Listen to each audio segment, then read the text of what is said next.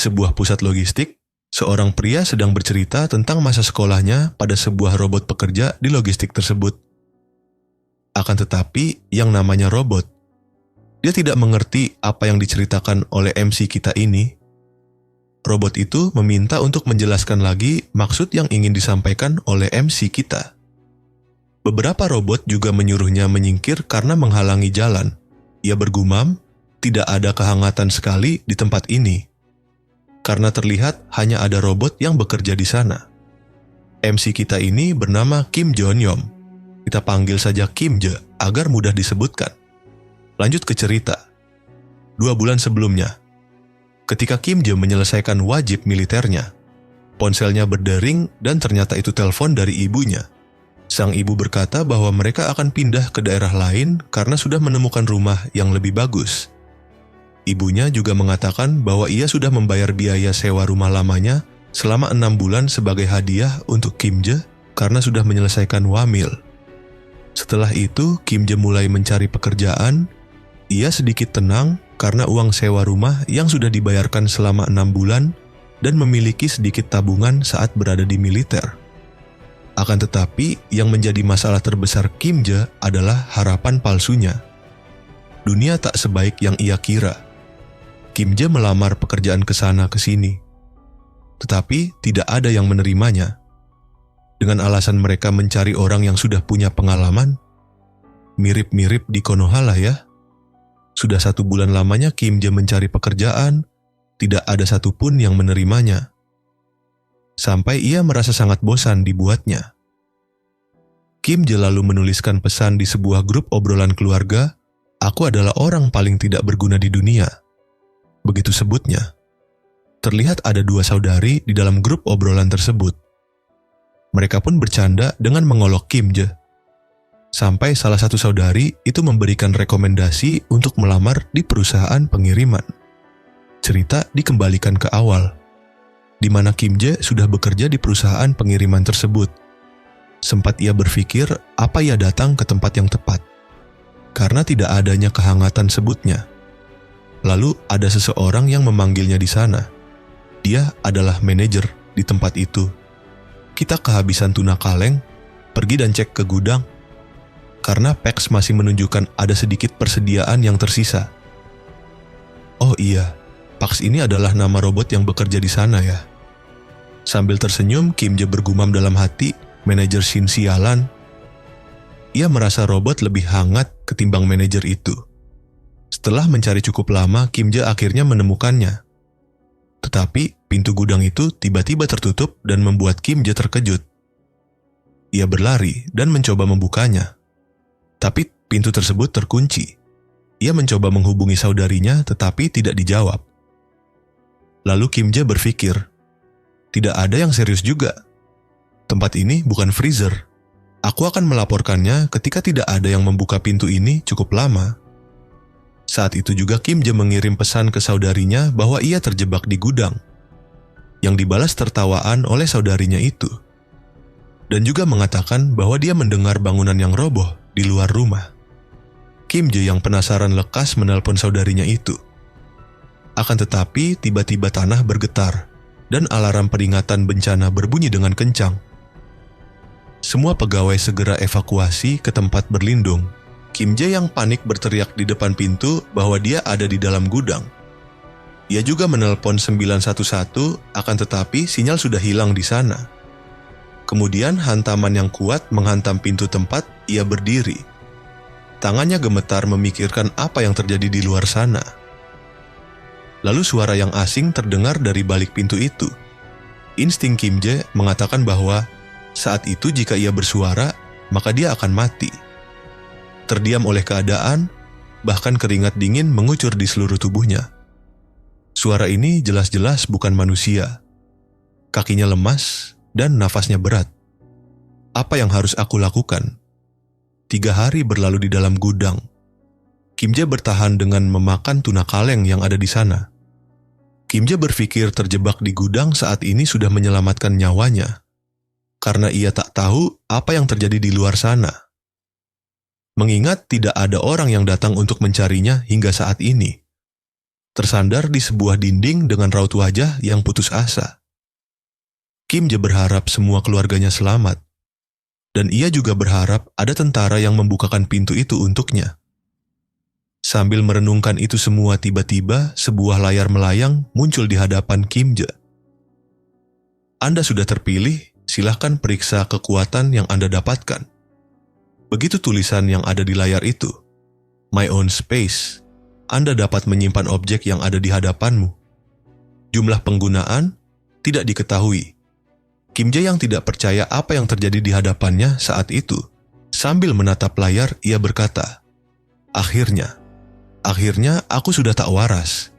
Aku bahkan tidak bisa lagi membedakan mana hayalan dan kenyataan. Karena sudah seperti ini, sekalian saja ia menyimpan seluruh tempat ini. Ucapnya waktu itu. Kemudian sistem merespon yang diucapkan Kim Je. Target sudah ditetapkan, Anda yakin ingin menyimpannya? Tanpa ragu Kim Je memilih iya. Lalu seluruh yang ada di hadapannya seperti tersedot dan menghilang saat itu juga. Menyisahkan puing-puing bangunan yang hancur dan dirinya di sana. Saat ia melihat di sekelilingnya, Kim Je pun terkejut. Mobil yang terbalik dan juga ada jasad karyawan lain tergeletak di sana. Saat itu juga pesan sistem muncul, proses penyimpanan akan dimulai. Semua itu membuat kepala Kim Je pusing 7 keliling dan membuat dia mual. Tak habis sampai di situ. Ia tiba-tiba terkejut karena melihat ada bayangan besar yang berdiri di belakangnya. Kim Je mencoba tenang dengan berpikir bahwa itu adalah beruang ataupun gorila yang hanya ingin numpang lewat. Karena ia tampak tidak marah. Namun lagi-lagi insting Kim Je mengatakan lain. Ia langsung berlari sekencang-kencangnya sambil berteriak meminta tolong. Ketika Kim Je mencoba untuk melihat ke belakang, barulah dia tahu bahwa yang mengejarnya adalah orc. Tak lama kemudian pesan dari sistem muncul memberitahu bahwa dia dapat memasuki subspace. Tanpa ragu Kim Je memilih iya. Mengingat nyawanya di ujung tanduk. Beruntungnya Kim Je, jika telat sedikit saja, pukulan orc itu akan mengenainya. Mereka tidak bisa masuk, kata Kim Je waktu itu. Lalu sebuah drone menjawab, iya. Tanpa seizin Kim Je, makhluk hidup, benda, atau energi tidak bisa keluar masuk seenaknya. Kemudian Kim Je terkejut ketika menyadari semua barang yang ada di perusahaan logistik itu kembali utuh. Lalu layar sistem kembali muncul. Tutorial untuk pertama kali memasuki subspace. Anda akan menerima 1 buah mana stone. Dijelaskan oleh sistem PAX Fulfillment Center, kita singkat saja PAX FC. PAX FC adalah bangunan 5 lantai dengan luas sekitar 33.000 meter persegi, yang menampung setiap produk yang dibutuhkan untuk meningkatkan kehidupan pelanggan. Kecepatan pengiriman 60 km per jam. Batas ukuran pengiriman 2 meter. Dijelaskan juga oleh drone untuk mempertahankan fasilitas di subspace dan memasok energi dibutuhkan penggunaan mana stone. 1 mana stone dapat mempertahankan seluruh fasilitas selama 24 jam. Kim Je bertanya, bagaimana dengan listriknya? Saat itu listrik sudah diputus. Jika listrik diputus, beberapa produk bisa berada dalam bahaya. Salah satunya PAX Fresh, yang berupa sayuran, daging, dan bahan olahan makanan dalam keadaan beku. Kim Je berpikir dalam kondisi seperti medan perang saat ini, sumber makanan sangatlah diperlukan untuk bertahan hidup. Dan Kim Je kembali bertanya bagaimana cara mendapatkan mana stone yang lain. Saat itu drone menjawab, Anda bisa mendapatkannya dari makhluk dari dunia lain. Saat itu Kim Je langsung menatap ke Oarskik yang ada di sana. Ia memberikan mana stone yang didapatkannya melalui tutorial tadi kepada drone untuk digunakan mempertahankan fasilitas PAX FC selama 24 jam ke depan. Setelah itu Kim Je pergi mencari peralatan yang dapat ia gunakan untuk membunuh orc. Beberapa benda didapatkan Kim Je, seperti pisau dan kapak. Jika dilemparkan secara sembarangan, dia takut akan kehabisan stok. Dan Kim Je juga tidak yakin jika lemparannya akan menembus otot orc yang terlihat kuat itu. Akan tetapi, jika tidak melakukannya, orc itu akan terus menunggunya di depan pintu. Sayangnya kapak yang dilemparkan oleh Kim Jae bahkan tidak dapat menembus kulit dari orc itu. Dan semakin membuatnya marah, karena lemparan yang dilakukan Kim Jae tidak ada yang mempan. Stok kapak juga tinggal sedikit. Kim Jae kembali dikejutkan dengan stok kapak yang kembali seperti semula. Setelah ia menanyakan pada Pax berapa stok kapak yang tersisa. Bahkan stoknya bertambah banyak. Pax menjelaskan bahwa item yang ada di sana dibuat dengan mengubah objek aslinya menjadi informasi. Jadi, barang-barang tersebut diduplikasi. Maka dari itu, bahkan jika item itu rusak atau diganti, barang-barang di sana tidak akan habis. Kim Jae hanya bisa ternganga di sana karena punya stok yang tidak terbatas. Ketika Kim Jae ingin melempar kapak lagi, ia dihentikan oleh Pax drone. Pax mengatakan bahwa Kim Jae tidak perlu melemparnya secara manual. Kim Jae bisa mengirimkan benda keluar subspace secara otomatis.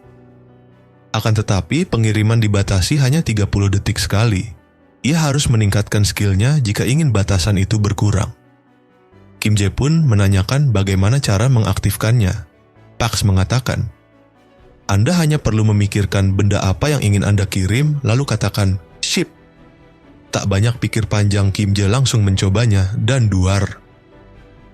Kapak itu melesat dengan kecepatan tinggi mengenai kepala orc, sampai membuatnya terpental cukup jauh ke belakang. Itu adalah kecepatan pengiriman 60 km per jam, kata Pax. Sontak membuat Kim Jae kaget. Pax juga mengatakan Anda bisa meningkatkannya sampai 75 km per jam. Akan tetapi, Anda harus meningkatkan skill terlebih dahulu. Skill dapat ditingkatkan menggunakan mana stone. Terlihat di sana tubuh orc yang sudah terbaring kaku dengan kapak yang menancap di keningnya. Kemudian Kim Jae memutuskan untuk mencari peralatan serta pakaian yang memadai. Tak lupa juga dia mencari peta lalu menandai beberapa daerah yang harus dilewatinya guna untuk mencari anggota keluarganya. Beruntungnya dia memiliki kendaraan yang cukup mumpuni. Ya, sepeda ini tak sebagus mobil atau motor, tapi ini sebagus supercar, ucap Kim Jae di sana.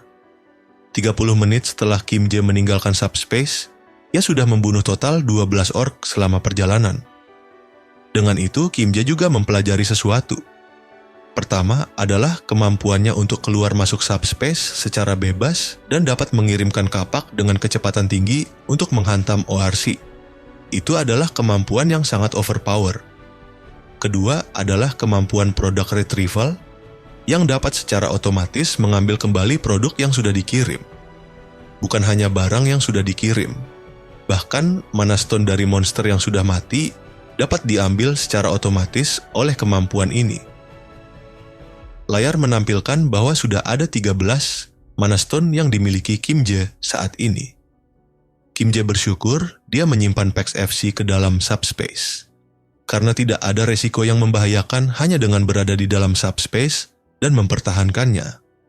Hal lain yang dipelajari Kim Jae selama perjalanannya adalah ada makhluk lain selain orc yang bahkan tidak masuk akal. Terlihat di langit yang suram seekor monster terbang yang mirip seekor naga. Kim Jae berpikir, akan sulit untuk memburunya karena ia terbang di langit dan memiliki tubuh yang lebih besar dari orc. Lalu tiba-tiba Kim Jae terkejut oleh suara teriakan orang meminta tolong. Terlihat ada orang lain yang memanggilnya dari belakang. Pak Choi, namun ketika dia menoleh, monster terbang itu melaju kencang dan mengibaskan ekornya ke arah Pak Choi. Sontak membuatnya terpental cukup jauh. Pria itu mengejar Pak Choi dengan raut wajah yang cemas. Akan tetapi ketika ia mendekati Pak Choi tanpa ia sadari, monster itu sudah berdiri tepat di sampingnya. Pucat di wajahnya dan tubuhnya mematung karena rasa takut yang ia rasakan. Tapi monster itu hanya menatapnya dan mengalihkan pandangannya kepada Pak Choi yang tergulai di tanah sejak tadi. Pria itu kebingungan kenapa monster ini tidak menyerangku. Apa dari awal dia hanya menargetkan Pak Choi yang lebih lemah? Putus asa dengan apa yang harus dia lakukan untuk mengalihkan monster itu. Tangannya gemetar sambil memenggangi pisau yang ia bawa sejak tadi. Namun pandangannya beralih ketika mendengar suara bel dari sepeda yang dikendarai Kim Jae. Silau pandangan mereka karena lampu yang disorot oleh sepeda itu. Tak lama kemudian, sebuah hantaman dengan kecepatan tinggi berhasil mengenai kepala monster itu. Kedua pria itu tak percaya apa yang baru saja terjadi di hadapan mereka. Kejadiannya begitu cepat, seketika saja mereka melihat monster itu sudah tumbang dihantam kapak Kim Je. Yang tepat tertancap di batang leher monster tersebut. Sebuah kapak, ia membunuh Wyvern hanya dengan kapak. Begitu gumam pria itu dalam hati. Kim Je menghela nafas lega karena berhasil membunuh monster itu hanya dengan sekali lemparan. Dan ia juga menanyakan keadaan kedua pria di sana, yang masih terheran-heran apa yang sudah dilakukan orang ini. Kemudian kedua pria itu berterima kasih kepada Kim Je karena sudah menyelamatkannya. Mereka juga mengira bahwa Kim Je adalah seorang tentara melihat seragam yang digunakan oleh Kim Je saat itu. Kim Je mengatakan bahwa ia adalah pegawai Pax FC sambil memperlihatkan logo perusahaan yang ada di bajunya. Salah satu pria mengatakan bahwa Kim Je pasti memiliki kemampuan yang tidak biasa. Mengingat bisa membunuh Wyvern dengan begitu mudahnya. Pria itu juga mengaku bahwa dia juga mendapatkan kemampuan sebagai driver. Karena situasi, dia bahkan belum sempat menggunakan kemampuannya. Pak Choi mengaku iri karena dirinya belum mendapatkan kemampuan apapun. Tapi ia merasa lega karena mendapatkan bantuan. Kemudian Kim Je bertanya, apakah tidak ada orang lain lagi di sekitar sini? Pak Choi mengkonfirmasi bahwa ada orang lain, tetapi diketahui bahwa bukan hanya manusia saja yang berkumpul, tetapi monster juga. Itu membuat kumpulan manusia kemungkinan banyak yang sudah mati atau dimakan oleh monster. Beberapa orang yang selamat mengungsi ke blok E di terminal bawah tanah. Pak Choi juga mengatakan bahwa mereka juga dari sana. Akan tetapi, ketika mereka pergi mencari persediaan, bangunannya hilang entah kemana. Pria yang satu lagi kemudian menawarkan Kim Je untuk ikut dan bergabung dengan mereka di lantai 4 basement. Ia juga mengatakan bahwa monster tak pernah menyerang di sana. Walaupun Kim Je belum bisa mempercayai mereka, akan tetapi Kim Je tetap butuh informasi. Itulah kenapa Kim Je memutuskan untuk ikut dengan mereka. Sesampainya di sana tampak seorang pria dengan mata yang serius sambil memegangi tongkat besi di tangannya. Ternyata mereka sedang mengalahkan orc di sana. Melihat itu semua membuat wajah Kim Je pucat disertai keringat dingin yang mengucur. Sepertinya tempat itu berbahaya, gumamnya dalam hati. Orang-orang yang berkumpul di sana menatapnya. Pak Choi kemudian berlari ke arah pria yang membunuh goblin. Apa-apaan ini? Apa semuanya baik-baik saja? Teriak Pak Choi sambil berlari. Kami baik-baik saja, hanya seekor orc yang kemungkinan lewat sini. Ucap pria itu. Pria itu juga mengatakan bahwa tidak ada korban saat pertempuran di sana. Dan tempat itu tidak bisa lagi dibilang sebagai tempat yang aman. Kim Je yang melihat hal itu sedikit cemas. Karena kedua pria sebelumnya bilang bahwa tempat itu tidak akan diserang oleh monster. Tak lama kemudian seseorang bertanya, siapa dia? Lalu Pak Choi menjawab, orang ini yang sudah menyelamatkan kami dari Wyvern. Pak Choi juga menjelaskan bahwa Kim Je adalah pegawai dari Pax FC, serta bagaimana cara Kim Je mengalahkan Wyvern dengan kapaknya. Beberapa orang di sana terlihat heran, bagaimana bisa seseorang mengalahkan Wyvern seorang diri. Tiba-tiba seseorang mendekati Kim Je dan memegang tangannya. Wajah wanita itu terlihat senang, lalu ia pun berterima kasih kepada Kim Je. Beberapa orang lainnya juga ikut berterima kasih di sana. Tidak, aku hanya melakukan apa yang seharusnya kulakukan, ucap Kim Je. Wanita itu juga melayangkan pertanyaan, apa kau punya pacar? Walaupun Kim Je tidak dapat menjawabnya, tapi suasana yang canggung di sana sedikit mencair menjadi tawaan kecil. Pria bernama Kim Jin Mok ini akhirnya memperkenalkan diri. Ia menyebutkan bahwa ia adalah manajer pusat dari Daehyun Express Terminal Dotua. Pak Jin Mok juga menjelaskan bahwa mereka semua sudah bekerja sama selama 10 tahun. Mereka sudah seperti saudara, jadi wajar mereka berterima kasih seperti itu karena pertolongan Kim Je terhadap saudaranya. Setelah berkenalan, Pak Jin Mok mengajak Kim Je untuk masuk ke dalam. Pak Jin Mok juga mengatakan bahwa mereka mempunyai persediaan makanan dan air dari logistik center, ia juga meminta Kim Jae untuk istirahat senyaman mungkin selagi mereka bergantian untuk berjaga. Bahkan Pak Jin Mok bilang kepada Kim Jae untuk makan sepuasnya tanpa sungkan, karena kalau persediaan habis, mereka bisa mengambil stok yang ada di logistik center. Lalu tiba-tiba ada seseorang memanggilnya dari belakang, "Pak Manajer, ada yang ingin kusampaikan padamu." Logistik centernya menghilang, ucap pria itu. Lantas membuat semua orang yang mendengarnya terkejut. "Apa maksudmu? Logistik centernya menghilang katamu?" "Serius Pak, logistik centernya benar-benar menghilang. Itulah kenapa kami bisa diserang oleh Wyvern." Semua orang cemas, mempertanyakan bagaimana bangunan sebesar itu bisa menghilang. Pak Jin Mok mengatakan di saat monster muncul secara tiba-tiba, itu bisa saja terjadi. Melihat itu semua, Kim Jae hanya pura-pura tidak tahu. Karena bangunan itu sudah disimpan dalam subspace-nya. Walaupun kehilangan logistik center, mereka tetap bertekad untuk membersihkan terowongan untuk mencari jalan keluar. Pak Jin Mok mengatakan, jika terus di sini, semuanya akan jadi lebih buruk. Motivasi demi motivasi dilontarkan di sana. Kim Jae lalu bertanya, "Untuk apa itu membuat terowongan?" "Kau mungkin sudah mendengarnya. Kami semua punya rumah di tempat lain. Jadi kendaraan sangatlah penting, walaupun kendaraan ada di mana-mana.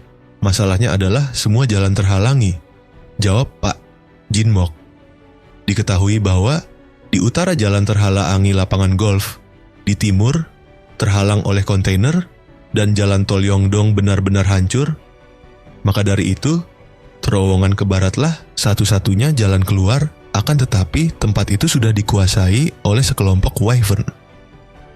Selama ini mereka bisa bertahan karena mendapatkan air dan makanan dari pusat logistik. Karena tempat itu sudah hilang, mereka jadi harus cepat menggali terowongan. Pak Jin Mok memberitahu Kim Jae bahwa dia tak perlu ikut membuat terowongan, karena jalan yang terhalang hanya untuk kendaraan mobil. Jika dia bersepeda atau berjalan kaki, dia bisa menggunakan jalan yang biasa. Akan tetapi, Kim Jae bilang bahwa ia juga membutuhkan kendaraan, maka dari itu dia akan ikut membantu kelompok Pak Jin Mok membuat terowongan. Kim Jae berpikir jika hanya Wyvern yang menghalangi, maka baguslah. Aku bisa mengurus mereka semua dengan kemampuanku, walaupun Pak Jin Mok mengizinkannya ikut. Kim Jae masih menyimpan rasa curiga terhadap mereka, dan ia waspada terhadap kemungkinan yang terjadi. Maka dari itu, Kim Jae memutuskan untuk tidak menunjukkan kemampuannya. Kemudian Kim Jae mengatakan bahwa ia ingin melihat kondisi terowongannya.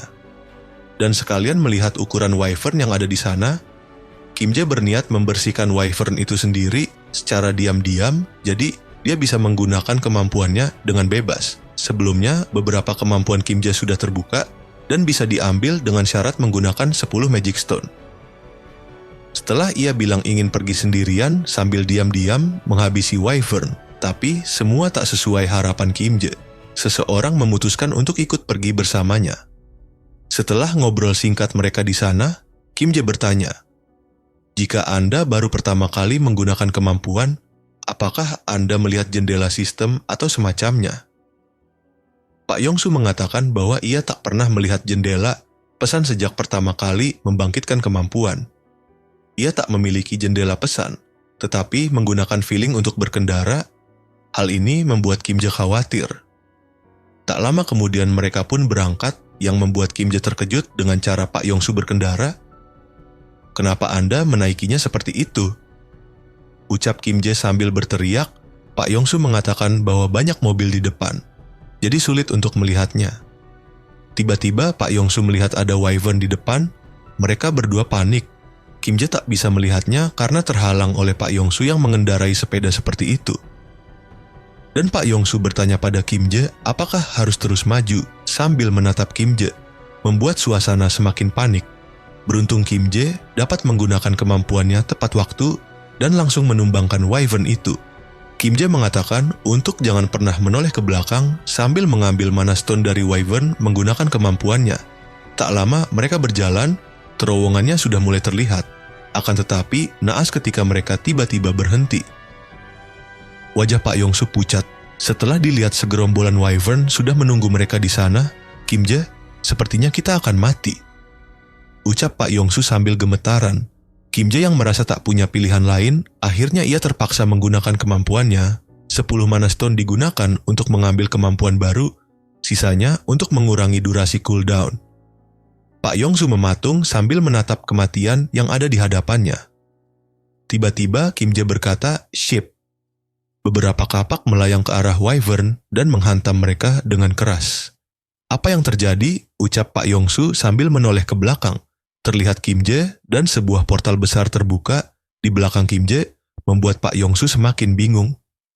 Jendela sistem memberitahu skill Kim Jae saat ini hanya memiliki cooldown 5 detik, dan jika ingin dikurangi lagi Kim Jae, harus menaikkan kemampuan subspace terlebih dahulu.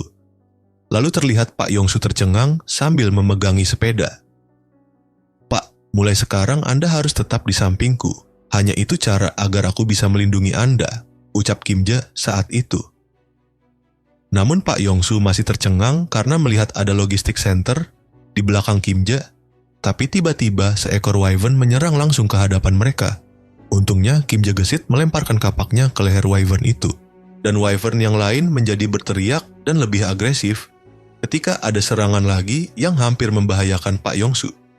Kim Jae dengan cepat memindahkan pintu masuk subspace hingga membuatnya jadi seperti tameng yang melukai Wyvern dan mengakhirinya dengan lemparan kapak.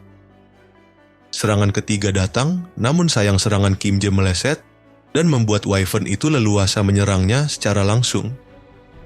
Akan tetapi, Kim Jae dengan cepat dan tepat waktu langsung masuk ke dalam subspace, lalu melemparkan kapaknya dari dalam sana. Melihat kemampuan yang mengerikan, Pak Yongsu hanya bisa terbengong di sana saat Wyvern itu tak bisa apa-apa saat melawan Kim Jae dengan pintu ajaibnya. Ia berpikir bahwa monster itu bukanlah masalah bagi Kim Jae. Dia bisa menerobos terowongan itu sendiri dengan mudah. Pak Yongsu juga menjelaskan alasan kenapa mereka bersusah payah untuk membersihkan terowongan adalah agar mereka bisa lewat dengan membawa makanan dengan aman. Terowongan hanyalah bagian dari rutenya saja. Walaupun mereka bisa melewati terowongan, namun monster masih ada di luar sana. Tapi itu berbeda bagi Kim Jae. Dia benar-benar membutuhkan kendaraan untuk transportasi. Tak lama, Kim Jae terkejut karena melihat sisa Wyvern tadi memilih kabur. Ternyata mereka lebih pintar dari yang kuduga, ucap Kim Jae saat itu, dan Kim Jae masih kekurangan mana stone untuk meningkatkan skill precision delivery. Saat ketika Kim Jae memindahkan mana stone, Pak Yongsu melihatnya dan bertanya, "Batu biru, apa ini?" Kim Jae menjawab, "Apakah Anda baru pertama kali melihat mana stone? Aku menggunakannya untuk meningkatkan kemampuanku." Pak Yongsu terkejut karena kemampuan ternyata dapat ditingkatkan. Karena hal itu Kim Jae pun mengetahui bahwa setiap kemampuan bekerja dengan cara yang berbeda. "Aku tak menyangka ada kemampuan seperti ini." Pax melemparkan kapak seperti sebuah senapan. "Dengan kemampuan ini, kurasa kau bisa melewati terowongan sendirian, ya?" Kim Jae pun hanya bisa tersenyum menyeringai kecil. Kim Jae mengatakan bahwa ia datang ke sana tidak dengan niat untuk memamerkan kemampuannya. Ia berniat datang sendirian agar dapat membersihkan terowongan secara diam-diam. Pak Yongsu lalu meminta maaf karena telah menghalangi rencana Kim Jae. Kim Jae mengatakan, "Tak apa, lagi pula dia tak tahu jalannya." Kemudian Kim Jae mengajak Pak Yongsu kembali karena para Wyvern sudah pergi. Tapi Pak Yongsu malah bertanya, "Mau pergi sejauh apa kau sampai membutuhkan kendaraan?" Kim Jae menjawab, "Untuk menemui keluargaku, tujuan terdekatku adalah Gangnam. Tapi target utamanya adalah Uijeongbu." Pak Yongsu terkejut karena tujuan Kim Jae itu searah dengan tujuannya. Dia akan menuju Indeokwon, ia juga meminta Kim Jae untuk pergi bersamanya. Pak Yongsu menjelaskan, bahkan jika dia berhasil melewati terowongan, dia tak yakin apakah dia bisa pulang dengan selamat. "Kemampuanku adalah driver, aku percaya diri dalam mengemudi, aku tak bisa bertarung, tapi kau bisa. Kita pergi ke arah yang sama, jadi aku akan berguna untuk menjadi sopirmu.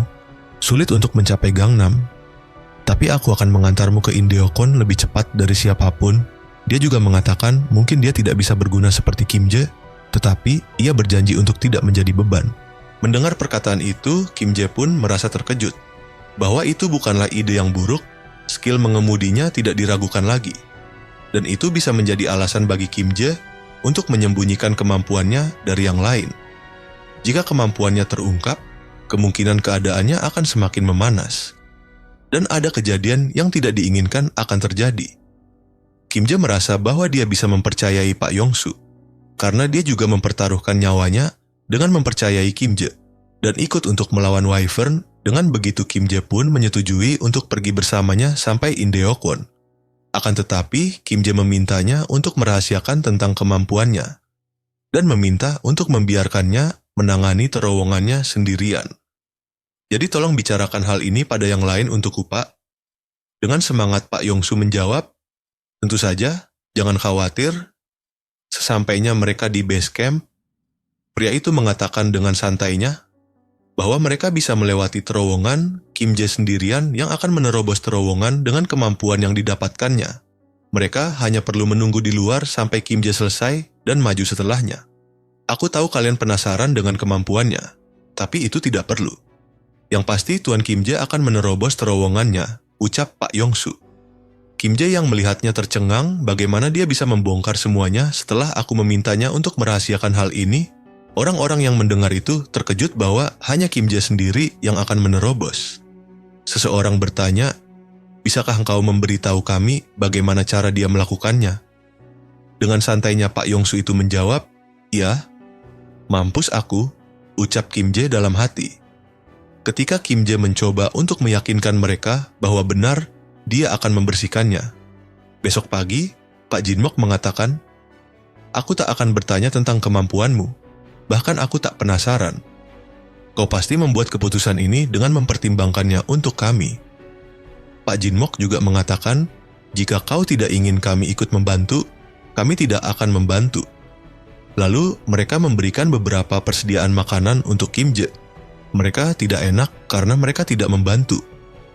Jadi setidaknya mereka meminta Kim Jae untuk menerima beberapa makanan karena sudah mau mempertaruhkan nyawanya untuk menelusuri terowongan. Mereka semua menunduk sebagai ucapan terima kasih, karena sudah melakukan itu semua untuk mereka.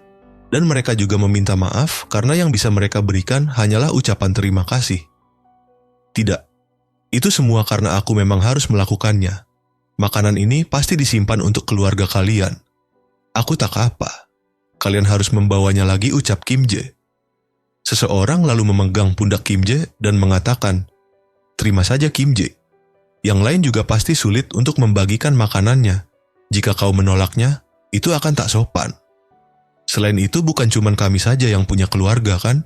Kau juga punya keluarga, Kim Jae. Mendengar itu membuat Kim Jae jadi mengingat keluarganya. Kim Jae masih merenung, seseorang berbicara kepada Pak Jinmok di sana. Jika terowongan dibersihkan besok pagi, bukannya sekarang saatnya untuk mengeluarkannya, Pak Manager? Pak Jinmok menjawab, tentu saja. Kalau tak sekarang, kapan lagi? Lalu mereka mengeluarkan beberapa minuman untuk minum bersama di malam terakhir mereka berada di tempat itu. Mereka bergembira dan bersorak untuk keselamatan keluarga kita, untuk Tuan Kim Jae, cheers. Lalu pagi pun tiba, dengan sebuah kapak di tangannya, Kim Jae mengatakan pada semuanya, jangan khawatir. Aku akan masuk duluan, kemudian ia maju ke dalam terowongan dengan sepedanya. Akhirnya, Kim Jae pergi dengan sepedanya menuju terowongan itu. Namun belum sempat masuk, sudah tampak banyak sekali Wyvern yang menghadangnya di sana. Sekilas Kim Jae mengingat kenangan masa kecil yang terus saja bertengkar dengan kakak perempuannya itu. Ketika itu, ayah Kim Jae mengatakan bahwa ia iri melihat keakraban kedua anaknya itu.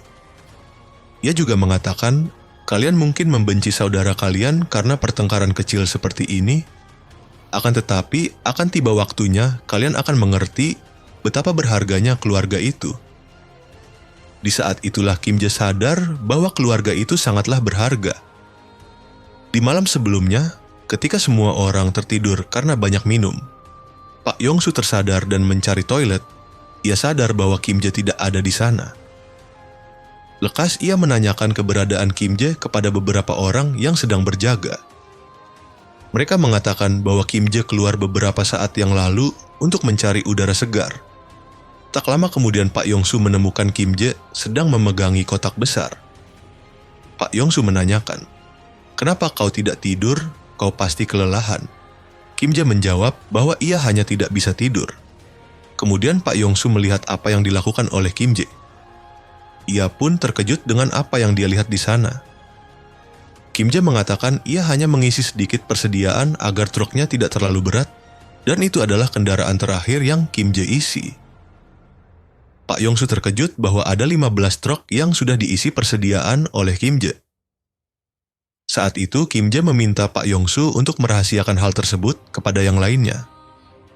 Pak Yongsu mengatakan, bahkan untuk logistik center mengisi makanan dan persediaan sebanyak ini. Kim Jae memotong ucapan Pak Yongsu dan mengatakan, tak apa, kami punya persediaan yang cukup. Pak Yongsu berpikir bahkan dengan stok yang melimpah kau membagikan semua itu dengan murah hati. Kim Jae kau itu sebenarnya apa? Kembali saat di mana Kim Jae melawan Wyvern di dalam terowongan. Raungan Wyvern tersebut menggema karena tidak bisa menyentuh Kim Jae yang berada di dalam subspace. Di sana Kim Jae merenung dan berharap ia bisa membawa orang-orang itu ke dalam subspace. Kemudian ia menanyakan kepada Pax apakah memungkinkan membawa orang lain ke dalam subspace. Pax menjawab, di level Anda yang sekarang itu tidak bisa dilakukan. Jika Anda menaikkan subspace ke level 2, Anda bisa mengakomodasi maksimal 20 orang. Saat itu jendela sistem muncul untuk menaikkan subspace ke level 2. Kim Jae membutuhkan 100 mana stone. Saat ini ia hanya memiliki 32 mana stone.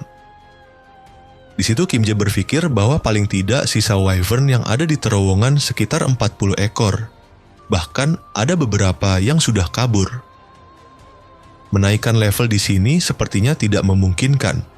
Kim Jae juga berpikir kalau akhirnya dia ingin membawa keluarganya, ia harus naik level. Tiba-tiba pandangan Kim Jae tertuju ke salah satu Wyvern yang terlihat aneh. Orang-orang yang menunggu Kim Jae di luar terowongan mulai cemas. Seseorang mengatakan apakah Kim Jae akan baik-baik saja pergi sendirian. Tak lama kemudian mereka melihat Kim Jae keluar dari terowongan. Dari kejauhan terlihat banyak bercak merah di pakaian Kim Jae. Mereka mengira bahwa Kim Jae terluka saat di dalam terowongan. Akan tetapi, kecemasan mereka memudar karena melihat Kim Jae mendekat dengan senyuman kecil di wajahnya. Semua orang datang menyambut Kim Jae dengan senangnya. Kemudian semua orang berkumpul dan Pak Jin Mok mengatakan, "Kalian semua sudah bekerja keras, kuharap kalian semua sampai ke rumah dengan selamat tanpa luka sedikit pun." Mereka pun saling mengucapkan salam perpisahan yang mengharukan di sana. Kemudian Kim Jae mengatakan, "Kalau kalian mengalami masalah dalam perjalanan, cobalah periksa penyimpanan kargonya.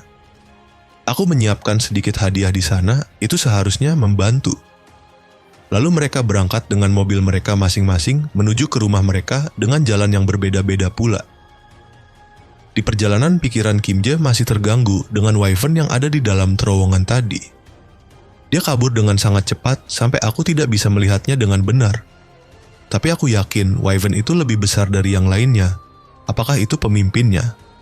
Pikir Kim Jae saat itu. Kemudian Kim Jae terkejut ketika mendengar suatu suara. Ia melihat keluar jendela. Di sana terdapat bangkai tubuh Wyvern dan tentara berserakan di jalanan.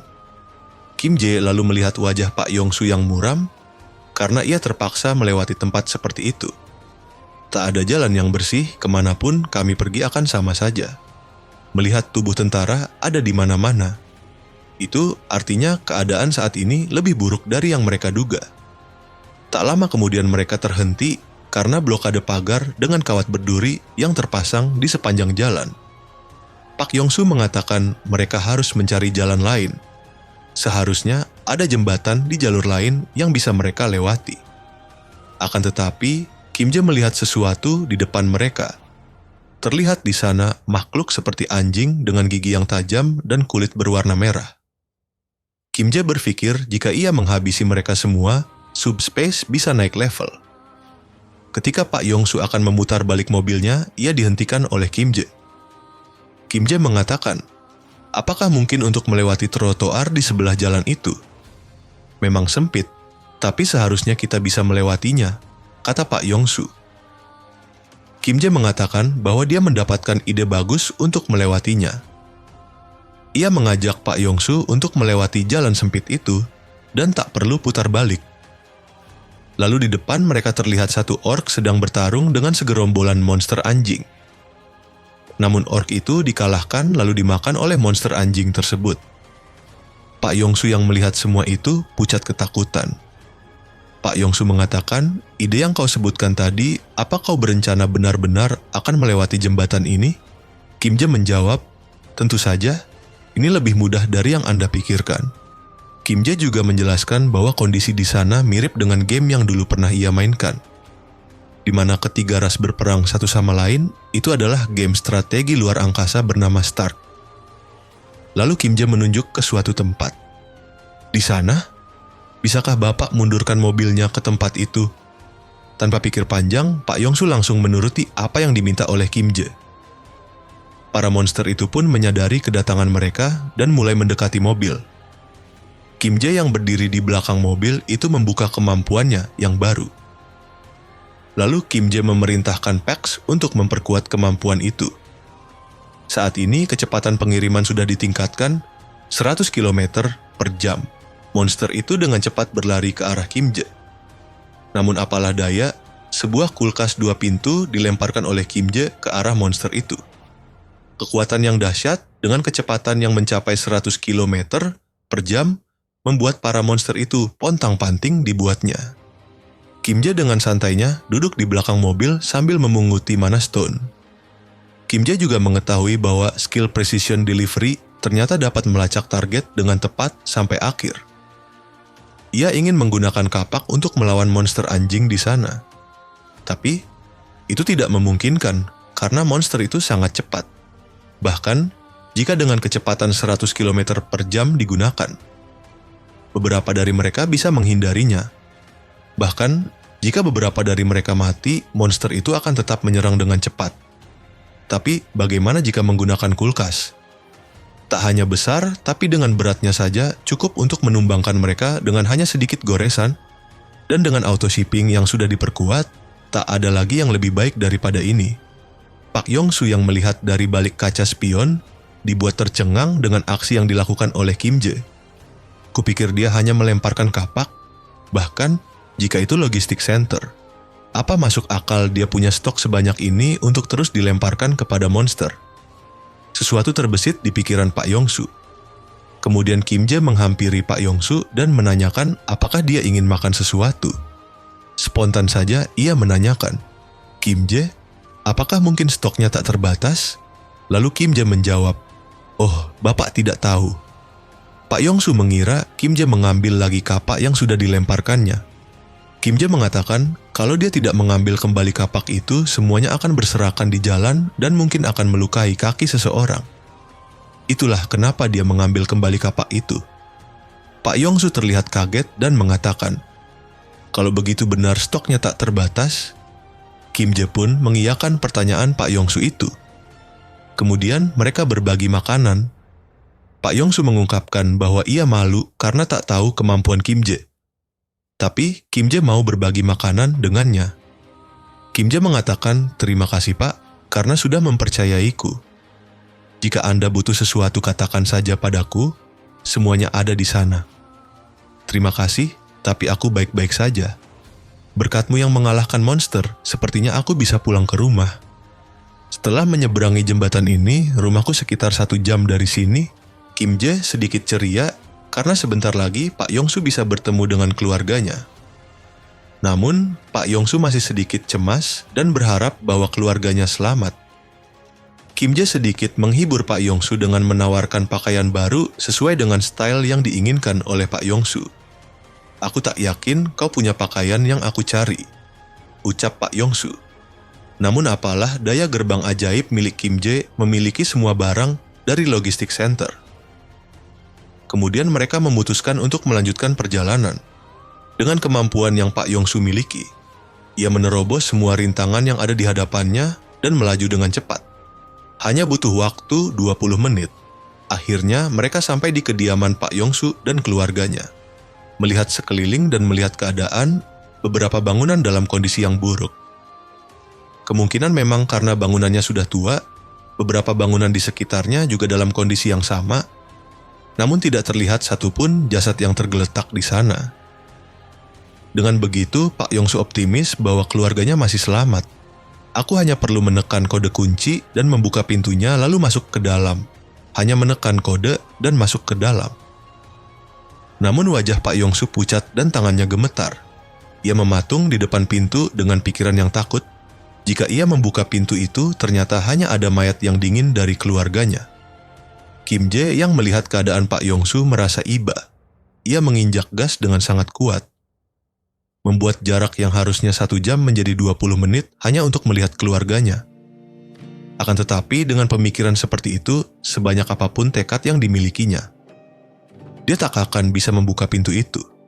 Kim Jae juga berpikir bagaimana jika ia berada di posisi tersebut. Lalu Kim Jae mengatakan kepada Pak Yongsu, "Haruskah aku pencetkan belnya untuk Anda, Pak?"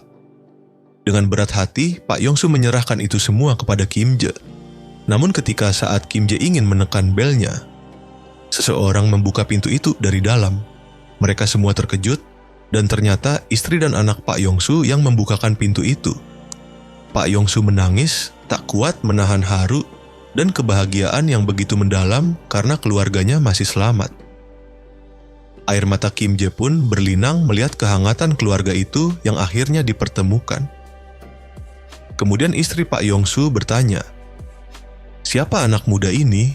Dia adalah penyelamat yang membuatku sampai di sini dengan selamat." Belum habis Pak Yongsu bicara, tiba-tiba Kim Jae terjatuh, pandangannya buram, dan akhirnya ia pingsan. Kemudian diperlihatkan lagi ingatan Kim Jae dengan ayahnya yang sedang duduk dan memakai baju hitam untuk pemakaman. Kim Jae bertanya di sana, "Ayah, kenapa ayah tidak menangis?" Ayahnya menjawab, "Perpisahan tak hanya membawa kesedihan saja, semua jenis emosi itu datang. Seperti waktu yang kita habiskan bersama. Perhatian, terima kasih, kerinduan, dan penyesalan. Jadi, tak perlu hanya ada kesedihan dalam sebuah perpisahan." Ayahnya juga menjelaskan bahwa ia lebih merasa berterima kasih daripada bersedih. Karena ia telah melihat esensi sejati dari cinta, hati yang peduli, tanpa meminta apapun sebagai imbalan. Suatu saat kau pasti akan mengerti. Lalu Kim Jae terbayang lagi saat ia dihajar oleh kakaknya dengan sebuah bantal. Kim Jae terlihat terpental dan terjatuh ke lantai. "Kenapa kakak memukulku keras sekali?" ucap Kim Jae saat itu.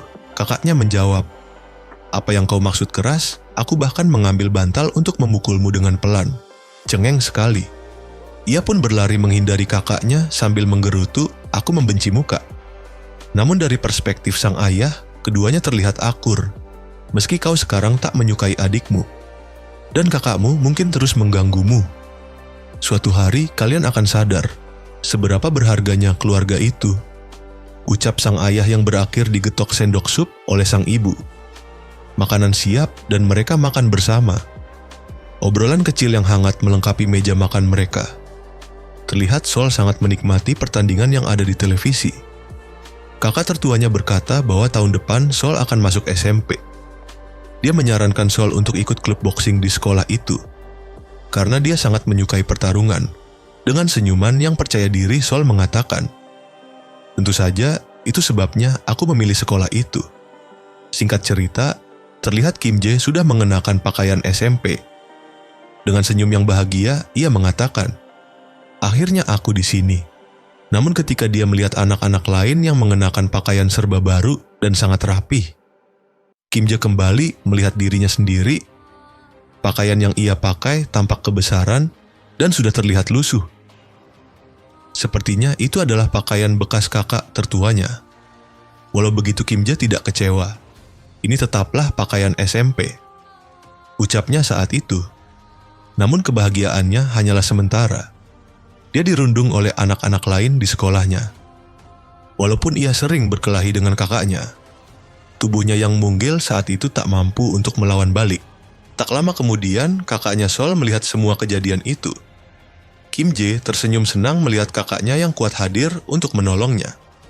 Namun apalah daya, senyuman berubah menjadi kekhawatiran. Karena kakaknya, Kim Jae mengikuti semua latihan yang diberikan oleh Sol. Bahkan jika dia tak mau, Kim Jae harus tetap melakukannya. Mengingat sifat Sol lebih-lebih daripada iblis.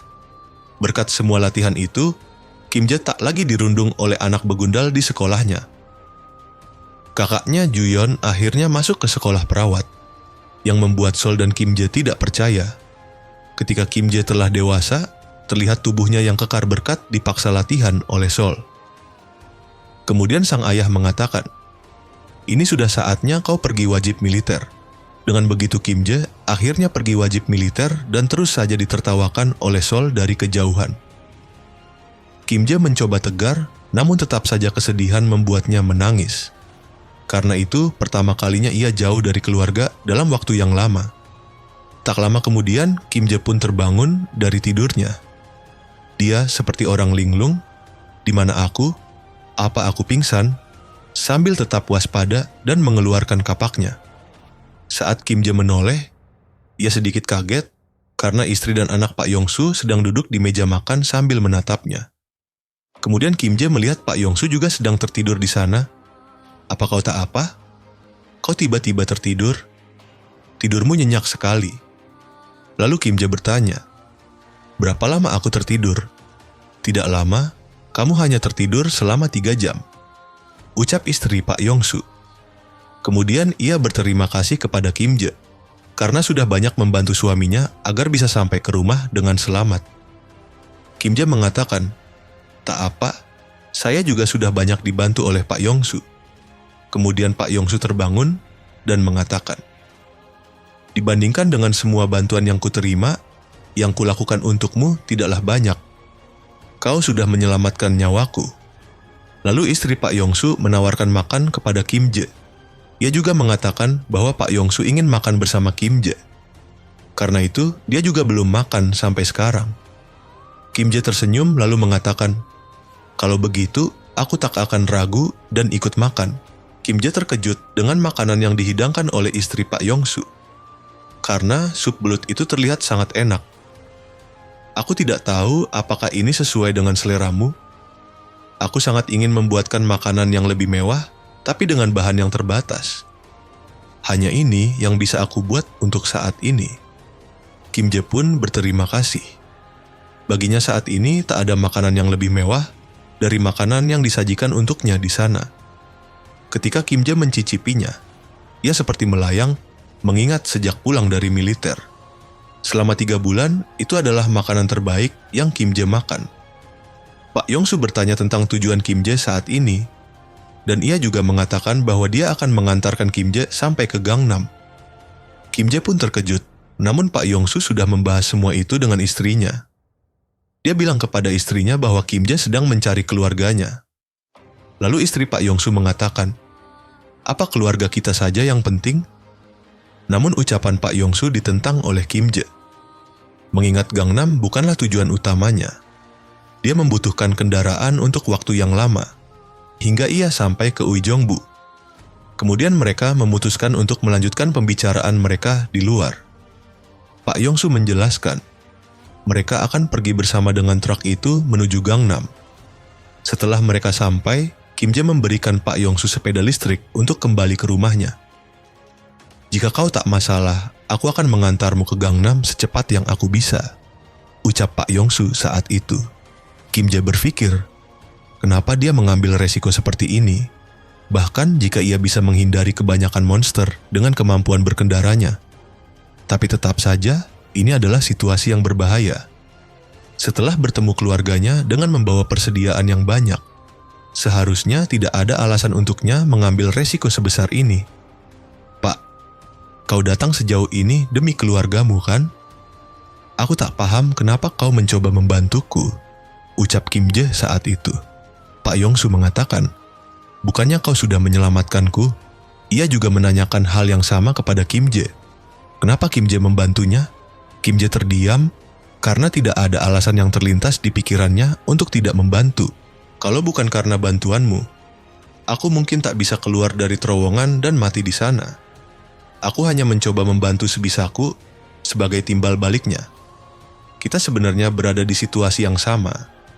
Meskipun kau sudah awaken dengan ability yang bagus, bukan berarti semua ini tak sulit untukmu. Walaupun dunia sudah menjadi reruntuhan, kita masih memegang harapan kalau keluarga kita masih aman. Karena situasi kita sama, bukannya bagus membantu satu sama lain. Mendengar semua itu, Kim Jae pun tersenyum. Lalu ia mengatakan, "Pak Yongsu, seperti yang Anda tahu, kemampuanku adalah subspace, di mana tidak ada yang bisa masuk tanpa seizinku. Jika kau memang mau membantuku, aku juga punya kondisi." Pertama Kim Jae menjelaskan bahwa tujuannya adalah Gangnam, Eoljiro, Dobonggu, dan Uijeongbu. Ia meminta Pak Yongsu untuk mengikutinya sampai akhir dan bertemu dengan seluruh keluarganya. Kedua, ketika Kim Jae menaikkan level subspace-nya, ia dapat membawa orang lain termasuk keluarga Pak Yongsu. Kalau Pak Yongsu ikut, maka keluarganya juga harus ikut. Karena sudah mengalahkan monster anjing sebelumnya. Sekarang, Kim Jae bisa menaikkan level subspace-nya. Kalau kau lanjut membantuku mencari keluargaku, aku juga akan melindungi keluargamu. Tanpa pikir panjang, Pak Yongsu memakai kacamatanya dan mengatakan, "Aku juga akan membawa keluargaku. Ayo kita berangkat sekarang."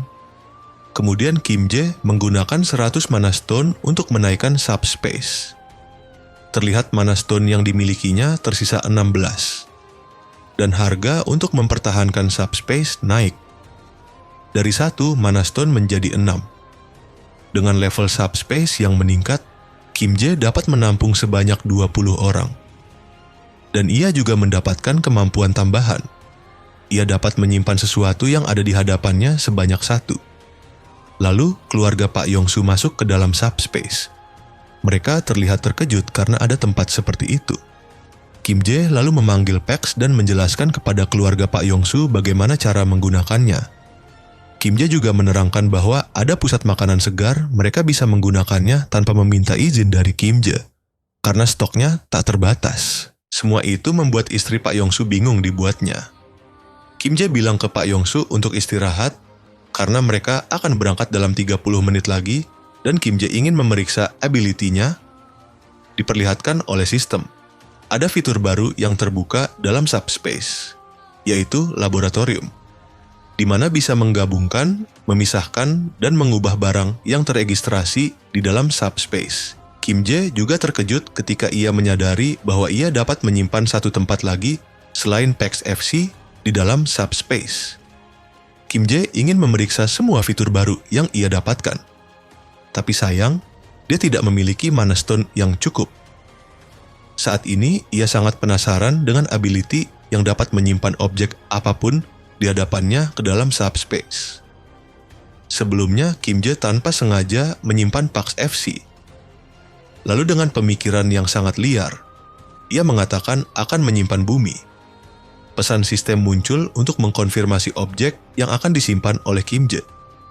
Namun apalah daya, ia gagal menyimpan planet bumi di dalam subspace-nya.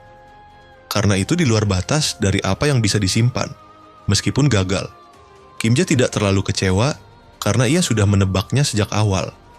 Lalu Pak Yongsu memanggilnya untuk memeriksa rute perjalanan ke Gangnam. Sembari mereka ngobrol, terlihat putri Pak Yongsu yang sedang tertidur dengan sangat pulas di sana. Dia merasa aman di tempat itu. Tak lama kemudian mereka berangkat. Pak Yongsu dengan percaya diri mengatakan, "Aku hanya bisa membantu menyetir, tapi kalau masalah kecepatan, aku lebih cepat dari siapapun." Kata-kata itu membuat Kim Jae cemas. Tolong berjalan dengan pelan saja, tapi Pak Yongsu tidak menghiraukannya. "Kau sudah banyak membantuku. Jadi ayo pergi lebih cepat lagi," ucap Pak Yongsu. Hal itu membuat Kim Jae meneteskan air matanya sambil tersenyum. Mereka pergi dengan sangat cepat. Dan sampailah di suatu tempat yang menghentikan mereka karena ada blokade dan paku-paku di jalan untuk menghentikan laju kendaraan. Pak Yongsu mengatakan bahwa di dekat sana memang ada markas militer. Namun tiba-tiba ada sebuah mobil mendekat ke arah mereka dari belakang. Kim Jae memprediksi bahwa mereka bukan dari militer. Dan mereka sudah mengawasi mobil Kim Jae dari suatu tempat. Lalu Kim Jae membuka portal kecil dan meminta Pak Yongsu untuk masuk ke sana. Pak Yongsu khawatir jika meninggalkan Kim Jae sendirian di sana. Namun Kim Jae mengatakan, "Tak apa, jika mereka berniat menyerang kita, sejak awal mereka sudah pasti menembaki mobil kita." Kemudian seseorang mendekat sambil memegang senjata. Kim Jae bertanya, "Apa yang terjadi? Apa maksudmu? Keluar dan buka kargonya," ucap pria itu kepada Kim Jae saat Kim Jae membuka kargonya. Mereka terkesima dengan banyaknya persediaan yang dibawa oleh Kim Jae. Lalu pria itu langsung saja mengklaim bahwa semua persediaan itu sekarang adalah milik mereka. Kim Jae sudah menebak dari awal bahwa yang mereka incar adalah makanan dan persediaan. Kemudian pria itu bertanya, "Dari mana kau mendapatkan semua persediaan ini?" Kim Jae mengatakan bahwa ia mendapatkannya dari pusat logistik. Akan tetapi jalanan menuju ke sana sudah runtuh dan terblokir. Ia juga mengatakan, "Kalau kau butuh lebih, aku akan memberikanmu lebih banyak. Yang aku bawa hanyalah sebagian kecilnya." Di tengah pembicaraan, seseorang memberitahu pria itu kalau sudah saatnya. Kemudian pria itu meminta sebuah tudung kepada temannya. Lalu pukulan yang keras menghantam perut Kim Jae dan membuatnya terjatuh. Seseorang kemudian menutupi kepala Kim Jae dengan tudung. Ketika Kim Jae sadar, semuanya terlihat gelap. Dan ada beberapa orang sedang berbicara tentang persediaan yang Kim Jae bawa.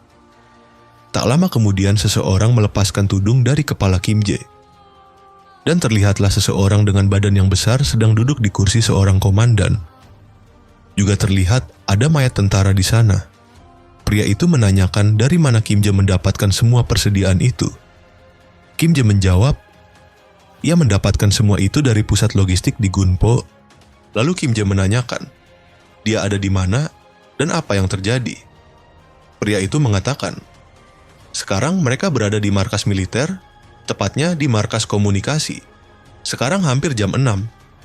Orang itu akan segera datang, akan lebih cepat kalau kau melihatnya sendiri. Kemudian raungan menggema di ruangan tersebut.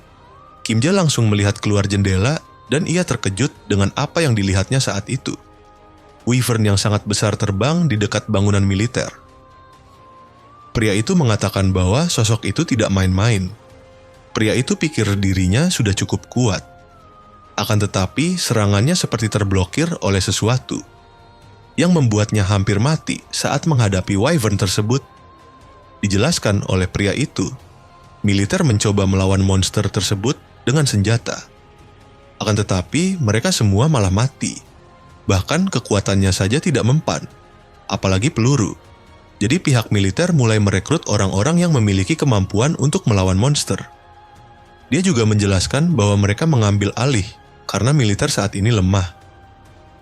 Tapi dia juga belum membunuh tentara itu, karena kemungkinan mereka akan mati sendiri. Pria itu mengatakan bahwa di tempat itu banyak sekali senjata, tetapi di sana kekurangan makanan. Jadi dia menyuruh Kim Jae untuk pergi ke pusat logistik dengan anak buahnya untuk mengambil persediaan. Dengan begitu dia berjanji akan menerima Kim Jae bergabung dengan kelompoknya dan juga akan melindungi Kim Jae dari monster. Mendengar semua itu, Kim Jae menundukkan kepalanya lalu bergumam, "Aku penasaran apa yang bisa aku masukkan. Tapi kurasa tempat ini sempurna." Sontak Kim Jae langsung memerintahkan Pax untuk menyimpan markas militer itu ke dalam subspace. Tanpa sadar seluruh bangunannya sudah menghilang, dan pria itu pun terkejut dengan hal yang tak masuk akal terjadi di hadapannya.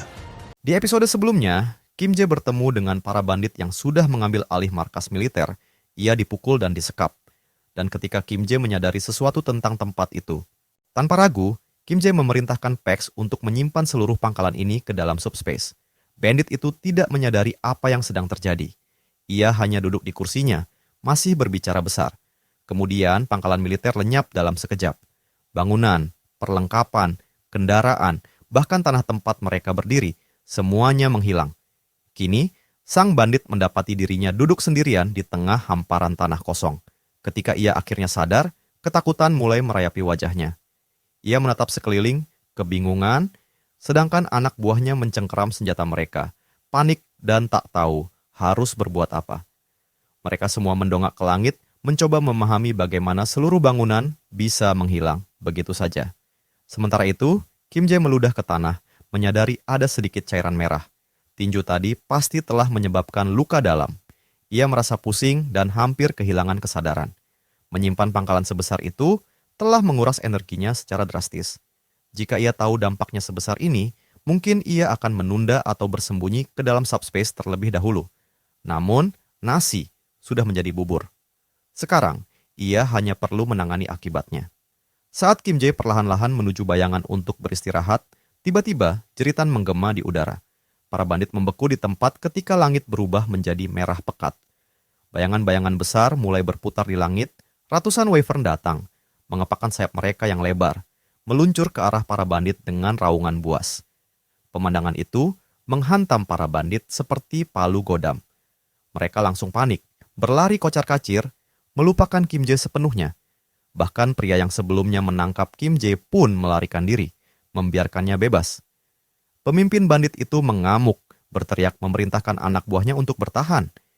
Ia bersumpah akan menghadapi wyvern terbesar sendirian. Namun, anak buahnya tak mendengarkan. Mereka hanya ingin menyelamatkan diri. Wajah pemimpin bandit itu memerah karena marah, mengutuk mereka sebagai pengkhianat. Lalu tanah berguncang hebat. Sesuatu yang besar telah mendarat di belakangnya, mengguncang bumi di bawah kaki mereka. Dia berbalik perlahan, wajahnya dipenuhi ketakutan, hanya untuk menemukan seekor wyvern raksasa berdiri menjulang di hadapannya. Tidak seperti wyvern lain yang pernah ia lihat, makhluk ini memiliki tinggi mencapai 6 meter dengan sisik hitam yang berkilauan di bawah langit merah pekat. Mata kuningnya yang tajam menatap lurus ke arahnya dengan penuh ancaman. Wyvern ini jauh lebih besar dibandingkan yang pernah ia temui sebelumnya. Sebuah monster nyata yang muncul di tengah kekacauan. Di tengah situasi genting itu, Kim Jae segera melompat ke dalam subspace-nya, membawa serta seorang tentara yang terluka. Sistem langsung memberikan peringatan, menanyakan apakah Kim ingin mengizinkan orang luar masuk. Dengan napas tersengal, ia mengangguk mantap dan keduanya pun masuk ke dalam. Kim Jae merasakan tubuhnya semakin lemah, kelelahan mulai menguasainya. Ia sadar bahwa dirinya hanya beberapa detik lagi dari kehilangan kesadaran. Ia hampir tidak percaya bahwa ia berhasil menyelinap masuk bersama tentara itu, dan ia tahu bahwa efek samping dari penyimpanan benda sebesar sebuah markas di saat kritis seperti ini bisa berisiko tinggi jika dilakukan lagi. Di luar sana, wyvern bersisik hitam itu masih berdiri, pandangannya tetap tertuju pada Kim Jae, seolah ada sesuatu yang menariknya. Sementara itu, bos bandit berdiri dengan percaya diri di hadapan wyvern, membanggakan kekuatan fisiknya yang baru diperoleh. Ia sesumbar bahwa ia bisa menghancurkan batu hanya dengan sekali pukul. Tanpa ragu, ia mengayunkan tinjunya ke arah wyvern. Namun bagi makhluk sebesar itu, serangan tersebut tidak lebih dari gigitan nyamuk. Wyvern bahkan tidak bereaksi sedikit pun. Tiba-tiba, suara tulang yang remuk bergema di udara. Kim Jae, yang sudah menduga sesuatu yang buruk, perlahan menoleh dan matanya melebar ketakutan. Dengan satu gigitan brutal, wyvern itu menelan bos bandit bulat-bulat. Hanya dalam sekejap, pria sombong itu lenyap tanpa jejak. Pak Yongsu segera berlari ke arah Kim Jae untuk memastikan keadaannya. Kim Jae mengangguk lemah, memastikan bahwa ia baik-baik saja meskipun energinya hampir habis. Ia menatap tentara yang ia bawa masuk. Luka-lukanya tidak terlalu parah, tetapi tubuhnya tampak sangat lemah akibat kelaparan berkepanjangan. Kim Jae teringat ucapan bos bandit tentang perebutan kendali atas markas militer dan kesulitan mereka dalam memperoleh makanan, yang mungkin menyebabkan tentara ini bertahan dalam kondisi buruk selama berminggu-minggu. Tiba-tiba, Pak Yongsu menyebutkan sesuatu yang aneh terjadi di dalam subspace Kim Jae. Sebuah struktur besar muncul, bukan sembarang bangunan, melainkan sebuah bangunan yang sangat besar. Kim Jae mengikutinya ke titik pandang yang lebih tinggi, dan rahangnya ternganga. Ia mengira hanya menyimpan markas militer, tetapi entah bagaimana seluruh yang ada di sekitarnya juga ikut tersimpan di dalam subspace. Ia benar-benar tidak menyadari sejauh mana kekuatannya bekerja. Rupanya, ketika ia memerintahkan sistem untuk menyimpan markas, tanpa memberikan detail lebih lanjut, sistem menafsirkan perintahnya sebagai menyimpan keseluruhan area. Pak Yongsu juga terlihat terpana melihat pemandangan yang tidak masuk akal itu. Sementara itu, Kim Jae menyadari bahwa ia harus menjelajahi seluruh bangunan militer ini. Pak Yongsu menawarkan diri untuk menjaga tentara yang terluka dan memberitahu Kim Jae jika ada perkembangan. Kim Jae pun melompat ke sepedanya dan mulai menjelajahi bangunan yang kini menjadi bagian dari subspace-nya. Di sepanjang perjalanan, pikirannya dipenuhi dengan rencana dan kemungkinan. Tempat ini memiliki segalanya, senjata, amunisi, masker gas, kendaraan militer, bahkan tank. Ini adalah jackpot bagi siapapun yang ingin bertahan hidup di dunia yang telah hancur. Namun, ada satu masalah besar.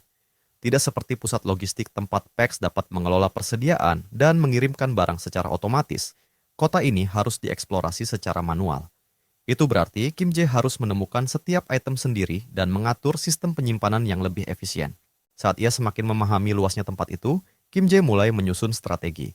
Setelah ia berhasil memetakan lokasi penting, ia akan mengirim Pak Yong-su untuk mengumpulkan amunisi dan persenjataan sementara ia sendiri bersiap untuk melakukan serangan melalui portalnya.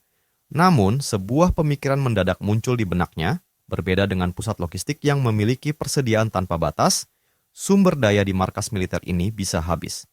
Tidak akan ada peluru atau granat yang dapat digunakan secara sembarangan tanpa batas. Saat ia tengah larut dalam pikirannya, Pax tiba-tiba muncul dan memberikan klarifikasi yang mengejutkan.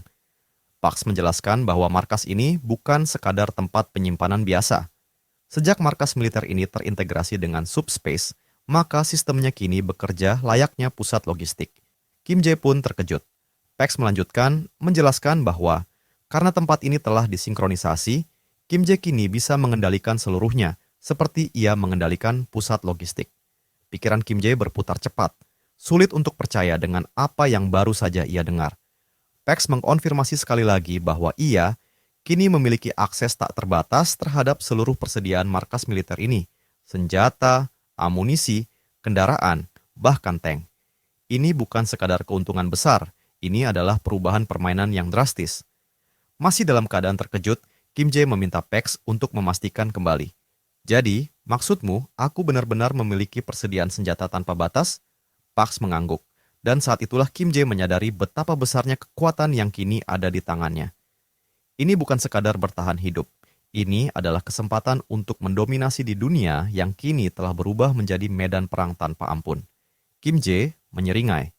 Dengan amunisi, granat, kendaraan, dan bahan bakar di ujung jarinya, dia tahu bahwa tidak ada yang bisa menghalanginya dalam bertahan hidup di kiamat ini.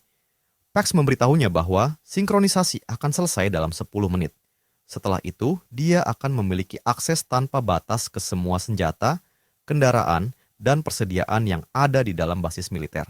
Dengan kepercayaan diri yang melonjak, Kim Jae bertanya, apakah ada sistem keamanan untuk memastikan tidak ada yang bisa menyentuh basis tanpa izinnya? Pax mengangguk, dan tanpa ragu, Kim Jae memerintahkannya untuk mengunci segalanya. Meskipun dia mempercayai Pak Yong-su dan keluarganya, Kim Jae masih ragu dengan tentara yang mereka selamatkan. Berdiri di depan portalnya, dia menyadari bahwa dia kini memegang kendali penuh atas makanan, kendaraan, dan senjata. Dia berharap dunia luar tidak seburuk yang dia bayangkan, tetapi kenyataannya jauh lebih buruk. Di luar, Wyvern mengamuk, merobek bos bandit dan anak buahnya satu persatu. Kim Jae tahu kekacauan ini tidak akan berakhir dalam waktu dekat. Di dalam, Kim Jae dan Pak Yong-su bersiap untuk pertempuran. Pak Yong-su mengenakan seragam lamanya, terlihat seperti prajurit sejati. Sementara itu, Kim Jae mengokang senapannya dan siap bertempur. Di depan mereka, sebuah peti besar dipenuhi dengan amunisi tanpa batas.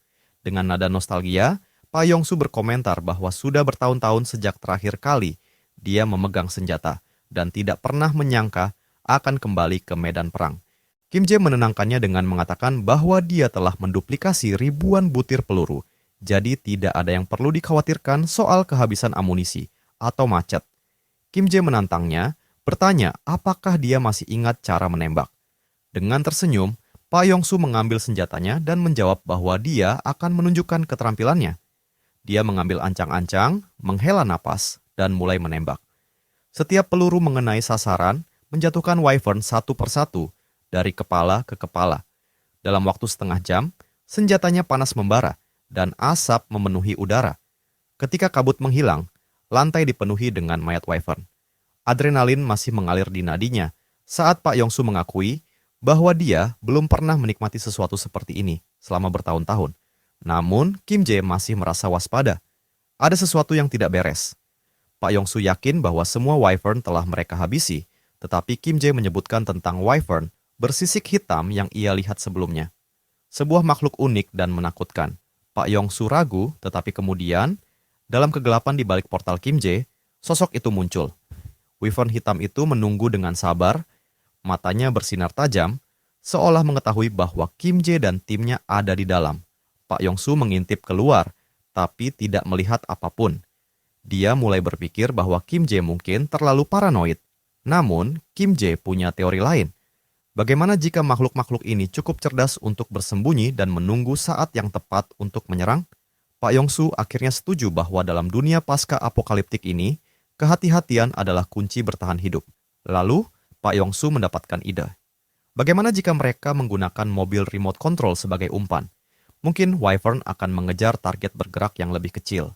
Mereka pun menyiapkan 2 mobil remote, masing-masing dengan boneka manusia di atasnya. Setelah menghitung mundur, mereka menggerakkan mobil-mobil itu keluar dari portal, seolah-olah ada manusia yang keluar. Dalam sekejap, Wyvern hitam itu melesat ke depan. Cakarnya merobek boneka, hingga hancur berkeping-keping. Pak Yong-su menatap dengan rahang ternganga. Dia tidak bisa mempercayai apa yang baru saja ia saksikan. Makhluk itu memang bersembunyi, menunggu kesempatan untuk menyerang. Matanya yang bersinar tajam kini tertuju pada portal Kim Jae. Tanpa berpikir 2 kali, Wyvern itu menerjang, mencoba menembus portal. Kim Jae berteriak pada Pak Yong-su untuk mulai menembak. Bersama-sama, mereka melepaskan hujan peluru ke arah Wyvern. Selama 15 menit penuh, mereka membombardirnya tanpa henti, memenuhi ruangan dengan asap tebal. Mereka berharap atau setidaknya berpikir bahwa mereka telah berhasil menjatuhkan monster itu. Tapi saat asap mereda, mata itu masih bersinar, tidak berubah sedikit pun. Wyvern itu tetap berdiri, tanpa luka berarti. Ia mendorong kepalanya lebih dekat, air liurnya menetes, mencoba melahap portal itu sendiri. Kim Jae dan Pak Yong-su terhuyung mundur, ngeri. Kini mereka bisa melihat setiap detail mengerikan dari mulut makhluk itu. Gigi tajamnya yang sebesar tubuh manusia dengan rahangnya yang kuat. Pak Yong-su terkejut. Bagaimana makhluk ini masih hidup setelah dihujani semua peluru itu? Kim Jae mulai mengingat sesuatu. Bos bandit pernah menyebutkan tentang Wyvern yang tak bisa dihancurkan, yang bahkan membuat militer mundur. Ini pasti makhluk yang sama. Tapi ini bukan sekadar kulit tebal. Sepertinya ada sesuatu yang melindungi Wyvern ini, semacam kekuatan tak kasat mata. Namun, Kim Jae tidak punya waktu untuk berpikir lebih jauh. Dengan cepat, dia meraih beberapa granat, menarik pinnya, dan melemparkannya langsung ke dalam mulut Wyvern itu. Dengan senyum ragu, dia hanya bisa menunggu dan melihat apa yang akan terjadi selanjutnya. Coba kita lihat apakah makhluk itu lebih tangguh dari granat, gumam Kim Jae saat itu. Granat-granat yang mereka lempar meledak dengan suara yang memekakan telinga, membuat portal dipenuhi asap tebal. Namun, Kim Jae dan Pak Yong-su tidak menyerah. Mereka terus melempar granat demi granat, dan setiap ledakan dijawab oleh raungan marah dari Wyvern. 1 jam berlalu, bahu mereka mulai nyeri akibat serangan tanpa henti. Pak Yong-su mengerang, tak pernah terbayang olehnya bahwa melempar granat bisa sebegitu melelahkan. Bahu Kim Jae terasa hampir lepas, tapi tatapan Wyvern tetap tak goyah. Matanya terkunci pada portal, menjaga mereka tetap terperangkap. Bagaimana mereka bisa lolos dengan makhluk buas ini berjaga di pintu keluar? Tiba-tiba, Wyvern menghantam portal dengan cakarnya yang besar, tapi untungnya, portal itu memiliki sifat unik yang membuatnya tak bisa ditembus. Kim Jae merasakan frustrasi dan kebingungan, mereka sudah mengerahkan segala yang mereka punya, tapi sisik Wyvern tak tersentuh sedikit pun. Akhirnya, seolah-olah bosan, Wyvern mendengus pelan dan berbalik pergi. Pak Yong-su terheran-heran, bertanya-tanya mengapa makhluk itu tiba-tiba pergi. Kim Jae menduga Wyvern kehabisan kesabaran, lelah menunggu mereka melakukan kesalahan, dan mungkin memutuskan untuk mencari mangsa yang lebih mudah. Setidaknya untuk sekarang, mereka aman. Setelah menunggu 1 jam untuk memastikan, Kim Jae dan Pak Yong-su saling bertukar pandang. Lelah tapi tetap bertekad. Mereka mengumpulkan perbekalan dan bersiap melanjutkan perjalanan. Saat mereka mulai bergerak lagi, Pak Yong-su masih terguncang. Terus-menerus bergumam tentang betapa menakutkannya menghadapi Wyvern sebesar itu. Granat sebanyak itu tidak meninggalkan bekas sedikit pun. Gumamnya dengan ngeri. Jika makhluk sebesar itu tahan dari ledakan granat, senjata apa yang bisa menjatuhkannya? Kim Jae terdiam, merenung. Ledakan granat memang ampuh untuk melawan target yang lebih kecil seperti manusia, tapi Wyvern seukuran naga ini. Bahan peledak biasa tak cukup. Dia bisa saja menggunakan peluncur roket atau misil dari ruang subspace, tapi dampak dari senjata semacam itu akan menghancurkan segala di sekitarnya, termasuk mengancam nyawa orang tak bersalah. Pilihan itu bukanlah sesuatu yang bisa diambil dengan mudah. Itu akan menghilangkan sisi kemanusiaannya. Frustrasi, Kim Jae menyadari bahwa ia membutuhkan senjata yang sekuat bom tapi tanpa kehancuran besar. Sambil berpikir keras, ide mulai muncul di benaknya. Mungkin, jika ada benda yang cukup berat dan dijatuhkan dari ketinggian, itu bisa melukai Wyvern. Namun, menggunakan tank tidak akan efektif. Wyvern akan dengan mudah menghindarinya. Dia butuh sesuatu yang kecil, berat, dan mematikan. Sesuatu yang belum ada di dunia ini. Ketika hampir menyerah, Kim memutuskan untuk memeriksa mana stone-nya. Saat dia melihat kristalnya, dia terkejut. 314 mana stone, pikirnya terperanjat. Bagaimana mungkin dia mengumpulkan sebanyak itu? Dia mengingat kembali pembunuhan terhadap Orcs dan Goblin yang memberinya sedikit mana stone, tapi mungkin Wyvern menghasilkan lebih banyak. Dengan jumlah yang sebanyak itu, Kim Jae mendapatkan ide brilian. Dia akan meningkatkan kemampuannya. Dia menginvestasikan 100 batu untuk memperluas ruang bawah sadarnya hingga 50 meter. Sekarang, dia bisa memindahkan 4 benda per detik, sebuah kekuatan yang luar biasa. Dengan 189 batu tersisa, Kim Jae teringat sesuatu yang belum pernah dia coba, laboratorium dimensi. Itu adalah kemampuan yang dia buka dengan peningkatan terakhirnya, tapi belum pernah diuji. Rasa penasaran mulai menyelimuti pikirannya. Dia menyalurkan 50 mana stone ke dalam laboratorium itu, dan seketika, ruang dimensi sakunya hidup. Menurut deskripsinya, ini adalah ruang di mana dia bisa menggabungkan atau memisahkan objek apapun. Matanya berbinar penuh antusias. Mungkin, dia bisa menciptakan sesuatu yang unik, sesuatu yang memberinya keunggulan dalam menghadapi Wyvern. Kim menoleh pada Pak Yongsu. Aku perlu memeriksa sesuatu yang penting. Tunggu di sini sebentar. Pak Yongsu, yang hampir tiba di Gangnam, tersenyum dan berkata, tenang saja, tidak ada tanda-tanda monster. Aku bisa terus mengemudi. Kim Jae masih merasa khawatir, tapi Pak Yongsu dengan santai menambahkan, kalau kau khawatir, kau bisa tetap membuka portalmu sementara aku terus mengemudi. Kim Jae tertarik dengan ide itu. Dia masuk ke dalam portalnya sementara Pak Yongsu terus mengemudi dan terkejut mengetahui bahwa portal itu bergerak bersama mereka. Kim Jae menyetujui rencana tersebut meskipun masih merasa sedikit tegang. Begitu berada di dalam ruang dimensi sakunya yang baru terbuka, dia dikejutkan oleh betapa luas dan kosongnya tempat itu. Saat dia mulai menjelajahi ruang tersebut, sistemnya berbunyi dan menjelaskan kemampuannya. Di sini, dia bisa menggabungkan atau memisahkan objek apapun tanpa batas. Kim Jae mulai berpikir cepat. Bisakah dia menggabungkan senapan dengan magazinnya untuk menciptakan umpan peluru tak terbatas? Sistemnya PAX mengonfirmasi bahwa hal itu sepenuhnya mungkin. Kim Jae lalu mendapatkan ide lain. Apakah mungkin menarik pin pengaman granat, menyimpannya, dan melemparnya sehingga meledak tepat saat dikirim keluar? PAX kembali mengonfirmasi. Dengan rasa penasaran yang semakin besar, Kim Jae meminta PAX untuk menciptakan item baru dengan 15 batu sihir. Kim Jae terpesona dengan hasilnya, tapi dia tahu bahwa satu granat saja tidak akan cukup untuk menjatuhkan Wyvern. Kim Jae membutuhkan sesuatu yang jauh lebih kuat. Sebuah senyum licik muncul di wajahnya saat dia mulai merancang senjata rahasia. Sementara itu, Pak Yongsu menghadapi sebuah penghalang besar, dinding mobil-mobil yang ditumpuk dan menghalangi jalan, seperti sebuah rintangan pasca apokaliptik. Ia bertanya-tanya siapa yang membangun penghalang seperti itu. Saat itu, Kim Jae muncul dari portalnya dan bertanya berapa lama lagi hingga mereka sampai di Gangnam. Pak Yongsu menjelaskan bahwa tidak ada masalah monster, tapi seseorang telah memblokir jalan sepenuhnya dengan mobil yang ditumpuk. Dia menyarankan untuk mencari jalan memutar, namun Kim Jae menghentikannya. Tidak perlu jalan memutar, katanya dengan percaya diri. Aku punya senjata baru untuk membuka jalan. Baru saja Pak Yongsu hendak bertanya apa maksudnya. Plat-plat logam seberat 20 kg mulai terbang seperti peluru, menghantam mobil-mobil dengan kecepatan luar biasa, dan menghamburkan mereka seperti mainan. Pak Yongsu menyaksikan dalam keterkejutan. Tumpukan plat-plat itu saling menyatu, terbang dengan kecepatan 150 km per detik, menciptakan serangan seberat 500 kg yang menghancurkan apapun di jalurnya. Terkesima, Pak Yongsu berteriak, "Apa yang sebenarnya kau buat?" Adegan berpindah ke sekelompok orang yang berjaga di atas gedung, mengawasi apakah ada monster. Mereka bersenjata seadanya, kebanyakan dengan peralatan rumah tangga.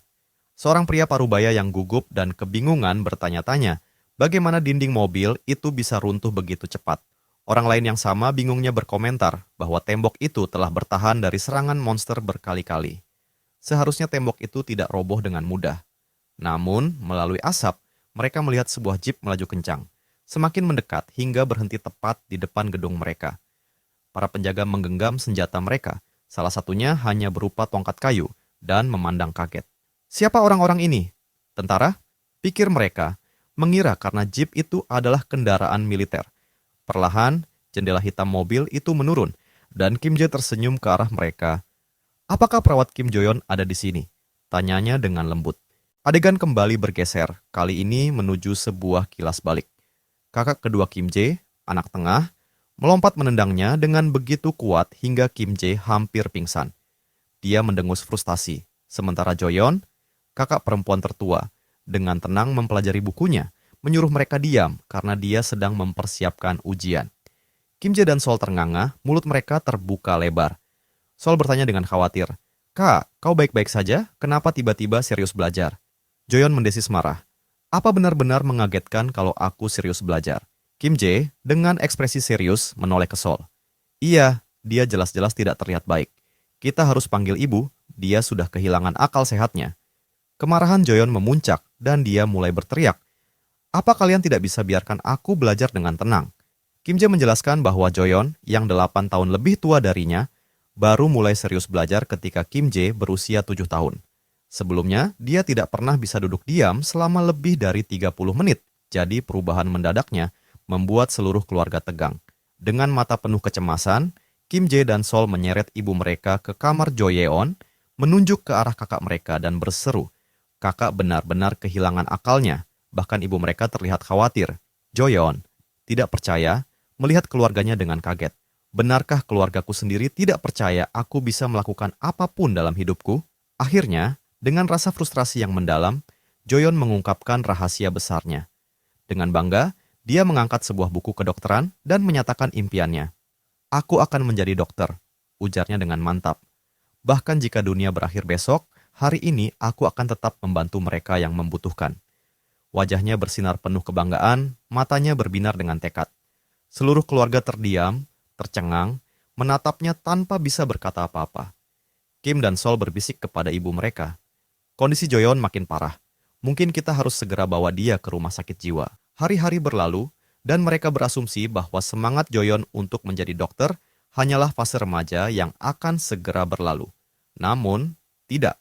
Nilai Jo-yeon melonjak drastis, dan sebelum siapapun menyadarinya, dia diterima di sekolah keperawatan terbaik yang dia daftarkan. Ayah, ibu, Kim Jae, dan Sol terkejut. Jo-yeon, yang dulu tidak bisa duduk diam selama 30 menit, kini telah mencapai hal yang tak terbayangkan. Kembali ke masa kini, Jo-yeon berdiri terpaku, terkejut melihat Kim Jae yang datang mencarinya. Semua terasa nyata. Perjalanannya, keluarganya, mimpinya, dan kini reuni ini. Air mata mulai mengalir di wajah Jo-yeon, pipinya merah dengan emosi. Kim Jae berdiri di depannya, matanya juga penuh air mata, terlalu terharu hingga hampir tidak bisa berbicara. Jo-yeon masih terisak, bertanya pada Kim Jae bagaimana dia bisa bertahan sejauh ini dan apakah dia terluka. Kim Jae, dengan suara yang penuh emosi, berusaha meyakinkannya, "Aku baik-baik saja, tidak ada yang terjadi." Pak Yong-su, yang menyaksikan dari belakang, tersenyum hangat, berbisik pada dirinya sendiri, bersyukur bahwa kakak Kim Jae aman. Kim Jae dan Jo-yeon akhirnya berpelukan erat, memeluk satu sama lain dengan kuat, seolah-olah membiarkan beban dunia menghilang, setidaknya untuk sesaat. Setelah mereka tenang, Kim Jae menghapus air matanya dan memperkenalkan Pak Yong-su, menjelaskan betapa besar bantuannya hingga ia sampai dengan selamat. Pak Yong-su membungkuk dengan hormat, memperkenalkan dirinya, dan Jo-yeon, dengan penuh rasa syukur, memperkenalkan dirinya sebagai kakak Kim Jae. Berterima kasih kepada Pak Yong-su karena telah melindungi adiknya di tengah mimpi buruk apokaliptik ini. Dengan senyum nakal, Jo-yeon tiba-tiba merogoh saku dan berkata bahwa dia punya sesuatu untuk Kim Jae. "Kupikir kau belum makan dengan baik di tengah semua kekacauan ini." Dia menyerahkan sebatang coklat kepada Kim Jae, tapi Kim Jae menghentikannya sambil berkata, "Aku benar-benar kenyang, Kak. Sebenarnya, aku punya cukup coklat untuk bertahan seumur hidup." Ekspresi Kim Jae berubah serius saat ia menjelaskan bahwa ia memiliki seorang pasien yang terluka parah. Wajah Joyon seketika berubah menjadi khawatir dan ia segera bertanya di mana pasien itu, mendesak agar segera dibawa kepadanya. Namun, Kim Jae menjelaskan bahwa pasiennya tidak berada di dalam mobil. Dia ada di subspaceku, katanya. Rahang Joyon terjatuh, matanya melebar karena terkejut. Kim Jae, kau punya kemampuan? Kim Jae mengangguk, menjelaskan bahwa ia telah membuka kekuatan yang disebut subspace, di mana ia dapat membuka portal menuju area tersembunyi yang hanya dapat dimasuki oleh dirinya dan orang-orang yang diundangnya. Dia tertawa sedikit gugup, mencatat bahwa ini mungkin akan menakuti orang jika mereka melihatnya. Jadi ia menyarankan untuk mencari tempat yang lebih pribadi. Joyon setuju, menyadari orang-orang di sekitar mereka, dan mereka memutuskan untuk masuk ke rumah sakit demi privasi.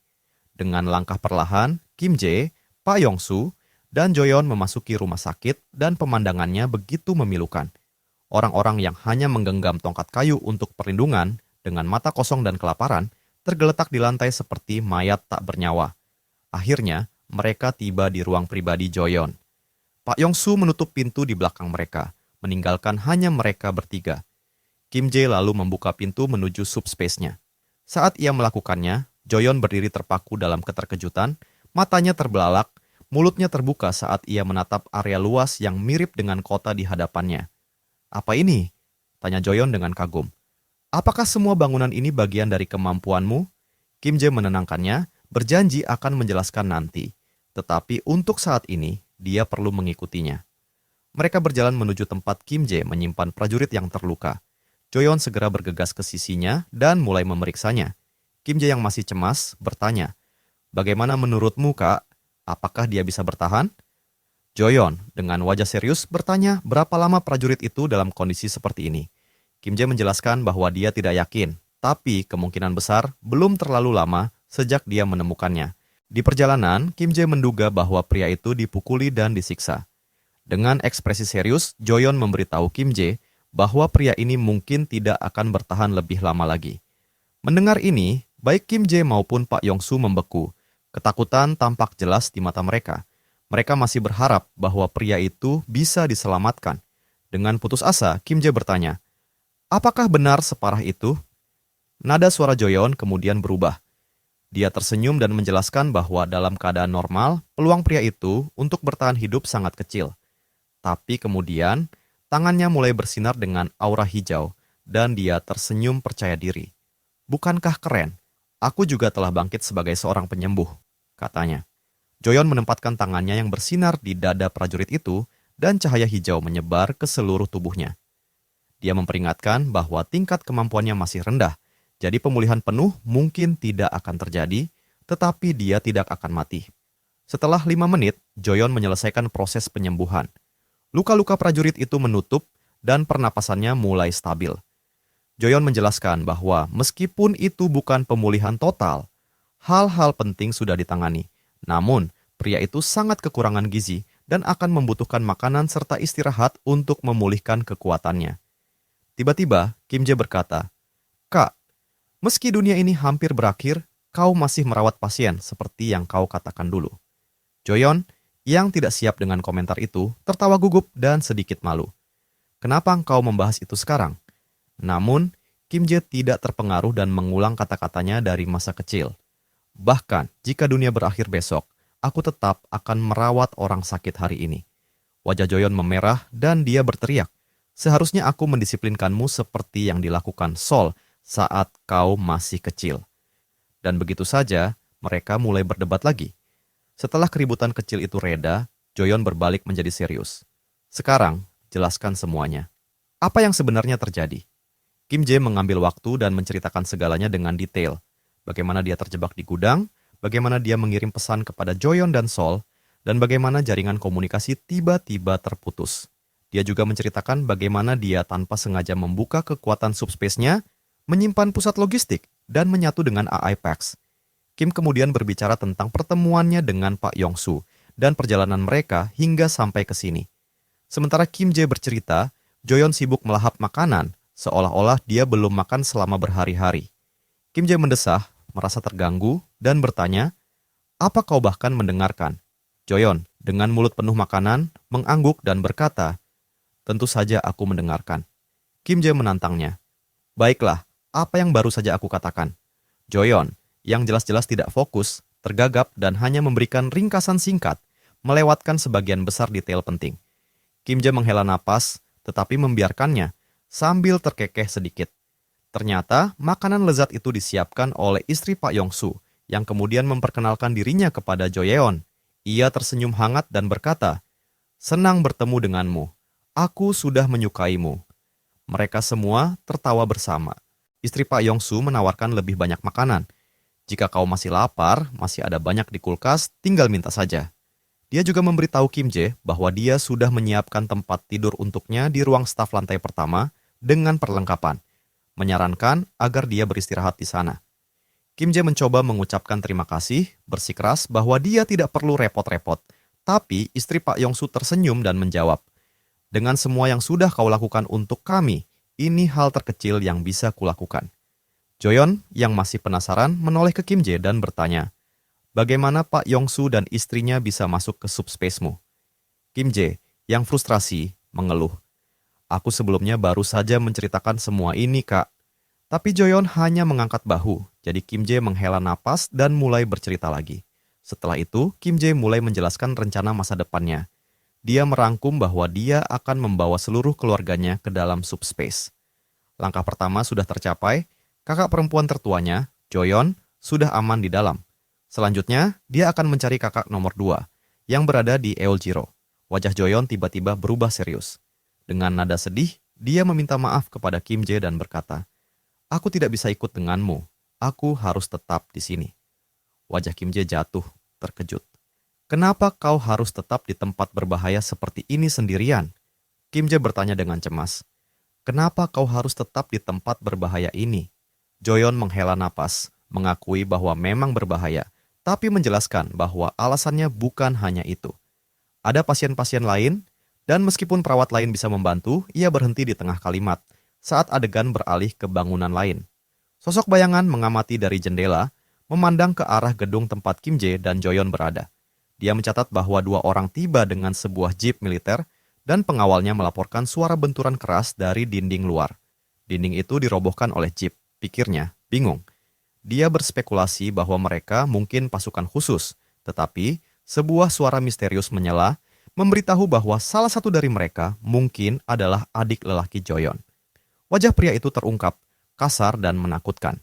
Rekannya, dengan nada penuh harapan, berkomentar bahwa jika salah satu dari mereka adalah adik Joyeon, mereka mungkin tidak bermusuhan, hanya membutuhkan makanan dan tempat berteduh. Dengan menguasai pasokan makanan, kita bisa memanfaatkan ini jika perlu, katanya. Tetapi ekspresi pria jelek itu berubah serius. Ia menyeringai dan berkata, "Apakah kau benar-benar berpikir mereka lebih kuat darimu?"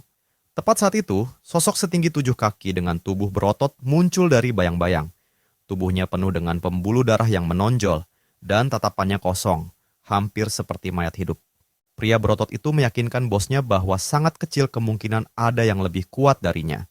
Bosnya lalu memerintahkannya untuk menyambut Joyeon dan adiknya dengan hangat, berpura-pura ramah, sambil memastikan bahwa dinding yang rusak diperbaiki. Pria berotot itu mengangguk menjelaskan bahwa dia telah menggandakan tinggi dinding, memastikan tidak akan ada lagi yang bisa menerobosnya. Adegan kembali ke Kim Jae dan Joyeon. Joyeon mulai menceritakan tentang kepala departemen, Jin Seo. Dia mengungkapkan bahwa Jin Seo memiliki kemampuan yang memungkinkan dia mengendalikan pikiran dan meracuni orang. Ekspresi Kim Jae berubah serius saat dia mendengarkan dengan seksama. Joyeon melanjutkan mengatakan bahwa Jian entah bagaimana telah berhasil mengendalikan sebagian besar orang yang bangkit di daerah tersebut, dan sekarang mereka menjaga persediaan makanan dan batu mana. Karena ini, orang-orang di gedung Joyeon kelaparan. Joyeon mengakui bahwa dia diam-diam mencuri batu mana, mencoba memperkuat kemampuannya sendiri untuk mungkin menyembuhkan mereka yang diracuni atau dikendalikan pikirannya. Dia menjelaskan bahwa dia berencana untuk tetap tinggal di sini untuk membantu orang-orang ini, sementara Kim Jae pergi menyelamatkan orang tua mereka. Tapi Kim Jae dengan tegas berkata, "Tidak." Joyeon, frustrasi, mulai menjelaskan bahwa orang-orang di sini tidak memiliki makanan atau air dan akan kelaparan jika sesuatu tidak dilakukan. Kim Jae memotongnya dengan nada kesal. apakah kau bahkan mendengarkan ceritaku tadi? Joyeon terlihat bingung, dan Kim Jae dengan tangan bersilang dan mata tertutup menjawab, senjata utama Jin Seo adalah kendali atas makanan, bukan? Joyeon mengangguk. Kim Jae berkata, maka menyelesaikan masalah ini mudah untukku. Dia memberitahu Joyeon untuk menyaksikan kemampuannya yang luar biasa. Joyeon mengeluh, bergumam bahwa fase Kim Jae saat SMP sepertinya kembali. Tapi sebelum dia bisa menyelesaikan kalimatnya, rahangnya jatuh ketika dari subspace Kim Jae. Tumpukan daging, sayuran, air, dan persediaan makanan lainnya berjatuhan, memenuhi ruangan hingga penuh, meninggalkan Joyeon dan yang lainnya dalam keheningan yang tercengang. Di tempat lain, Jin Seo menerima laporan mendesak tentang adik Joyeon yang membawa sejumlah persediaan makanan. Namun, dia tidak terkesan. Pembawa pesan itu menekankan bahwa jumlah makanan tersebut sangat besar, tapi Jin tetap acuh tak acuh. Dengan hanya 2 orang di satu kendaraan militer, mereka pasti tidak bisa membawa sebanyak itu, pikirnya. Dia meramalkan bahwa cepat atau lambat, orang-orang akan mencuri makanan mereka, dan begitu habis, mereka akan kembali memohon jatah seperti yang lainnya. Jin Seo berpikir bahwa seharusnya mereka menyembunyikan persediaan mereka dan menggunakannya dengan hemat, bukan terlalu murah hati. Namun, dia juga menyadari bahwa kedermawanan ini mungkin bisa memberikan keuntungan bagi dirinya, membuat segalanya lebih mudah dari yang diperkirakan. Pembawa pesan menambahkan bahwa pendatang baru tersebut telah membawa lebih banyak persediaan daripada yang bisa dikumpulkan seluruh rumah sakit sejauh ini. Penemuan ini membuat Jin Seo merasakan kengerian. Bagaimanapun caranya, ini secara fisik mustahil, pikirnya. Rumah sakit saat ini hanya memiliki persediaan yang cukup untuk 1 truk, dikumpulkan oleh tim pengintai mereka. Jin Seo menduga bahwa pendatang baru itu memiliki semacam kemampuan untuk menggandakan benda atau memanipulasi ukuran objek. Apapun itu, jelas mereka mengandalkan kemampuan tersebut untuk mengamankan persediaan dan rumah sakit perlu merekrut mereka. Jin Seo menyiapkan obat andalannya dan menugaskan anak buah terkuatnya, Hyun-gu, untuk membuat adik Joyeon kecanduan. Jika rencana ini gagal, mereka hanya perlu membunuh anak itu. Ada juga orang lain yang datang bersamanya dan perlu dipertimbangkan. Larut malam, Pa Yong-su membagikan makanan di antara para penghuni rumah sakit sambil mencari seseorang di tengah kerumunan. Dia yakin bahwa menemukan orang ini akan membuat segalanya menjadi lebih mudah. Sebelumnya, dia telah berbagi strateginya untuk menetralkan semua racun yang digunakan Jin Seo.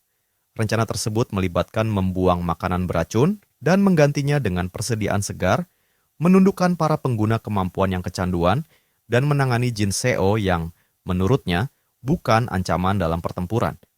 Kim Jae mencoba mengumpulkan sebanyak mungkin informasi dari Joyeon tentang kemampuan para pengguna yang kecanduan. Sebagian besar kemampuan mereka tampak sepele. Ada yang bisa membuka kaleng dengan mudah, dan ada juga yang secara otomatis bisa mencuci pakaian. Secara umum, sangat sedikit kemampuan kebangkitan yang relevan dengan pertempuran, kecuali 1 orang di rumah sakit, yaitu Hyun-gu. Kehadiran Hyun-gu sendiri sudah cukup menakutkan. Setelah dunia runtuh dalam kekacauan, Hyun-gu menempuh perjalanan dari Eul-jiro ke Gangnam untuk mencari ibunya yang dirawat di rumah sakit. Joyeon tidak tahu banyak tentang kemampuan Hyun-gu, selain bahwa dia memiliki kekuatan fisik yang luar biasa. Tubuhnya yang besar sulit dilewatkan, dan dinding pelindung yang melindungi semua orang dibangun olehnya dengan tangan kosong. Sekarang, raksasa itu akhirnya bertatap muka dengan Kim Jae untuk percakapan pribadi. Meskipun Kim Jae merasa gugup, dia memiliki urusan yang harus diselesaikan dengan pria berotot itu. Kesempatan ini sempurna, pikir Kim Jae. Walaupun Hyun-gu tampaknya tidak bisa memahami apa yang sebenarnya diinginkan pemuda itu. Tapi, pada akhirnya, itu tidak lagi penting. Mereka berdua melangkah keluar, mendekati dinding yang pernah diruntuhkan oleh jeep. Dengan tenang, Hyun-gu memberikan 2 pilihan kepada Kim Jae. Minum obat secara sukarela atau menghadapi kematian yang menyakitkan. Jangan mencoba melarikan diri, itu sia-sia. Hyun-gu memperingatkan. Alasan kenapa Hyun-gu memilih lokasi terpencil untuk pertemuan mereka menjadi semakin jelas. Namun, Kim Jae tidak pernah berencana untuk melarikan diri. Dia tahu bahwa jika melarikan diri, dia akan tertangkap. Sebagai gantinya, Kim Jae memilih opsi ketiga, menjebak Hyun-gu di tempat. Terprovokasi oleh keberanian Kim Jae, Hyun-gu mencoba meraih dan menghancurkannya. Namun sebelum tangannya bisa mencapainya, jari-jari Hyun-gu menyentuh penghalang tak terlihat. Kim Jae menghilang, meninggalkan portal aneh yang menuju ke pusat logistik. Awalnya, Hyun-gu tidak mengerti apa yang sedang terjadi. Saat ia melihat drone melayang di depannya, sudah terlambat. Sebuah bola bowling berkecepatan tinggi menghantam perutnya, membuatnya terengah-engah. Kim Jae sempat berpikir apakah bola bowling dengan kecepatan 90 km per jam itu terlalu berlebihan. Tapi ia memutuskan bahwa belas kasihan bukanlah pilihan. Dia melanjutkan dengan serangan lain, kali ini mengincar kaki kanan Hyun-gu. Serangan itu membuat Hyun-gu meringis kesakitan, tidak bisa bergerak dengan efektif. Saat pria berotot itu menuntut untuk mengetahui kemampuan apa yang digunakan oleh Kim Jae, sang pemuda hanya merespons dengan meluncurkan setumpuk piringan besi ke tanah. Hyun-gu, yang kini tidak bisa bergerak, diberi peringatan oleh Kim Jae untuk tetap di tempat. Meskipun piring-piring itu melambat, beratnya masih cukup untuk menghancurkan tulang atau bahkan membunuh seseorang. Tapi Hyun-gu, yang tak mau tinggal diam, mencoba meraih salah satu tumpukan besi itu dan berhasil menggenggamnya dengan kuat yang mengejutkan Kim Jae. Raksasa itu mulai mengangkat tumpukan tersebut, mengacaukan rencana Kim Jae. Namun, tanpa sadar, saat fokus mengangkat tumpukan itu, Hyun-gu memicu jebakan logam yang telah disiapkan Kim Jae. Kim Jae meminta maaf atas kondisi sempit di penjara darurat yang telah ia siapkan, dan berjanji akan membebaskan Hyun-gu begitu situasi terkendali. Untuk saat ini, Hyun-gu hanya bisa bertahan di dalam jeruji terberat yang pernah ada. Kim Jae merasa sangat cemas, khawatir bahwa dia mungkin telah menyakiti pria besar itu dengan serius. Syukurlah, Hyun-gu ternyata sangat tangguh. Kembali ke dalam, perawat Joyeon buru-buru membiarkan adiknya masuk. Dia mendengar suara keras di luar dan khawatir bahwa adiknya telah bertemu dengan pria berotot itu.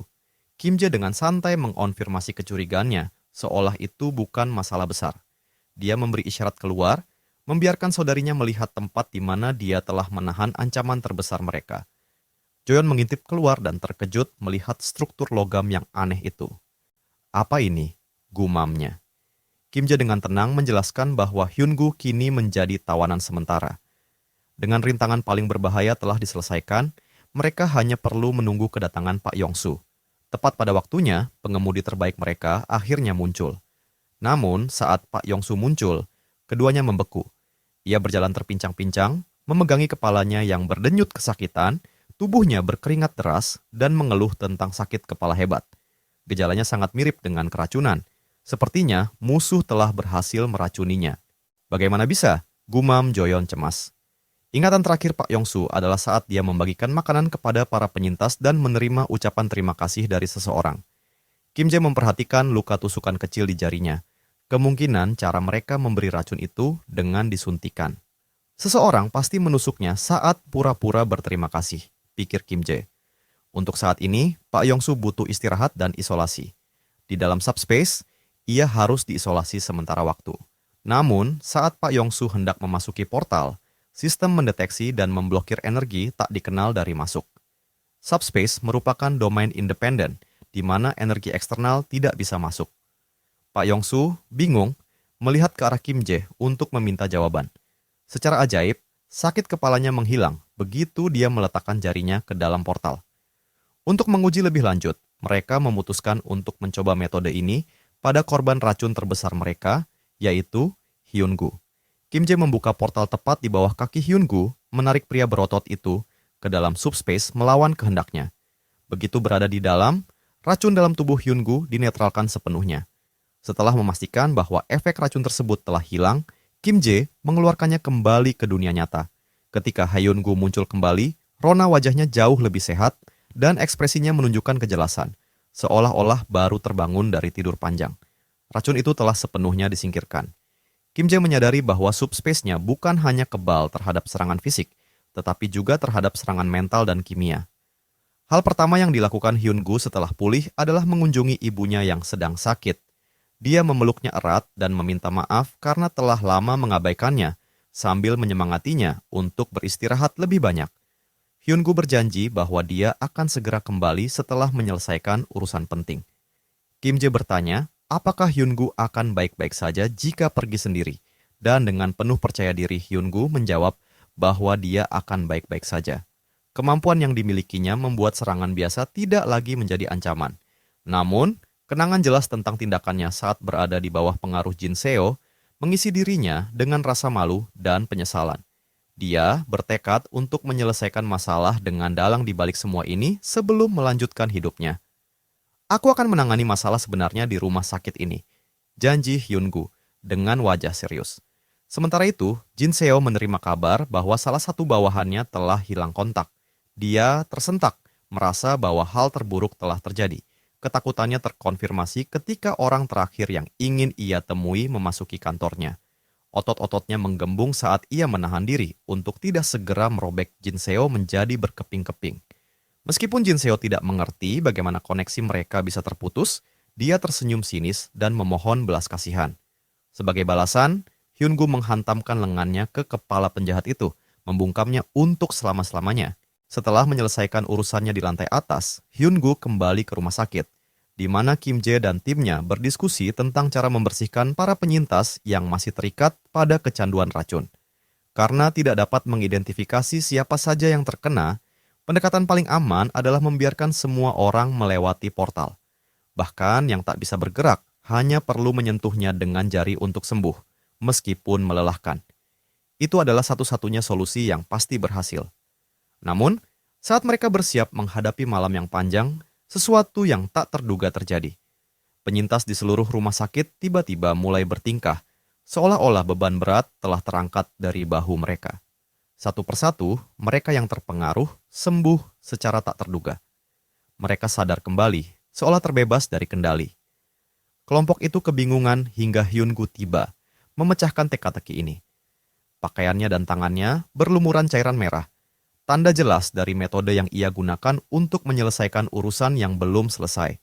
Dia menundukkan kepala, menyatakan rasa terima kasih kepada Kim Jae karena telah menyelamatkan semua orang di rumah sakit. Kim Jae juga berterima kasih kepada pria besar itu karena telah menyingkirkan akar masalah mereka.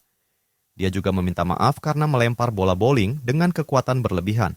Beruntung, ketahanan tubuh Hyun-gu membuatnya hanya mengalami memar ringan. Tulang-tulangnya tetap utuh.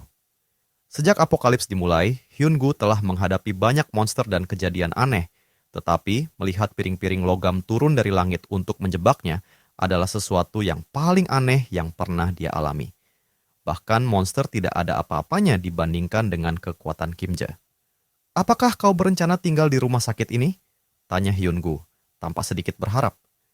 Kim Jae tampak terkejut oleh pertanyaan itu. Pria besar itu mengakui bahwa mungkin egois untuk meminta lebih setelah semua yang telah dilakukan Kim Jae, tetapi rumah sakit akan jauh lebih aman jika Kim Jae tetap tinggal. Kim Jae menjelaskan bahwa dia masih dalam misi untuk menemukan keluarganya yang lain dan harus segera pergi. Memahami hal ini, Hyun-gu tidak mendesak lebih jauh dan berharap Kim Jae sukses dalam menemukan orang-orang yang dicintainya. Pembicaraan tersebut memunculkan topik tentang keluarga, dan karena Hyun-gu berasal dari Eoljiro, Kim Jae merasa ini adalah kesempatan baik untuk menanyakan tentang situasi di sana. Hyun-gu terkejut mendengar bahwa kelompok Kim Jae berencana menuju Eoljiro. Ia memperingatkan bahwa sekarang hampir mustahil untuk mencapai tempat itu.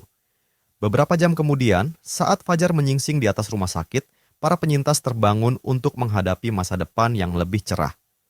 Kim Jae memastikan mereka memiliki cukup makanan untuk waktu yang lama. Dia juga memasok mereka dengan barang-barang penting seperti pakaian dan alat-alat. Mantan musuh kini berpisah sebagai sekutu, dengan Hyun-gu menjabat tangan Kim Jae dan berjanji akan membalas kebaikannya suatu hari nanti. Setelah itu, kelompok Kim Jae meninggalkan rumah sakit menuju ke Eoljiro. Pak Yong-su, yang kini pulih sepenuhnya, mengemudi dengan keahlian biasanya. Dalam perjalanan, Pak Yong-su mengungkit soal dinding di sekitar Eoljiro yang disebut Hyun-gu. Mereka berteori bahwa itu mungkin kemampuan dari seseorang. Jika benar, Kim Jae berharap bisa menjalin komunikasi dengan pembuatnya. Jika tidak, menerobos mungkin menjadi satu-satunya opsi. Malam sebelumnya, Hyun-gu menjelaskan apa yang dia lihat saat meninggalkan Eoljiro. Dia menggambarkan dinding itu tumbuh dari tanah seperti gigi yang muncul, akhirnya mencapai ketinggian setara gedung pencakar langit. Ini berarti perjalanan darat hampir mustahil. Kim Jae juga menyebutkan sesuatu yang aneh tentang monster-monster di Eoljiro. Berbeda dengan yang ada di Gangnam, kota itu dipenuhi dengan makhluk-makhluk undead, kerangka yang bisa hidup kembali meski telah dihancurkan. Mayat hidup berjalan adalah pemandangan umum di sana. Meskipun tantangan besar yang ada di Eulgiro, Kim Jae tidak terlalu khawatir tentang saudara perempuannya, Sol, yang terperangkap di dalam kota itu. Dia yakin bahwa Sol bisa mengurus dirinya sendiri, bahkan tanpa membangkitkan kekuatan khusus. Ketika Kim Jae berada dalam subspace, dia menerima panggilan dari Joyeon, yang akhirnya setuju untuk bergabung dengan mereka setelah rumah sakit bebas dari racun. Dengan nada malas, Kim Jae bertanya mengapa Joyeon memanggilnya. Namun, sang kakak segera memarahi dia agar lebih sopan. Joyeon memberitahu bahwa prajurit yang mereka selamatkan akhirnya siuman. Kim Jae segera memasuki subspace, di mana prajurit itu dengan tulus berterima kasih karena telah menyelamatkan hidupnya. Prajurit tersebut memperkenalkan dirinya sebagai Kolonel Han Kyung-ho dari Batalion Komunikasi Intelijen ke-50. Berkat perawatan dari Joyeon, ia pulih sepenuhnya. Namun, saat memandang sekeliling, sang kolonel tampak bingung. Dia bisa melihat pusat komando militer di luar, tetapi bagian lain dari lingkungan tampak aneh. Seharusnya tidak ada bangunan di sana, apalagi pusat logistik. Kim Jae menjelaskan bahwa mereka sedang berada di ruang staf dari pusat logistik PAX FC di dalam subspace miliknya. Di luar, mereka sedang berada di Gangnam, menuju jembatan Hanam. Kolonel Han mencoba mencerna informasi ini hingga Joyeon menyederhanakannya. Mereka berada dalam kemampuan Kim Jae dan tempat itu adalah Gangnam. Setelah memahami situasi, kolonel dengan rendah hati meminta untuk diturunkan di jalan.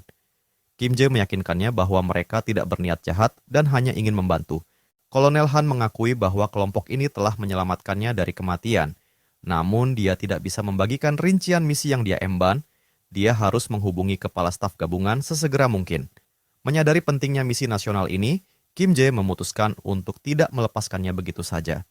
Sebagai gantinya, dia memanggil Pax untuk memberinya susu pisang dan sandwich. Kim Jae bersikeras bahwa sang kolonel harus makan dulu sebelum menjelaskan lebih lanjut. Meski awalnya ragu, Kolonel Han akhirnya menyerah pada rasa laparnya ketika Kim Jae menyajikan hidangan mewah dan berbagai makanan lezat lainnya. Saat makan, Kolonel mulai mengungkapkan informasi yang sebelumnya dia sebutkan.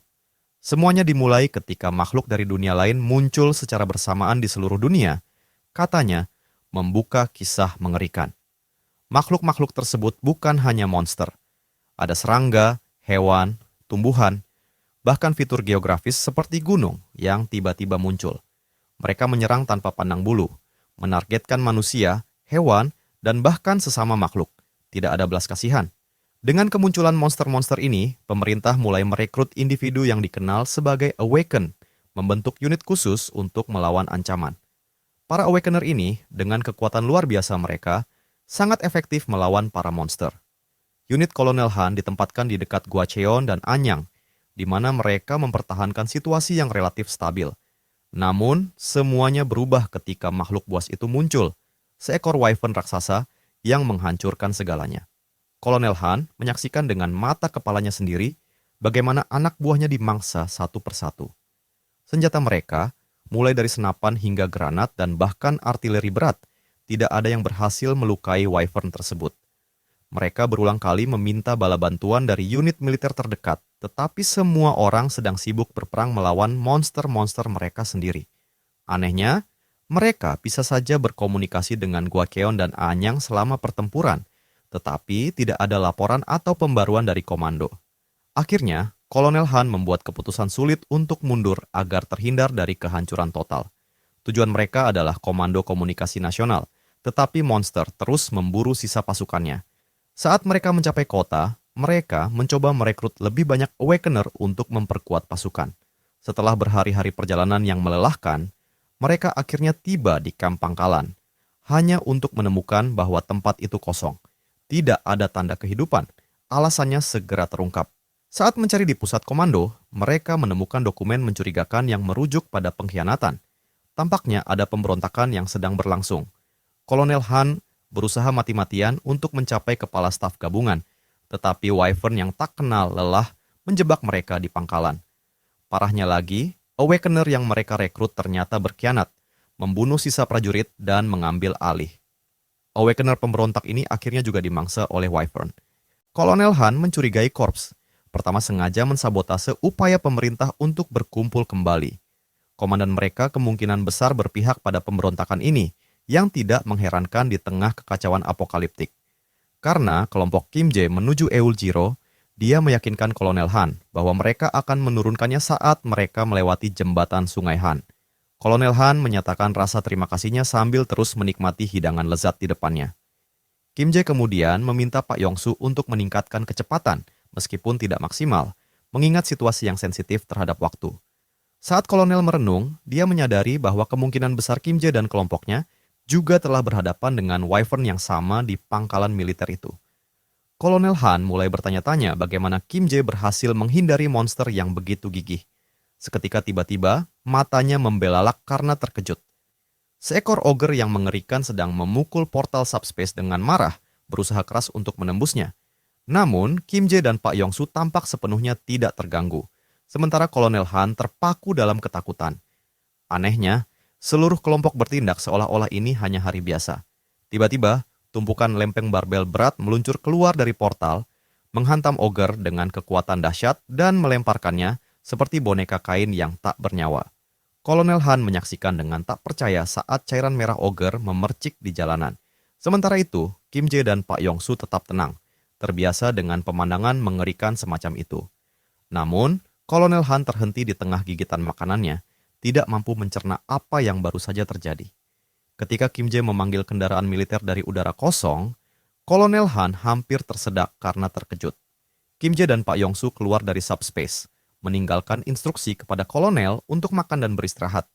Kim Jae dengan sengaja membiarkan portal terbuka agar Kolonel Han bisa mengawasi situasi di jalan jika dia mau. Peluncuran pilar-pilar cakram dengan kecepatan luar biasa dan kemampuan memunculkan kendaraan dari udara tipis benar-benar menyoroti kekuatan luar biasa dari kemampuan subspace milik Kim Jae. Apa yang dulu dianggap sebagai musuh yang menakutkan, kini ogre-ogre tersebut menjadi musuh sepele yang dengan mudah dihancurkan dalam satu serangan. Metode Kim Jae sederhana, melempar tumpukan cakram ke arah monster-monster itu, menghancurkan mereka seketika. Kolonel Han terpikat oleh pemusnahan ogre yang terjadi di depan matanya. Dia melihat mana stone dari ogre-ogre yang terbunuh diserap ke dalam subspace dengan otomatis. Awalnya, dia meragukan matanya, tetapi semua itu benar-benar terjadi di depannya. Portal-portal tersebut memang melemparkan objek berat dengan kecepatan luar biasa, menghancurkan musuh dengan laju 4 sekaligus per detik. Cakram-cakram tersebut bahkan bisa berubah arah di udara. Sementara sistem otomatis mengumpulkan mana stone dengan sangat efisien. Siapapun yang menyaksikan bisa melihat bahwa kemampuan subspace Kim Jae luar biasa kuat ketika digunakan dengan efisiensi seperti ini. Akhirnya, kelompok tersebut mencapai jembatan Banpo hanya untuk menemukan bahwa jembatan tersebut hancur total oleh kekuatan yang tidak diketahui. Kim Jae meminta maaf kepada Kolonel Han, menjelaskan bahwa waktu perjalanan mereka akan sedikit bertambah karena mereka harus mencari rute alternatif. Kolonel Han, bagaimanapun, tetap bersyukur atas bantuan mereka dan memutuskan untuk beristirahat di dalam subspace, sementara mereka mencari jalur baru. Meskipun dengan memutar dan terus-menerus diserang oleh monster, sungguh luar biasa bahwa mereka telah mencapai jembatan Banpo dari Gangnam hanya dalam 1 jam. Meskipun kemampuan Kim Jae memainkan peran besar, sebagian besar pujian diberikan kepada Pak Yong-su yang mengemudi dengan luar biasa. Meskipun Pak Yong-su sering berperilaku agak konyol, keterampilan mengemudinya benar-benar luar biasa. Bahkan dari kursi penumpang, menyaksikan dia menavigasi jalan-jalan yang penuh bahaya sudah cukup membuat kepala berputar. Ketika Kolonel Han mengalaminya untuk pertama kalinya, dia sangat terkejut hingga hampir muntah di kursi belakang.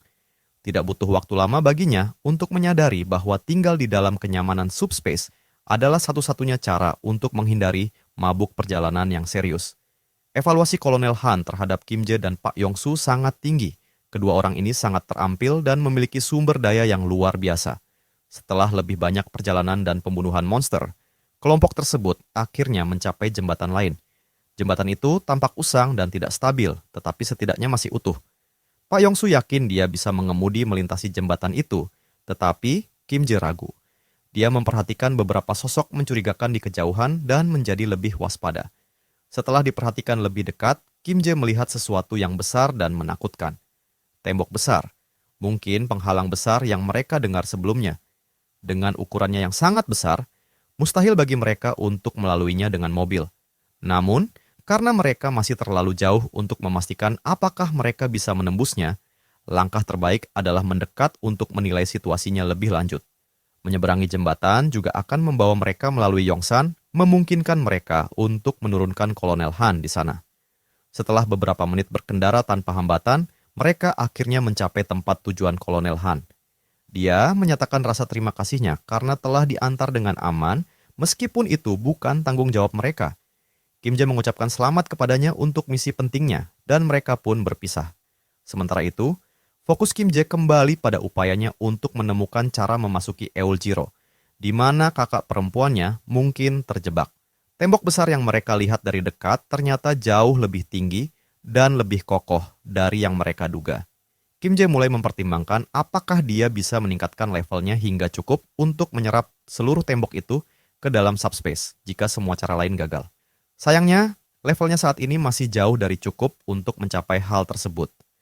Dia memperkirakan butuh 2 jam lagi untuk mengumpulkan 400 mana stone guna meningkatkan kemampuannya. Sementara itu, Kolonel Han menyarankan agar Kim Jae dan Pak Yong-su bergabung dengan upaya pemerintah. Pemerintah menawarkan mana stone dan sumber daya untuk membantu pertumbuhan awal individu yang terbangkitkan. Kolonel Han percaya bahwa bakat kedua orang ini akan memastikan mereka mendapatkan dukungan yang substansial. Namun, Kim Jae dengan sopan menolak, menjelaskan bahwa keluarganya adalah prioritas utama. Kim Jae yang sebelumnya tak punya masalah mengumpulkan mana stone dari monster, meskipun sedikit kecewa, Kolonel Han memahami alasan di balik keputusan Kim Jae. Kolonel Han sempat menyebutkan bahwa ia pergi ke markas besar kepala staf gabungan. Kim Jae kemudian menanyakan apakah mungkin di sana memiliki sebuah helikopter. Kolonel Han menjawab, iya, kemungkinan ada. Sementara itu, markas besar dipenuhi dengan laporan mengenai kehancuran di Gwacheon dan Anyang, serta kehancuran total divisi ke-56. Tampaknya hanya korps pertama yang masih memiliki kekuatan operasional, meskipun dalam kekacauan besar. Keberadaan pemerintahan pun tak lagi jelas. Pasukan militer yang selamat berada dalam kegelapan total tanpa arahan. Direktur markas besar tenggelam dalam pikiran pesimis, terkejut ketika seorang utusan mengumumkan kedatangan seorang pengunjung, yaitu Kolonel Han, Komandan Batalion ke-50 dari Badan Komunikasi Nasional. Kolonel Han bersikeras menyampaikan pesan pribadi kepada direktur, menjelaskan bagaimana seluruh unitnya hancur dan bagaimana dia berhasil mencapai markas besar. Ia memberikan salut yang sempurna sebelum menceritakan setiap peristiwa secara detail, tanpa meninggalkan satu hal pun. Dia mengakhiri laporannya dengan menyerahkan sebuah dokumen yang berisi bukti tak terbantahkan mengenai pemberontakan di dalam korps pertama. Wajah direktur memucat saat membaca dokumen itu. Ia sama sekali tidak menyadari adanya pengkhianatan yang bergejolak di tengah krisis ini. Dia melirik keluar dan melihat 2 orang yang telah membantu Han membawa informasi penting tersebut, Kim Jae dan Pak Yong-su. Baik direktur maupun kolonel bergegas mengucapkan terima kasih kepada mereka atas hal luar biasa yang telah mereka berikan untuk negara. Direktur kemudian menyebutkan kemampuan Kim Jae dan keinginannya untuk mendapatkan helikopter sebagai imbalan atas persediaan. Mengingat pentingnya helikopter secara strategis, direktur setuju untuk memberikannya, tetapi dengan satu syarat. Kim Jae harus bergabung dengan militer sebagai pasukan khusus Awakener. Pemerintah sangat putus asa untuk menstabilkan situasi dan kemampuan Kim Jae bisa menjadi kunci untuk mengubah banyak hal. Namun, Kim Jae dengan hormat menolak. Dia menegaskan kembali bahwa prioritas utamanya adalah menyelamatkan keluarganya. Meskipun militer sangat membutuhkan bantuannya, tidak dapat memaksanya untuk bergabung, sehingga mereka terpaksa menahan helikopter tersebut. Kim Jae mengerti dan mengakui posisi direktur, lalu meninggalkannya dengan salam perpisahan yang sopan. Ia kembali ke kendaraannya, sementara direktur berdiri di sana, bingung dan frustrasi. Dia menyadari bahwa dia telah menangani situasi ini dengan buruk, mengira pemuda itu pada akhirnya akan menyerah, tapi mereka benar-benar meremehkan tekad Kim Jae. Namun, Kim Jae masih punya opsi lain. Jika rencana menggunakan helikopter untuk melewati tembok gagal, dia akan menemukan solusi lain. Toh, dia belum sepenuhnya menilai tembok benteng tersebut. Dia tetap optimis akan menemukan jalan masuk. Dengan tawaran pertama ditolak, direktur terpaksa menyingkirkan kebanggaannya dan mengetuk jendela mobil Kim Jae untuk membuat proposal baru. Jika pemuda itu menyelesaikan misi yang diberikan, militer berjanji akan memberikan helikopter yang dia cari. Kim Jae setuju dan segera seluruh batalion dimobilisasi. Kendaraan-kendaraan militer berbaris rapi, sementara Kim Jae dengan santai menyeruput kotak jusnya, tampak lebih bosan daripada khawatir, seolah-olah dia tidak sedang menuju pertempuran. Misi tersebut adalah membersihkan jalur ke stasiun Seoul yang masih mempertahankan komunikasi dengan para penyintas di sana. Namun, jalur menuju stasiun itu dipenuhi oleh tulang belulang. Skeleton-skeleton ini bukanlah ancaman besar dalam pertarungan, tetapi sangat mengganggu. Mereka banyak, licik, dan hampir mustahil dihancurkan secara permanen tanpa menghancurkan intinya, yang terletak di dasar tulang rusuk terakhir di sebelah kanan. Jika inti ini tidak dihancurkan, skeleton-skeleton itu akan terus beregenerasi tanpa henti. Tugas Kim Jae adalah membuka jalan melalui kerumunan skeleton tersebut dan menyelamatkan individu-individu Awaken yang terjebak di stasiun. Dengan cakram barbel terbangnya, dia menyelesaikan misi ini dengan cepat. Bagi Kim Jae, ini adalah pekerjaan yang mudah, tetapi bagi para tentara yang menyaksikan kemampuannya untuk pertama kali, itu adalah pemandangan yang luar biasa. Operasi yang telah mereka takutkan selama berminggu-minggu diselesaikan dengan mudah oleh seorang pemuda dengan kekuatan yang tidak biasa. Saat mereka akhirnya tiba di stasiun Seoul, para penyintas Awaken meledak dalam sorak-sorai, bahagia melihat para penyelamat mereka. Militer dengan cepat mengevakuasi para penyintas ke kendaraan-kendaraan lapis baja. Setelah semua orang dipastikan aman, Direktur memberikan sinyal kepada Kim Jae dan Pak Yong-su untuk pergi. Berkat keterampilan Kim Jae, skeleton-skeleton tersebut tidak menjadi ancaman besar selama pelarian. Bagi para tentara, melawan skeleton adalah tugas yang melelahkan, membutuhkan presisi hampir sempurna untuk mengenai inti mereka dengan senjata api. Namun, Kim Jae menghabisi mereka dengan mudah. Namun, ada satu hal yang belum dihadapi oleh Kim Jae. Musuh langka dan sangat kuat di antara para skeleton, Skeleton Knight. Militer memiliki perintah tetap untuk menghindari makhluk ini dengan segala cara. Menghadapinya dianggap sia-sia karena ia dianggap tidak bisa dihancurkan. Seperti biasa, Kim Jae membuka portalnya dan mengirimkan cakram barbel meluncur ke arah musuh. Namun, kali ini bukanlah skeleton biasa yang berdiri di tengah jalan.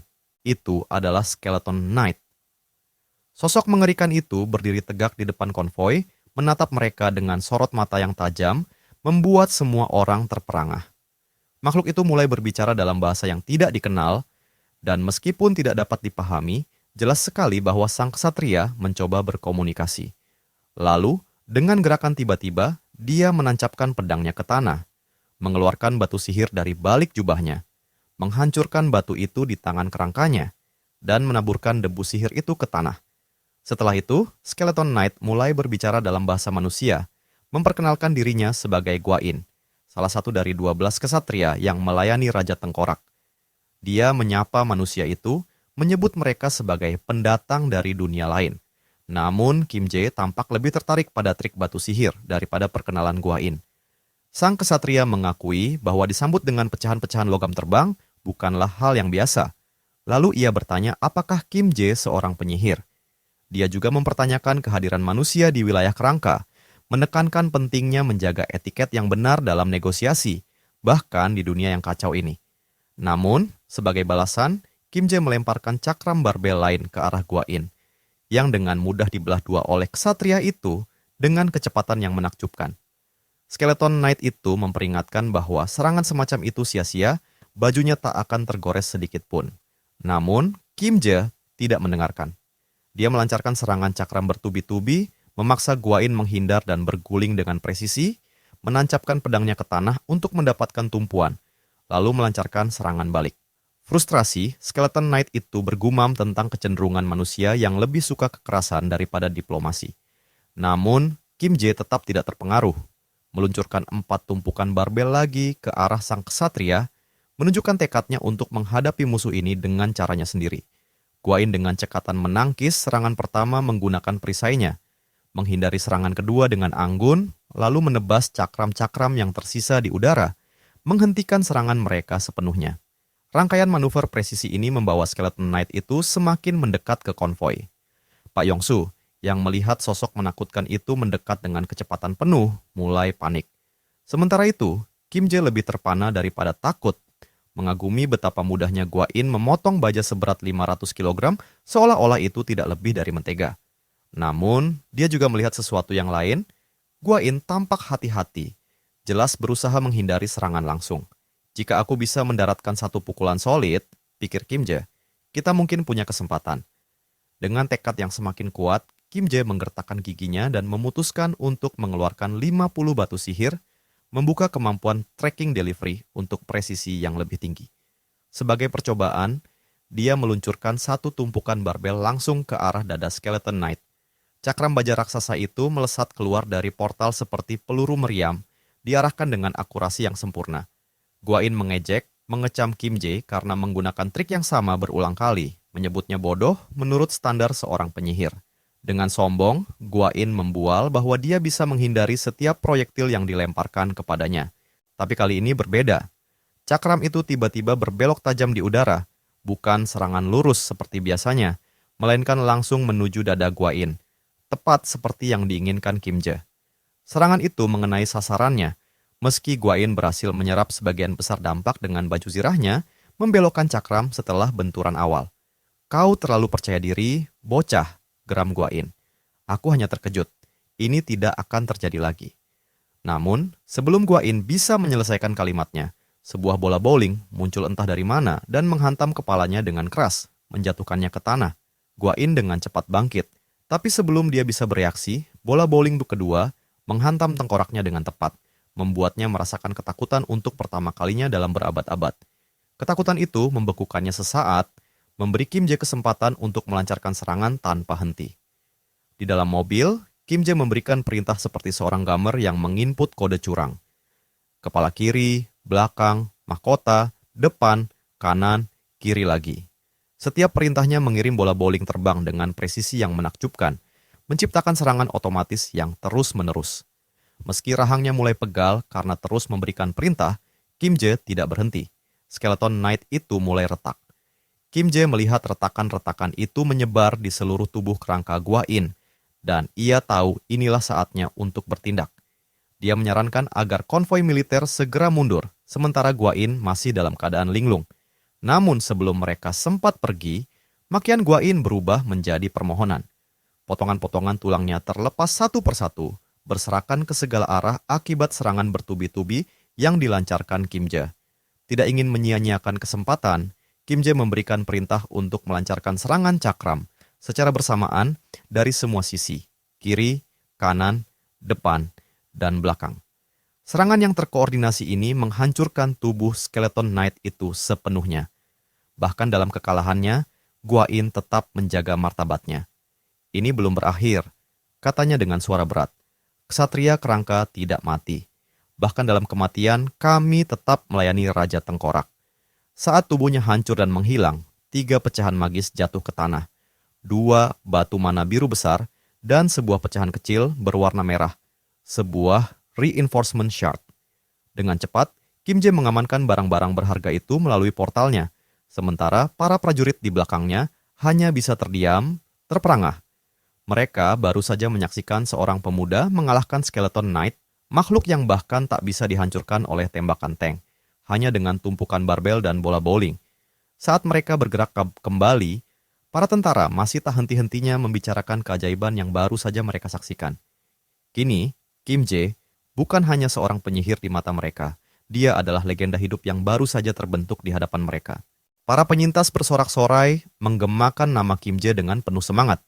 Sang ksatria yang tak terkalahkan telah ditumbangkan, dan kemenangan mereka pantas dirayakan saat kembali ke markas besar. Di sana, direktur mendengarkan laporan dengan keheranan. Ia telah secara tegas memerintahkan Kim Jae untuk menghindari konfrontasi dengan Skeleton Knight dengan segala cara. Namun, pemuda itu tidak hanya mengabaikan perintah, tetapi juga meraih kemenangan yang spektakuler. Meskipun awalnya kecewa, direktur menyadari betapa pentingnya memiliki Kim Jae dan Yongsu di pihak mereka. Dengan menelan harga dirinya, dia hampir memohon agar keduanya bergabung dalam upaya militer. Namun, Kim Jae teguh dalam tekadnya dengan sopan menolak. Misinya untuk bersatu kembali dengan keluarga tetap menjadi prioritas utamanya. Pihak militer bertanya-tanya bagaimana mereka akan melangkah tanpa dia.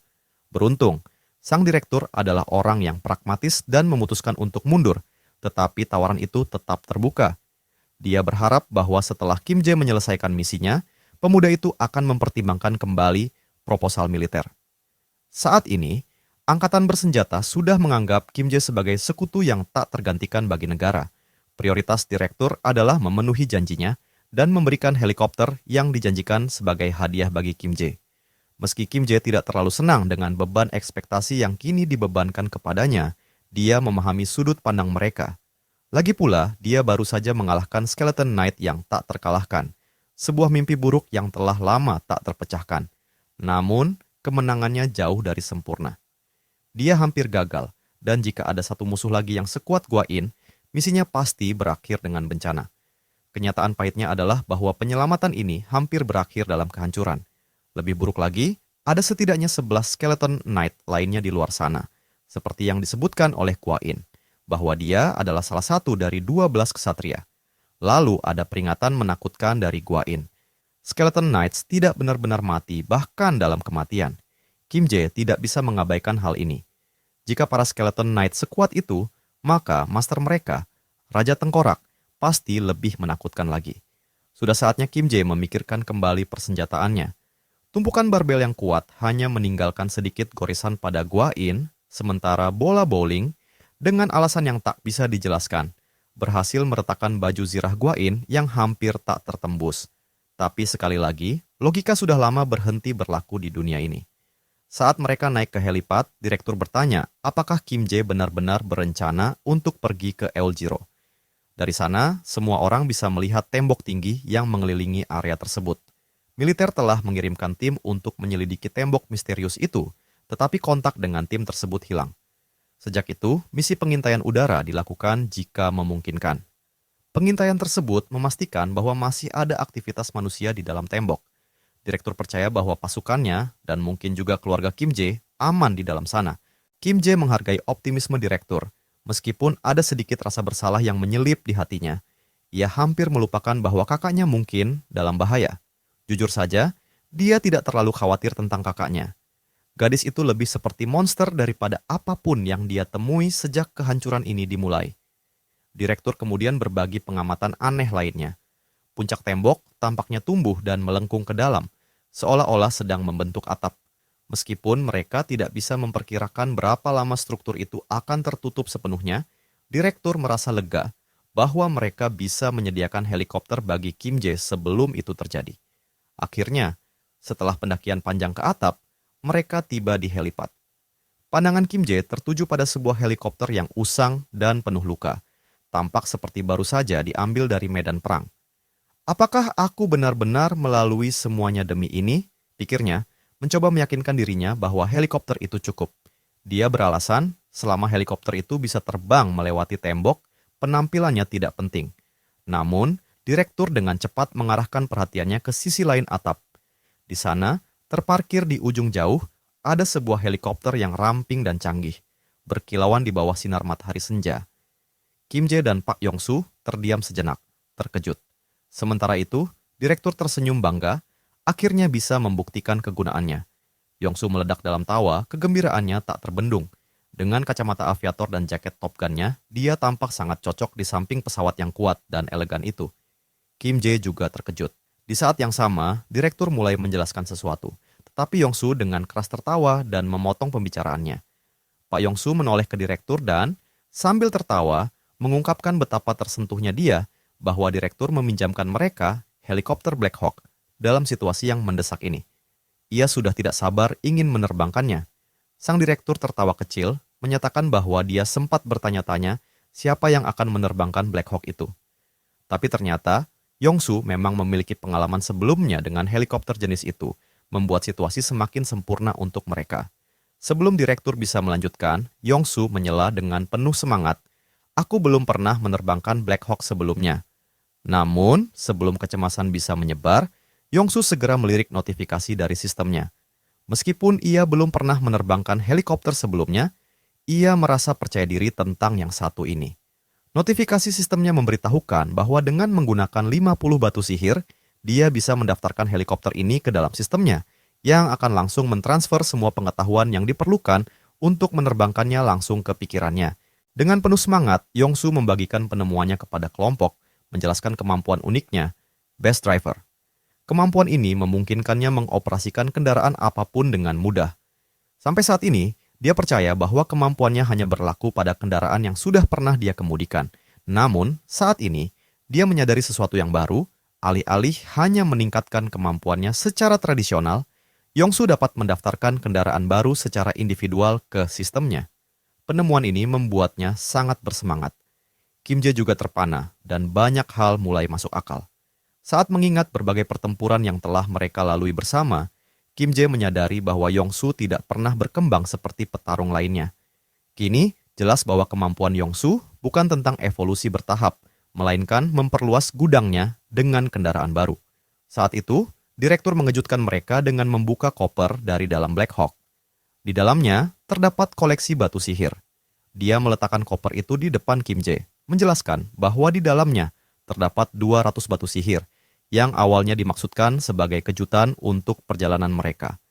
Sekarang, batu-batu itu ditawarkan agar Yongsu bisa segera mendaftarkan Black Hawk. Mendengar ini, baik Kim Jae maupun Yongsu menyatakan rasa terima kasih mereka dengan tulus. Tanpa membuang waktu, Yongsu mengambil 50 batu sihir dan memulai proses pendaftaran. Begitu proses selesai, banjir informasi tentang menerbangkan Black Hawk masuk ke dalam pikiran Yongsu. Antusiasmenya melonjak, senyumnya semakin licik, hampir seperti dia dirasuki oleh semacam roh jahat. Kim Jae, yang mengamati transformasi ini, merasakan getaran dingin di tulang punggungnya. Dengan senyum iblis, Yongsu berseru, "Aku sudah menguasai si anak nakal ini sepenuhnya." Ia mendesak Kim Jae untuk segera naik ke helikopter, mengatakan dia tidak sabar untuk segera lepas landas. Dengan rasa khawatir terhadap antusiasme Yongsu yang meluap-luap, Kim Jae ragu-ragu dan dengan hati-hati meminta agar Yongsu menerbangkan helikopter dengan lebih pelan. Namun, Yongsu hanya tertawa. "Pelan? Aku tidak mengenal istilah pelan." Beberapa saat kemudian, Yongsu melompat ke kursi pilot. Antusiasmenya begitu kentara membuat Kim Jae yang hampir menangis karena cemas, tak punya pilihan selain mengikatkan diri pada sabuk pengaman, pasrah pada apa yang dia tahu akan menjadi perjalanan yang kacau. Bagaikan ilmuwan gila di tengah eksperimen, Yongsu mulai menekan tombol-tombol dan bergumam pada dirinya sendiri. Kim Jae, yang mencoba menerima nasibnya, memindahkan fokusnya ke masa depan. Dia tahu bahwa begitu mereka memasuki kota, mereka akan menghadapi lebih banyak Skeleton Knights. Dengan itu dalam pikiran, Kim Jae memutuskan untuk memeriksa inventarisnya, menghitung berapa banyak batu sihir yang ia miliki untuk meningkatkan level subspace-nya. Membuka inventaris, Kim Jae menggunakan 2 batu, mana besar dan 1 batu peningkatan. Sistem memberitahukan bahwa batu mana besar telah dikonversi, menghasilkan tambahan 200 batu. Mana biasa membuat total batu, mana miliknya menjadi 1393. Terkejut dengan jumlah yang banyak itu, Kim Jae segera menggunakan 1000 batu mana untuk meningkatkan level subspace ke level 3. Sistem menginformasikan bahwa proses peningkatan akan memakan waktu beberapa menit. Sambil menunggu, Kim Jae memeriksa batu peningkatan yang ia miliki. Sistem menjelaskan bahwa batu peningkatan itu memiliki sifat khusus. Tidak seperti batu mana biasa, batu ini dapat digunakan melalui sistem awakening untuk memberikan peningkatan spesifik pada suatu item. Batu peningkatan yang ada di tangannya memiliki sifat api, dan sebuah ide muncul di benak Kim Jae. Namun, pertanyaan kritis muncul, item mana yang harus dia tingkatkan? Kim Jae mempertimbangkan 2 senjata utamanya untuk serangan, bola bowling dan pilar besi. Namun, saat menggunakan pilar besi, para Skeleton Knight dengan mudah memotongnya. Hanya bola bowling yang terbukti efektif melawan mereka. Karena itu, Kim Jae memutuskan untuk meningkatkan bola bowlingnya. Setelah peningkatan selesai, ia menerima item baru, bola bowling api yang diselimuti nyala api lava dengan 2 kemampuan utama, penetrasi dan pengapian. Kemudian, sistem PEX bertanya, apakah Kim Jae ingin mendaftarkan bola bowling api sebagai item baru? Kim Jae setuju, dan segera setelah pendaftaran selesai, PEX memberitahu bahwa waktunya untuk berangkat telah tiba. Kim Jae mulai mempersiapkan mentalnya, tetapi sebelum dia bisa menenangkan sarafnya, Yongsu mulai menyalakan helikopter. Saat Black Hawk lepas landas, kegelisahan Kim Jae meningkat. Direktur memberi hormat kepada Kim Jae, mengungkapkan harapannya bahwa Kim Jae akan bersatu kembali dengan keluarganya dengan selamat dan suatu hari kembali bergabung dengan tim setelah misinya selesai. Kim Jae memberi acungan jempol, mengucapkan selamat tinggal pada direktur tepat saat itu juga. Sistem memberitahukan bahwa subspace-nya telah ditingkatkan. Peningkatan tersebut mengungkapkan item dan peningkatan baru yang bisa dibuka, termasuk kemampuan untuk sementara meningkatkan batas ukuran pengiriman item individu menggunakan batu sihir. Saat Kim Jae meninjau item yang bisa dibuka satu persatu, ia menemukan keterampilan barunya.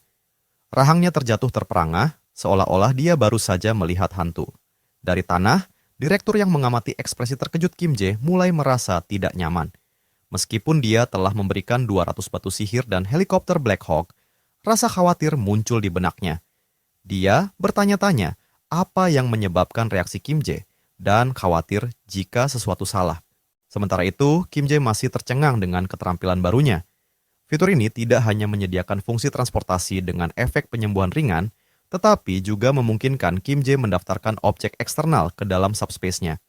Sistem menjelaskan bahwa biaya pendaftaran akan ditentukan berdasarkan ukuran, berat, dan nilai objek tersebut. Ini adalah sebuah perubahan besar.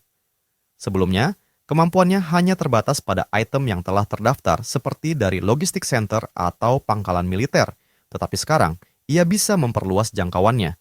Namun, sistem menegaskan bahwa item baru tetap harus masuk dalam dua kategori yang ada, logistik center atau pangkalan militer.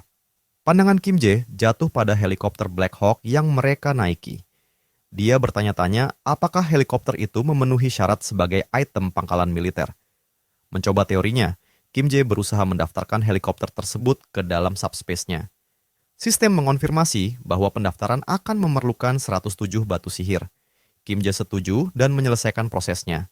Adegan bergeser kembali ke direktur yang sedang berjalan kembali menuju pangkalan militer. Tiba-tiba, suara helikopter kembali terdengar. Saat dia berbalik, dia melihat Kim Jae dan Yongsu terbang kembali. Perasaan cemas langsung muncul, takut ada masalah dengan Black Hawk yang dia berikan. Namun, sebelum dia bisa bereaksi lebih jauh, sebuah portal besar terbuka di depannya. Dari dalam portal itu, sebuah helikopter Black Hawk jatuh keluar. Beberapa saat kemudian, portal kedua terbuka dan helikopter Black Hawk lainnya muncul, mendarat di hadapannya. Kim Jae melambaikan tangan dengan senyum licik sebelum terbang lagi. Sang direktur berdiri terdiam, bingung. Dia tidak mengerti apa yang baru saja terjadi. Dia hanya memberi Kim Jae sebuah Black Hawk tua, namun entah bagaimana Kim Jae memberinya 2 Black Hawk baru sebagai gantinya. Kebingungannya segera berubah menjadi kekhawatiran. Adegan kemudian bergeser ke Kim Jae yang kini telah memasuki kota. Sebuah benteng besar menjulang di hadapan mereka, dengan bagian atasnya yang perlahan-lahan menutup untuk membentuk atap. Benteng itu berada di ambang penyegelan total. Fokus kemudian berpindah ke kastil yang menyeramkan. Bagian dalamnya yang gelap dan penuh aura jahat memancarkan hawa menakutkan. Duduk di atas takhta besar adalah Raja Tengkorak. Sosoknya yang kerangka diterangi cahaya yang menyeramkan. Dengan suara mengklik yang dingin, Raja Tengkorak berbicara. Dia mengakui bahwa, meskipun dia telah berpikir keras, ada satu hal yang tidak dapat dia pahami. Izin masuk untuk dimensi bumi hanya terbatas pada level 8. Bagi makhluk tingkat tinggi sepertinya, mereka harus menurunkan tier mereka, seperti yang telah dia lakukan untuk masuk. Anehnya, lanjutnya, seorang penyihir yang terkenal sombong berani datang ke sini dan setuju untuk menurunkan tiernya. Bahkan lebih mengejutkan lagi, penyihir itu berani menyerang wilayahku dan membunuh Guan. Raja Tengkorak sedang merujuk pada Kim Jae. Kita mengetahui bahwa Raja Tengkorak berasal dari dimensi lain, sementara bumi diklasifikasikan sebagai dimensi tingkat 8. Untuk masuk ke bumi, Raja Tengkorak harus secara signifikan menurunkan kekuatannya dengan tujuan utama menaklukkan planet ini. Sekarang, Raja Tengkorak percaya bahwa Kim Jae yang telah membunuh Guan juga berasal dari dimensi lain. Seorang penyihir yang menurunkan tiernya untuk datang ke bumi dengan tujuan yang sama, yaitu mengambil alih. Namun, tidak bisa ada 2 harimau dalam satu hutan. Jika Raja Tengkorak ingin mengklaim tanah ini, dia harus mengeliminasi penyihir itu. Di sebelah kanan Raja Tengkorak, sebuah api ungu mulai berbentuk tengkorak. Ia berbicara kepada Raja Tengkorak menjelaskan bahwa sebelum Guan mati, dia telah berusaha berkomunikasi dengan penyihir itu, tetapi Penyihir tersebut membunuhnya sebelum Guan bisa mengucapkan sepatah kata pun. Hal ini menunjukkan bahwa penyihir itu sangat berbahaya. Api itu yang mengidentifikasikan dirinya sebagai Lancelot memberikan saran kepada Raja Tengkorak untuk membunuh penyihir tersebut segera saat mereka bertemu lagi tanpa berusaha melakukan percakapan. Raja Tengkorak mempertimbangkan nasihat itu. Dia menyimpulkan bahwa tujuan penyihir itu hanya satu, mengambil alih wilayah ini, sama seperti dirinya. Jika dia ingin menguasai tanah ini, dia harus mengalahkan penyihir itu. Dia menyebutkan bahwa panen hampir selesai, dan begitu selesai, mereka akan melancarkan serangan terhadap penyihir tersebut. Api itu kemudian memperkenalkan dirinya sebagai Lancelot, mengungkapkan bahwa ia adalah roh seorang ksatria yang tubuh fisiknya berada di tempat lain. Lancelot berkomunikasi dengan Raja Tengkorak melalui api magis ini, menunjukkan bahwa ancaman yang akan datang lebih besar dari yang terlihat. Lancelot memperingatkan Raja Tengkorak bahwa ada penyusup yang mendekati kastil. Mengira itu hanya gangguan biasa, Raja Tengkorak mengibaskan tangannya dengan angkuh, yakin bahwa ancaman itu akan hancur tanpa kesulitan. Adegan bergeser kembali ke Kim Jae dan Yong-su yang sedang menyusuri jalanan kota. Seekor monster menyerupai kelelawar muncul dari kegelapan. Tapi sebelum makhluk itu sempat menyerang, Kim Jae melemparkan bola bowling apinya dengan kecepatan kilat. Bola itu menyala di udara dan menghancurkan makhluk itu dengan satu ledakan yang mematikan. Kim Jae tertegun, mengagumi betapa jauh lebih kuat senjatanya yang baru dibandingkan tiang besi lamanya. Namun, pikirannya buyar ketika Yong-su tiba-tiba berteriak, menunjuk ke sesuatu yang mencurigakan di bawah mereka.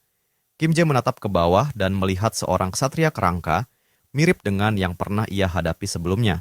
Meski kali ini ksatria itu memegang tombak panjang, mirip dengan para ksatria dalam duel kuno.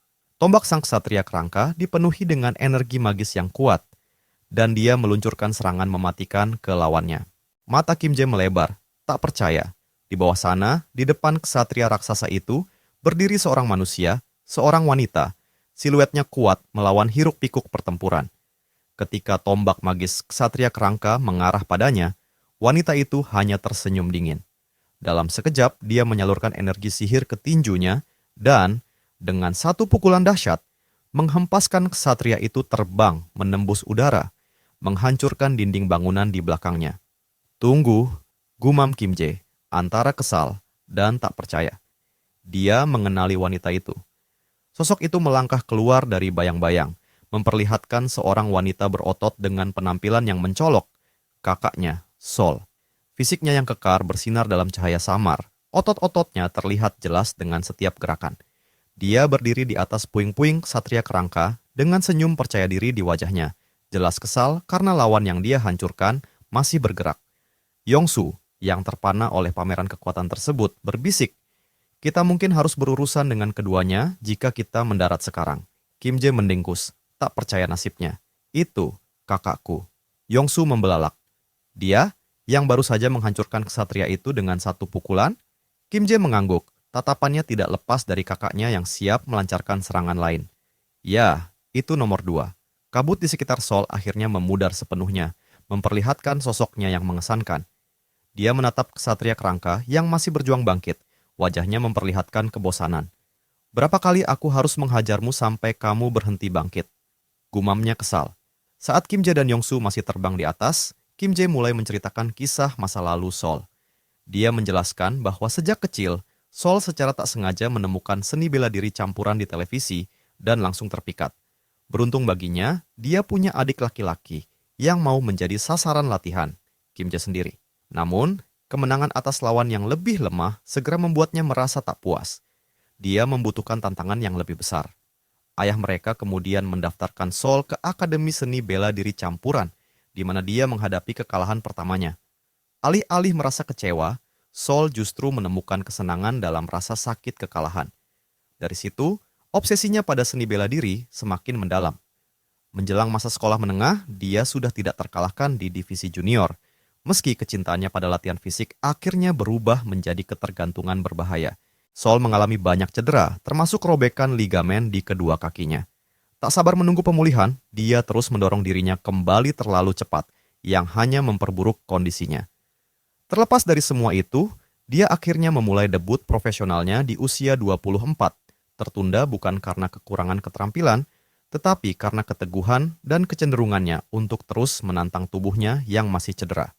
Namun, begitu dia memulai, Sol dengan cepat menduduki peringkat 10 besar petarung terkuat di Korea. Mendengar kisah ini, Yongsu terlihat tercengang. Kim Jae tersenyum kecil, mencoba meyakinkannya. Tapi Yongsu masih terlihat ragu. Pandangannya tidak lepas dari Sol. Dia lebih mirip monster daripada manusia. Di bawah, Ksatria Kerangka bangkit lagi, meskipun baju zirahnya sudah penyok parah. Dia mengangkat pedangnya dan dengan suara gemeretak bertanya, "Mengapa seranganku selalu gagal? Kenapa kau tak roboh?" Sol hanya tersenyum tipis, ekspresinya santai. "Bukankah sudah jelas? Kamu terlalu lamban." Wajah Ksatria Kerangka menyiratkan kebingungan. "Lamban? Tidak mungkin. Aku bergerak lebih cepat daripada manusia manapun. Trik apa yang kau gunakan?" Sol terkekeh kecil, menggulung lengan bajunya. "Ini bukan trik, tengkorak. Ini seni bela diri." Penjelasan kasualnya semakin membuat Ksatria Kerangka kebingungan.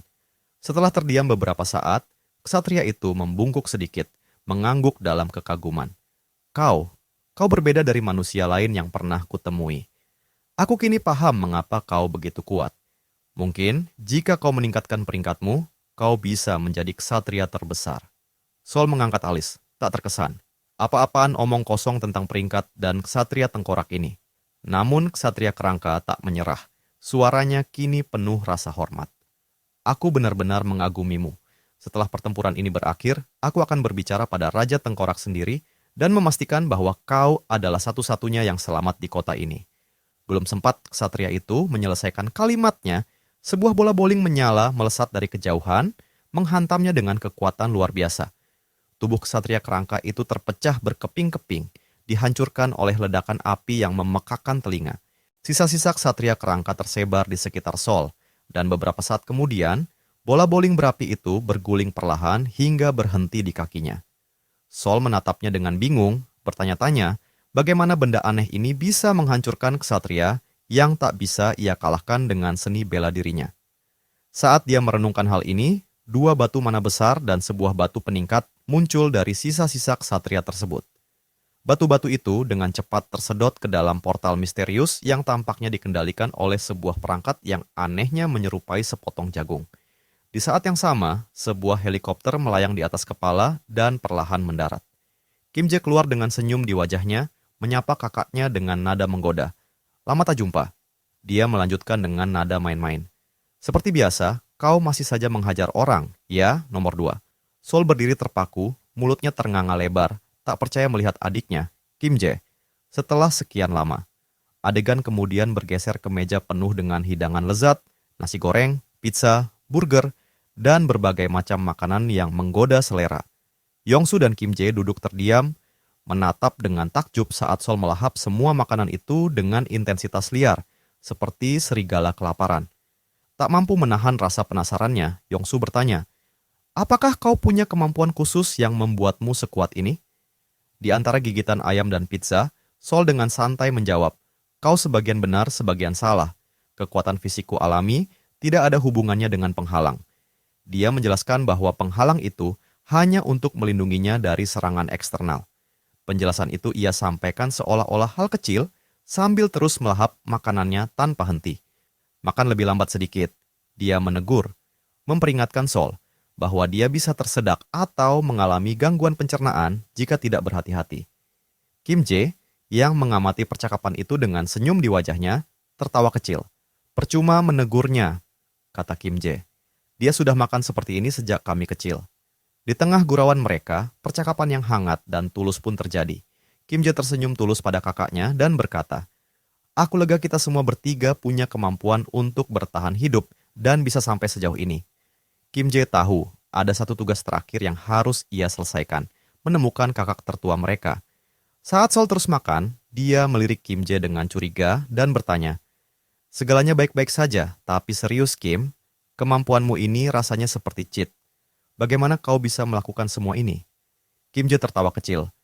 "Itu cerita panjang, akan kujelaskan nanti. Tapi untuk sekarang, makan saja dan istirahatlah."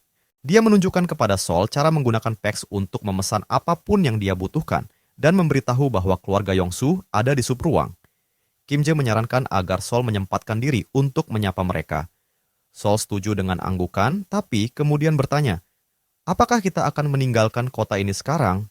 Apakah kita benar-benar akan pergi? Kim Jae bangkit dari kursinya dan menjawab dengan nada serius. Ya, kita harus segera pergi. Penutup kota ini semakin cepat menutup, kita harus bergegas. Nada suaranya penuh kewaspadaan saat ia menekankan urgensinya, sambil menambahkan bahwa dia harus mengumpulkan sebanyak mungkin batu mana sebelum penutup kota itu sepenuhnya tertutup. Menatap ke langit, Kim Jae merasa cemas. Penutup kota itu sudah sepenuhnya menutup, menjadikan seluruh area terbenam dalam kegelapan. Tanpa membuang waktu, dia naik kembali ke Black Hawk-nya, terbang ke udara, dan meluncurkan 5 bola api yang berkobar ke dinding benteng dengan kekuatan penuh. Namun, meskipun serangannya begitu dahsyat, benteng itu tetap tak tergores sedikit pun. Tidak ada bekas apapun. Perasaan tak enak menyelimuti Kim Jae. Tidak ada goresan sama sekali, pikirnya. Dia mulai merenung, apakah dia harus membawa seluruh kota ini ke dalam sub ruangnya? Gagasan itu terdengar menggoda, tapi juga berbahaya. Kim Jae tahu, memindahkan struktur sebesar itu ke dalam sub ruangnya bisa menimbulkan konsekuensi yang tak terduga.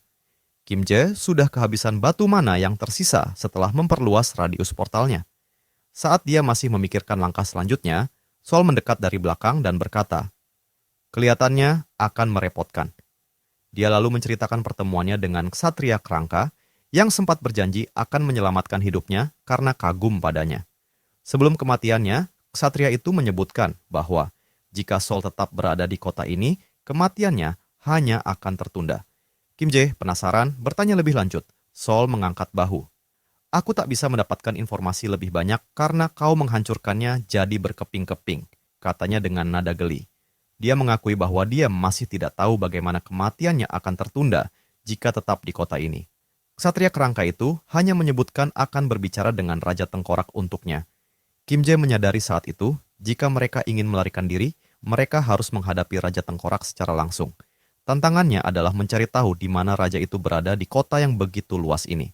Sebelum Kim Jae bisa menyusun rencana, tiba-tiba Demon King dalam diri Yongsu terbangun dengan seringai jahat di wajahnya. Dengan nada penuh kegilaan, Yongsu berkata, aku hanya butuh 5 menit. Dalam 5 menit, aku akan menemukan kastil Raja Tengkorak. Kim Jae langsung merasakan kekacauan yang akan terjadi. Jangan kencang-kencang, Pak Yongsu. Dia berteriak, tetapi terlambat. Yongsu sudah berubah menjadi bentuk iblisnya, tertawa liar dengan cara yang mengerikan. Tanpa peringatan, Yongsu melakukan tindakan sembrono. Dia memutar helikopter 360 derajat penuh sambil berteriak, aku akan menyisir setiap sudut kota ini. Helikopter itu berputar liar, menyelam, dan meliuk-liuk seperti ular di udara, terbang cepat menelusuri seluruh penjuru kota. Di dalam kokpit, Kim Jae berpegang erat pada kursinya, merasa mual dan pusing, sementara Sol tetap tenang, menonton kekacauan di luar dengan ekspresi datar. Adegan pun bergeser ke kastil Raja Tengkorak, tempat takdir mereka berikutnya menanti. Lancelot melaporkan kepada Raja Tengkorak bahwa Leonhard telah hancur oleh bola api Kim Jae. Ksatria itu lenyap hanya dengan satu serangan, yang menunjukkan bahwa lawan mereka sangat kuat, marah. Raja Tengkorak mengaum dengan kemarahan yang membara. Panen hampir selesai, dan sekarang penyusup ini mengganggu rencanaku lagi. Amarahnya membara ketika ia bersumpah untuk membunuh penyusup itu dengan tangannya sendiri. Ia menuntut untuk mengetahui lokasi musuhnya, tetapi Lancelot dengan tenang menjawab, tak perlu mencari, penyusup itu sedang menuju ke sini. Raja Tengkorak tertawa dalam, tawa yang bergema dengan kehancuran. Dari tempatnya di kastil, ia mengamati helikopter Kim Jae yang semakin mendekat. Awalnya, ia mengira ini hanyalah trik seorang penyihir, tetapi setelah memperhatikan Kim Jae lebih seksama, Raja Tengkorak bergumam, ini tidak tampak seperti penyihir, lebih mirip undead. Sebuah ironi yang terasa begitu kuat, hingga bahkan makhluk undead pun berpikir, kau adalah undead. Sesaat, kebingungan itu menyeruak, namun Raja Tengkorak segera mengabaikannya. Fokus utamanya adalah menghancurkan penyusup, siapapun mereka, penyihir, undead, atau lainnya.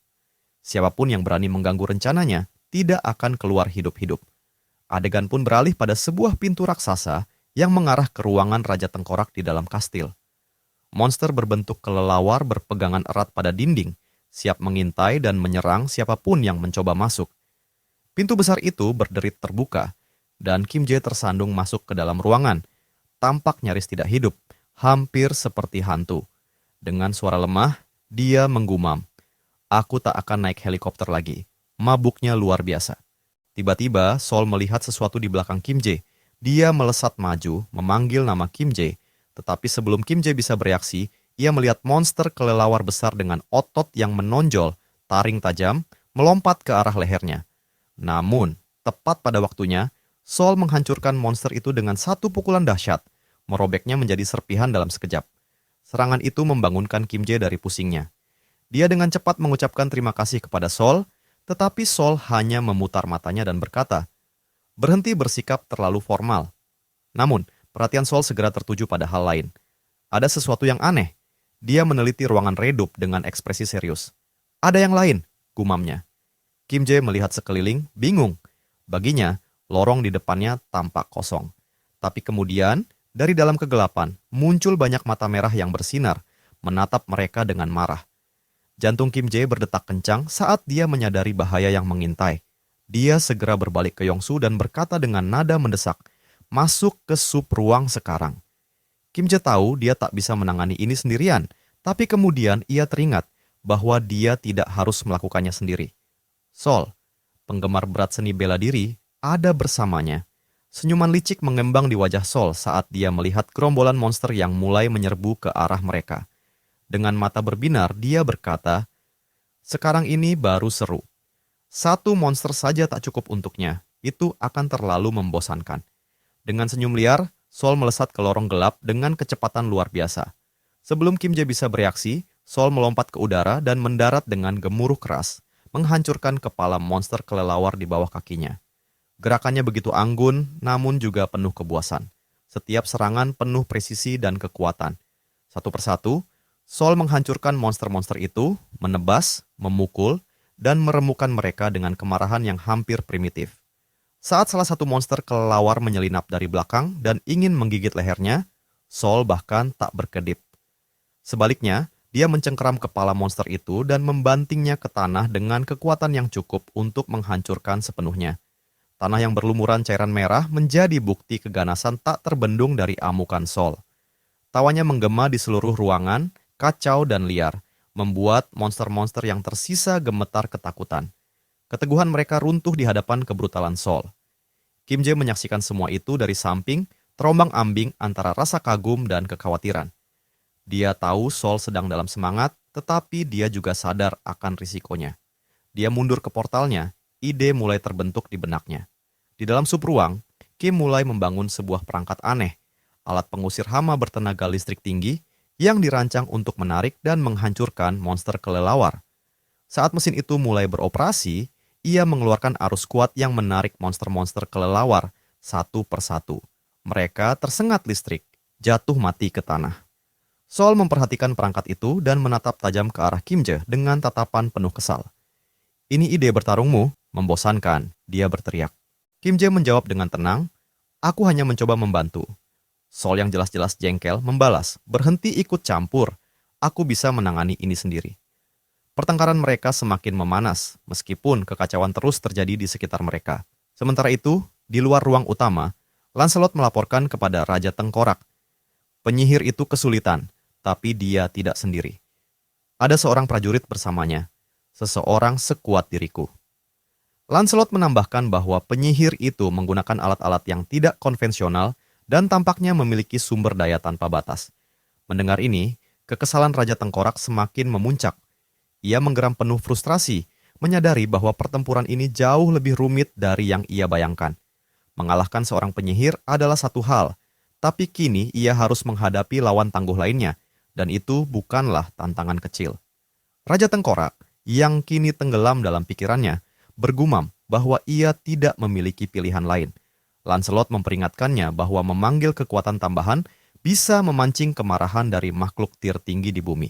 Namun, mengabaikan peringatan itu, Raja Tengkorak bersikeras bahwa ia tak punya pilihan. Lagi pula, rencananya sudah terlalu jauh untuk digagalkan sekarang. Saat Kim Jae dan Sol menghadapi ancaman besar yang sedang mendekat, Lancelot, sang kesatria yang telah dipanggil oleh Raja Tengkorak, tampak jauh lebih menakutkan daripada semua musuh yang mereka hadapi sebelumnya.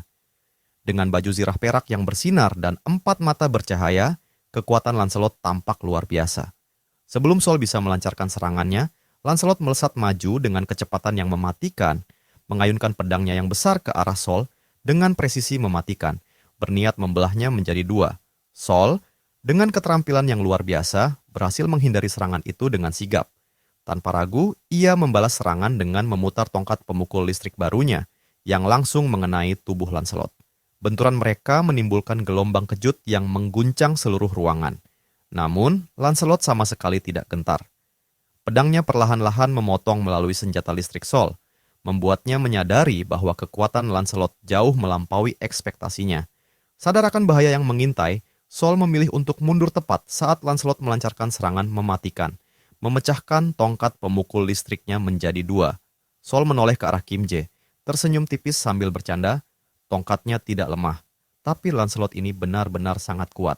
Lancelot kini terlihat sepenuhnya, seorang kesatria yang mengerikan dan nyaris tak terkalahkan.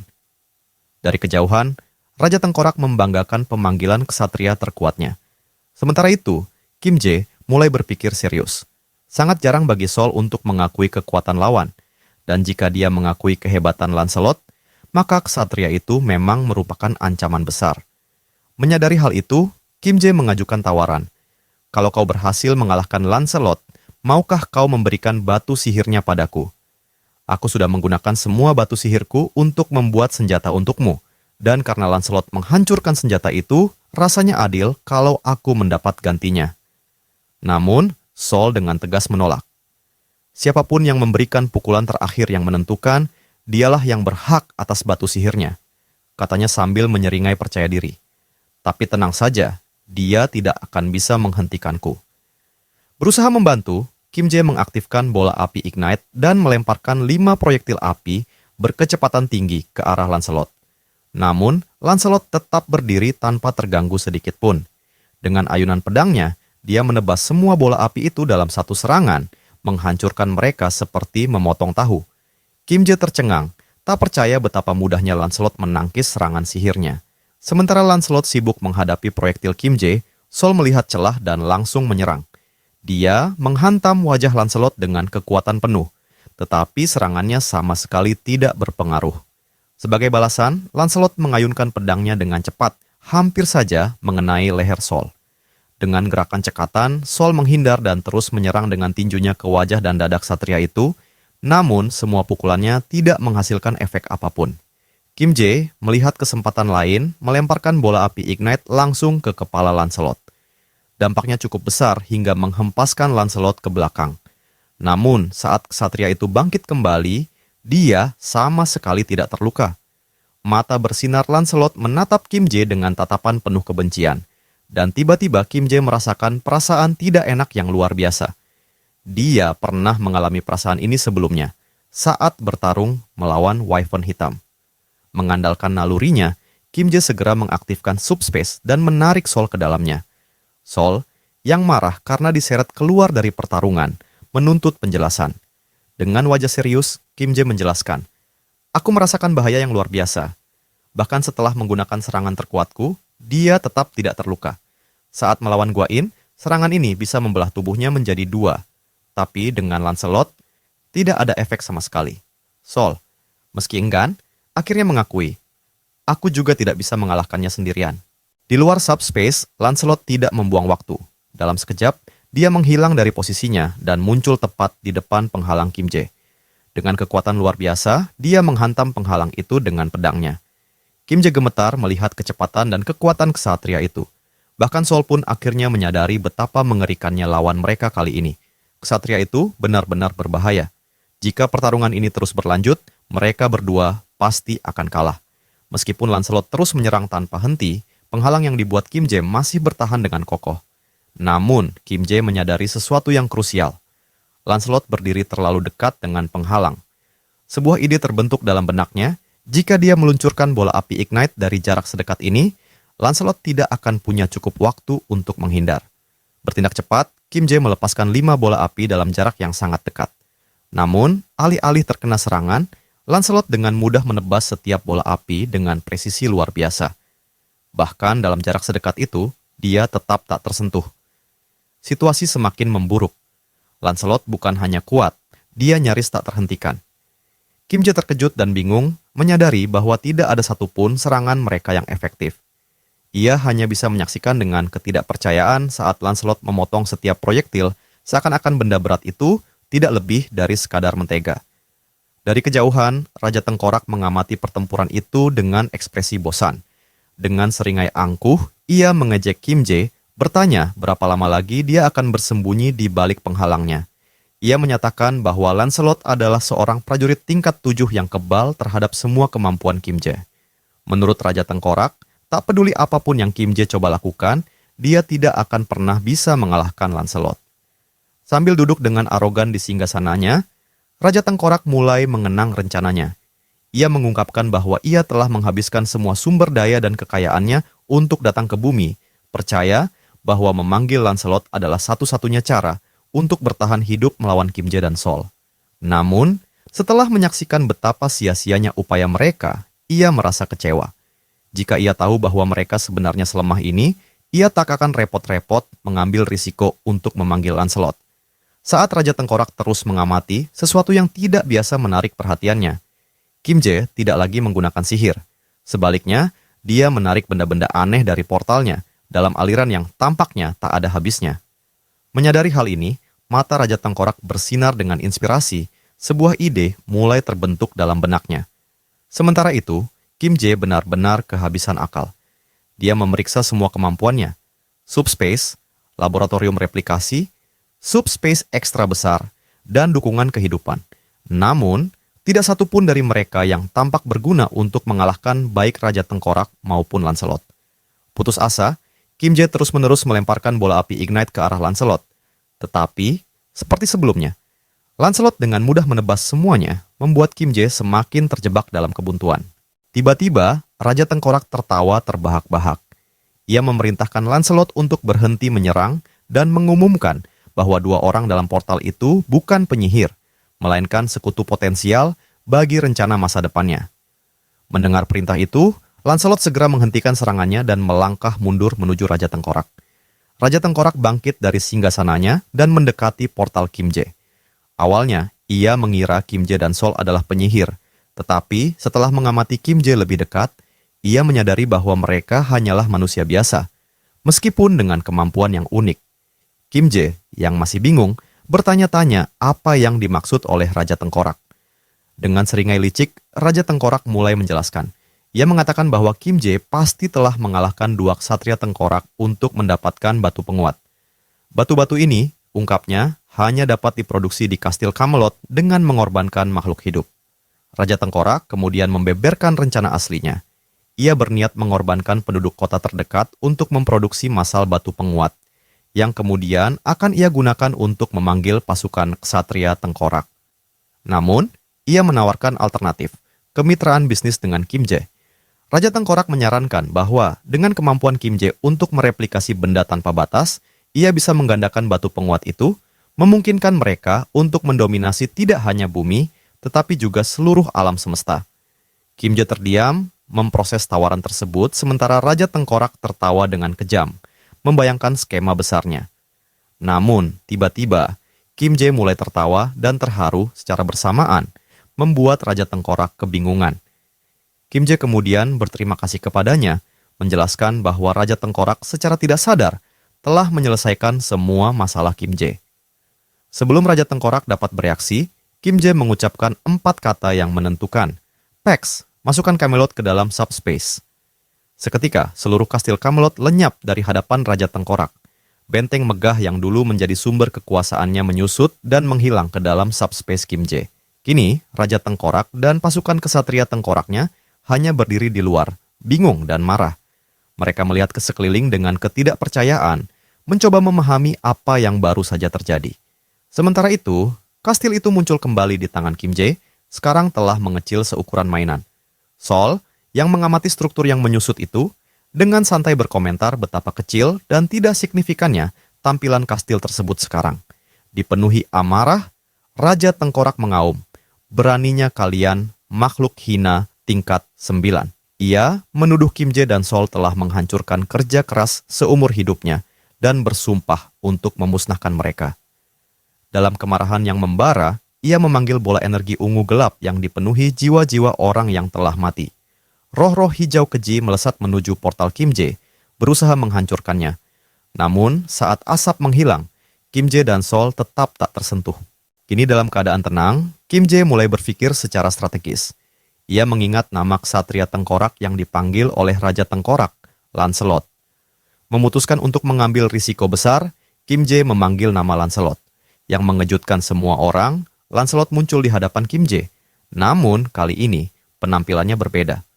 Aura gelap yang biasa menyelimutinya kini telah menghilang sepenuhnya. Lancelot kini memancarkan cahaya keemasan yang hangat dan megah. Ia berbalik menghadap Kim Jae dan tanpa ragu menyebutnya sebagai tuan barunya. Tanpa menunda waktu, Kim Jae memberikan perintah, "Kalahkan Raja Tengkorak." Dengan satu tebasan presisi, Lancelot membelah Raja Tengkorak menjadi 2 bagian dengan sempurna. Sang raja tak sempat bereaksi atau bertahan, hancur dalam sekejap oleh kekuatan luar biasa Lancelot. Begitu Lancelot mengayunkan pedangnya, inti ungu yang ada dalam tubuh Raja Tengkorak hancur berkeping-keping dengan ledakan kecil. Tubuh Raja Tengkorak terhampar di tanah, mahkotanya tergeletak tak berdaya di kaki Lancelot, sementara bagian tubuhnya yang tercerai-berai berserakan di sekitar. Saat bentuknya mulai memudar, sebuah kristal mana emas mulai bersinar. Sistem memberikan pemberitahuan kepada Kim Jae bahwa ia telah mengalahkan Raja Tengkorak, dan seiring dengan itu, kepemilikan akun dimensi milik Raja Tengkorak pun berpindah ke tangan Kim Jae. Ketika Kim Jae membuka pemberitahuan sistem, sebuah fitur baru muncul, akun dimensi. Saat Kim Jae mengaksesnya, ia menemukan 3086 batu mana di dalamnya. Menatap jumlah yang luar biasa itu, Kim Jae merasa tercengang sekaligus heran. Dengan mengalahkan Raja Tengkorak, ia mendapatkan ribuan kristal mana dalam satu waktu. Namun, meskipun merasa senang, Kim Jae mulai bertanya-tanya, apa yang akan ia lakukan dengan begitu banyak batu mana? Saat ia tenggelam dalam pikirannya, Sol meletakkan tangannya di bahunya dan berkata dengan nada menggoda bahwa jika ia memiliki sedikit rasa moral, ia seharusnya memberikan 1000 batu mana untuk kakak manisnya. Ia mengingatkan Kim Jae bahwa ia telah menyelamatkan nyawanya saat mereka memasuki kastil Raja Tengkorak. Apakah Kim Jae sudah melupakan hal itu? Kim Jae menghela napas panjang dan berkata bahwa 1000 batu mana itu terlalu banyak. Ia menuduh Sol bersikap seperti bos mafia dan membesar-besarkan perannya dalam menyelamatkan nyawa Kim Jae. Ia juga mengingatkan bahwa ia telah memberikan senjata padanya yang memungkinkan Sol bertarung melawan Lancelot untuk sementara waktu. Bukankah seharusnya Sol membayarnya kembali untuk itu? Sol menatap Kim Jae dengan ekspresi geli dan berujar bahwa mereka telah saling membantu dan menyelamatkan satu sama lain. Jadi akan adil jika mereka bernegosiasi di angka 500 batu mana.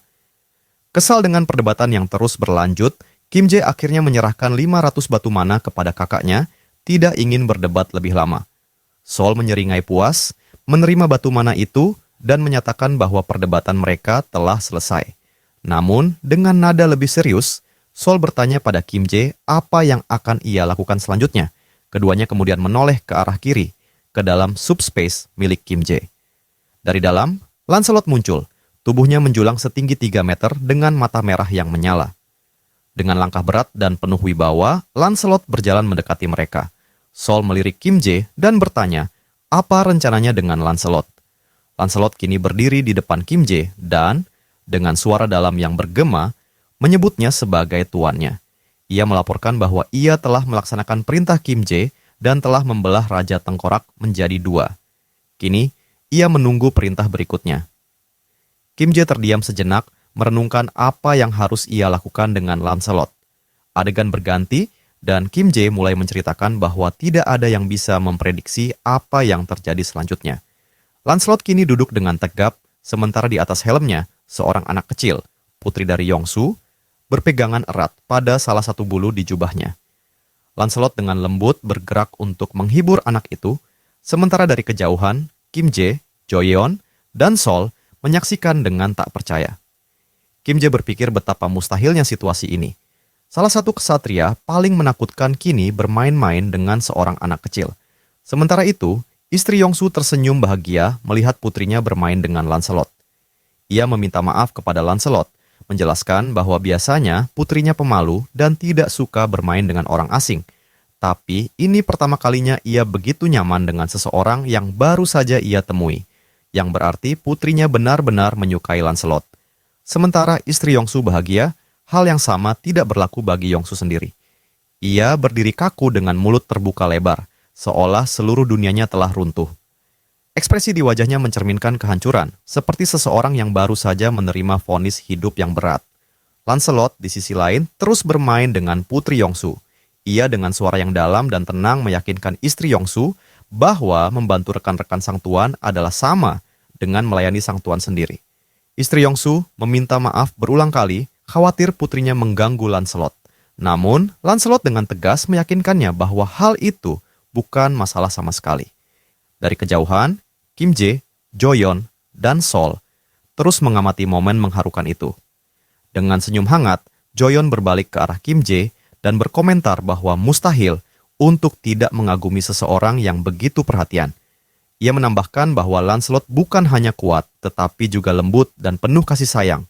Seorang ksatria sejati yang tak hanya mengandalkan kekuatan, tetapi juga kebijaksanaan dan kebaikan hati. Siapapun pasti akan mengagumi Lancelot, tetapi Kim Jae tidak sependapat.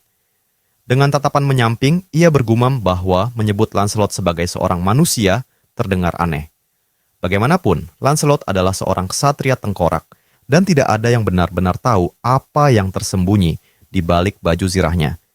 Namun, setelah merenung sejenak, Kim Jae menyadari bahwa Lancelot sebenarnya tidak pernah benar-benar jahat. Ia hanya menjalankan perintah Raja Tengkorak. Penjahat yang sesungguhnya adalah sang Raja Tengkorak sendiri. Kini, di bawah komando Kim Jae dan jauh dari pengaruh gelap mantan tuannya, Lancelot menunjukkan sifat kesetiaan dan kebaikan. Hal ini membuat Kim Jae mempertimbangkan kembali penilaiannya terhadap sang ksatria, memungkinkan dirinya untuk mulai mempercayai Lancelot, setidaknya untuk saat ini. Joyeon, yang memperhatikan ekspresi Kim Jae yang penuh pertimbangan, menoleh padanya dengan nada serius dan bertanya, "Apa kau berencana pergi ke distrik Dobong sekarang?" Kim Jae melirik Joyeon dan menjawab bahwa ia memang berniat untuk segera menuju distrik Dobong, karena rumah baru kakak mereka berada di sana. Mendengar ini, Joyeon tampak khawatir. Ia berkata bahwa sejak awal ia telah mengamati bagaimana Kim Jae terus bekerja tanpa istirahat yang cukup selama berhari-hari.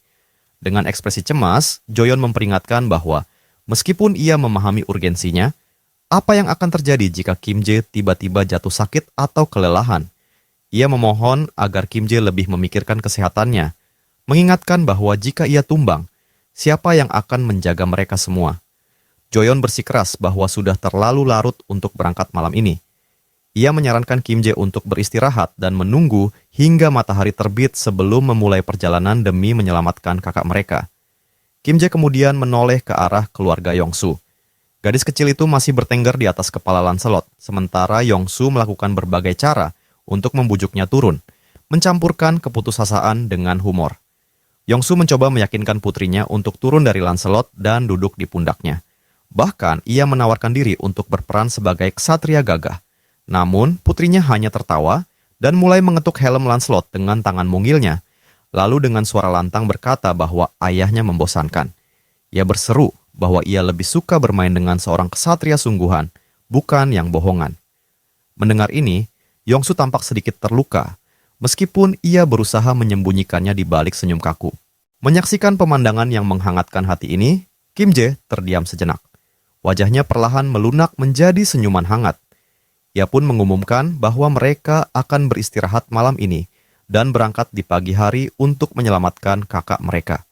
Adegan bergeser ke Yongsu yang kini menggendong putrinya yang tertidur di pundaknya. Wajah gadis kecil itu tampak damai setelah seharian bermain dengan Lancelot. Yongsu tersenyum puas, seakan momen ini saja sudah cukup untuk membuatnya merasa bahagia. Kim Jae menyarankan agar Yongsu membawa istri dan putrinya ke kamar pribadi untuk beristirahat. Yongsu mengangguk dengan rasa terima kasih sebelum meninggalkan ruangan bersama keluarganya. Kim Jae lalu berbalik ke arah Lancelot dan bertanya apakah ia membutuhkan tempat untuk beristirahat. Tanpa menunggu jawaban, Kim Jae memanggil kastil Camelot. Sebuah versi miniatur kastil muncul di tangannya. Sistem segera memberitahu Kim Jae bahwa artefak ini adalah item dengan peringkat unik yang dikenal sebagai Istana Ksatria Terkutuk. Sistem menjelaskan bahwa ukuran kastil bergantung pada jumlah batu mana yang diinvestasikan. Lebih lanjut, sistem merinci 3 kemampuan kuat yang dimiliki kastil ini. 1. Pengorbanan cairan merah. Dengan mengorbankan ternak, Kim Jae bisa menciptakan batu penguatan. 2. Pemanggilan hantu. Dengan menggunakan kristal mana, Kim Jae dapat memanggil hantu dari kastil. 3. Investasi ksatria. Dengan menggabungkan hantu dan batu penguatan, Kim Jae bisa menciptakan ksatria yang sekuat Lancelot. Kim Jae takjub dengan kemampuan artefak ini, menganggapnya luar biasa kuat sekaligus menarik. Namun, ia juga mencatat bahwa ukuran kastil akan bertambah sebanding dengan jumlah batu mana yang ia investasikan. Setelah mempertimbangkan dengan matang, Kim Jae memutuskan ukuran yang cukup untuk menampung 12 ksatria. Ia memilih menginvestasikan 300 batu mana. Kastil Camelot pun tumbuh dan berkembang sesuai dimensi barunya. Bangunan megah itu kini berdiri di hadapan Kim Jae, Lancelot, dan Sol. Saat Kim Jae mengamati struktur kastil tersebut, perasaan tidak nyaman sedikit merayapi dirinya karena penampilannya yang menyeramkan. Ia menoleh ke Lancelot dan bertanya, apakah ukuran kastil ini cukup untuk 12 ksatria seperti dirinya?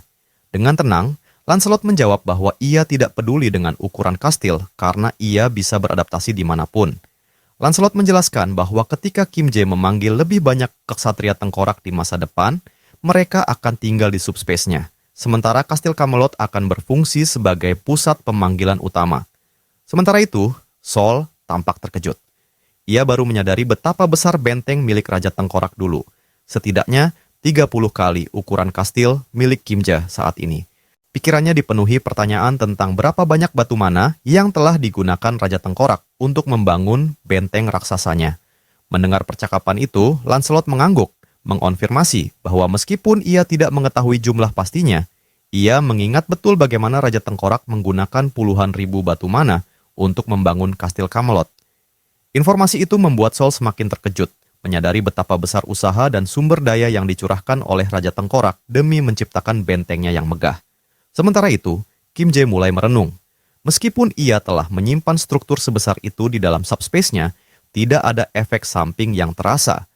Ia bertanya-tanya, apakah hal itu terjadi karena kastil tersebut awalnya berukuran kecil. Namun, pemikiran itu justru membuatnya merasa tidak nyaman. Kastil Camelot hampir seperti sebuah kota, tetapi penyimpanannya tidak menyebabkan gangguan apapun dalam subspace-nya. Memutuskan untuk mengabaikan kegelisahannya untuk sementara, Kim Jae berbalik ke arah Sol dan bertanya mengapa ia belum beristirahat. Malam masih panjang, dan sebaiknya ia menggunakan waktu ini untuk beristirahat. Namun, Sol menolak. Ia menjelaskan bahwa ia telah menunggu waktu yang tepat untuk berbicara dengan Lancelot, dan saat itu telah tiba. Dengan penuh percaya diri, Sol meletakkan kedua tangannya di pinggangnya dan mengajukan permintaan. Ia ingin mempelajari ilmu pedang Lancelot. Kim Jae, yang mendengar permintaan itu, tampak terkejut. Dalam benaknya, ia berpikir bahwa jika Lancelot benar-benar setuju untuk melatih Sol, maka keterampilannya akan meningkat pesat, sesuatu yang akan sangat menguntungkan tim mereka di masa depan. Sementara itu, Lancelot tampak senang. Dengan suara dalamnya yang khas, ia menjawab bahwa ia dengan senang hati akan mengajarkan ilmu pedangnya, tetapi dengan satu syarat. Ia mengakui bahwa teknik bela diri Sol sebelumnya sangat menarik. Oleh karena itu, jika Sol ingin belajar ilmu pedangnya, maka ia harus mengajarkan seni bela dirinya kepada Lancelot. Ini harus menjadi pertukaran keahlian, ilmu bela dirinya untuk ilmu pedang Lancelot. Mendengar hal itu, Sol tersenyum lebar. Matanya bersinar penuh semangat. Senyumannya yang penuh kenakalan hampir terlihat seperti senyum seorang maniak. Dengan nada menggoda, ia memuji kecerdikan Lancelot, mengakui bahwa seni bela dirinya memang luar biasa. Ia lalu menatap Lancelot dengan tatapan menantang mempertanyakan apakah seorang ksatria tengkorak sepertinya bisa bertahan dalam metode pelatihannya yang keras. Kim Jae, yang mengamati dari samping, menyadari bahwa semangat Sol selalu membara saat berbicara soal bela diri. Ia bukan sekadar seorang penggemar, melainkan seorang fanatik sejati. Sol masih tersenyum penuh tantangan. Ia lalu mengusulkan agar mereka memulai dengan sesi sparring ringan sebelum pelatihan resmi dimulai. Sementara itu, Kim Jae yang mulai merasa mengantuk memutuskan untuk menuju kamarnya untuk beristirahat. Sementara ia beristirahat, Lancelot dan Sol memulai pertarungan latihan mereka. Sol menikmati pertarungan itu, terus mendorong Lancelot hingga batasnya. Pada akhirnya, Lancelot pun semakin diterima dalam kelompok mereka, menjadi bagian dari keluarga baru yang kini terbentuk. Adegan beralih ke Kim Jae dan Yong-su, yang dari dalam subspace mengamati sesuatu yang aneh. Mereka melihat banyak perwira militer di sekeliling area, berbicara melalui walkie-talkie, dan tampak seperti sedang melakukan pengintaian. Bingung, Yong-su bertanya, apakah ada orang lain selain kita yang berencana bepergian di pagi hari? Namun, Kim Jae merasa ada sesuatu yang mencurigakan. Tepat ketika ia hendak mengungkapkan pemikirannya, suara baling-baling helikopter menggema di langit. Mereka berdua menoleh ke atas, menyaksikan pesawat itu terbang mendekati subspace Kim Jae. Mata Yong-su membelalak. Aku mengenali helikopter itu. Kim Jae juga segera menyadarinya. Itu adalah helikopter yang dulu ia simpan dalam subspace-nya dan kemudian ia serahkan kepada sang jenderal. Helikopter itu mendarat dan dari dalamnya sang jenderal keluar dengan ekspresi penuh kegembiraan. Ia segera berjalan mendekati Kim Jae dan menyapanya dengan antusias. Kim Jae membalas sapaannya, tetapi langsung bertanya, apakah jenderal dalam keadaan baik-baik saja? Jenderal itu mengangguk. Aku baik-baik saja, tapi aku sudah lama mencarimu dan akhirnya bisa bertemu. Ia menjelaskan bahwa ketika tembok Eulgiro lenyap, ia langsung curiga bahwa Kim Jae adalah dalang di balik peristiwa itu. Kim Jae, yang mulai merasa terganggu dengan percakapan ini, memutuskan untuk langsung ke inti masalah. Dengan nada tegas, ia bertanya apakah jenderal datang untuk membujuknya bergabung dengan militer. Namun, jenderal itu segera mengangkat tangannya, mencoba menenangkan Kim Jae. Tidak, kau salah paham, katanya dengan nada serius. Aku datang bukan untuk merekrutmu, tetapi untuk menyampaikan kabar penting. Wajahnya berubah serius saat ia memperingatkan Kim Jae bahwa perjalanan menggunakan helikopter tidak aman. Sebuah faksi pengkhianat telah merebut salah satu pangkalan militer dan sekarang mengendalikan sistem pertahanan udara. Jika kau dan Yong-su bepergian dengan helikopter, kalian akan menjadi target dan akan ditembak jatuh. Kedua mata Kim Jae dan Yong-su membesar. Kabar ini benar-benar mengejutkan mereka. Jenderal memberikan informasi yang lebih rinci tentang bagaimana faksi pemberontak berhasil merebut pangkalan militer dan kini mengendalikan sebagian besar pasukan pertahanan udara. Ia juga menjelaskan bahwa ia sebelumnya telah mengirim tim pengintai menggunakan drone, namun semua drone itu dihancurkan di udara. Kekhawatiran semakin membebani pikiran Kim Jae ketika sang jenderal mengingatkan akan niatnya untuk melakukan perjalanan melalui kota demi menyelamatkan keluarganya. Jenderal memperingatkan bahwa jika Kim Jae memilih menggunakan helikopter, ia akan berada dalam bahaya besar. Menyadari betapa nyaris maut mengintainya, Kim Jae akhirnya mengerti bahwa jika ia tetap berpegang pada rencana awalnya, kemungkinan besar mereka semua akan tewas. Dengan nada serius, ia mengucapkan terima kasih kepada sang jenderal atas informasi penting ini. Namun, pembicaraan tidak berhenti di sana. Sang jenderal kemudian menyebutkan tentang hilangnya tembok kota semalam dan menyinggung bahwa Kim Jae pasti telah mengalahkan ksatria Tengkorak. Namun, pikiran Kim Jae sudah mengembara. Ia lebih memikirkan fakta bahwa kota berikutnya kini berada di bawah kendali militer. Jika militer sudah menguasai kota itu, maka hanya masalah waktu sebelum mereka mengambil alih kota-kota lainnya. Bahkan jika ia berhasil menyelamatkan keluarganya, ancaman dari militer tetap akan menghantuinya. Belum lagi, keberadaan Black Wyvern yang mampu menghancurkan helikopter dengan mudah semakin memperumit keadaan. Dengan tekad bulat, Kim Jae menyadari bahwa untuk menyelamatkan saudaranya, ia harus pergi ke distrik Dobong, sebuah kota yang kini dikendalikan oleh militer. Itu berarti ia harus menghancurkan kamp musuh untuk menjamin keselamatan keluarganya. Wajahnya mengeras, penuh dengan keyakinan, saat ia mengambil tindakan tegas. Kim Jae mengangkat tangannya dan memanggil sesuatu dari dalam subspace-nya. Bayangan gelap mulai muncul, membuat jenderal menegang dengan waspada. Dengan suara datar namun penuh wibawa, Kim Jae menjawab pertanyaan sang jenderal sebelumnya. Ya, aku mengalahkan ksatria Tengkorak, dan sekarang dia ada di bawah kendaliku. Dari kegelapan, sosok raksasa setinggi 3 meter muncul. Sepasang mata merah menyala, memancarkan aura menakutkan.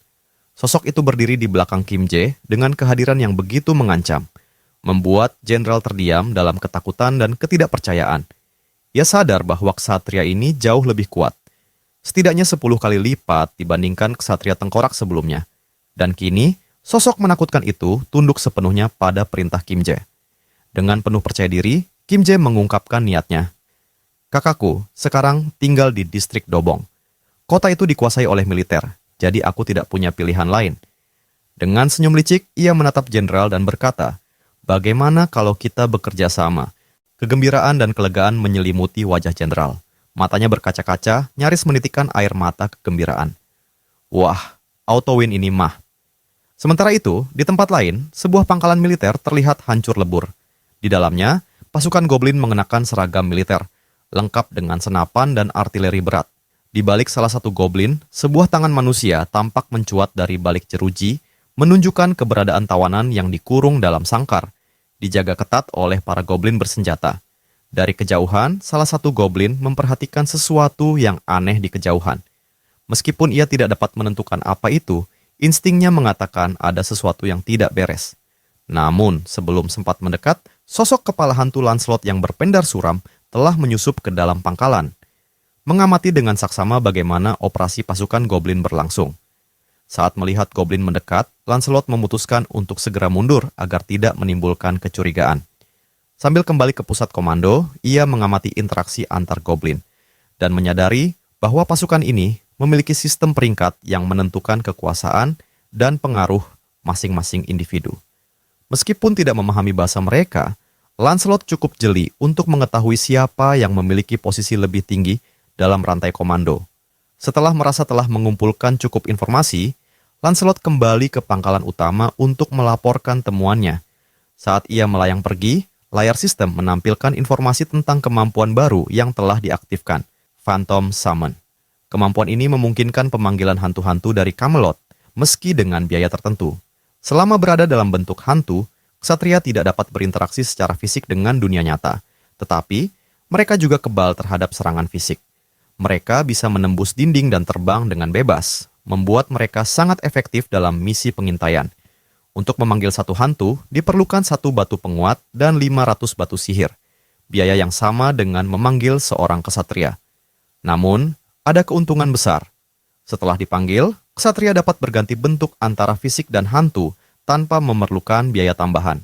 Di tempat lain, di dalam pusat komando, beberapa jam sebelumnya, jenderal telah mulai menjelaskan strategi mereka. Sebuah peta terbentang di hadapan mereka, menunjukkan rencana mereka untuk pertempuran yang akan datang. Kota-kota yang terlibat kini bergantung pada Lancelot untuk berpatroli di garis musuh, menentukan kekuatan pasukan mereka, lokasi senjata anti pesawat, serta karakteristik lain dari pasukan lawan. Berdasarkan informasi yang dikumpulkan, rencana disusun untuk mengalahkan musuh dengan strategi yang cermat. Namun, karena jangkauan pengintaian hantu terbatas, semua orang perlu bergerak lebih dekat ke garis musuh untuk memastikan lokasi pasukan pemerintah sebelum pengintaian bisa dimulai. Setelah 2 jam 30 menit, Lancelot kembali ke markas sekutu dan melaporkan temuannya.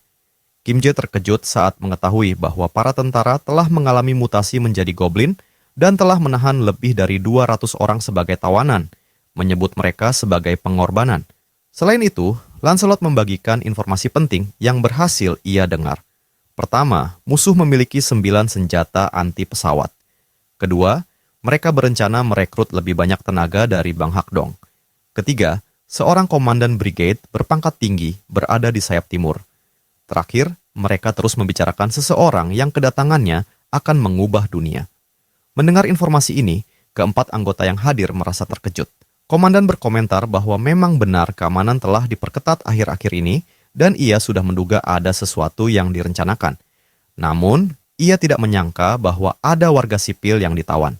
Kim Jae menyebutkan adanya rumor bahwa beberapa orang secara sukarela bergabung dengan pasukan pemberontak. Tetapi ia bingung dengan motif mereka serta alasan dibalik penyanderaan tersebut. Ia juga mempertanyakan siapa sosok yang konon bisa mengubah dunia ini. Lancelot menjawab bahwa ia tidak tahu siapa orang itu, tetapi ia berspekulasi bahwa alasan penangkapan warga sipil adalah untuk memperoleh kekuatan repulsif. Ia menjelaskan bahwa semua makhluk dari berbagai dimensi memiliki sistem klasifikasi yang disebut hierarki. Kekuatan repulsif adalah perlindungan yang diberikan oleh hierarki tersebut. Semakin rendah angka hierarki seseorang, semakin kuat kekuatan repulsif yang dimilikinya, yang mencegah serangan dari makhluk dengan peringkat lebih rendah. Sebagai contoh, serangan dari peringkat ke-9 tidak akan berdampak pada makhluk berperingkat ke-8.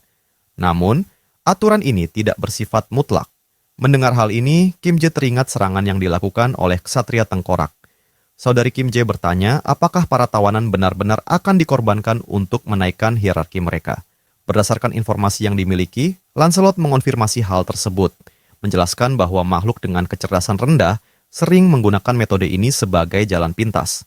Dengan ekspresi serius, ia menambahkan bahwa jika metode ini digunakan di hierarki yang lebih rendah, itu menandakan bahwa telah terjadi kontak atau perjanjian dengan makhluk yang memiliki peringkat lebih tinggi.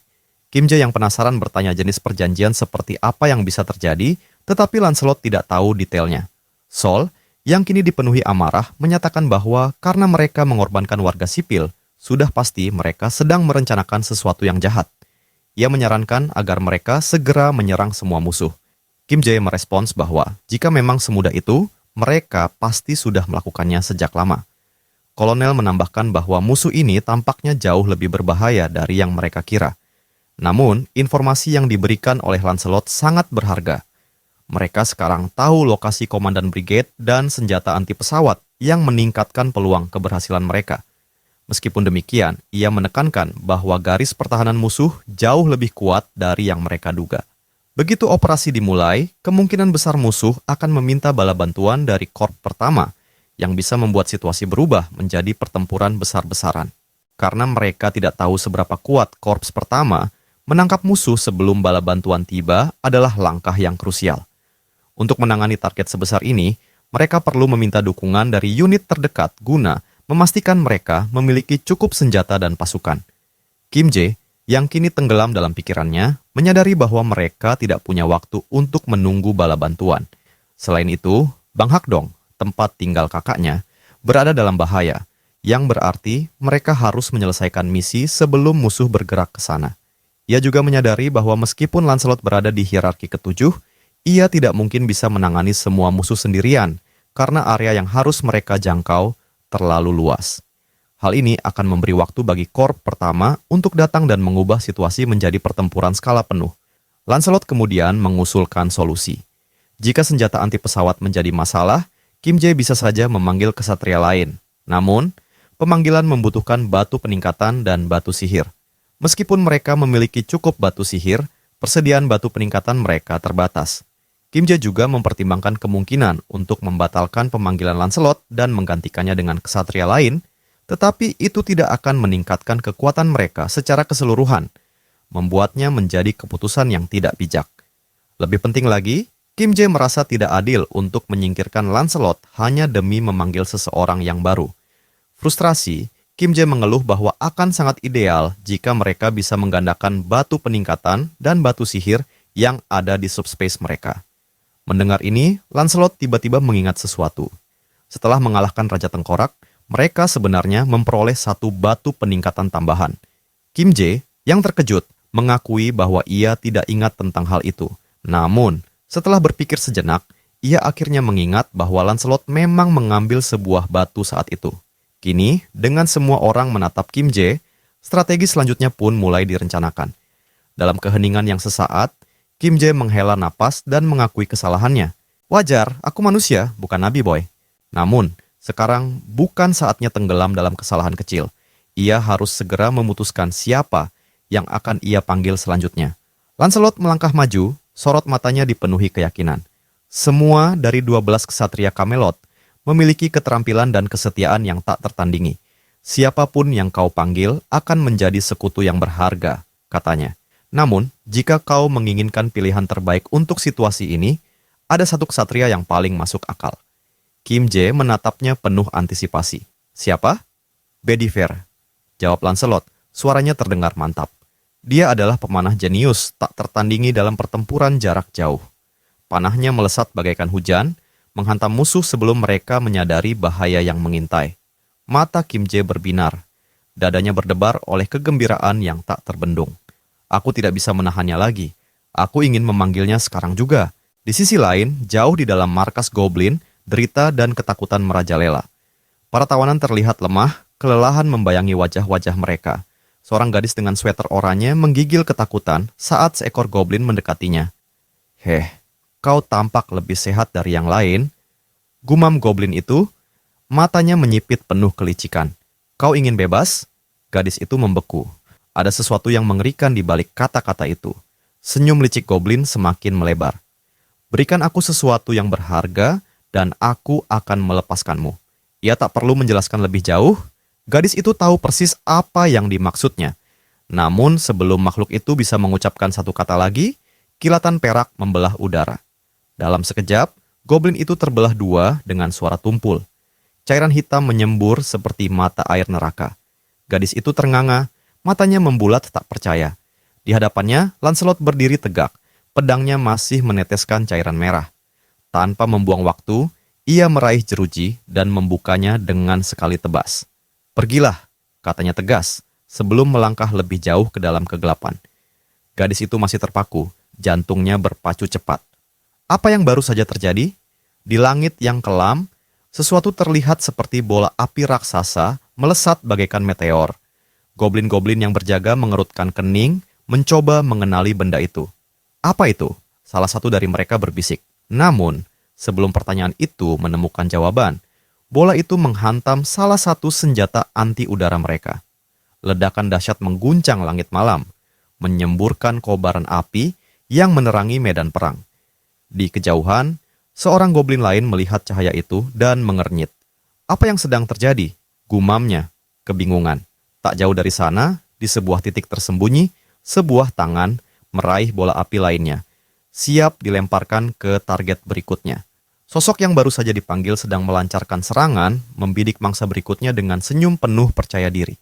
Lancelot mengungkap sesuatu yang belum pernah ia sebutkan sebelumnya. Bedir hanya memiliki satu lengan. Kimje tertegun, kebingungan menyelimuti wajahnya. Bagaimana mungkin Bedir seorang pemanah dengan hanya satu tangan? Lancelot mengangguk, menegaskan bahwa Bedir memang dulunya seorang pemanah, tetapi itu adalah kisah dari masa lalu.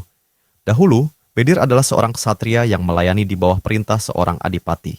Namun, karena bakatnya yang luar biasa, ia menjadi sasaran kecemburuan seorang komandan. Dalam sebuah pertempuran, ia kehilangan lengannya akibat pengkhianatan. Namun, Bedir tidak menyerah pada takdir. Dengan tekad membara, ia beradaptasi dan menguasai teknik melempar menggunakan tali kulit.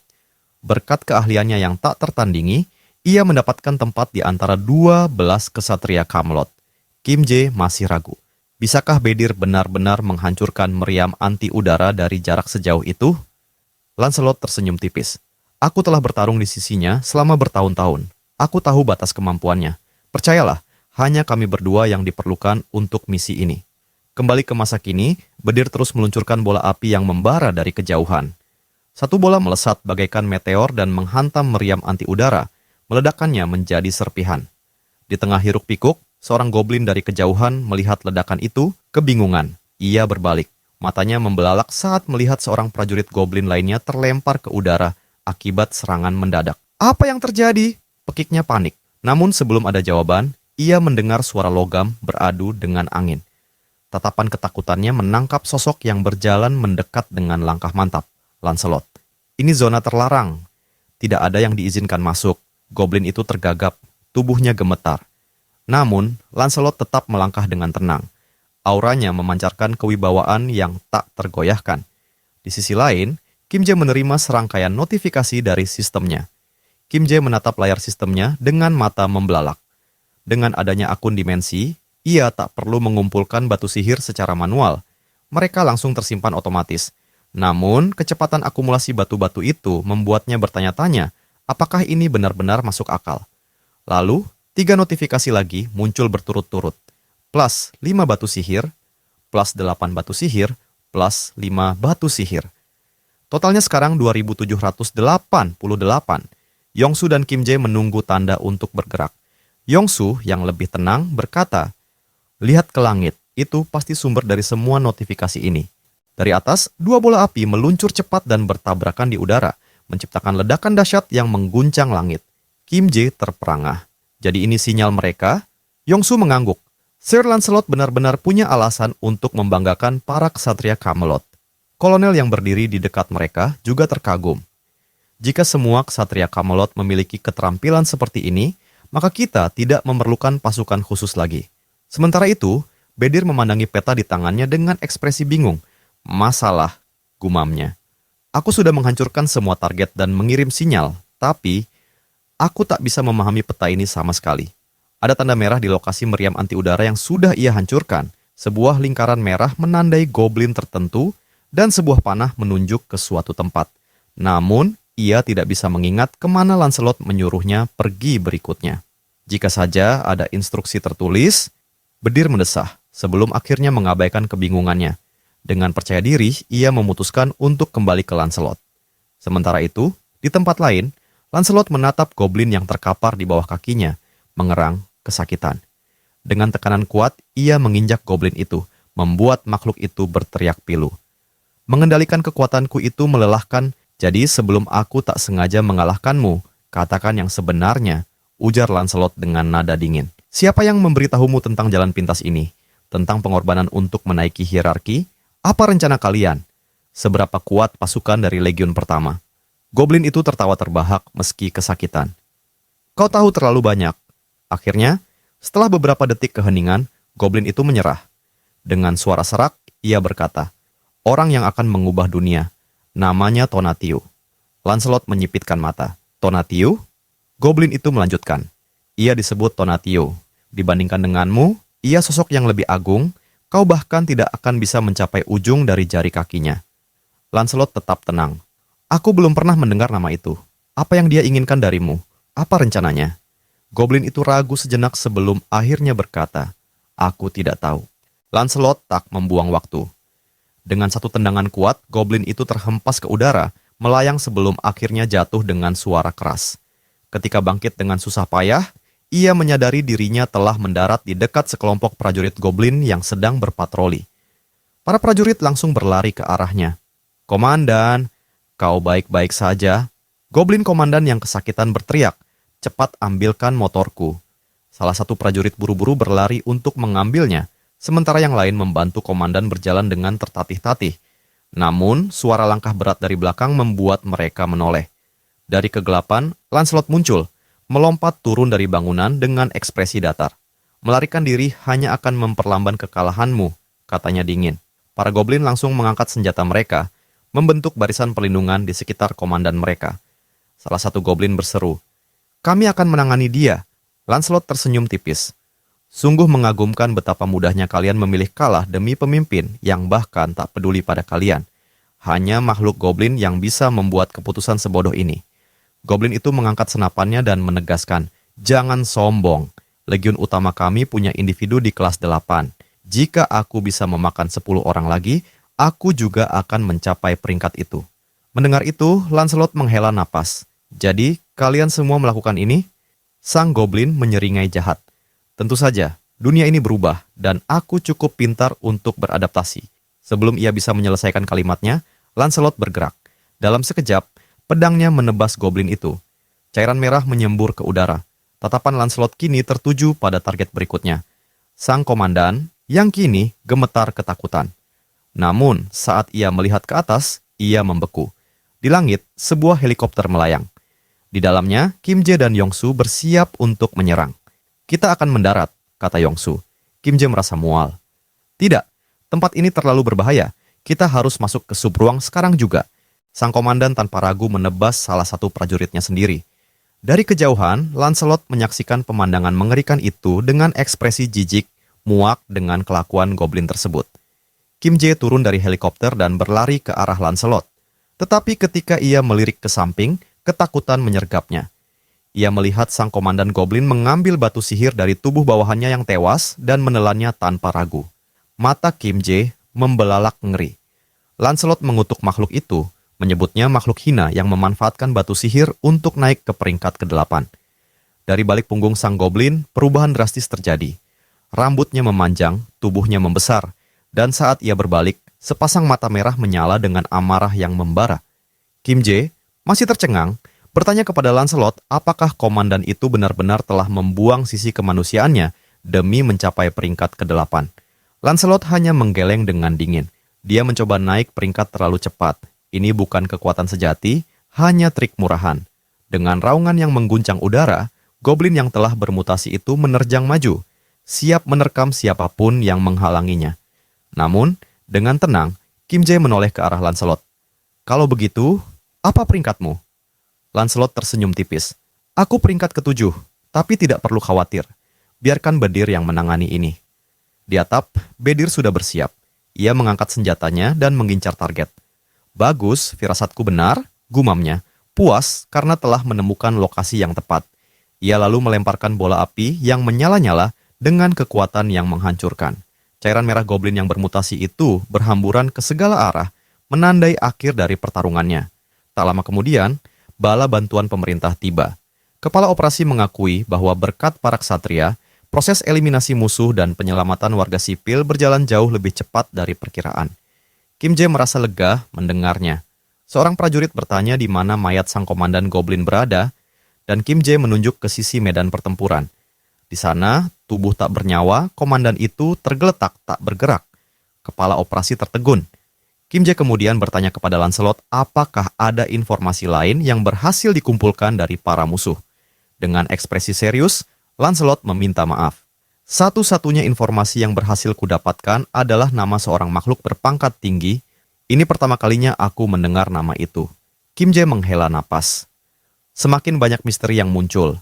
Kepala operasi menyarankan agar mereka mencari petunjuk dari dokumen yang ada di dalam gedung. Lancelot menunjuk jendela yang hancur di lantai 4. Komandan Goblin itu tinggal di ruangan itu. Aku yakin ada banyak dokumen yang bisa kita teliti. Kepala operasi berterima kasih atas bantuan mereka, tetapi Kim Jae segera menyela. Apa sistem PAX bisa menyimpan seluruh dokumen militer dari bangunan ini? PAX mengonfirmasi dan segera menghitung jumlah dokumen serta biaya yang diperlukan. Hasilnya, ada 5.086 dokumen dengan biaya pemrosesan 120 batu sihir. Tanpa ragu, Kim Jae memberikan perintah untuk melanjutkan. Kepala operasi tampak terkejut, merasa langkah itu tidak perlu. Namun, Kim Jae menjelaskan bahwa PAX dapat menangani semuanya dengan efisien, sementara ia harus menemukan keluarganya secepat mungkin. Tak lama setelahnya, sistem mengeluarkan peringatan. Ada satu dokumen yang tidak sesuai dengan kategori militer. PAX melabelinya sebagai item yang tidak kompatibel. Kim Jae mengernyit. Apa maksudnya item yang tidak kompatibel? Saat ia mengambil dokumen itu dan membacanya, barulah ia memahami isinya. Itu adalah formulir pendaftaran makhluk dimensi. Lancelot mengamati dokumen itu dan mengangguk. Ini adalah dokumen resmi yang memungkinkan seseorang meningkatkan peringkat mereka. Kim Jae menatap dua dokumen di tangannya. Satu tampak utuh, sementara yang lain lusuh dan robek. Lancelot menjelaskan bahwa dokumen yang masih bersih adalah formulir resmi, sementara yang rusak adalah jalan pintas. Para prajurit yang berubah menjadi goblin mungkin menggunakan cara tidak sah untuk mendaftar. Ia juga menambahkan bahwa pendaftaran makhluk dimensi membutuhkan batu sihir dan akun dimensi. Saat ini, hanya Kim Jae yang memenuhi syarat karena telah mengalahkan makhluk peringkat 8 dan memiliki akun dimensi. Kim Jae dan kolonel terlihat bingung, tapi Lancelot tetap melanjutkan. "Meski dokumen ini aneh, Tuan Kim Jae memenuhi semua persyaratan. Sebaiknya kau mendaftar agar tidak berakhir seperti para goblin itu." Saran itu mengejutkan Kim Jae, tapi ia tetap membaca detail dokumen tersebut. Biayanya hanya 1.000 batu sihir. Tanpa ragu, ia menandatangani dokumen itu. Seketika, sistem mengumumkan bahwa pendaftaran sebagai makhluk dimensi telah selesai. Batu sihirnya berkurang menjadi 2,422. Dokumen yang telah ia tanda tangani bersinar terang sebelum akhirnya berubah menjadi debu yang berhamburan di udara. Kim Jae terkekeh. "Aku penasaran, sistem ini ingin aku mengumpulkan dokumen untuk siapa?" Di luar, suara motor bergemuruh. Seseorang tiba, berteriak memanggil sang komandan, meminta maaf karena datang terlambat. Namun, ia tidak tahu bahwa ia telah tiba di tempat yang telah kehilangan pemimpinnya. Individu itu menjelaskan bahwa keterlambatan terjadi karena sesuatu yang luar biasa berat untuk dibawa. Namun, ketika ia melihat lebih dekat ke sekeliling, dia dibuat bingung oleh apa yang telah terjadi pada para goblin di area tersebut. Dari kejauhan, Bedir mengamati pemandangan itu dengan rasa ingin tahu, bertanya-tanya dengan suara keras, apakah kendaraan yang dikendarai oleh goblin itu mungkin adalah seekor kuda. Sementara itu, di dalam ruang dokumen, setelah melakukan pemindaian paks, mereka berhasil mendapatkan kembali bukan hanya kontrak, tetapi juga sekitar 40 bundel 8 halaman dokumen militer. Kim Jae memberitahu sang kolonel bahwa dia masih khawatir tentang keluarganya dan tidak akan bisa meninjau dokumen itu sendiri karena ia harus pergi untuk mencari mereka. Sang kolonel berterima kasih kepadanya dan mendoakan keselamatan keluarganya. Kim Jae kemudian memberitahu Lancelot bahwa rencana mereka adalah memasuki wilayah tanpa membuat para pemberontak mengira mereka adalah pasukan pemerintah. Namun, mereka segera mengetahui bahwa distrik Dobong telah diduduki oleh para pemberontak, membuatnya terlalu berbahaya bagi Yongsu untuk mengemudi. Karena itu, Kim Jae memutuskan untuk mengambil alih kemudi. Dia mempertimbangkan bahwa untuk saat ini lebih aman bagi mereka untuk bepergian dengan kendaraan yang tidak mencolok agar tidak menarik perhatian dan dikenali sebagai musuh. Namun, masalah besar muncul saat mereka memeriksa inventaris subspace. Mereka menemukan bahwa hanya ada kendaraan militer yang tersedia yang sepenuhnya menggagalkan rencana mereka. Kim Jae merasa bingung, bertanya-tanya bagaimana mereka akan mengatasi masalah ini. Yakin bahwa pasti ada kendaraan non-militer di suatu tempat, ia bertekad untuk mencari sesuatu yang dapat digunakan. Saat menuruni tangga, dia menyadari bahwa tugas ini akan lambat dan berbahaya, tetapi dia tidak memiliki pilihan lain. Dia juga berharap mereka dapat menemukan kendaraan yang masih bisa dikendarai. Saat mereka melangkah keluar, mereka tiba-tiba dikejutkan oleh suara gemuruh mesin yang menderu. Ketika melihat ke depan, mereka melihat Bedir bertengger di atas sepeda motor yang sebelumnya dimiliki oleh seorang goblin. Tak bisa disangkal, Bedir terlihat luar biasa bergaya. Kim Jae masih mencoba memproses apa yang baru saja dilihatnya, bertanya mengapa Bedir ada di atas sepeda motor. Dengan penuh kebanggaan, Bedir yang baru saja menobatkan dirinya sebagai seorang pengendara, menjelaskan bahwa awalnya dia mengira itu adalah seekor kuda, sambil menunjuk ke mayat goblin yang tergeletak di tanah. Dengan ekspresi riang, Bedir menjelaskan bahwa goblin tersebut mengendarai kuda modern ini, dan dia merasa itu sangat menghibur, jadi dia memutuskan untuk belajar menggunakannya. Tidak sulit sama sekali, tambahnya santai. Kim Jae, meski masih terkejut, segera mengenali kendaraan itu sebagai sepeda motor milik Komandan Brigade. Sebuah ide pun terlintas di benaknya. Ia membuka sistem dan mengetahui bahwa hanya dibutuhkan 22 batu mana untuk menyimpan sepeda motor itu dalam kategori unit militer. Dengan 2.400 batu mana yang tersisa, dia pun menyetujui penyimpanannya. Beberapa saat kemudian, para prajurit goblin yang bersenjata senapan memperhatikan sesuatu yang tidak biasa mendekati mereka. Salah satu goblin bertanya dengan bingung, "Apa-apaan itu?" Saat kendaraan itu semakin dekat, mereka akhirnya menyadari bahwa itu adalah sepeda motor, tetapi mereka tidak merasa khawatir. Goblin lain bertanya, apakah mereka sedang menunggu tamu? Tetapi yang pertama menjawab bahwa dia tidak pernah mendengar tentang hal itu. Mereka akhirnya mengangkat senapan mereka dan berteriak kepada sosok yang mendekat, menuntut untuk mengetahui siapa mereka dan dari mana asal mereka. Salah satu goblin memperingatkan bahwa siapapun mereka, tidak ada yang bisa masuk tanpa izin resmi. Namun, sebelum para goblin bisa bereaksi, tiba-tiba salah satu dari mereka terkena sebuah bola bowling. Goblin lain, yang bingung oleh kekalahan mendadak rekannya, berbalik untuk menyelidiki apa yang baru saja terjadi. Masih di atas sepeda motor, Lancelot mencabut pedangnya, dan dalam hitungan detik, goblin itu mengalami akhir yang sama. Ia ditebas dengan presisi yang mengerikan. Kelompok mereka terus melaju ke depan, kini dengan 2 sepeda motor. Kim Jae dan Lancelot di satu kendaraan, sementara Bedir mengendarai yang lain. Mereka semakin menjauh dari tempat kejadian. Seorang goblin yang mengamati dari kejauhan memperhatikan gerakan mencurigakan mereka, dan berkomentar bahwa dia belum pernah melihat siapapun mengendarai sepeda motor seperti itu sebelumnya. Akhirnya, mereka tiba di tujuan akhir mereka, apartemen milik saudara Kim Jae. Mereka segera menuju lantai 14, di mana Kim Jae mengetuk pintu apartemen, memanggil kakaknya dengan suara cemas. "Hyung, apa ada orang di dalam?" Namun, keheningan yang menggantung di udara memberi kesan bahwa tempat itu kosong. Kekhawatiran semakin tumbuh di benaknya. Dia meraih gagang pintu dan, dengan penuh kejutan, menyadari bahwa pintu itu tidak terkunci. Saat mereka masuk, pemandangan yang mereka lihat menciptakan perasaan was-was yang semakin dalam. Di antara puing-puing kehancuran, foto pernikahan saudara Kim Jae dan istrinya masih tergantung di dinding. Namun, ada bekas tembakan yang jelas terlihat di layar televisi. Kim Jae terdiam di ambang pintu, memanggil kembali saudara dan iparnya, tapi tetap tidak ada jawaban.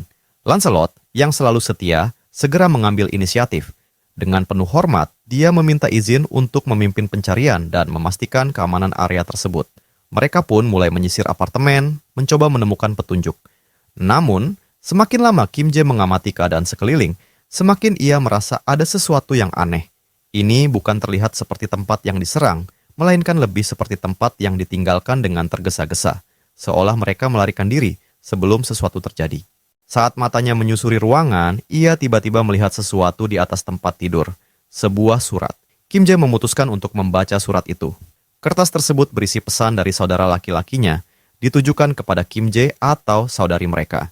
Dalam surat itu, sang kakak menjelaskan bahwa ponsel mereka tidak berfungsi, jadi dia meninggalkan surat ini jika salah satu dari mereka mencarinya. Ia menulis bahwa mereka memutuskan untuk pergi ke Uijeongbu. Meskipun ia tidak yakin akan keselamatan mereka mengingat situasi saat ini. Dia juga menyebutkan bahwa keluarga istrinya berada di dekat sana. Tidak tahu kapan surat ini akan dibaca, ia meyakinkan mereka bahwa tidak perlu mengambil risiko menghadapi bahaya hanya untuk mencarinya. Ia menjelaskan bahwa para tentara di luar telah secara paksa mengusir orang-orang dari rumah mereka dan menculik mereka. Sementara Kim Jae membaca surat itu, Bedir dan Lancelot menyelesaikan penyisiran apartemen dan mengonfirmasi bahwa tidak ada hal yang mencurigakan di dalamnya.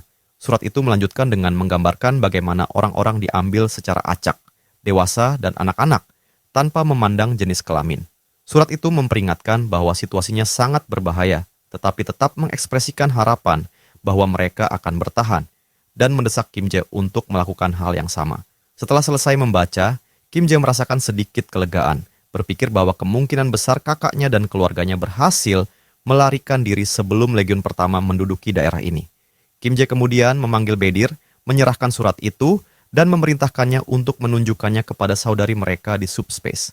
Namun, ia bertanya-tanya kapan tepatnya kakaknya menulis surat itu, dan merasa takut bahwa jika Legiun telah menduduki area ini, mereka mungkin segera menargetkan tempat di mana kakaknya berada sekarang.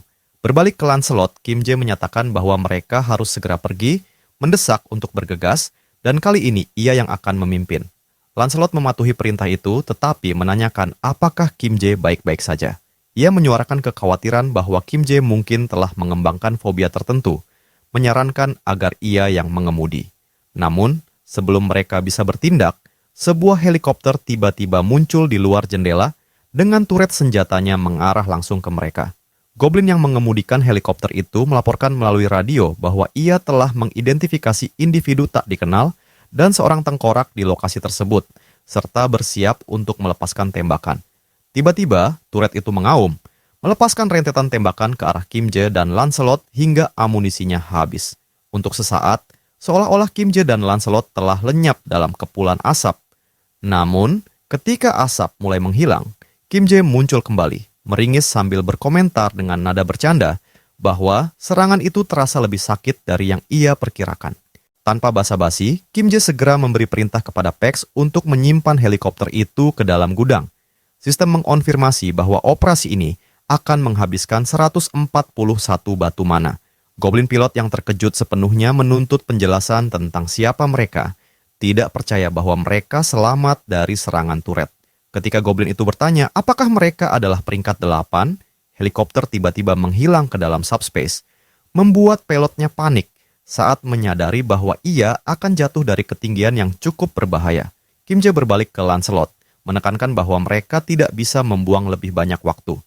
Sementara itu, mereka mendengar jeritan Goblin yang jatuh sebelum akhirnya terdengar suara benturan keras. Kim Jae merefleksikan berapa banyak pemberontak yang telah mereka lenyapkan di sepanjang perjalanan, tetapi dia tidak menyangka bahwa mereka memiliki Black Hawk dalam persediaan mereka.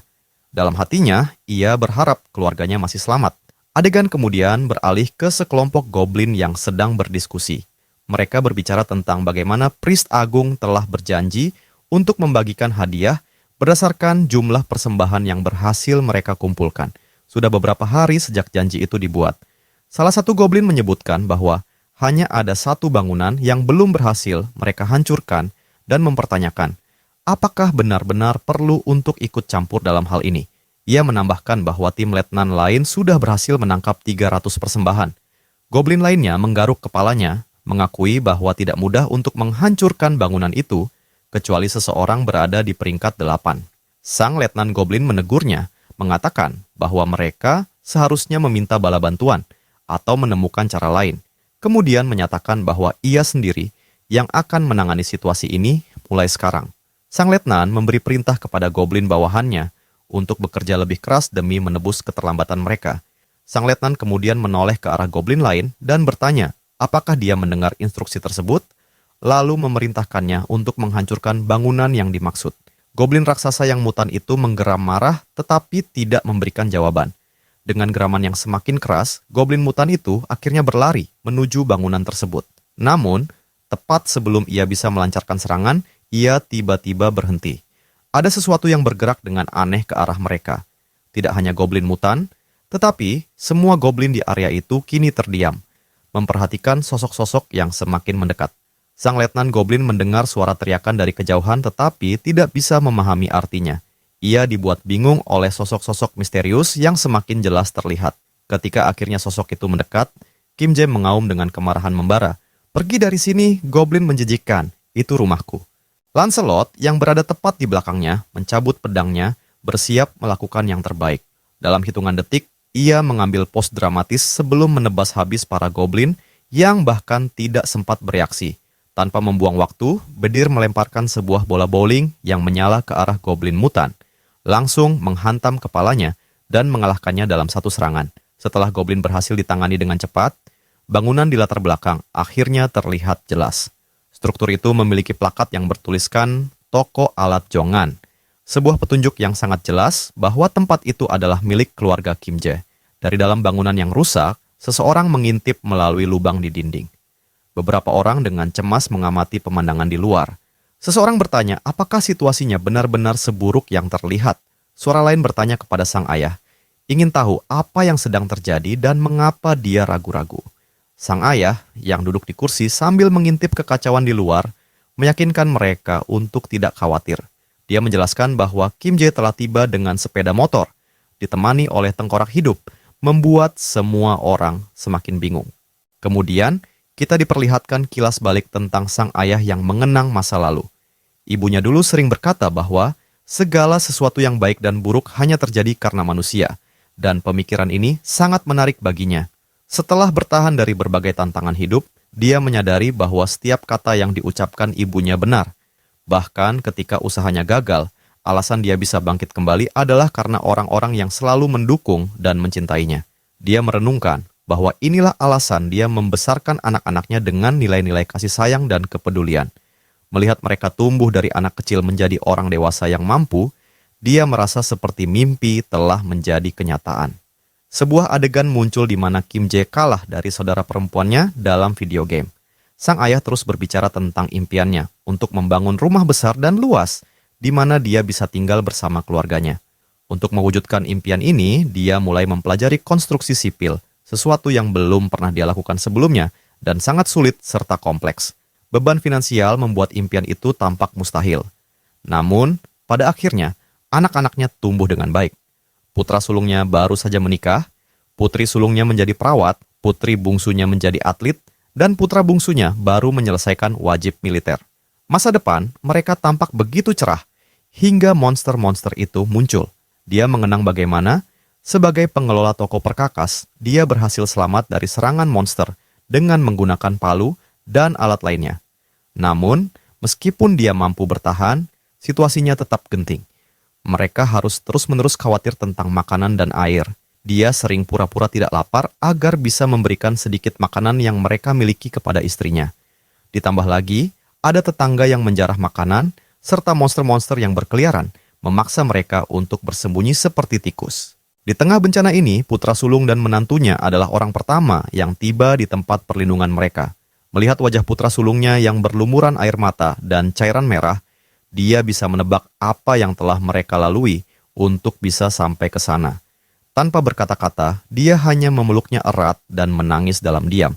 Keajaiban lain datang ketika menantunya membangkitkan kemampuan baru untuk menghasilkan air, menghilangkan salah satu kekhawatiran utama mereka dalam kiamat ini. Seiring waktu, tentara yang bermutasi menjadi goblin mulai berkeliaran.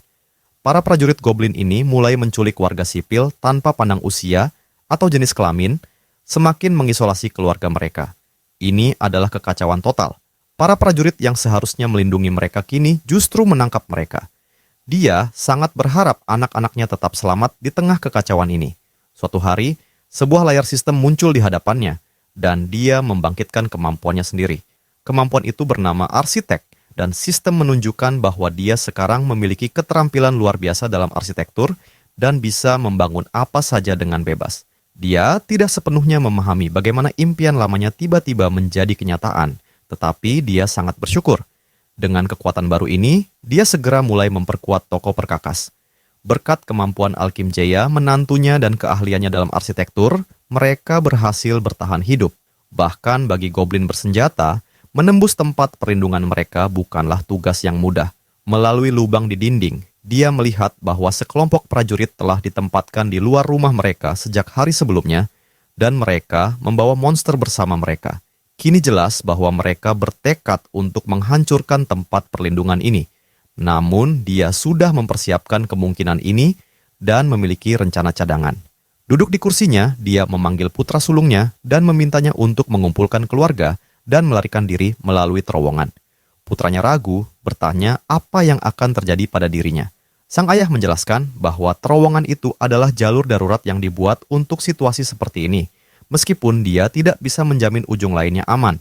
Namun setidaknya, itu lebih baik daripada tetap di sini dan mati. Istrinya, dengan ekspresi khawatir, bertanya apakah dia berniat untuk tetap tinggal. Dengan senyum percaya diri, dia meyakinkan mereka bahwa dia akan pergi begitu semua orang selamat keluar dan meminta mereka untuk tidak mengkhawatirkannya. Sementara itu, suara aneh dari luar menarik perhatiannya, membangkitkan rasa ingin tahunya. Sebelum memeriksa, dia mendesak semua orang untuk segera bergegas, memperingatkan bahwa goblin-goblin itu sudah mulai bergerak dan waktu mereka hampir habis. Mengintip melalui lubang, dia terdiam selama beberapa detik. Orang-orang di sekitarnya mulai khawatir, berbisik menanyakan apakah situasi di luar benar-benar mengerikan atau apakah sesuatu yang lain telah terjadi. Masih dalam keterkejutan, dia menoleh kepada mereka dan berkata bahwa bukan seperti yang mereka kira. Itu hanya Kim Jae. Dia menjelaskan bahwa Kim Jae telah tiba dengan sepeda motor, ditemani oleh tengkorak hidup. Di luar, Kim Jae, Lancelot, dan Bediver mendekati toko perkakas. Kim Jae menunjuk ke sebuah bangunan yang kini diperkuat dengan paku logam dan barikade. Dengan suara mantap, ia menyatakan, "Ini rumahku." Namun, sesaat kemudian, ia menghela napas panjang dan bertanya dengan suara bergetar, "Tapi itu tidak penting sekarang. Yang terpenting adalah keluargaku. Apakah mereka baik-baik saja?" Tiba-tiba, suara gemerisik terdengar dari depan. Gagang pintu berputar pelan, membuat Kim Jae terkejut. Dengan jantung berdegup kencang, ia menatap sosok yang berdiri di depannya. Tubuhnya membeku seketika, seakan waktu berhenti. Seorang pria yang lebih tua melangkah maju dengan ekspresi tidak percaya, matanya berbinar dalam ketidakpastian. "Benarkah itu kau, Kim Jae?" Saat itu juga, Kim Jae menyadari sesuatu yang membuat hatinya bergetar. Tepat di hadapannya, berdiri keluarganya. Orang-orang yang selama ini ia cari dengan putus asa. Tanpa ragu, ia berlari ke arah mereka. Air matanya mengalir deras. Ia memeluk ayahnya erat, seperti seorang anak kecil yang telah lama terpisah dari kehangatan keluarganya. Namun, momen mengharukan itu terhenti ketika ayah dan saudaranya menatap sesuatu di belakang Kim Jae dengan ekspresi terkejut. Merasakan perubahan suasana, Kim Jae menoleh dan tersenyum menenangkan. "Jangan khawatir," katanya. "Meskipun mereka terlihat menyeramkan, mereka adalah teman. Mereka ada di pihak kita." Kim Jae kemudian melangkah maju dan berkata, "Dan itu bukan satu-satunya kejutan yang kumiliki." Dengan gerakan tangan yang singkat, ia membuka portal subruang. Dari dalamnya, terlihat kedua kakak perempuannya sedang duduk menikmati hidangan yang hangat dan lezat. Melihat mereka makan dengan lahap, sang ayah merasakan kelegaan luar biasa. Air mata kebahagiaan membasahi pipinya. Kedua anak perempuannya, yang baru saja menyadari apa yang terjadi, langsung menangis terisak, tidak mampu menahan emosi mereka. Di dalam subruang Kim Jae, keluarga yang telah lama terpisah, akhirnya bisa duduk bersama menikmati hidangan seperti dulu. Bagi kedua orang tua mereka, ini adalah momen yang sangat menghangatkan hati. Saat menyantap makanan, sang ibu terkejut dengan rasa yang luar biasa dari ikan kembung panggang yang terhidang di depannya. Dalam hati, ia bergumam, "Tidak peduli kemanapun aku pergi, aku selalu percaya dengan masakanku sendiri." Tapi ikan panggang ini rasanya di luar dugaan. Dengan penuh rasa ingin tahu, ia menoleh ke istri Yongsu dan bertanya, "Kau seorang koki profesional." Istri Yongsu merasa tersanjung atas pujian itu. Ibu Kim Jae tertawa kecil dan dengan nada penuh tantangan, ia berkata dalam hati, "Sekarang setelah kau menetapkan standar setinggi ini dengan masakan yang luar biasa, aku tak bisa kalah." Dengan penuh semangat, ia memutuskan untuk membuat hidangan penutup yang tak kalah istimewa. Ia menyiapkan kue keju yang dihiasi krim kocok dan irisan anggur hijau yang tertata rapi di atasnya. Saat hidangan itu selesai, ia menyajikannya dengan bangga sebagai tanda terima kasih. Ini dia Mom's Green Grape Tiramisu with whipped cream. Saat mencicipinya, istri Yongsu terkejut oleh ledakan rasa yang mengingatkannya pada sesuatu yang luar biasa. Dengan mata berbinar, ia bertanya, "Bagaimana caramu membuat sesuatu yang begitu enak?" Keluarga lainnya, yang kini juga mencicipi hidangan itu, ikut mengangguk setuju, terpesona oleh rasanya. Sementara itu, di sudut lain dari sub ruang Kim Jae, terdengar suara dentingan logam. Seorang pria tua sedang mengetuk armor besi Lancelot. Pria itu adalah ayah dari istri anak sulung mereka. Tanpa menoleh, ia bertanya kepada Lancelot, "Siapa namamu?" "Aku Lancelot," jawabnya singkat. Namun, pria tua itu langsung memotong, bertanya, "Kau tahu cara bermain catur?" Lancelot terdiam sejenak, bingung.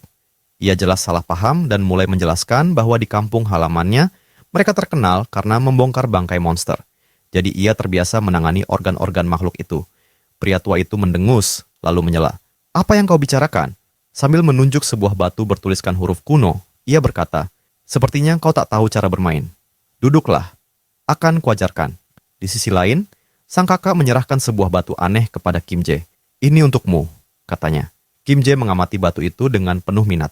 Sistem mengenalinya sebagai batu penguatan tier D, dengan atribut penetrasi dan ledakan. Ia mengangkat alisnya dan bertanya, "Dari mana kau mendapatkannya?" Sang kakak menjelaskan bahwa ia menemukannya setelah melihat pertempuran sengit antara monster badak dan seekor griffin. Griffin itu menang, mencabik sebagian besar tubuh badak tersebut, dan terbang pergi. Saat mendekati sisa tubuh badak itu, ia menemukan batu penguatan di antara daging yang tercabik. "Kau pasti lebih membutuhkannya," ujar kakaknya, masih mengulurkan batu itu. Kim Jae menerimanya dengan penuh rasa terima kasih. "Aku pasti akan memanfaatkannya dengan baik," katanya dengan sungguh-sungguh. Ia kemudian mengingatkan keluarganya, "Seperti yang sudah kukatakan, jika kalian membutuhkan sesuatu, baik itu perabotan atau apapun, cukup beritahu aku." Ia juga menambahkan bahwa keluarga dari istri kakaknya harus merasa nyaman di tempat ini. Sang kakak terharu melihat kepedulian Kim Jae terhadap iparnya. Dengan senyum mengingat masa lalu, ia berkomentar, "Kau benar-benar sudah tumbuh dewasa sejak keluar dari militer. Aku masih ingat, dulu setiap kali Sol memukulmu, kau selalu menangis." Kim Jae tertawa kecil. "Aku mungkin masih akan menangis kalau Sol memukulku sekarang." Sang kakak tertawa keras. "Terima kasih Kim Jae." Setelah itu, ia pamit untuk menemui keluarga istrinya. Saat memperhatikan kakaknya pergi, Kim Jae menyadari bekas luka di wajahnya. Ia membayangkan betapa sulitnya mereka bertahan sejauh ini dengan hanya mengandalkan kemampuan ayah dan iparnya. Pikirannya terputus ketika seseorang mendekatinya dari belakang. Ia menoleh dan mendapati sang ayah berdiri di sana. Sang ayah tersenyum hangat. "Aku bahagia bukan hanya karena kita selamat, tetapi juga karena kemampuanmu memungkinkan kita makan dengan aman di tempat ini." Lalu, dengan suara lembut, ia bertanya, "Kau tahu, Kim Jae, baik dan buruk hanya bisa terjadi. Namun, sebelum ia bisa menyelesaikan kalimatnya, Kim Jae tersenyum dan menyelesaikannya sendiri. "Ketika masih ada orang di sekeliling kita." Ia mengangguk. "Aku mengerti, ayah. Aku juga sadar, tak peduli seberapa kuat kemampuanku, aku tak akan bisa sejauh ini sendirian." Kesadaran itu muncul sejak aku mulai membantu orang-orang menyeberangi terowongan yang dipenuhi wyvern. Yongsu pernah mengatakan kepadanya bahwa meskipun seseorang memiliki kemampuan yang telah terbangkitkan, tantangan yang dihadapi tetaplah sama bagi semua orang. Saat itulah Kim Jae memahami alasan sebenarnya mengapa orang saling membantu. Itu karena semua orang ingin keluarganya tetap aman. Mereka membantu dengan harapan bahwa suatu saat nanti, seseorang juga akan membantu mereka. Terutama di tengah kiamat, di mana empati menjadi hal yang sangat penting. Dengan senyum tipis, Kim Jae menyimpulkan, pada akhirnya kita semua adalah manusia. Setiap orang merasakan sakit ketika terluka, dan setiap orang takut pada kematian. Kita saling membantu karena kita berada dalam situasi yang sama. Jika tidak, dunia ini akan menjadi tempat yang terlalu kejam. Menatap ayahnya, Kim Jae bertanya, "Aku benar, bukan?" Ayahnya kini tersenyum bangga dan menjawab, "Aku tidak bisa lebih bangga lagi memiliki anak sepertimu." Kim Jae membalas senyuman itu dan berkata bahwa ia bersyukur memiliki ayah seperti dirinya. Ia kemudian menyarankan agar ayahnya beristirahat karena pasti lelah dan menyebutkan bahwa ia harus segera pergi. Ayahnya memperingatkan agar Kim Jae berhati-hati dan Kim Jae menenangkan ayahnya dengan bercanda. "Aku bahkan tidak bisa terluka sekarang, sekalipun aku menginginkannya." Sementara itu, di markas, sang komandan sedang memilah-milah dokumen yang menumpuk. Ia akhirnya merasa lega setelah menyelesaikan setengah dari tugasnya. Berterima kasih kepada para prajurit atas kerja keras mereka, ia memberi mereka waktu untuk beristirahat sejenak. Salah satu prajurit bercanda bahwa matanya hampir copot karena terlalu banyak membaca. Saat itu, seorang prajurit lain masuk dan melapor bahwa beberapa saat yang lalu, seorang ksatria kerangka yang mengendarai sepeda motor memperkenalkan dirinya sebagai Bedi Fair dan menyampaikan pesan bahwa Kim Jae sudah berangkat menuju Paju. Kolonel yang mendengar ini tampak bingung dan bertanya mengapa Kim Jae pergi ke Paju. Komandan terdiam sejenak, lalu dengan wajah semakin tegang, ia menyadari sesuatu yang mengerikan. Korps pertama bermarkas di sana. Dalam sekejap, kepanikan menyergapnya saat ia memahami bahwa Kim Jae berniat menghadapi korps pertama sendirian. Adegan berganti ke matahari terbenam, di mana Kim Jae dan timnya tengah menuju medan pertempuran. Sambil mengendarai sepeda motornya, Kim Jae berkomentar, saatnya untuk membasmi para hama. Sementara itu, di dalam subruang, Sol yang mengenakan sarung tinju sedang menghitung dengan suara keras hingga 19. Matanya berkilat dengan tekad saat dia berlatih tanpa henti. Dia meluncur maju dengan kecepatan tinggi, melancarkan serangkaian pukulan ke karung tinju sambil dengan jelas membayangkan lawan di depannya. Seperti petarung ulung, dia memutar tubuhnya dengan sempurna, mengalirkan seluruh kekuatannya ke tendangan kuat yang mengenai karung dengan tepat. Tanpa membuang waktu, dia melanjutkan dengan pukulan dahsyat yang menghancurkan karung tinju, membuat isinya terlempar beberapa meter jauhnya. Hitungan 19 ternyata merujuk pada jumlah karung tinju yang sudah dia hancurkan. Dengan frustrasi, dia memanggil Pax, menuntut agar dia membawa karung tinju lain, serta memarahinya karena terlalu lambat. Di dekatnya, kakak tertua yang sedang memegang joystick memperhatikan adegan itu, sementara Pax bergumam bahwa kecepatan permintaan diatur oleh Kim Jae. Kakak laki-laki yang sedang asik bermain video game bertanya mengapa Sol begitu marah. Joyon menjawab bahwa itu karena Kim Jae menolak membiarkannya keluar dari subruang dan mempertaruhkan nyawanya. Dia menambahkan bahwa meskipun Kim Jae mengakui kemampuan awakening-nya, dia mengingatkan Sol bahwa menghadapi senjata api dan bahaya serupa masih terlalu berisiko bagi dirinya. Sol bersikeras setidaknya diizinkan untuk memasang karung tinju untuk berlatih, dan sejak saat itu dia terus-menerus memukul karung-karung tersebut, sementara kakak-kakaknya melanjutkan bermain game. Kakaknya yang lebih tua mencatat bahwa Sol sudah menyebutkan kemampuan awakening-nya.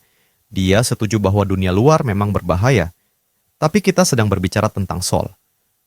Joyon ikut setuju dan menyebut bahwa dia mendengar Kim Jae berbicara tentang luka di wajah sang kakak. Sambil menyentuh wajahnya, sang kakak mengabaikan luka itu, menganggapnya bukan sesuatu yang perlu dikhawatirkan.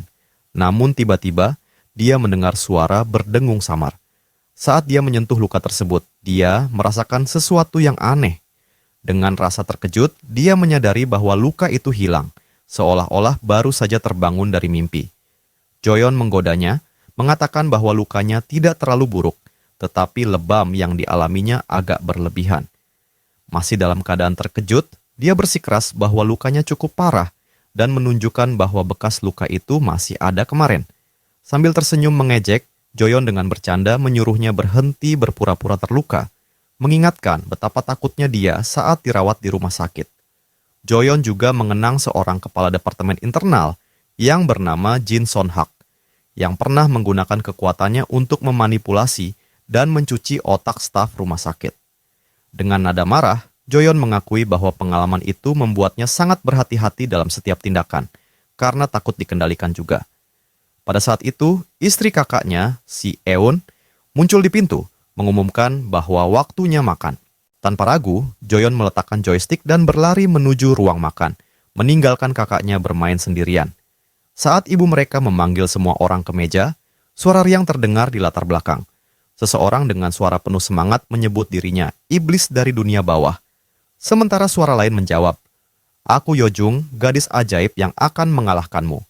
Suara-suara itu milik ayah Kim Jae, Yongsu, dan putrinya yang masih kecil, yang menghentikan permainan mereka dan mengiyakan bahwa mereka akan segera bergabung. Ibu mereka mengumumkan bahwa menu hari ini adalah kimchi jjigae dan menyebutkan bahwa nasi sudah dihidangkan, mendesak mereka untuk segera makan. Ketika dia bergabung dengan mereka, dia bertanya di mana kakek mereka. Ayah menjawab bahwa kemungkinan besar kakek belum akan makan sekarang. Melihat ke arah belakang kakek yang duduk seperti merenungi sesuatu. Ternyata, kakek sedang fokus pada permainan papan yang sedang dia mainkan bersama Lancelot, tampak tertarik. Ini adalah pertama kalinya dia melihat permainan semacam itu, dan dia sangat kagum pada Lancelot, yang meskipun belum pernah bermain sebelumnya, bisa begitu ahli. Tidak peduli seberapa keras kakek mencoba, dia tidak dapat menemukan kelemahan dalam strategi Lancelot.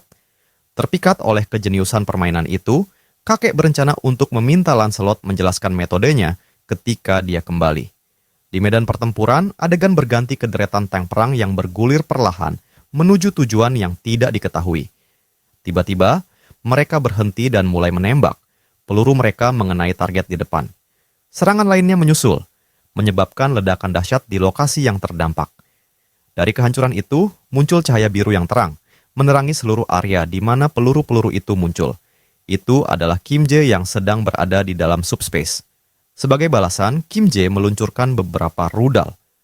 Layar sistem menampilkan status rudal-rudal tersebut, mencatat bahwa rudal itu berkategori langka dan memiliki kemampuan untuk menembus dan meledak.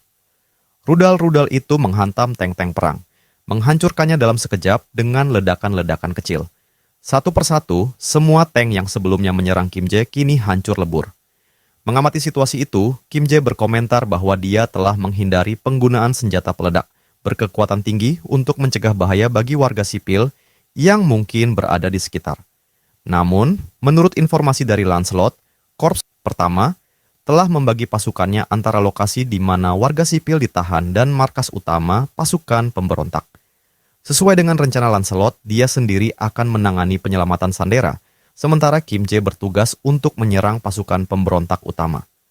Karena itu, Kim Jae tidak perlu lagi menahan diri, karena tidak ada sandera sipil di pangkalan pemberontak yang sedang dia targetkan saat ini. Beruntung, Kim Jae telah menyimpan helikopter Black Hawk yang dilengkapi dengan rudal di dalam laboratorium subruangnya. Dengan menggunakan batu peningkatan yang diberikan oleh kakaknya, Kim Jae berhasil mengupgrade fitur-fitur tertentu. Selain itu, dia meningkatkan fungsionalitas dasar sistem pengiriman PAX yang telah dia tunda selama beberapa waktu. Peningkatan tersebut memperluas jangkauan hingga 100 meter dan meningkatkan kecepatan pengiriman maksimum menjadi 300 km per jam. Apa yang sebelumnya sudah kuat, kini memiliki daya hancur yang lebih dahsyat. Di dalam subruang, saat dia mempelajari layar sistem, Kim Jae menyadari bahwa meskipun rudal-rudal itu sudah kuat dengan sendirinya, mereka bisa di-upgrade menjadi jauh lebih kuat. Dengan tingkat kekuatan ini, dia bisa mengumpulkan banyak batu sihir dalam sekejap mata.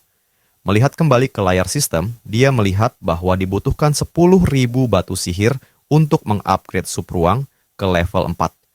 Berdasarkan perhitungannya, dia seharusnya sudah mengumpulkan sekitar 2.000 batu sihir, tetapi ketika sistem menampilkan jumlah sebenarnya, hanya ada 1.890 batu. Bingung, dia merenung sejenak, mencoba memahami kemana sisanya. Kim Jae tampak terkejut saat melihat jumlah batu sihir yang ia kumpulkan lebih sedikit dari yang seharusnya. Sistem kemudian menampilkan pesan yang menjelaskan bahwa, sesuai dengan syarat dan ketentuan platform, 45% dari pendapatannya dipotong sebagai biaya yang harus dibayarkan kepada Tonatiuh dari dimensi Mesika.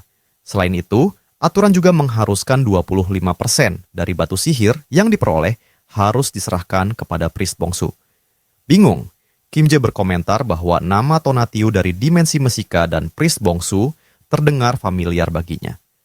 Pada saat itu, Kim Jae teringat percakapannya dengan Lancelot, di mana Lancelot mengungkapkan bahwa para goblin telah melakukan kontak dengan entitas berpangkat tinggi yang dikenal sebagai Tonatiuh. Kenangan ini mengejutkan Kim Jae ketika ia mulai menyusun fakta-fakta yang telah mereka temukan sebelumnya. Tiba-tiba, sesuatu muncul di hadapannya. Itu adalah Lancelot, dan melaporkan bahwa ia dan Bedivere telah menghancurkan semua ladang musuh. Lancelot menyebutkan bahwa Bedivere sedang membantu orang-orang melarikan diri, dan untuk saat ini ia datang sendirian. Lancelot juga menanyakan apakah Kim Jae terluka. Kim Jae berterima kasih atas kerja keras Lancelot dan memastikan bahwa dirinya tidak terluka. Berbalik ke arah Lancelot, Kim Jae mengungkapkan percakapan sebelumnya di mana Lancelot menyebutkan entitas berpangkat tinggi bernama Tonatiuh yang telah melakukan kontak dengan para pemberontak. Lancelot mengonfirmasi hal tersebut dan menanyakan mengapa Kim Jae membahasnya lagi.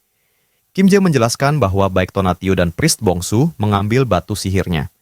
Ia menambahkan bahwa Tonatiuh berasal dari dimensi Mesika dan bertanya kepada Lancelot apa sebenarnya dimensi Mesika itu. Lancelot menjelaskan bahwa Mesika kemungkinan besar merujuk pada nama planet atau peradaban asal Tonatiuh, menggunakan contoh bahwa tempat mereka berada disebut sebagai dimensi bumi. Lancelot lebih lanjut menjelaskan bahwa Priest Bongsu mengorbankan orang-orang untuk planet lain, dan dengan bijak mencatat bahwa pengkhianatan orang itu lebih buruk. Adegan kemudian berpindah untuk menunjukkan seorang goblin mutan dari belakang dengan layar sistem terbuka di depannya, menampilkan pesan yang sama persis dengan yang baru saja dilihat Kim Jae. Goblin itu sedang melihat sistem dan dengan suara berbisik yang gila bertanya-tanya apa yang sebenarnya sedang terjadi. Dia mengamati betapa cepatnya batu sihir bisa disetorkan ke akun dimensi dan menyebutkan bahwa beberapa waktu yang lalu telah terjadi ledakan besar. Adegan berubah lagi, menunjukkan altar pengorbanan di mana goblin itu berada. Goblin tersebut bergumam bahwa ia tidak mendengar suara helikopter atau jet, apalagi suara tembakan, yang membuatnya bertanya-tanya dari mana senjata kuat itu berasal. Saat cahaya mendekat, ia berkomentar bahwa tidak ada satupun prajuritnya yang datang untuk melaporkan sesuatu yang mencurigakan. Cahaya itu ternyata adalah rudal yang diluncurkan oleh Kim Jae yang menembus tubuh goblin seperti donat karena kecepatan rudal yang telah ditingkatkan. Goblin itu tidak punya waktu untuk bereaksi dan terlempar ke belakang, jatuh keras di tanah. Beberapa saat kemudian, Kim Jae tiba dan memanggil goblin itu dengan nama Priest Bongsu. Lancelot dan Kim Jae naik ke altar, dengan Kim Jae yang kelelahan dan bercanda bahwa tangga itu hampir membunuhnya. Kim Jae juga berkomentar bahwa ia sudah lama penasaran siapa sebenarnya Bongsu, lalu bertanya apakah dia adalah seorang komandan. Goblin itu tergeletak di tanah, tubuhnya berlubang seperti donat dengan asap yang masih mengepul dari lubang bekas rudal. Sambil mengerang kesakitan, asap hitam kemerahan mulai keluar dari tubuh goblin. Tampaknya memiliki efek penyembuhan yang segera mulai memulihkan luka-luka goblin tersebut. Kim Jae, yang terkejut melihatnya, bertanya apa yang sedang terjadi. Lancelot menjelaskan bahwa goblin sedang memulihkan diri dari luka-lukanya. Saat goblin itu bangkit, Lancelot berkomentar bahwa dia penasaran tentang asap hitam kemerahan yang telah muncul di seluruh perkemahan.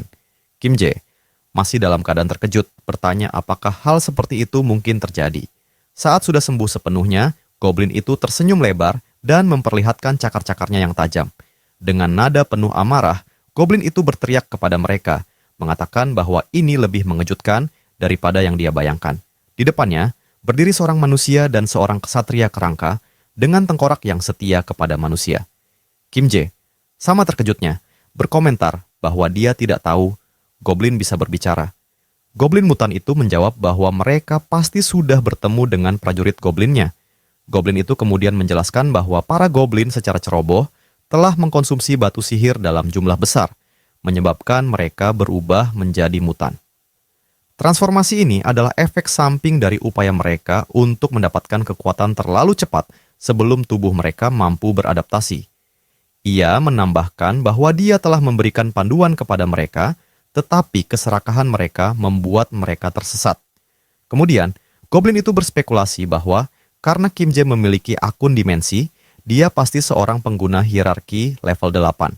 Goblin itu juga mempertanyakan dari mana Kim Jae mendapatkan semua investasi untuk itu dan kemudian mengusulkan kesepakatan. Kesepakatan itu sederhana. Kim Jae dan sekutunya harus menghentikan penghancuran mereka dan meninggalkan wilayah itu. Dan sebagai gantinya, goblin itu tidak akan menyakiti mereka. Dengan penuh arogansi, goblin itu menyatakan bahwa seperti yang sudah mereka lihat, mereka tidak bisa membunuhnya. Jika ia mau, ia bisa membunuh Kim Jae dan Lancelot sekarang juga. Namun, satu-satunya alasan ia belum melakukannya adalah karena hal itu akan menyebabkan beberapa kerugian bagi dirinya. Priest bongsu pun menatap mereka dengan senyum licik. Bongsu menyeringai dan menutup pembicaraan dengan mengatakan bahwa bertarung dalam situasi seperti ini hanyalah membuang-buang waktu. Lancelot dengan cepat menyahut, menyatakan bahwa goblin itu juga tak bisa membunuh mereka, bahkan tak bisa melukai mereka sedikit pun. Dia menantang bongsu untuk mencoba, jika dia berani. Sementara itu, Kim Jae tenggelam dalam pikirannya, memikirkan tawaran perdamaian yang tiba-tiba itu. Dia bertanya-tanya apakah dia benar-benar bisa membunuh goblin itu atau tidak. Jika tidak bisa, kemungkinan itu karena asap misterius yang menyelubungi bongsu. Sambil menatap goblin itu, Kim Jae mulai meragukan asal-usul asap itu, menduga bahwa itu mungkin sisa-sisa pengorbanan Sandera. Ia teringat bahwa Lancelot telah melihat asap tersebut di perkemahan, meskipun dirinya belum pernah melihatnya langsung. Jika saja dia sempat melihatnya, mungkin dia bisa memahami prinsip di baliknya. Kim Jae lalu memperhatikan sesuatu yang aneh di kejauhan. Ada suara dengungan yang aneh dan asap merah gelap berkumpul di langit. Ia mengangkat pandangannya ke atas, bertanya-tanya mengapa asap itu juga berada di langit. Langit memancarkan cahaya merah tua yang menyeramkan, seperti tanda akhir dunia. Saat Kim Jae menatap ke atas, matanya tiba-tiba melebar, dan tubuhnya bergetar oleh rasa takut yang luar biasa. Di langit, muncul bola raksasa yang menyerupai mata merah yang bersinar, besar dan menakutkan, berbeda dari apapun yang pernah ia lihat sebelumnya. Asap menyelimuti langit, terutama di sekitar mata raksasa tersebut. Kim Jae terpaku di tempat, tak mampu bergerak, terpesona dan terintimidasi oleh pemandangan yang begitu besar dan menakjubkan itu. Sambil menatap ke atas, dia bertanya-tanya apa sebenarnya yang sedang dia lihat. Dengan tubuh yang masih gemetar, perasaan dingin menjalar ke punggungnya saat dia mulai mempertanyakan apakah entitas di hadapannya benar-benar merupakan makhluk tingkat tinggi. Priest bongsu tersenyum licik, jelas terhibur oleh reaksi Kim Jae. Goblin itu berkomentar bahwa ini pasti kali pertama Kim Jae berhadapan dengan makhluk seperti itu, karena makhluk seperti ini biasanya tidak muncul karena pembatasan klasifikasi. Namun, dia menjelaskan bahwa Lord Tonatiuh berbeda dari makhluk lainnya. Tidak seperti mereka, Tonatiuh akan turun secara langsung. Sambil meletakkan tangan di dadanya, bongsu mengklaim bahwa hanya dia yang memiliki kekuatan untuk mewujudkannya. Dengan senyum sombong, bongsu mengejek Kim Jae, menunjuk betapa bodohnya Kim Jae selama ini. Meskipun begitu, dia memutuskan untuk memberi Kim Jae kesempatan, tapi hanya karena kemampuan Kim Jae yang terlalu menarik untuk disia-siakan. Namun, ada syaratnya. Kim Jae harus berlutut, memohon ampunan dan memohon untuk hidupnya. Hanya dengan begitu, dia akan diberi kehormatan untuk menjadi tangan kanan bongsu. Sebelum bongsu sempat menyelesaikan kalimatnya, Lancelot dengan cepat melesat maju dan mengayunkan pedangnya, memotong leher bongsu dalam satu serangan kuat. Dalam sekejap, kepala bongsu terlempar beberapa meter jauhnya, dan tubuhnya ambruk ke tanah. Lancelot, penuh kemarahan, menyatakan bahwa goblin rendahan itu berani menempatkan dirinya di atas tuannya. Namun, bahkan saat tubuh bongsu roboh, tawa gila terdengar dari kepalanya yang terpenggal. Dia tertawa karena tahu bahwa kemampuan regenerasinya akan segera memulihkan tubuhnya. Beberapa detik kemudian, kepala goblin itu mulai melayang kembali ke tubuhnya. Sambil tersenyum licik, dia menyuruh mereka untuk berhenti membuang waktu, karena mereka seharusnya sudah menyadari betapa sia-sianya pertempuran ini. Dengan Tonatiuh yang mengawasi dari atas dan dirinya yang pulih dengan cepat, bongsu dengan sombong menyatakan bahwa tidak peduli berapa kali mereka membunuhnya, dia akan selalu kembali hidup. Ekspresi bongsu berubah lebih gelap saat dia mengejek Lancelot, mempertanyakan apakah otaknya benar-benar kosong karena masih belum memahami konsep sederhana itu. Dia juga menambahkan bahwa Lancelot sama sekali tidak tahu betapa bergunanya dia sebagai ksatria sejati.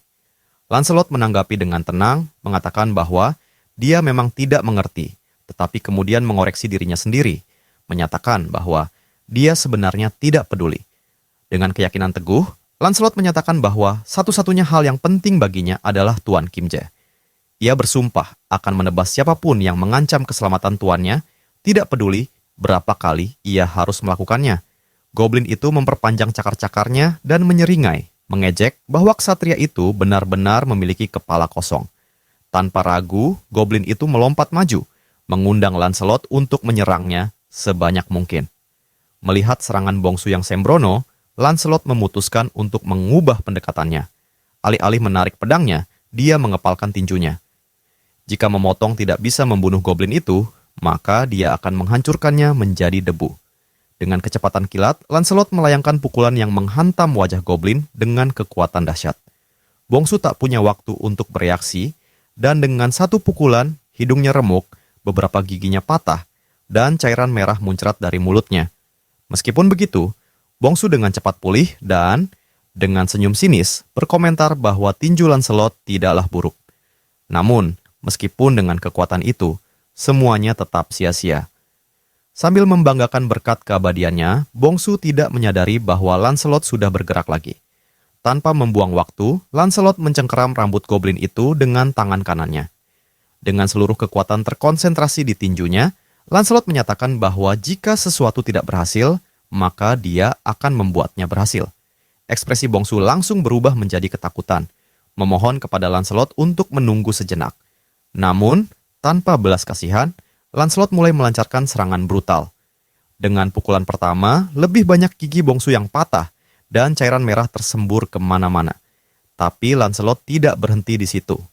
Dia terus melemparkan pukulan demi pukulan, serangan beruntun yang begitu kejam hingga pemandangannya harus disensor, karena mungkin ada anak-anak yang menonton.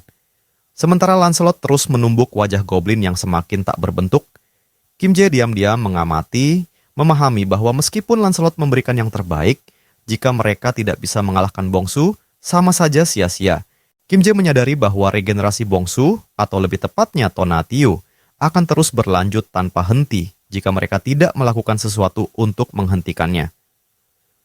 Saat matanya terpaku pada bola mata raksasa di langit, dia menyadari bahwa entitas tersebut harus dihadapi, meski tanpa rencana yang matang, memusnahkannya mungkin mustahil. Sambil terus memandang ke atas, Kim Jae memaksa pikirannya bekerja. Setelah beberapa saat, ia mulai bertanya-tanya apakah ada cara untuk menghentikan regenerasi Bongsu. Kemudian, sebuah memori muncul dalam benaknya. Dia teringat bagaimana dia pernah mengganggu kendali pikiran pria bertubuh kekar menggunakan subspace. Sementara Lancelot terus menghantam wajah Bongsu hingga tak lagi dikenali, Kim Jae akhirnya memanggilnya. Lancelot menghentikan serangannya sejenak, sementara Bongsu masih menderita di bawah cengkeraman kuatnya, tetap bersikeras bahwa semua ini tak ada artinya, bahwa pertarungan ini sia-sia. Mengabaikan ucapan goblin itu, Kim Jae mengaktifkan kekuatannya dan memberikan perintah kepada Lancelot untuk melemparkan Bongsu ke dalam subspace. Tanpa ragu, Lancelot segera melemparkan Bongsu ke arah portal yang terbuka. Saat goblin itu menyentuh portal, sistem mengeluarkan notifikasi. Entitas Bongsu mencoba memasuki subspace. Apakah Anda ingin memberikan izin? Kim Jae langsung memberikan akses dan sistem mengonfirmasi bahwa entry telah diizinkan. Di dalam subspace, Joyeon yang tengah membawa persediaan melihat portal terbuka. Secara naluriah, dia mengira bahwa adiknya, Kim Jae, telah kembali lebih cepat dari biasanya. Namun, sebelum dia menyelesaikan pikirannya, sistem memberikan peringatan. Energi tak dikenal mencoba masuk dari luar. Matanya terbelalak karena kaget saat dia melihat apa yang muncul di hadapannya. Sebuah goblin kurus terlempar masuk ke subspace, meluncur langsung ke arahnya. Sebelum goblin itu menabraknya dan menyebabkan cedera, seseorang menangkapnya di udara. Itu adalah Sol, yang dengan pandangan tajam yang memantulkan frustrasinya karena terjebak di subspace, menyatakan bahwa makhluk ini bukanlah Kim Jae, dan menuntut untuk tahu apa sebenarnya makhluk itu. Sambil mengangkat goblin itu dengan satu tangan, dia melihat sesuatu di balik portal yang langsung menarik perhatiannya, Kim Jae. Sambil tetap memegang goblin itu, dia bertanya apakah makhluk ini adalah salah satu dari temannya. Dengan senyum iblis, Sol melaju ke depan, menyeret Bongsu yang menyedihkan ke arah Kim Jae. Mata Kim Jae membelalak karena panik. Dia berteriak agar Sol berhenti, penuh ketakutan dan berkeringat deras. Dia buru-buru memerintahkan sistem untuk menutup portal subspace segera. Baru setelah itu dia memberikan perintah untuk menghapus registrasi Bongsu dari subspace. Sistem kemudian memberikan notifikasi bahwa registrasi Bongsu sedang dibatalkan. Sesaat kemudian, goblin kurus itu terlempar keluar dari subspace dengan paksa, kehilangan satu giginya dalam proses itu. Di latar belakang, Sol menyaksikan kejadian itu dengan tatapan yang penuh kebencian dan kegembiraan. Saat portal tertutup, Sol kembali berbicara, bertanya kepada Kim Jae apakah dia melihat apa yang baru saja terjadi, karena itu akan menjadi masa depannya. Bongsu, sekarang tergeletak tak bergerak di tanah, tetap diam. Sementara itu, Kim Jae masih gemetar, bukan karena goblin itu, tetapi karena ketakutan akan apa yang mungkin dilakukan Sol padanya.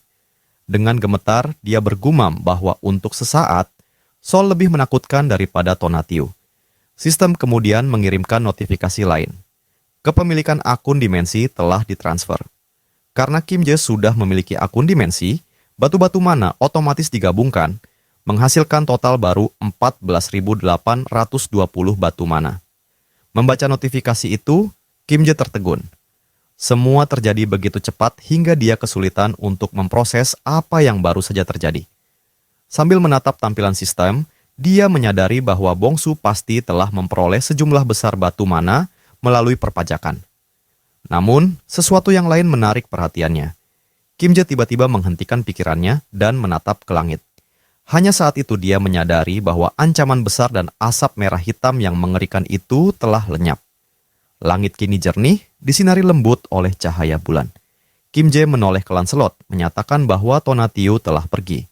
Lancelot mengingat bahwa Bongsu pernah mengklaim bahwa dia adalah satu-satunya yang mampu memanggil Tonatiuh, yang berarti, entah bagaimana, Kim Jae telah memutuskan hubungan di antara mereka. Lancelot kemudian berspekulasi bahwa karena Tonatiuh telah gagal sekali, dia mungkin tidak akan pernah mencoba kembali.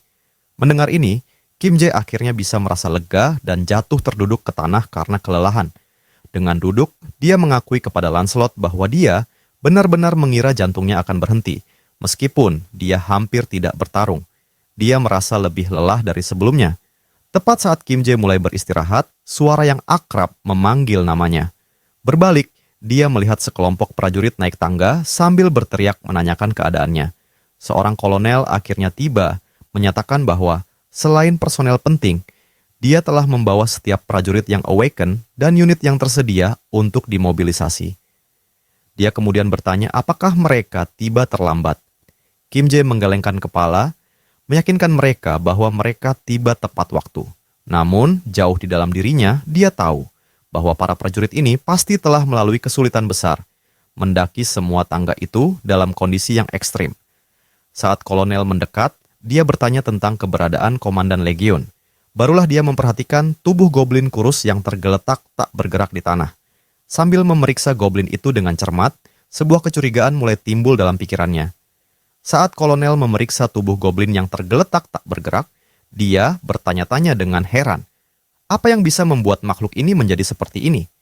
Menyadari bahwa pertempuran telah benar-benar berakhir, kolonel akhirnya menyarungkan senjatanya, menandakan bahwa situasi berbahaya ini telah mereda dan senjata itu tak lagi diperlukan. Kim Jae memperhatikan gerakan kolonel yang menyarungkan senjatanya di punggung. Dengan nada ringan, Kim Jae berkomentar, "Sudah lama aku tidak melihat seseorang membawa senjatanya seperti itu." Namun, momen itu terpotong oleh transmisi radio yang diterima oleh kolonel. Itu dari Komandan Kompi kedua yang melaporkan hasil pengintaian mereka di area pertama. Komandan Kompi menyatakan bahwa semua pemberontak ditemukan dalam kondisi menyerupai mumi, dan setelah konfirmasi menyeluruh, dipastikan bahwa mereka semua tewas. Area pertama telah dinetralisir, over, lapor Komandan Kompi. Kolonel mengakui transmisi itu dan segera memerintahkan pasukannya untuk tetap waspada, memprioritaskan penyelamatan warga sipil, dan mulai membersihkan area tersebut. Setelah menyelesaikan transmisi, dia kembali menoleh ke Kim Jae, menarik napas panjang sebelum mengakui, "Aku tidak tahu tuh bagaimana kau bisa menyelesaikan semua ini, tapi pada akhirnya, kau lagi yang menuntaskan situasi ini." Kemudian, Kim Jae tersenyum kecil dan membalas bahwa dia memang menghentikan situasi ini, tetapi dia kekurangan informasi tentang bagaimana pemberontak bisa berubah menjadi mumi seperti itu. Tanpa diduga, kolonel membungkuk dalam-dalam sebagai tanda penghormatan, mengejutkan Kim Jae yang tidak menyangka gerakan formal seperti itu. Matanya terbelalak karena tak percaya saat kolonel menyampaikan rasa terima kasihnya. "Terima kasih atas semua yang telah kau lakukan sejak awal," ucapnya dengan tulus. Kim Jae yang tampak canggung dengan cepat memberi isyarat agar kolonel tidak perlu terlalu formal. Namun, kolonel tetap membungkuk dan berkata, "Seharusnya aku mengatakan ini lebih awal." Dia mengakui bahwa Ketika dia pertama kali meminta Kim Jae untuk bergabung dengan militer, itu adalah permintaan yang konyol. Dulu kami pikir kami menawarkan sesuatu yang berharga bagimu, tapi ternyata kami sangat meremehkan kekuatan dan pengaruhmu. Ketika Kim Jae memutuskan untuk berdiri, kolonel melanjutkan, militer seharusnya tidak seinkompeten ini, dan aku akui itu memalukan. Tapi bahkan sekarang, meski aku tahu permintaan ini memalukan, aku ingin bertanya, apakah kau masih bersedia membantu rakyat yang sangat membutuhkanmu? Dia menjelaskan bahwa banyak orang masih dalam kondisi yang sangat parah. Beberapa kehilangan orang yang mereka cintai, yang lain terluka parah, dan banyak yang belum bisa membangkitkan kemampuan mereka. Dengan suara penuh penyesalan, dia menekankan bahwa semua kerusakan ini diperburuk oleh ketidakmampuan pemerintah. Kim Jae, dengan penuh ketenangan, menjelaskan bahwa tindakannya bukanlah bentuk kesepakatan, tetapi murni bantuan sukarela. Aku hanya akan membantu dari garis depan tanpa niat bergabung dengan militer, tambah Kim Jae. Dia mempertegas bahwa apakah dia membantu atau tidak adalah keputusannya sendiri, sambil tetap mengulurkan tangannya kepada kolonel. Kolonel tersenyum, tersentuh oleh kebaikan Kim Jae yang tidak mengharapkan imbalan apapun. Mereka berjabat tangan, menandakan persetujuan dan pengertian bersama. Sebelum beranjak, kolonel meyakinkan Kim Jae bahwa dia tak perlu khawatir. Kemudian dia mengaktifkan radionya, tetapi sebelum berbicara, dia meminta Kim Jae untuk menunggu sejenak dan berjanji bahwa Kim Jae akan selalu mendapatkan dukungan militer kapanpun dibutuhkan. Dengan suara tegas, kolonel memberikan pengumuman resmi kepada pasukan, mengakui kontribusi besar Kim Jae dalam memperkuat angkatan bersenjata dan menetralkan pasukan pemberontak. Kim Jae kini diberikan gelar kolonel kehormatan, katanya melalui siaran radio. Kim Jae mendengarkan pengumuman itu dengan bingung, semakin tidak yakin tentang apa yang baru saja dia dengar. Kolonel melanjutkan, mulai sekarang semua personel militer tanpa terkecuali harus menunjukkan penghormatan penuh kepada kolonel kehormatan Kim Jae dan bekerja sama dengannya kapanpun diperlukan. Meski Kim Jae tetap terdiam, kolonel menambahkan bahwa semua yang mendengar pesan ini harus menyebarkannya ke orang lain. Masih terguncang oleh pengumuman itu, Kim Jae bergumam, tak perlu sampai sejauh itu. Kolonel dengan ceria memberikan salut kepada Kim Jae dan menyatakan bahwa para prajurit akan menangani pembersihan dan menyelesaikan sisa masalah. Dia menyuruh Kim Jae beristirahat karena hari sudah semakin malam. Wajah Kim Jae memerah saat dia protes. Aku bukan seorang prajurit, tidak perlu semua formalitas ini. Kolonel menjawab bahwa jika formalitas membuatnya tidak nyaman, dia bisa mengabaikannya, tetapi tetap mengulangi bahwa Kim Jae telah melakukan pekerjaan yang luar biasa. Setelah itu, kolonel berbalik untuk bergabung kembali dengan pasukan. Kim Jae masih sedikit memerah, bergumam betapa melelahkannya semua ini. Dia kemudian memberitahu Lancelot untuk beristirahat juga, mengakui bahwa Lancelot juga telah bekerja keras. Lancelot menjawab bahwa Kim Jae juga melakukan pekerjaan yang hebat dan kemudian, dengan nada penasaran, bertanya, ada kabar tentang Bedivere? Kim Jae menyadari bahwa dalam kelelahan, dia bahkan belum sempat memikirkan hal itu. Kim Jae, yang semula tersenyum penuh percaya diri setelah mengingat fungsi produk retrieval subspace, langsung kecewa ketika sistem memberitahunya bahwa fungsi tersebut tidak bisa digunakan untuk item yang berada pada jarak tertentu. Tetap dekat dengan item dan gunakan kemampuan lagi. Demikian instruksi dari sistem. Kim Jae, kecewa, menyadari batasan dari kemampuannya. Dia mengingat kembali saat menggunakan kemampuan ini dengan Sol, saat itu Sol berada tepat di sebelahnya.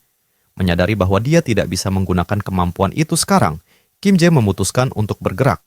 Dia memanggil Lancelot untuk ikut bersamanya, dengan ide bahwa mereka juga bisa meningkatkan level PEX di sepanjang perjalanan.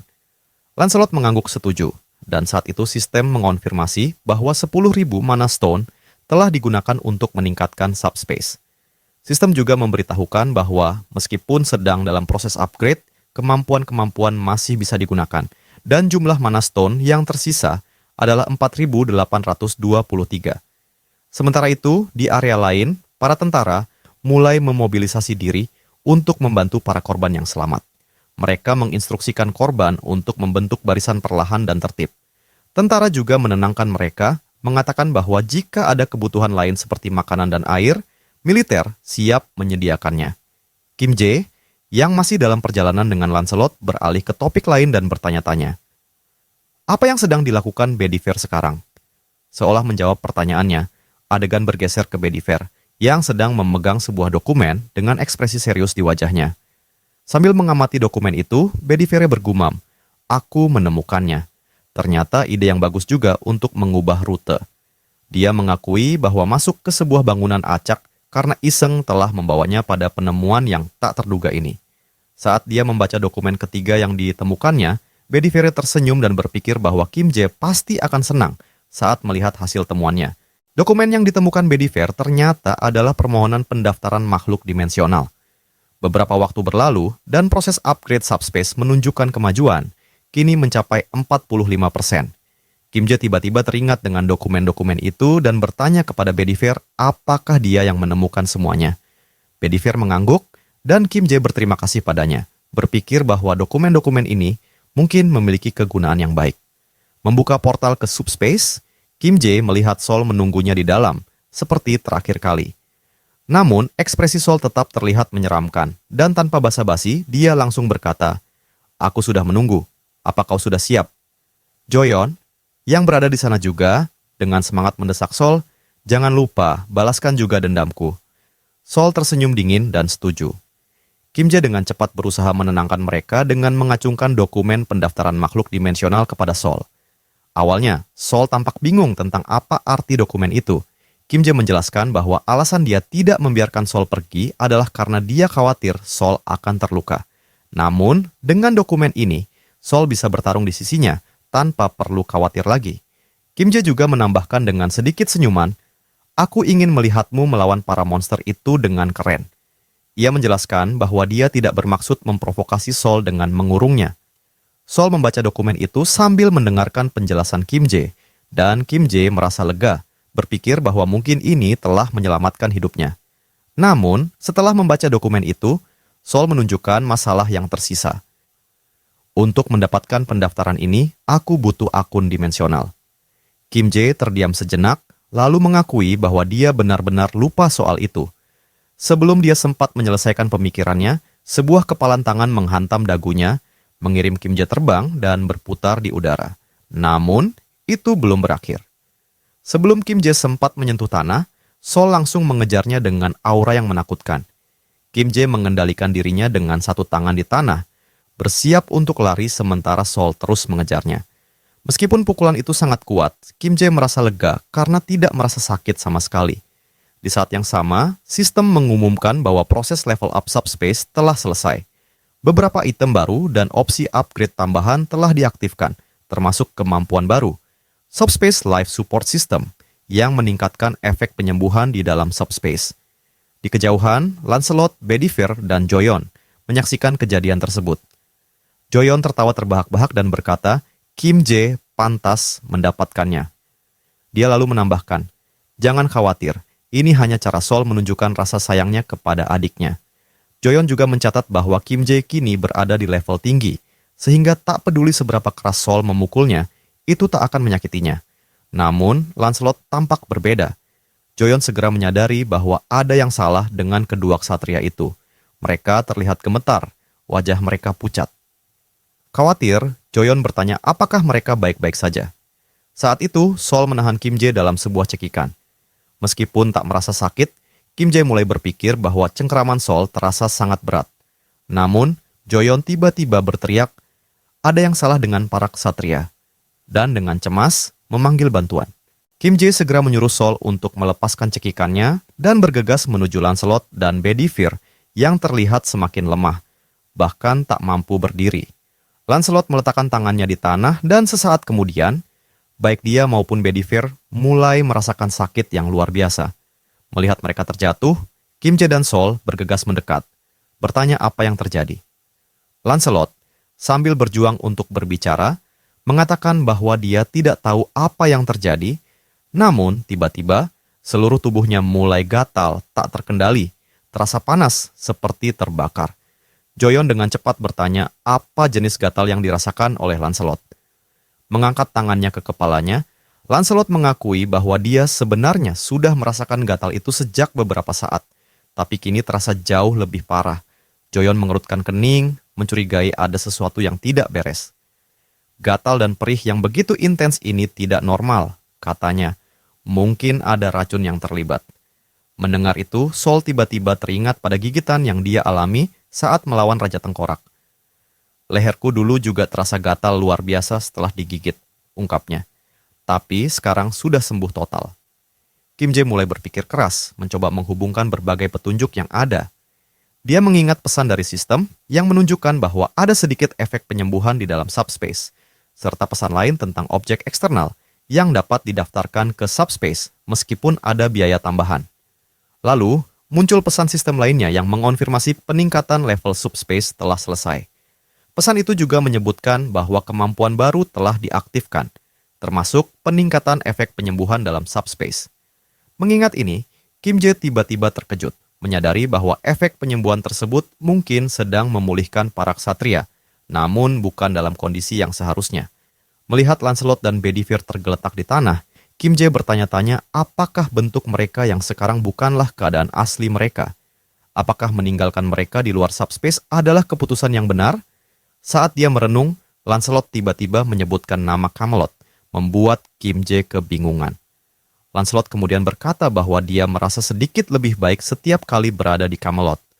Saat itu juga, sistem menampilkan kemampuan baru bernama Blood Ritual, yang memungkinkan Kim Jae menghasilkan batu peningkat secara acak dengan memanfaatkan atau mengekstrak vitalitas yang terkandung dalam objek tertentu. Kini, di Camelot, langit merah bersinar terang. Sebuah batu jatuh dari atas, mengenai kepala Lancelot sebelum terhempas ke tanah.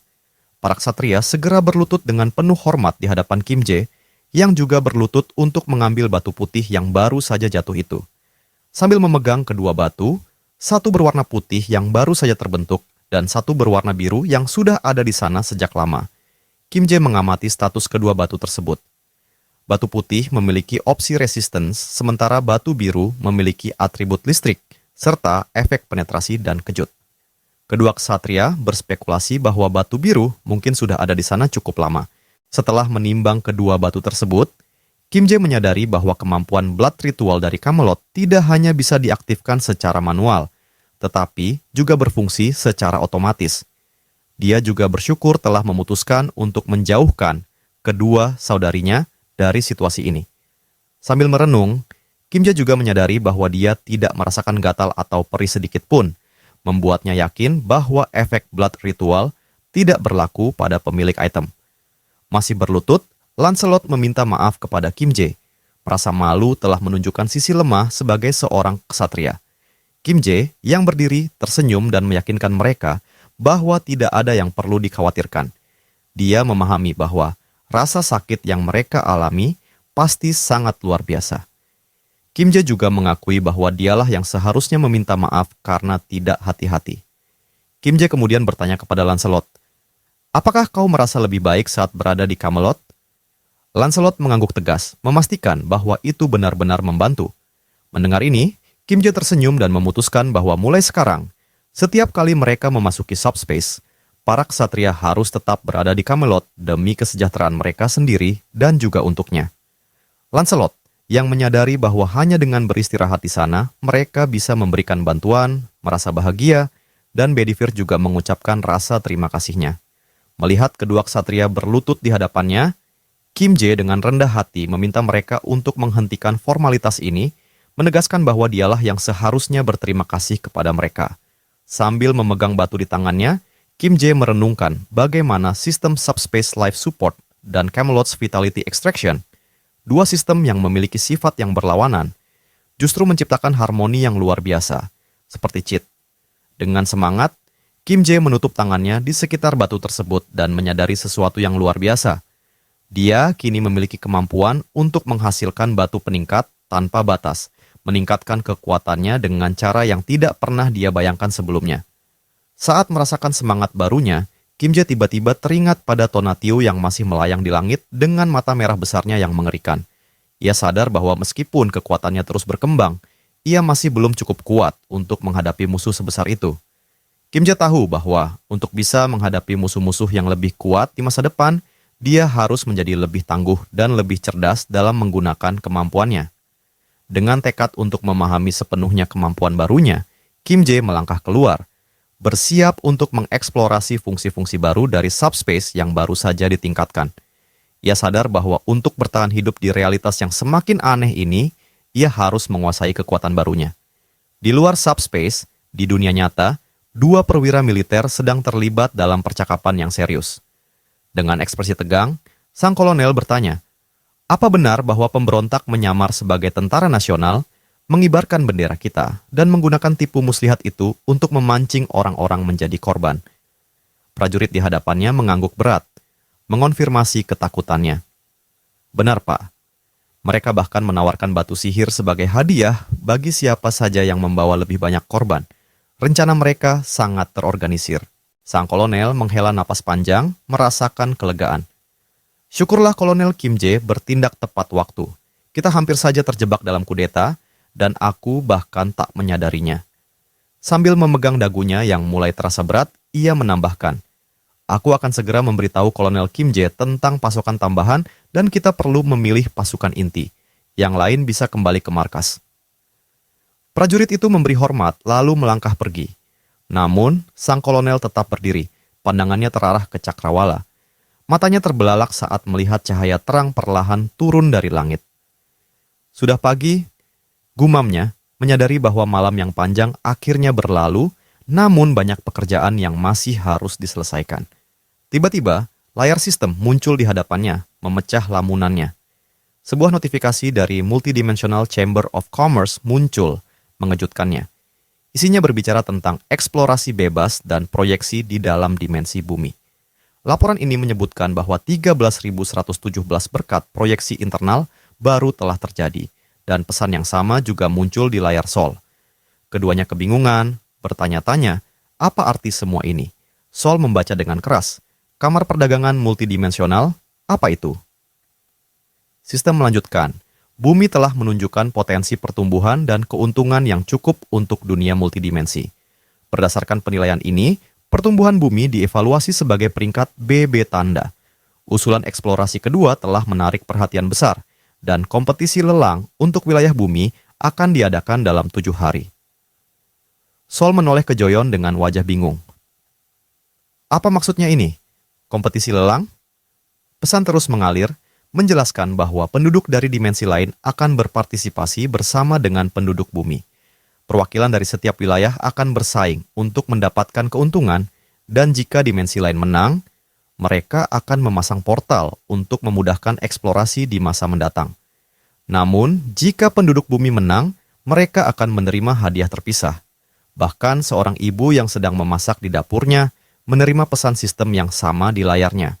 Sistem menjelaskan lebih lanjut bahwa informasi lebih rinci tentang kompetisi lelang akan diumumkan 24 jam sebelum acara dimulai di setiap wilayah. Pesan itu diakhiri dengan pernyataan bahwa Multidimensional Chamber of Commerce menunggu dukungan dan partisipasi bumi. Kim Jae, yang telah membaca semuanya, menoleh ke kelompoknya. Dengan kata lain, katanya pelan, mereka berencana datang dengan kekuatan penuh. Ini bukan lelucon. Kedua saudari itu menatapnya, masih belum percaya. "Ini serius?" Salah satu dari mereka bertanya. Kim Jae mengangguk dengan tegas. "Iya. Dokumen yang mengangkatku menjadi entitas level 8 juga dikeluarkan oleh Multidimensional Chamber of Commerce." Di saat yang sama, sang ibu, yang sekarang tampak marah, ikut angkat bicara. "Jadi, monster-monster yang muncul selama ini, apa itu ulah mereka? Apakah monster-monster ini dikirim oleh Chamber of Commerce ini?" Wajahnya memerah karena amarah. Siapa mereka sampai berani mengirim monster seperti ini? Mereka, alien.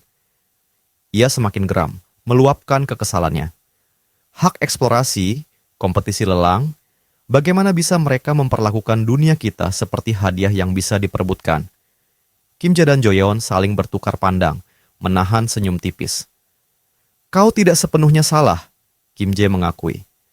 "Tapi Multidimensional Chamber of Commerce tidak melihat dunia seperti kita. Bagi mereka, segalanya hanyalah serangkaian proposal, lelang, dan kontes. Begitulah cara mereka beroperasi." Mata Joyeon melebar saat pemahaman mulai muncul. Jadi, kompetisi lelang ini sebenarnya adalah semacam permainan? Kim Jae mengangguk. "Tepat sekali. Tapi ini adalah permainan yang akan mempengaruhi seluruh bumi. Sementara mereka berusaha mencerna semua informasi ini, notifikasi sistem lain muncul. Kali ini hanya untuk Kim Jae. Pesan itu mengumumkan bahwa ia telah diidentifikasi sebagai entitas dengan keuntungan tertinggi di wilayah Seoul selama periode eksplorasi bebas. Ia ditawari kesempatan untuk menjadi perwakilan regional dalam kompetisi lelang yang akan datang. Jika ia menolak, otoritas akan dialihkan ke entitas dengan keuntungan tertinggi kedua. Kim Jae dan Joyeon terkejut. Joyeon memandang Kim Jae dengan bingung, bertanya, "Apa maksudnya ini? Kenapa aku tidak mendapat pesan yang sama?" Kim Jae, yang juga terpana, tidak segera memiliki jawaban. "Aku tidak tahu pasti," jawabnya, pikirannya berputar-putar mencoba memahami konsekuensi dari terpilihnya dia sebagai perwakilan regional. Tampaknya, kompetisi yang akan menentukan masa depan bumi jauh lebih rumit daripada yang pernah mereka bayangkan. Dan kini, Kim Jae berada di pusatnya. Ketika Kim Jae menerima peran sebagai perwakilan Seoul, ada atmosfer tegang yang memenuhi ruangan. Kakak laki-lakinya menjelaskan bahwa jika Kim Jae menerima tanggung jawab ini, ia akan terlibat dalam kompetisi lelelang. Sang ibu, dengan rasa penasaran, bertanya tentang apa sebenarnya kompetisi ini. Namun, sang kakak laki-laki hanya bisa menjawab dengan jujur bahwa ia juga tidak sepenuhnya mengerti. Berdasarkan pesan sistem yang muncul dan konteks yang ada, kemungkinan besar mereka akan bertarung melawan makhluk alien dari dimensi lain. Pernyataan ini membuat seluruh ruangan terdiam. Wajah-wajah mereka menegang dan mata mereka terbelalak dengan keterkejutan. Ketegangan yang tiba-tiba muncul dalam ruangan terasa berat, mengisi atmosfer dengan rasa was-was. Sistem kemudian muncul di hadapan Kim Jae, menyatakan bahwa jika ia menerima posisi sebagai perwakilan, ia akan dapat memilih hingga 100 anggota, termasuk dirinya sendiri, untuk berpartisipasi dalam kompetisi lelang. Sistem ini langsung menanyakan apakah Kim Jae siap menerima tanggung jawab besar ini. Kim Jae berdiri di samping kedua saudara perempuannya, memandang pesan di layar. Ia merenung dalam diam, memikirkan apakah ia benar-benar siap mengambil peran ini. Setelah beberapa saat yang panjang, Kim Jae akhirnya memutuskan. Dengan wajah penuh tekad, ia mengonfirmasi pilihannya. Beberapa waktu kemudian, sang kolonel tampak ragu saat menanyai Kim Jae apakah semua ini benar. Kim Jae mengangguk dengan mantap, mengonfirmasi bahwa ia telah menerima peran sebagai perwakilan Seoul. Ia menjelaskan bahwa tugasnya adalah merekrut hingga 100 anggota tim untuk melawan pasukan alien yang akan menyerang Seoul. Kim Jae juga menambahkan bahwa ia telah mendaftarkan 2 ksatria dan Seoul untuk ikut serta dalam pertempuran pertama, serta mendaftarkan anggota keluarganya sebagai cadangan di subspace. Namun, mereka masih membutuhkan sekitar 80 orang lagi. Kolonel yang sebelumnya cemas, kini tersenyum lega. Ia mengulurkan tangan, menggenggam tangan Kim Jae dengan penuh semangat, mengakui bahwa ini adalah keberuntungan besar. Ia mengaku sangat khawatir tentang siapa yang akan menjadi perwakilan. Namun sekarang, setelah mengetahui Kim Jae yang memimpin, ia merasa jauh lebih tenang. Sang kolonel kemudian mengeluarkan sebuah buku catatan dari saku seragamnya dan menyerahkannya kepada Kim Jae. Kim Jae, yang tampak bingung, bertanya apa isi buku tersebut sebelum menerima dan membukanya. Kolonel menjelaskan bahwa itu adalah daftar individu-individu yang telah awaken dan kemampuan mereka disusun oleh kepala staf gabungan. Daftar ini disusun karena Kim Jae menyebutkan perlunya merekrut 80 pejuang tambahan untuk kompetisi ini. Kolonel merasa daftar ini akan sangat berguna bagi Kim Jae. Kim Jae mengucapkan terima kasih, namun dengan sedikit cerminan kritis, ia berkomentar bahwa mungkin para penembak jitu kelas khusus akan lebih cocok. Sang kolonel terkejut mendengar hal ini, bertanya, apakah ia mendengarnya dengan benar? Kim Jae mengangguk, mengonfirmasi bahwa itulah yang ia maksud, terlepas apakah mereka awaken atau tidak. Kolonel ragu-ragu menyebutkan bahwa mereka masih belum tahu siapa yang akan mereka hadapi. Namun, Kim Jae menjelaskan bahwa begitu ia menerima peran perwakilan, ia mendapatkan akses ke informasi rinci tentang kompetisi bidding. Saat ia menampilkan sistem untuk menunjukkan kepada kolonel, Kim Jae mengungkapkan bahwa musuh-musuh mereka menyembah Dewi MS dan spesialisasi mereka adalah dalam konstruksi dan produksi senjata yang diresapi kekuatan ilahi. Alih-alih memberikan penjelasan lebih lanjut, Kim Jae menyarankan agar kolonel melihatnya langsung. Sistem kemudian menampilkan pesan yang disimpan, berisi peringatan dari dimensi MS. Pesan itu menyatakan bahwa Dewi MS begitu dihormati oleh pengikutnya hingga mereka membawa gambarnya sebagai berkat di helm mereka. Dalam pengabdian mereka kepada Dewi Emes, musuh-musuh ini mengklaim bahwa Sang Dewi bersinar dengan penuh kasih, dan penduduk bumi tidak lebih dari makhluk barbar yang primitif, ditakdirkan untuk menerima palu suci yang dipenuhi cahaya Dewi. Setelah Kim Jae menunjukkan video kepada sang kolonel, ia segera membuka layar sistem lain untuk menampilkan daftar peserta dari dimensi Emes.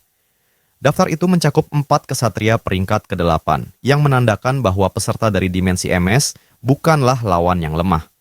Kim Jae menjelaskan kepada sang kolonel bahwa makhluk yang akan mereka hadapi adalah kesatria suci, berselimutkan baju zirah yang bersinar, dan memegang senjata bercahaya. Kolonel kemudian bertanya bagaimana mereka seharusnya melawan makhluk alien yang tampak tak terkalahkan ini. Kim Jae mulai menjelaskan detail tentang kompetisi bidding yang ia konfirmasi saat menerima peran sebagai perwakilan. Ketika meninjau kembali informasi bersama kedua saudara perempuannya, Kim Jae merangkum apa yang telah ia pelajari. 1 jam sebelum kompetisi dimulai, kedua pihak akan mengambil posisi mereka dan memasuki fase kesiapan tempur. Selama fase ini, sebuah penghalang akan terbentuk, membuat kedua pihak tak dapat menyerang satu sama lain. Fase ini berfungsi sebagai waktu persiapan sebelum pertempuran sungguhan.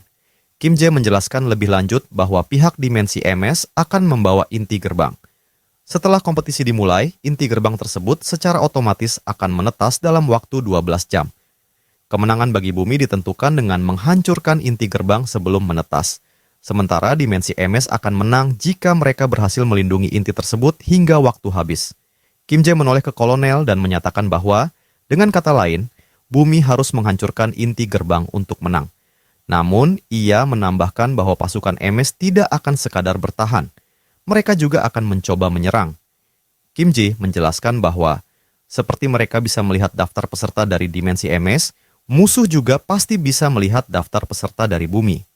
Karena mayoritas peserta dari bumi adalah peringkat ke-9, pasukan Emes kemungkinan akan mengasumsikan bahwa keunggulan utama bumi terletak pada kecepatan dan kekuatan serangan. Kolonel memahami maksud Kim Jae dan menyatakan bahwa, dalam kenyataannya, baik tim Kim Jae maupun militer harus memperkuat strategi ofensif mereka untuk mencoba menghancurkan inti. Kim Jae menyetujui bahwa strategi serangan bisa melibatkan timnya, Lancelot dan Sol, sehingga sisi serangan bukanlah masalah besar. Namun, tantangan sesungguhnya adalah pertahanan, bagaimana mereka bisa menahan serangan musuh yang terdiri dari ksatria peringkat ke-8. Kolonel lalu menyebut bahwa senjata jarak jauh akan sangat efektif untuk menahan serangan musuh. Baru kemudian ia menyadari mengapa Kim Jae secara khusus meminta penembak jitu ahli. Namun, ia memperingatkan bahwa senjata militer standar mungkin tidak cukup efektif melawan kekuatan alien peringkat ke-8. Kim Jae tersenyum dan meyakinkan kolonel untuk tidak khawatir. Ia menjelaskan bahwa ia telah meningkatkan kemampuannya pada malam sebelumnya. Adegan beralih ke momen di mana Kim Jae pada malam itu memikirkan tentang kebutuhannya untuk menjadi lebih kuat. Namun, untuk mencapainya, ia harus terlebih dahulu memahami lebih dalam kemampuannya untuk bisa memanfaatkannya dengan efektif. Ia membuka sistem dan meninjau beberapa peningkatan yang mungkin bisa dilakukan. Beberapa opsi termasuk kemampuan untuk mengirim hingga 8 produk secara bersamaan, mengakses informasi tentang hasil peningkatan atau kombinasi sebelumnya, menjalankan simulasi untuk peningkatan atau kombinasi produk, dan bahkan membuat kategori baru di pusat logistik dengan batas hingga 2 kategori. Setelah memeriksa kemampuannya, Kim Jae menyimpulkan bahwa meskipun tidak ada fungsi baru yang sepenuhnya, ada fitur tambahan yang dapat meningkatkan kemampuan yang sudah ada. Salah satunya adalah opsi di Subspace Laboratory yang memungkinkan Kim Jae memanipulasi objek dan mengevaluasi kinerjanya secara singkat melalui simulasi sebelum benar-benar menciptakannya di laboratorium. Sambil memegang secangkir kopi, Kim Jae mulai mencoret-coret ide, mencoba menentukan jenis senjata apa yang harus ia buat menggunakan fungsi ini. Ia menulis bahwa ia memiliki batu penguat listrik dan batu penguat daya tahan. Ia merenung bahwa senjata tersebut harus mudah digunakan, bahkan untuk orang-orang tanpa kemampuan khusus, dan yang terpenting, harus mampu mengalahkan makhluk peringkat ke-8. Setelah berpikir keras dan melakukan penelitian, Kim Jae akhirnya menciptakan senapan yang ditingkatkan dengan amunisi yang diperbarui. Awalnya, ia hanya mencoba meningkatkan amunisinya, Tetapi, saat ia menembakkan senjata, senapan itu langsung hancur karena tak mampu menahan kekuatan tembakan. Setelah menggunakan batu penguat daya tahan, ia berhasil memodifikasi senapan sehingga bisa menahan tembakan tersebut. Namun, senjata itu hanya mampu menahan 3 tembakan sebelum hancur. Kini, dengan salah satu senapan yang telah ia tingkatkan di tangannya, Kim Jae menyatakan bahwa strategi untuk bertahan adalah dengan menumpuk senapan-senapan ini untuk menahan serangan musuh dan menghancurkan inti gerbang untuk memenangkan pertempuran. Setelah mendengar semua ini, Kolonel dengan penuh kegembiraan menyatakan bahwa ia mengerti dan bahwa ia tidak mengharapkan apapun dari Kim Jae. Ia menambahkan bahwa ia akan segera mengirimkan daftar penembak jitu terbaik dan mulai mempersiapkan segala sesuatunya. Maka dimulailah periode persiapan 1 minggu. Para penembak jitu ahli dilatih untuk mengasah keterampilan menembak, pergantian senjata, dan manuver taktis untuk kompetisi mendatang. Sementara itu, ayah Kim Jae mulai mendiskusikan hal-hal teknis terkait konstruksi. Dengan cepat membuat Kim Jae merasa bosan. Tanpa banyak basa-basi, ayahnya menggunakan keahlian arsitekturnya untuk membangun benteng, sementara tim serangan mereka memperkuat kemampuan mereka menggunakan batu sihir yang diperoleh dari pembasmian monster. Sebagai hasilnya, Seoul menjadi mampu memperluas barrier pertahanannya lebih jauh. Hanya beberapa saat sebelum kompetisi dimulai, suasana menjadi semakin tegang. Joyeon, salah satu anggota tim Kim Jae, dengan bangga menunjukkan kemampuannya yang telah meningkat. Ia kini mampu menggunakan penyembuhan dengan efek Arya, membuat semua orang terkesima. Melihat dedikasi dan kemajuan timnya, Kim Jae merasa lebih percaya diri. Ia menyadari bahwa timnya kini sangat kuat dan setiap anggota dapat memaksimalkan kekuatan kebangkitan mereka. Waktu berlalu dengan cepat dan hanya tersisa 1 jam sebelum pertempuran dimulai. Di gedung Majelis Nasional, sebuah portal terbuka dan tentara dari dimensi MS mulai muncul, berpakaian zirah yang berkilauan, persis seperti yang telah Kim Jae gambarkan sebelumnya. Namun, di antara mereka, seorang prajurit memegang gate core, elemen kunci yang akan menentukan pemenang dalam pertempuran ini. Dari kejauhan, Kim Jae mengamati melalui teropong dan segera menyadari bahwa bola bercahaya itu memang core yang mereka incar. Ayah Kim Jae, yang berdiri di sampingnya, bertanya apa yang dilihatnya. Kim Jae menjelaskan bahwa ini persis seperti yang ditampilkan di video sebelumnya, kecuali satu detail yang aneh. Pasukan dari dimensi MS sedang membangun struktur di dekat gedung Majelis Nasional, kemungkinan untuk melindungi gate core. Sang ayah, yang penasaran, bertanya apakah struktur mereka lebih superior dari miliknya. Kim Jae sejenak termenung, berpikir bahwa tidak mungkin bangunan tersebut bisa selesai dalam waktu kurang dari 1 jam. Namun, perhatian Kim Jae segera beralih ke pemandangan yang lebih mengejutkan. Di bawah, 5 ksatria dari dimensi MS berdiri tak bergerak di depan penghalang pelindung. Pemimpin mereka mulai berbicara, menyatakan bahwa ia telah meninjau daftar peserta dari bumi dan menemukan bahwa sebagian besar adalah pejuang peringkat 9, meskipun ada beberapa yang di peringkat 7 dan 8. Kim Jae bertanya-tanya apakah mereka sudah bersiap untuk menyerang dan menembus garis pertahanan. Pemimpin ksatria itu melanjutkan pidatonya dengan angkuh, menyebutkan bahwa Dewi MS telah berbicara tentang belas kasih dan keselamatan bagi yang lemah, dan mereka akan memberikan belas kasih serta keselamatan itu kepada bumi. Namun, wajahnya segera berubah menjadi kebencian saat ia menyatakan bahwa belas kasih mereka akan datang dalam bentuk mencabut lidah orang-orang bumi selagi mereka masih hidup, agar tak ada seorang pun yang bisa menghina mereka lagi. Keselamatan, katanya, akan diberikan melalui kerja keras sebagai penebusan dosa. Dari tempatnya di atas, Kim Jae menyaksikan pidato itu dan mencatat bahwa itu adalah pidato yang cocok untuk seorang ksatria suci. Namun, sambil melirik layar sistem, Kim Jae menyadari bahwa mereka sangat meremehkan timnya hanya karena sebagian besar berperingkat 9. Tak lama kemudian, layar sistem menampilkan notifikasi bahwa kompetisi bidding akan segera dimulai. Di bawah, pemimpin ksatria MS memberi perintah untuk maju. Seperti prajurit primitif, mereka berteriak sambil berlari, mengklaim bahwa tindakan mereka adalah demi Dewi MS. Melihat musuh mendekat, kolonel segera memerintahkan semua prajurit untuk membuka tembakan. Pasukan yang dipersenjatai dengan senapan yang dikembangkan Kim Jae segera menembak. Hujan tembakan dengan atribut listrik menghantam para ksatria MS yang mendekat. Peluru-peluru tersebut menembus zirah mereka, membuat para ksatria terkejut dan bingung, berusaha memahami apa yang terjadi. Seorang prajurit ksatria yang kebingungan bertanya-tanya bagaimana mungkin pejuang peringkat 9 bisa melakukan hal seperti ini.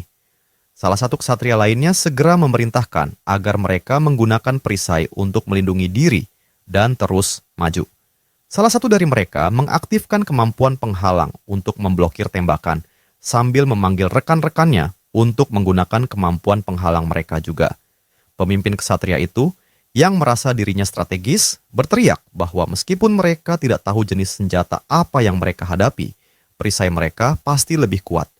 Ia memerintahkan prajuritnya untuk tetap bertahan dan mempertahankan posisi mereka. Yakin bahwa jika mereka bisa bertahan cukup lama, pasukan dari bumi akan kehabisan amunisi dan kemenangan akan menjadi milik dimensi MS. Sementara itu, di atas deretan senapan berjejer rapi, siap untuk digunakan. Para prajurit saling membantu untuk mengganti senjata setelah setiap senapan pecah setelah 3 tembakan yang dialokasikan. Tumpukan senjata yang sudah tak bisa digunakan pun semakin menumpuk. Komandan militer segera melapor melalui radio kepada Kim Jae bahwa sekitar 20% dari stok senjata telah digunakan. Mendengar laporan ini, Kim Jae menyingkirkan radio dan berkomentar bahwa semuanya berjalan jauh lebih baik dari yang ia harapkan. Ia memerintahkan mereka untuk terus melanjutkan serangan karena tim penyerang akan segera bergerak maju. Tim penyerang yang terdiri dari Lancelot, Sol, dan Kim Jae melaju dengan sepeda motor mereka, melesat dengan kecepatan luar biasa sehingga mereka berhasil menembus garis para ksatria sebelum mereka sempat bereaksi atau menghalangi gerakan mereka. Salah satu ksatria sempat melihat 3 orang yang melaju menuju gate core, tetapi ksatria lainnya segera mengabaikan kekhawatiran itu, menyatakan bahwa tidak ada yang perlu dikhawatirkan karena core tersebut tidak akan bisa dihancurkan. Saat bertahan dengan perisainya, ksatria itu berteriak bahwa prioritas mereka saat ini adalah mempertahankan garis dan menjaga posisi. Namun, tanpa disadari, ancaman sebenarnya kini sudah berada di depan mata. Sementara ksatria-ksatria MS terus mencoba bertahan di tengah medan perang, salah satu pemimpin mereka yang tetap optimis berusaha menyemangati pasukannya. Ia mengakui bahwa musuh tampaknya memiliki lebih banyak senjata dari yang mereka perkirakan, namun ia meyakinkan mereka bahwa begitu bala bantuan tiba, mereka akan mampu maju sedikit demi sedikit.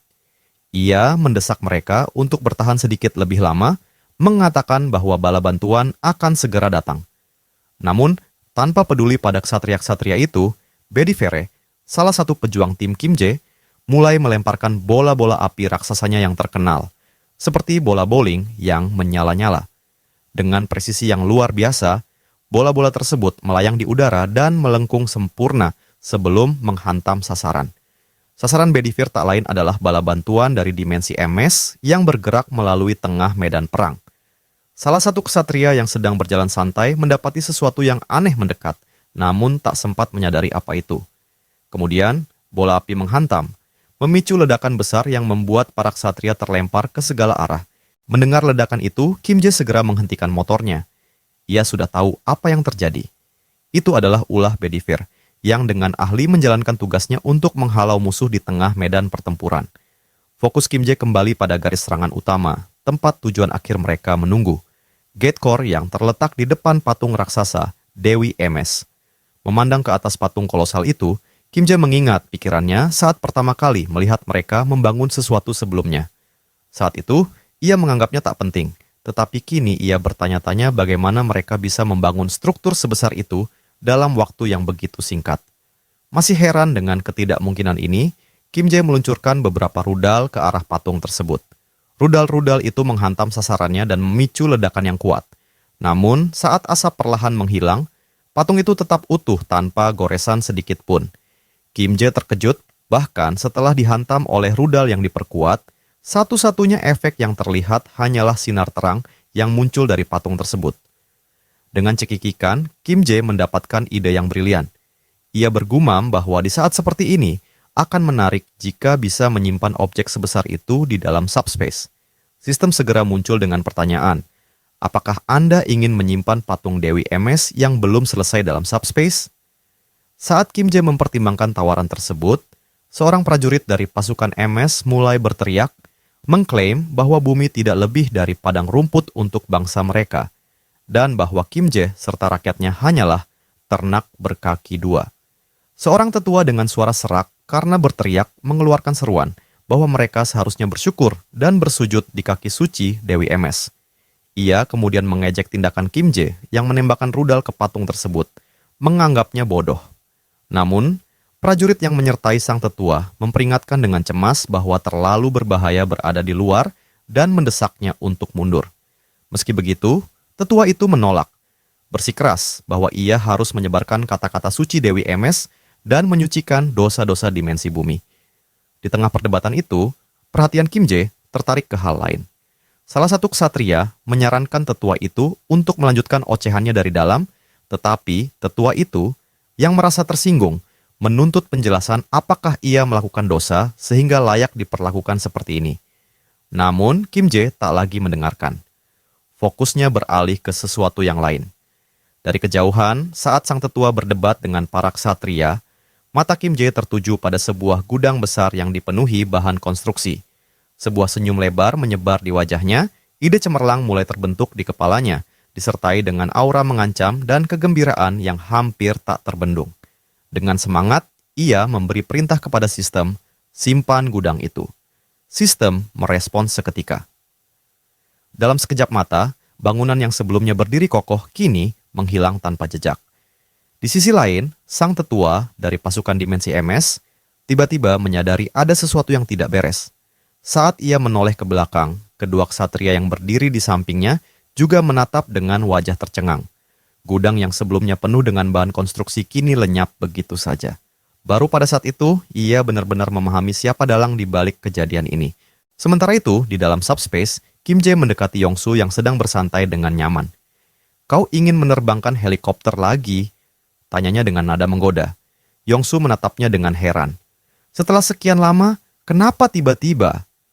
Kim Jae tersenyum kecil. "Kau hanya perlu naik setinggi mungkin." Mendengar itu, mata Yongsu berbinar penuh semangat. "Baiklah, aku sudah lama merindukan sensasi terbang." Di medan perang, Lancelot dan Sol tiba-tiba merasakan sesuatu yang aneh. Mereka segera bersiap siaga. Dalam hitungan detik, beberapa tombak raksasa meluncur deras dari langit, mengarah tepat ke posisi mereka. Sol segera menggunakan kemampuan barunya untuk membentuk penghalang, mencoba menahan serangan itu. Namun, tombak-tombak tersebut menembus pelindungnya dengan mudah, seolah tak terpengaruh sedikit pun. Mata Sol membelalak. "Apa? Penghalangku bahkan bisa menahan peluru yang diperkuat Kim Jae. Kenapa ini bisa menembusnya?" Lancelot melangkah maju dengan tenang, mengayunkan pedangnya untuk menangkis tombak yang hampir menembus Sol.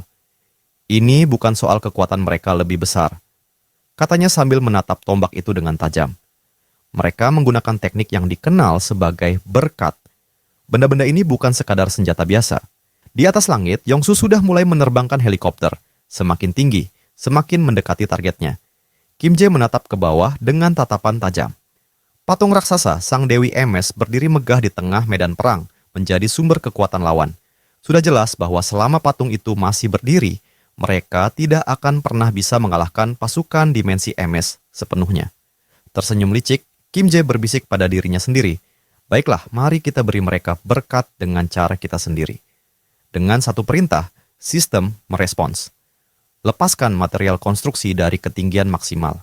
Dari langit, material-material konstruksi yang sebelumnya dicuri dari gudang meluncur dengan kecepatan tinggi, menghantam patung Sang Dewi Emes dengan dampak yang luar biasa. Ledakan besar terjadi, debu dan puing-puing berhamburan ke segala arah.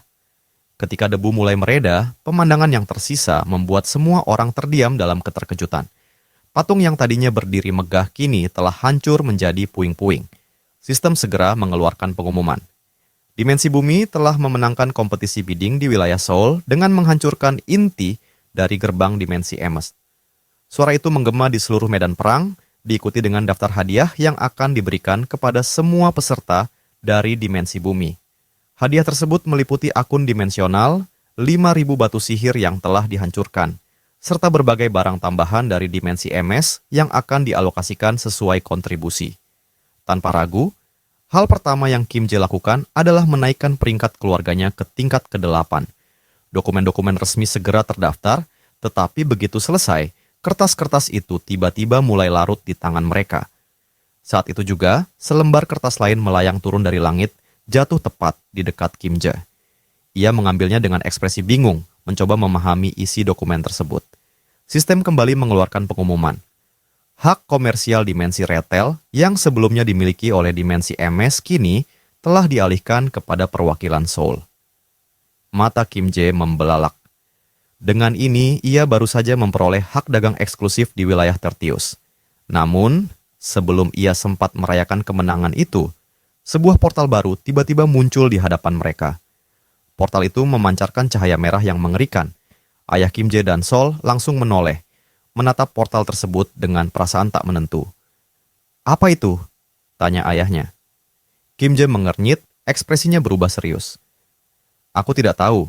Aku bukan orang yang memanggil portal itu. Tetapi ketika ia mencoba menyentuhnya, sistem menolak aksesnya dengan pesan. Bukan pemilik bisnis, silahkan periksa izin Anda." Kim Jae mengernyit. "Jadi aku harus mendaftarkan diri sebagai sebuah perusahaan hanya untuk menggunakan portal ini." Ketika ia membuka opsi lain, sistem menawarkan sesuatu yang lebih mencurigakan. "Apakah Anda ingin menjual hak dagang ini kepada kamar dagang multidimensi? Jika dijual, Anda akan menerima total 10.000 batu sihir sebagai harga pembelian." Kim Jae menatap pesan itu dengan ekspresi penuh amarah. "Mereka bahkan mencoba membeli hak dagang ini sebelum aku bisa menggunakannya. Ini bukan hadiah. Ini hanyalah permainan kotor untuk merampas apa yang seharusnya menjadi hak mereka." Ia tanpa ragu menekan tombol decline. Keterlaluan gumamnya meremas dokumen itu di tangannya. Chamber of Commerce bukan sekadar organisasi. Mereka adalah penjajah yang menyamar sebagai mediator. Mereka memaksa manusia untuk bertarung dalam kompetisi yang hampir mustahil dimenangkan. Dan bahkan setelah kemenangan mereka, hadiah mereka hanyalah jebakan. Kim Jae menghela napas, mencoba meredakan amarahnya. Dia tidak akan membuang dokumen ini, tapi dia juga tidak akan menjualnya kecuali mereka menaikkan harga tawarannya secara signifikan. Jika mereka ingin menindas manusia, maka dia akan memastikan bahwa mereka membayar mahal untuk setiap langkah yang mereka ambil. Sementara itu, di sekelilingnya, timnya mulai berkumpul kembali. Joyeon mendekat dan bertanya, "Jadi satu-satunya yang harus kita lakukan sekarang hanyalah mengisi dokumen itu? Aku masih harus menangani beberapa orang yang terluka." Kim Jae menatapnya sejenak sebelum mengangguk. "Ya, kau benar. Maaf telah mengumpulkan kalian semua segera setelah pertarungan berakhir. Aku tahu kalian pasti lelah." Ayahnya yang berdiri di dekatnya menepuk bahunya. "Tidak apa-apa. Lagi pula, semakin cepat kita menyelesaikannya, semakin cepat kita bisa menjadi lebih kuat." Kim Jae mengangguk. Semuanya telah selesai untuk saat ini. Ia bersiap untuk membuka portal menuju rumah mereka agar bisa beristirahat. Namun sebelum itu, Sol mengangkat tombak yang baru saja ia peroleh dari pertempuran dan tersenyum penuh arti. "Aku ingin menguji senjata baru ini dulu. Kalau kau butuh sesuatu, panggil saja aku." Yongsu, yang berdiri di sampingnya, hanya terkekeh. "Aku akan menyelesaikan beberapa game yang belum sempat aku mainkan." Sementara itu, ayah Kim Jae tampak kelelahan. Akhirnya bisa istirahat, badan tuaku ini sudah cukup menderita setelah membangun benteng itu. Namun, ketika matanya melirik ke tumpukan material bangunan yang baru saja mereka peroleh dari dimensi emas, ekspresinya berubah. Dengan takjub, ia mulai menyebutkan berbagai material yang ada. Batu bata, drywall, balok baja, bahkan tulangan baja berkualitas tinggi. "Kim Jae, dari mana kau mendapatkan semua ini?" Kim Jae baru ingat bahwa ia belum memberitahukan tentang penemuan besar ini. Dengan santai ia menjawab, "Oh itu? Aku mencurinya dari gudang mereka sebelum menghancurkan patung Dewi MS. Dan itu tidak terbatas." Ayahnya terdiam, matanya melebar karena keterkejutan. Lalu, ekspresi kegembiraan mulai muncul di wajahnya. Material konstruksi tak terbatas, ini berarti mereka bisa membangun benteng yang tak tertembus, infrastruktur yang tak tertandingi, dan persiapan perang yang lebih matang daripada yang pernah mereka bayangkan. Sementara ayahnya masih dalam keterkejutan, Kim Jae kembali memikirkan satu hal terakhir sebelum memasuki portal. Bagaimana dengan hasil kompetisi di wilayah lain? Ketika malam tiba, sistem akhirnya mengumumkan hasil global. South Korea menang 4 dari 5 pertempuran, tetapi dunia secara keseluruhan mengalami kekalahan yang menghancurkan. Dari 761 kompetisi, hanya 113 yang berhasil dimenangkan. Kim Jae mengerutkan dahi. Angka ini lebih buruk dari yang ia duga. Sistem lalu mengeluarkan pengumuman lain. Berdasarkan hasil ini, potensi pertumbuhan bumi akan diturunkan dan akses ke sumber daya antar dimensi akan dikurangi. Kim Jae mengepalkan tinjunya. Ini tidak bisa dibiarkan. Jika mereka terus kalah seperti ini, masa depan mereka akan dikendalikan oleh Chamber of Commerce. Kolonel yang masih berada di dekatnya berbicara dengan nada serius. Untungnya, posisi kita di South Korea masih cukup stabil. Jika kita perlu memperkuat pertahanan, kita bisa segera bergerak untuk membantu wilayah seperti Incheon. Di tengah perbincangan yang serius, seorang prajurit tiba-tiba berlari masuk, wajahnya penuh kegelisahan. "Maaf mengganggu, tapi ini darurat," katanya sambil menyerahkan sebuah laporan kepada kolonel. "Kami baru saja menerima transmisi radio dari divisi ke-17 di Incheon. Anda harus membacanya sekarang juga." Kolonel segera menyapu pandangannya ke laporan itu. "Kenapa Incheon menghubungi kita?" tanyanya dengan nada tegang. "Mereka telah dikalahkan," jawab prajurit itu, "dan mereka mengirimkan informasi penting sebelum komunikasi terputus." Mata kolonel menyipit saat membaca rincian dalam laporan. Musuh mereka adalah Lizardmen dari dimensi Sabros, dan portal mereka saat ini terletak di Chinatown. Menurut laporan, Lizardmen ini bukan sekadar monster biasa. Mereka adalah pasukan militer yang terlatih, menguasai pertempuran darat dan udara dengan mobilitas luar biasa. Pasukan Incheon dihancurkan tanpa ampun, dan pertempuran berakhir sekitar 2 jam sebelum kompetisi usai. Namun, setelah pertempuran, situasi menjadi lebih mengerikan. Pasukan Lizardmen terus bertambah, muncul dari portal dalam jumlah yang jauh lebih besar dari sebelumnya. Tak hanya itu, mereka telah mengirimkan tim pengintai untuk mengamankan rute akses. Ini hanya bisa berarti satu hal, mereka sedang mempersiapkan invasi skala besar. Kolonel menarik napas dalam sebelum membaca bagian terakhir laporan itu. Target mereka selanjutnya adalah Seoul. Mereka menuju Seoul. Kim Jae bergumam, matanya menyipit tajam. Yongsu yang mendengar itu langsung bereaksi. "Itu aneh, kenapa mereka langsung menuju Seoul? Bukankah tak seorang pun tahu lokasi kita?" Lancelot yang melihat peta menambahkan, "Dari posisi mereka sekarang, jarak ke Seoul sangat dekat. Mereka bisa tiba dalam hitungan jam." Saat Kim Jae masih memproses situasi, sistem tiba-tiba mengeluarkan pengumuman baru. Mulai saat ini, nama para perwakilan regional yang memenangkan kompetisi bumi akan ditampilkan di atas kepala mereka. Seoul membaca pesan itu keras-keras. "Apa-apaan ini? Kenapa tiba-tiba aturan seperti ini muncul? Kalau ini benar, maka namamu akan muncul di atas kepalamu, Kim Jae." Kim Jae secara refleks melihat ke atas, mencoba melihat apakah ada nama yang melayang di atasnya, tapi tak menemukan apapun. Ia mengernyit. "Apa aku benar-benar perwakilan regional?" Tapi Lancelot segera membantah keraguannya. "Kalau kau bukan perwakilannya, maka seluruh kompetisi ini tidak ada artinya."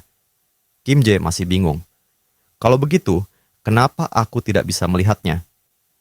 Sebelum ada yang bisa menjawab, sistem mengeluarkan pengumuman lain. Mulai sekarang, makhluk peringkat ke-7 diizinkan untuk menggunakan semua portal yang telah terpasang di bumi.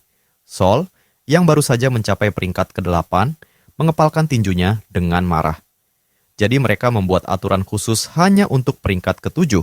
Ini berarti aku akan terjebak di sub-ruang lagi." Sistem kemudian melanjutkan. "Dimensi yang telah memperoleh hak dagang dengan memenangkan kompetisi kini dapat membangun portal di wilayah yang sesuai untuk mengeliminasi perwakilan regional dimensi bumi." Seluruh ruangan terdiam. Lalu, kemarahan mulai membara di mata mereka. "Ini tidak adil!" Yongsu berteriak. Kolonel mengangguk pelan. "Mulai sekarang, kita akan menghadapi makhluk peringkat ke-7 secara langsung, dan perwakilan regional akan menjadi target utama." Ia menatap Kim Jae dalam-dalam. "Ini seperti permainan penaklukan wilayah, tapi ada sesuatu yang aneh. Kenapa namamu tidak muncul di atas kepalamu, Kim Jae?" Lancelot, yang sejak tadi berpikir, tiba-tiba mendapat ide. "Tunggu sebentar, aku ingin memastikan sesuatu." Ia berjalan ke arah jendela dan menatap ke atas dengan hati-hati. Wajahnya langsung berubah drastis. "Tuan Kim Jae, kau harus melihat ini." Kim Jae berjalan keluar, masih dipenuhi kebingungan. Namun begitu ia mengangkat kepalanya, matanya membelalak lebar. Di langit, melayang dengan megah dan mencolok, adalah tulisan raksasa perwakilan Seoul. "Sial." Kim Jae menghela napas. Bukan berarti namaku tidak ada, hanya saja terlalu besar untuk bisa kita lihat dari bawah. Sol menatap langit dengan ekspresi serius. Dengan tanda sebesar ini, kita benar-benar target empuk bagi Lizardmen. Mereka akan datang dan kau adalah tujuan utama mereka. Perasaan buruk mulai menyelimuti Kim Jae. Semua ini terasa terlalu kebetulan. Lizardmen sedang mengorganisir pasukan untuk menyerang Seoul, padahal tidak ada kompetisi di sini. Gumamnya, ia menatap Sol. Dan tiba-tiba saja, aturan baru ini muncul di saat yang tepat. Bukankah ini terasa seolah mereka sudah tahu sebelumnya? Sol terdiam, ekspresi wajahnya penuh keraguan. Lancelot, bagaimanapun, tidak ragu sedikit pun. Mereka tahu. Matanya bersinar tajam. Bukan hanya tahu, mereka telah bersiap untuk ini. Ia berbalik menghadap Kim Jae, wajahnya penuh keyakinan. Mereka sudah berpengalaman dalam perang lelang ini. Mereka pasti sudah pernah menghadapinya sebelumnya. Situasi semakin genting. Waktu untuk bersiap hampir habis, dan serangan musuh bisa terjadi kapan saja. Kim Jae meremas rambutnya dengan frustasi. Sejak awal, ia sudah memiliki firasat buruk tentang semua ini, tetapi ia tidak pernah menyangka bahwa lawannya akan berpengalaman seperti ini. Sol, yang terlihat khawatir, bertanya apakah ada cara untuk bersiap menghadapi serangan ini. Ia mengusulkan agar semua orang bersembunyi di dalam subspace Kim Jae untuk sementara waktu. Namun, Lancelot dengan cepat membantahnya. Itu tidak sesederhana itu, ujarnya tegas. Memang benar bahwa mengalahkan Kim Jae akan menjadi tugas yang hampir mustahil bagi musuh, tetapi ada cara lain untuk memaksa kita keluar dari persembunyian, yaitu dengan penyanderaan. Lebih buruk lagi, jika musuh membagi pasukan mereka dan menyerang wilayah lain, maka situasinya akan semakin sulit dikendalikan. Kim Jae menghela napas, merasakan beban yang menekan dadanya. Ini bukan pertahanan, ini hanya pelarian, gumamnya. Tidak ada gunanya bersembunyi jika mereka tidak bisa melawan balik dari dalam subspace. Pada akhirnya, satu-satunya jalan adalah menghadapi musuh secara langsung dan mengalahkan mereka. Kemudian, sebuah ide melintas di benaknya. Jika dirinya sendiri yang menjadi target utama dan lokasinya diketahui, maka ia bisa memanfaatkannya. Ia bisa menarik musuh ke tempat di mana mereka akan berada dalam posisi yang tidak menguntungkan. Keheningan yang berat menyelimuti ruangan saat mereka semua merenungkan strategi yang mungkin dilakukan. Akhirnya, sang kolonel berbicara. Jika kita bisa mengantisipasi pergerakan musuh dan mengerahkan pasukan lebih cepat dari mereka, kita bisa membangun pertahanan yang cukup sebelum serangan dimulai. Kecepatan akan menjadi kunci kemenangan. Yongsu menyeringai penuh percaya diri. Kalau soal kecepatan, jangan khawatir. Aku bisa memotong waktu perjalanan kita secara signifikan. Ia kemudian bertanya, jadi kita harus bergerak sekarang, tapi kemana? Kim Jae mengerutkan kening. Itulah masalahnya, ia belum memilih lokasi yang tepat. Namun setelah berpikir sejenak, ia mengingat sebuah tempat. Sebuah lokasi di mana ia pernah mengalahkan kawanan Hellhound menggunakan lemari es. Tempat itu memiliki medan yang bisa menguntungkan mereka sekaligus menyulitkan musuh. Jembatan Gayang, gumam Kim Jae akhirnya. Jembatan itu adalah tempat yang ideal untuk bertarung. Mereka semua menatapnya dengan penuh perhatian saat ia menjelaskan rencananya. Jembatan yang sempit akan membatasi pergerakan Lizardmen. Tidak ada penduduk sipil di sekitar sana dan daerah itu merupakan taman ekologi tanpa bangunan tinggi yang bisa menghalangi pandangan mereka. Selain itu, dengan bahan-bahan yang mereka dapatkan dari dimensi Emos dan keahlian ayahnya dalam konstruksi, mereka bisa dengan cepat membentengi area tersebut. Di puncak menara pertahanan yang baru dibangun, Sol menggenggam sebuah tombak suci, sementara Bedivere berdiri di sisi lain, mengamati pergerakan musuh dari kejauhan. Sementara itu, ayah Kim Jae terus bekerja tanpa henti, membangun benteng pertahanan dengan kecepatan luar biasa. Struktur utama telah didirikan, penjaga telah ditempatkan, dan balok-balok penyangga diperkuat untuk menciptakan dinding pertahanan yang kokoh. Di sekeliling menara, tombak-tombak suci ditanam membentuk barikade, menciptakan penghalang yang akan memperlambat laju musuh sebanyak mungkin. Namun, saat Kim Jae mengamati hasil kerja mereka, sesuatu tiba-tiba menghantam pikirannya. Mereka telah mengabaikan dua hal penting. Pertama, reptil adalah perenang yang handal. Artinya, Lizardmen bisa saja menyusup lewat perairan di bawah jembatan tanpa terdeteksi. Kedua, Semak-semak di sekitar area itu tumbuh lebih cepat dan lebih lebat dari yang ia perkirakan. Dan, ya, benar saja. Lizardman sedang memanfaatkan celah itu. Dari balik rerimbunan, seorang Lizardman mengamati benteng pertahanan mereka.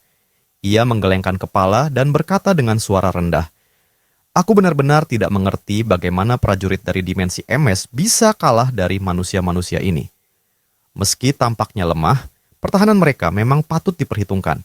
Namun, mereka telah membuang terlalu banyak material berharga untuk membangun benteng ini."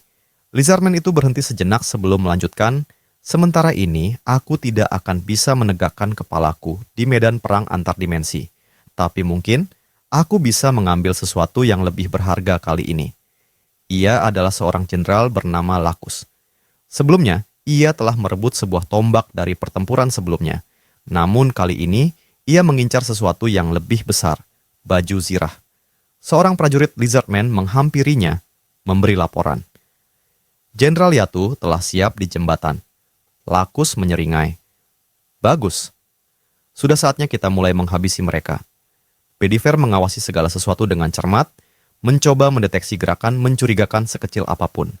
Tiba-tiba, ia mendengar suara aneh, dan Sol pun merasakan ada sesuatu yang tidak beres. Dengan mata tajam, ia mengamati sekeliling dan terkejut. Para Lizardmen bersenjatakan tombak dan menunggangi kadal raksasa, tengah bergerak untuk menyerang menara dari kejauhan. "Mereka datang!" teriak seorang prajurit di puncak menara pertahanan. Kimje dan Lancelot menoleh ke arah teriakan itu, hanya untuk melihat pasukan Lizardmen dalam jumlah besar melaju ke arah mereka, baik di darat maupun di udara. Dengan pekikan perang yang menggema di langit, mereka meneriakkan sumpah balas dendam untuk rakyat dimensi MS. Kimje tersentak, bertanya-tanya bagaimana mereka bisa mendekat secepat itu. Namun, tidak ada waktu untuk berpikir. Pertempuran sudah dimulai. Para prajurit di menara segera melepaskan tembakan. Rentetan peluru menghantam beberapa tunggangan musuh dan memperlambat laju mereka. Selain itu, berbagai benda dilemparkan oleh sistem pertahanan PEX dengan kecepatan tinggi, menyebabkan kekacauan di antara barisan Lizardmen. "Hati-hati, mereka menggunakan material dari dimensi MS," seru salah satu prajurit Lizardmen. Namun, salah satu jenderal mereka, Lacus, dengan ahli menangkis semua serangan yang datang dengan tombaknya. Seorang prajurit lain berteriak kepada Lacus bahwa musuh menggunakan material dari dimensi saudara mereka, dimensi MS, dan memperingatkan bahwa para Awaken akan kesulitan menggunakannya secara efektif. Namun, Lacus hanya menggeram. "Jangan takut, majulah terus. Ini bukan saatnya untuk mundur." Dari tengah pasukan musuh, Jenderal Yatu, sosok raksasa dengan tubuh kokoh bak benteng hidup, maju dengan mengaum keras. Mata merahnya berkilat liar saat ia menantang siapapun yang berani menghentikannya. Sebuah cahaya terang melesat ke arahnya, tombak suci yang ditembakkan dengan presisi tinggi. Namun, Yatu hanya meraihnya di udara dengan satu tangan dan mencemooh. "Hanya ini? Tidak cukup untuk menghentikanku." Kimje menatap dengan cemas. Serangan mereka gagal menghentikan raksasa itu. Sementara itu, Lancelot menghunus pedangnya, matanya mengamati situasi dengan tajam. "Dua musuh di peringkat ke-7, gumamnya. Yang besar itu bertarung tanpa teknik, hanya kekuatan brutal. Tapi, yang di dekat barricade, dialah ancaman sebenarnya." Lancelot berbalik ke arah Kimje. "Kalau si raksasa itu sampai ke menara pertahanan, kita kalah. Aku akan menangani yang satunya. Kau harus menahannya, bagaimanapun caranya." Kimje mengangguk. "Hati-hati." Lancelot tersenyum tipis. Tentu saja. Tanpa ragu, Lancelot melesat ke medan perang. Dalam sekejap, ia berada tepat di hadapan Lacus, mengayunkan pedangnya dengan kecepatan luar biasa. Namun, Lacus bereaksi sama cepatnya, menangkis serangan itu dengan tombaknya. Kemudian, ia menatap Lancelot dengan sorot mata penuh penghargaan. "Kau nekat melompat sendirian ke tengah musuh. Menarik. Dan kau tadi mengincar leherku. Serangan yang luar biasa. Sudah lama aku tidak bertemu prajurit sepertimu." Ia tersenyum. Matanya berkilat tajam. "Siapa namamu, Ksatria?" Lancelot mengangkat dagunya. "Lancelot." Lacus tampak terkesan. "Nama yang agung. Aku adalah Lacus, jenderal dari pasukan Lizardmen." Ia melanjutkan, "Aku tahu tujuanmu. Kau ingin menahanku di sini. Tapi aku hanya memberikan perhatian ini karena kau layak. seorang pejuang sejati tidak akan menolak tantangan duel. Mari kita bertarung, mempertaruhkan nyawa kita. Lancelot tidak ragu sedikit pun. Jika kau tidak menghargai nyawamu, aku juga tidak akan melakukannya. Lakus tertawa keras. Bagus, aku akan menguji apakah keterampilanmu sehebat nyalimu. Namun, Lancelot mengangkat jarinya. Tunggu, kau mau bertarung sambil menunggangi kadal itu? Lakus menyipitkan mata. Apa maksudmu? Pertarungan hidup dan mati harus menentukan siapa yang paling kuat. Tungganganmu hanya cara pengecut untuk mengompensasi kelemahan. Atau mungkin untuk menyelamatkan hidupmu, kata Lancelot. Suaranya dingin. Lakus menggeram. Kau? Aku tidak akan mengeluh jika aku kalah, lanjut Lancelot. Jadi ayo, hadapi aku. Atmosfer di medan perang seketika menegang. Lakus menatap Lancelot tajam, lalu, tanpa sepatah kata, ia turun dari tunggangannya. Ia melangkah maju. Suaranya bergemuruh. Sekarang kita setara. Mari kita lihat siapa yang akan bertahan hidup. Di sisi lain, para prajurit terus menembaki pasukan Lizardmen. Peluru mereka mengenai sasaran, membuat beberapa pejuang reptil itu terjatuh dari tunggangan mereka. Namun, meskipun jumlah mereka mulai berkurang, serangan Lizardmen tak menunjukkan tanda-tanda melambat. Dengan tekad baja, mereka terus merangsek maju, mengabaikan bahaya dan membidik menara pertahanan dengan semangat tak tergoyahkan. Teriakan dari para prajurit terdengar lantang, memerintahkan agar tembakan terus dilesatkan tanpa ragu. Namun tiba-tiba, seekor tunggangan raksasa melompat tak terduga. Taring tajamnya menancap brutal di bahu seorang prajurit. Dampak serangan itu melemparkannya ke tanah, darah mengucur deras dari luka yang terbuka. Rekan-rekannya bergegas menolongnya, berteriak bahwa mereka memiliki korban luka di tengah medan tempur. Tak jauh dari sana, seorang Lizardman di atas tunggangannya mencoba menerobos pertahanan. Seorang prajurit segera mengambil alih komando, memerintahkan tembakan perlindungan, sementara ia menangani korban yang terluka. Namun, sebelum ada yang bisa bereaksi lebih lanjut, sebuah tombak melesat dengan kecepatan luar biasa, menghantam tepat ke arah tunggangan yang hendak menerobos. Benturannya begitu kuat hingga Lizardman di atasnya kehilangan keseimbangan dan terlempar ke tanah. Ia bahkan tak sempat memahami apa yang terjadi sebelum sebuah sosok melesat ke arahnya, Sol. Tanpa ragu, dengan satu pukulan telak, ia menghantam kepala Lizardman itu ke tanah, mengakhiri perlawanan sebelum sempat dimulai. Matanya berkilat tajam, menatap para prajurit di sekitarnya. Aku akan menjaga gedung ini, serunya tegas. Terus tembak, jangan berhenti. Seekor Lizardman yang masih bertunggang menyerbu ke arahnya. Sol berdiri tegap, tubuhnya tegang menahan kekuatan yang terkumpul di tangannya. Dengan satu pukulan yang menghancurkan, ia menghantam musuhnya dengan keras hingga tubuhnya terlempar tinggi ke udara. Berputar seperti boneka kain sebelum menghantam tanah dengan bunyi dentuman yang memekakkan telinga. Di lini belakang, Joyon bergerak cepat, menggunakan kemampuannya untuk menyembuhkan prajurit yang terluka. Tentara itu merintih kesakitan, tetapi Joyon terus bekerja dengan cekatan, meyakinkannya bahwa luka-lukanya akan segera sembuh. Namun, ancaman belum berakhir. Lizardman yang menunggangi makhluk bersayap melihat celah dalam pertahanan dan melancarkan serangan langsung. Sebelum mereka bisa mendekat, sebuah tombak melesat menghantam salah satu dari mereka di udara, menjatuhkannya bersama tunggangannya. Yang lain mencoba menghindar, tetapi terlalu lambat. Tombak lain menghantam mereka dengan kekuatan yang begitu besar, hingga tubuh tunggangan mereka bertabrakan satu sama lain, menciptakan ledakan kehancuran di udara. Namun meskipun banyak yang telah jatuh, jumlah musuh masih terlalu banyak. Mereka terus bergerak maju dengan kebrutalan yang tak tertandingi. Beberapa dari mereka yang telah roboh terhimpit di dinding, sementara yang lain mengerahkan seluruh tenaga untuk menerobos pertahanan dengan amarah yang semakin membara. Di kejauhan, Bedivere mengamati pertempuran dengan mata tajam. Ia mulai menyadari betapa genting situasi ini. Apakah ia bisa menghadapi musuh sebanyak ini sendirian? Berapa lama lagi hingga bala bantuan tiba? Sementara itu, di sudut lain medan perang, Yatu, si raksasa Lizardman, terus bergerak maju meskipun tubuhnya sudah dipenuhi luka akibat serangan Kimje. Namun bukannya melemah, ia justru semakin bersemangat. Dengan seringai penuh kegembiraan, ia berteriak, "Serangan yang luar biasa. Apa kau punya sesuatu yang lebih kuat dari ini?" Tanpa ragu, Kimje meluncurkan serangkaian balok kokoh yang ia dapatkan dari pertempuran di dimensi MS. Namun, Yatu hanya menepisnya, seakan serangan itu tak berarti apa-apa. Kim Jae menyadari sesuatu. Yatu benar-benar bodoh. Sejak awal, Kim Jae hanya menggunakan pola serangan otomatis yang sama berulang kali. Namun entah mengapa, Yatu menganggapnya sebagai strategi yang berbeda setiap kali. Dengan tawa kecil, Kim Jae menyadari bahwa ia telah menjebaknya tanpa disadari. Sekarang tinggal memutuskan langkah berikutnya. Ia menelusuri medan tempur, mencoba mencari tahu keadaan Lancelot. Namun, begitu ia melihat situasi di sisi lain pertempuran, Kim Jae menyadari bahwa menunggu adalah risiko yang terlalu besar.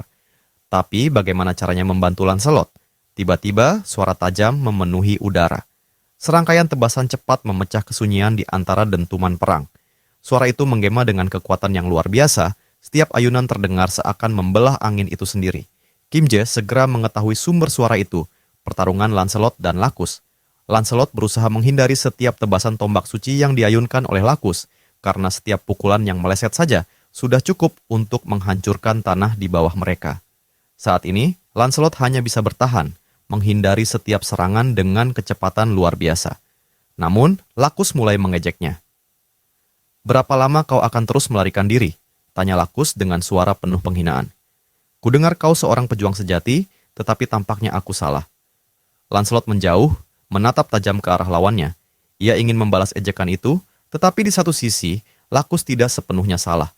Kekuatan tombak suci itu jauh melampaui harapannya. Lancelot menyadari bahwa ini bukanlah senjata biasa. Senjata ini memiliki properti tambahan yang membuatnya jauh lebih mematikan dari yang ia duga. Dengan cepat, Lancelot menyusun pikirannya. Ia mulai mencermati pernyataan Lakus sebelumnya. Para Lizardmen menyebut dimensi MS sebagai dimensi saudari mereka. Ia lalu bertanya, "Tombak itu apakah berasal dari dimensi MS?" Lakus segera menyangkal, "Tidak. Senjata ini ditempa di dimensi Sabros. Namun, orang-orang dari dimensi MS yang memberinya peningkatan khusus." Mendengar itu, Lancelot tersenyum kecil. "Seperti yang kuduga," gumamnya. Lancelot awalnya hendak menyebutnya sebagai sebuah pernyataan. Namun dengan cepat ia mengoreksi dirinya sendiri dan menyebutnya sebagai sebuah pertanyaan. Lakus yang mendengar ini ragu sejenak. Namun, sebelum jeda itu bisa dimanfaatkan, Lancelot dengan nada mengejek bertanya apakah tombak sakral yang dipegang Lakus hanyalah alat untuk menutupi kurangnya keterampilan bertarung para kadal.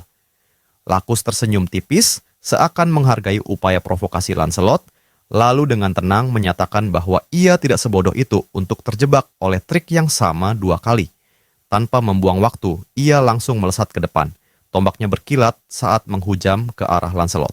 Lancelot dengan gesit menghindar, namun di tengah serangannya, Lakus tiba-tiba mengubah arah tusukannya. Namun seolah sudah menduga gerakan itu, Lancelot telah bersiap dan berhasil menangkisnya. Meski begitu, kekuatan tombak itu luar biasa. Dorongan dari benturan tersebut mendorong Lancelot beberapa meter ke belakang. Lakus tak memberinya kesempatan untuk pulih, terus menekan dengan serangan beruntun, berusaha mencegah Lancelot mendapatkan kembali keseimbangannya. Namun, Lancelot sudah siap. Dalam posisi berlutut, pedangnya terhunus ke depan dalam posisi bertahan. Lakus, dengan refleks luar biasa, menangkis serangan itu dengan mudah dan memanfaatkan celah untuk melancarkan serangan balik. "Kau memang seorang prajurit," ujar Lakus. Suaranya dipenuhi dengan kepastian. "Tapi hidupmu berakhir di sini." Lancelot tetap diam, menatap serangan yang datang tanpa ekspresi sedikit pun. Saat ujung tombak hampir menusuknya, sesuatu yang tak terduga terjadi. Tombak sakral itu bergetar hebat, seakan menolak perintah pemiliknya. Lakus terbelalak, wajahnya memerah karena berusaha mengendalikan senjatanya. Dengan kekuatan yang tak terlihat, tombak itu meronta lepas dari genggamannya dan melesat ke arah yang sama sekali berbeda. Lakus terpaku. Hal ini belum pernah terjadi sebelumnya. Kim Jae yang bertanggung jawab atas kejadian ini. Dengan menggunakan kekuatan sistemnya, ia telah menarik tombak itu ke dalam subruang. Notifikasi muncul di antar mukanya. 238 batu sihir digunakan untuk menyimpan tombak sakral di kategori material konstruksi dimensi MS. Kim Jae terdiam sejenak, tak percaya bahwa rencananya benar-benar berhasil. Dalam situasi genting ini, ia tidak hanya berhasil menyelamatkan Lancelot, tetapi juga mendapatkan senjata yang luar biasa. Namun, ia tidak mengerti kenapa tombak sekuat itu dikategorikan sebagai material konstruksi. Meski begitu, ia bersyukur dan bertekad untuk memanfaatkannya sebaik mungkin. Di medan perang, Lancelot masih berlutut sementara Lacus menatapnya dengan kemarahan yang membara. Dengan rahangnya yang mengatup kuat, Lacus lalu mengalihkan pandangannya ke Kimje. "Kenapa kau merusak duel antara prajurit sakral?" bentaknya. Lalu ia menoleh kembali ke Lancelot, matanya menyala dengan kebencian. "Kau berbicara banyak tentang keterampilan, tapi pada akhirnya, kaulah yang paling memalukan." Lancelot tidak terpengaruh. Tuan Kimje mengambil tombak itu karena ada alasannya. Jangan bicara sembarangan. Lacus semakin marah. Suaranya penuh hinaan saat ia berkata, "Jadi kau bercanda denganku sekarang?" Ia mengangkat satu jari, mengarahkannya langsung ke wajah Lancelot. "Apa tuan yang kau ikuti itu benar-benar begitu hina, hingga tidak memahami kehormatan seorang prajurit?" Lancelot tak tinggal diam. Dengan nada tegas ia membalas, "Tarik kembali kata-katamu. Aku kini memahami dirimu sepenuhnya. Kau bukan marah karena duel ini, tapi karena kau takut kehilangan tombakmu." Namun, Lancelot mengangkat dagunya dengan percaya diri. "Tak perlu khawatir, aku sendiri adalah seorang prajurit." Ia lalu menancapkan pedangnya ke tanah dan berkata dengan suara penuh keyakinan, "Entah aku mati dengan kepala terpenggal atau tubuhku dihancurkan, hasil akhirnya tetap sama." Ia mengepalkan kedua tangannya, siap bertarung tanpa senjata. "Hanya satu hal yang tak berubah, kau akan mati." Lacus menyeringai.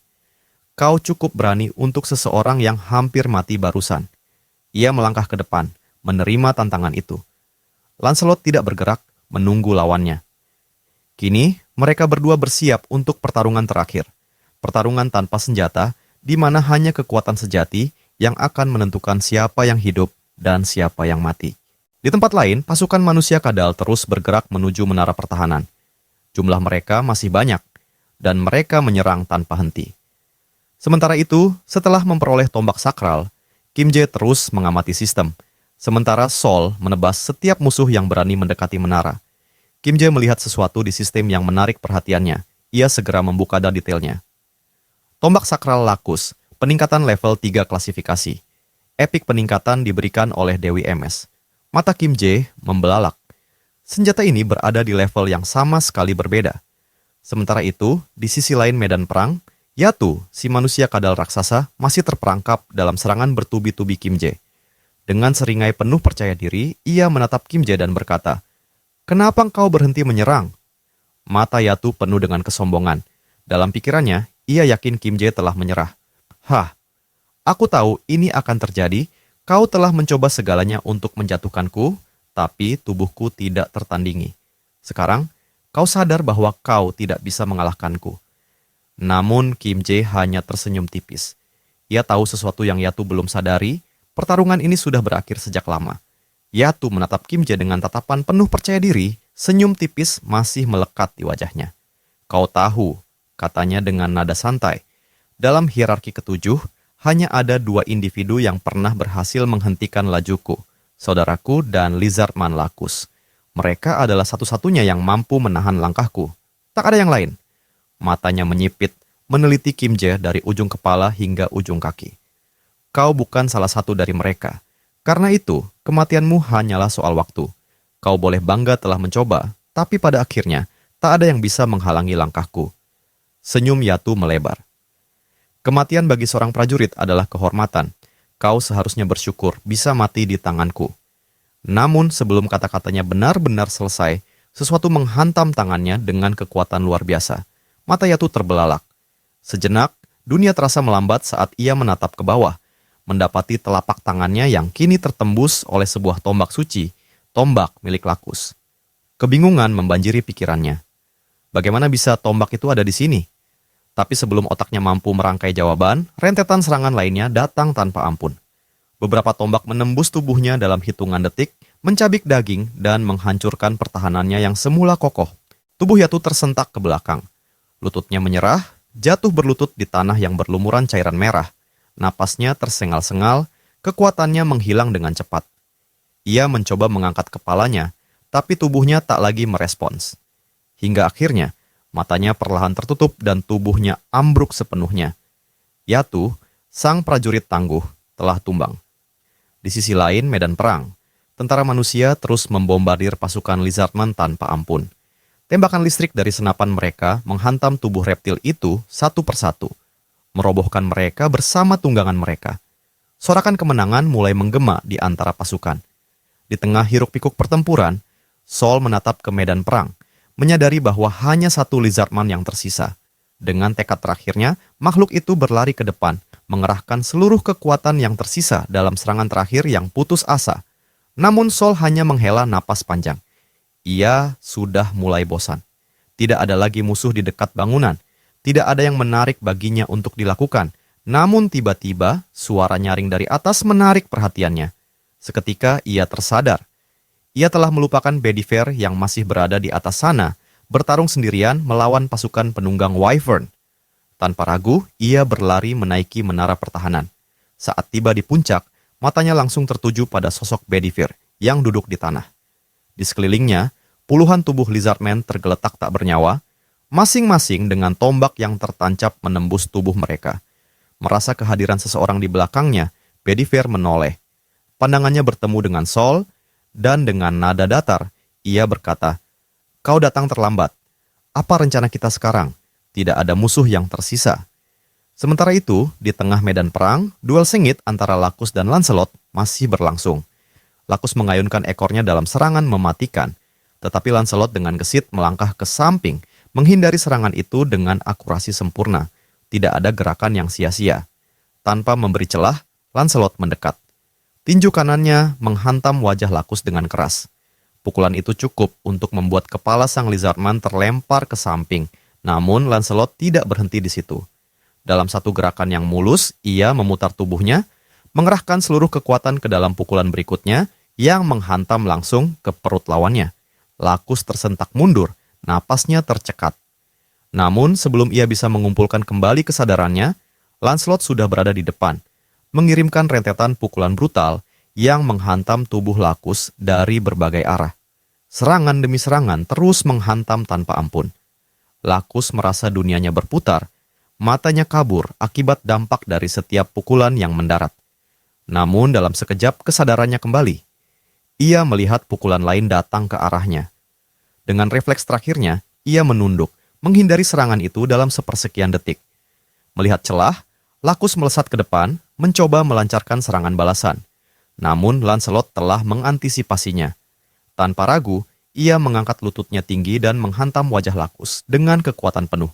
Tubuh Lacus terpental ke belakang, jatuh ke tanah. Cairan merah mengalir dari mulutnya. Pikirannya berputar. Tidak mungkin. Ia, yang begitu kuat, kini terbaring tak berdaya. Lancelot perlahan mendekat.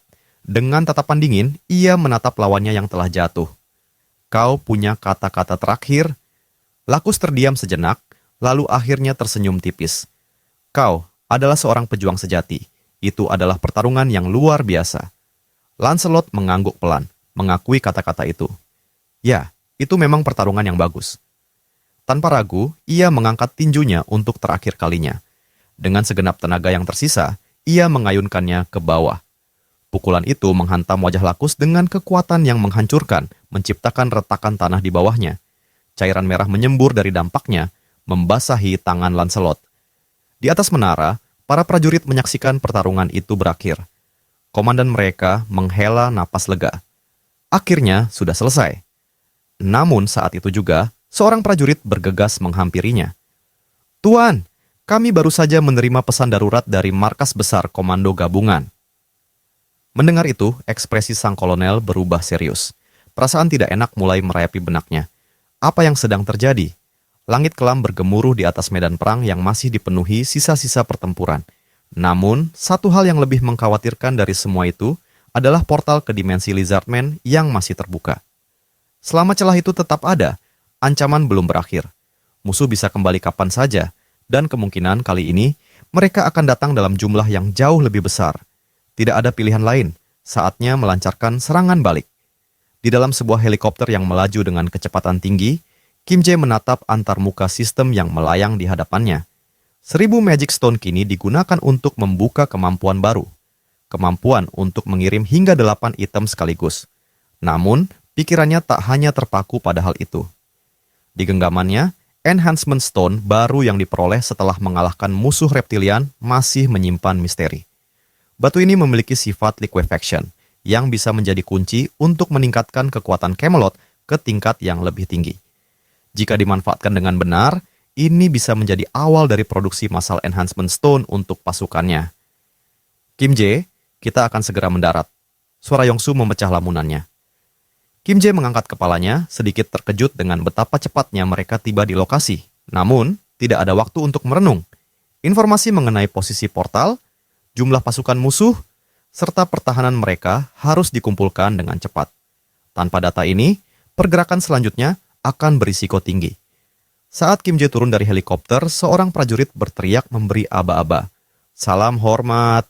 Suara serempak menggema saat para tentara di hadapannya memberikan penghormatan penuh kepada sang kolonel.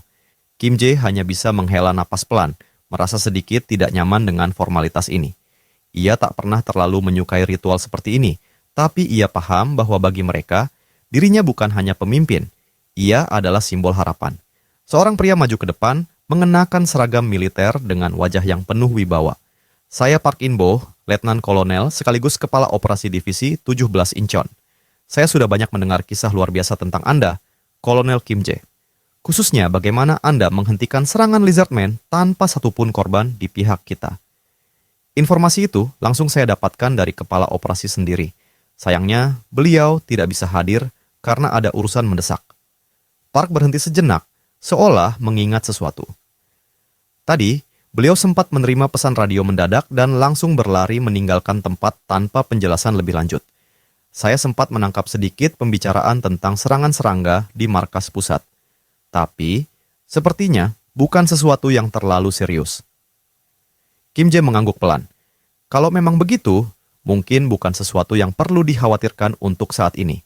Setelah berbicara singkat, Letnan Kolonel Park mengajak Kim Jae masuk ke ruang taktis untuk membahas situasi lebih lanjut.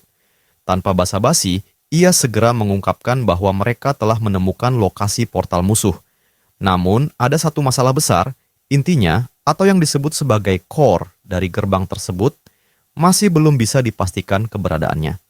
Park menjelaskan bahwa sebelumnya mereka sempat menempatkan sniper untuk mengawasi pergerakan di sekitar portal. Namun, setelah proses kompetisi lelang berakhir, sesuatu yang aneh terjadi. Dari dalam portal, cairan berlumpur berwarna hitam mulai merembes keluar, menyebar dan menutupi area sekitar. Sejak saat itu, kita kehilangan visibilitas terhadap inti gerbang. Dan anehnya, lumpur ini bukanlah racun atau zat yang berbahaya saat bersentuhan dengan kulit manusia. Tapi, pergerakan di atasnya hampir mustahil. Orang yang masuk ke dalamnya akan sulit untuk bergerak. Mendengar penjelasan itu, Kim Jae menatap foto yang diletakkan di atas meja. Gambar itu memperlihatkan area sekitar portal yang telah berubah menjadi rawa hitam yang kelam dan pekat. Jadi, mereka menggunakan medan ini sebagai keuntungan taktis? Kim Jae bergumam.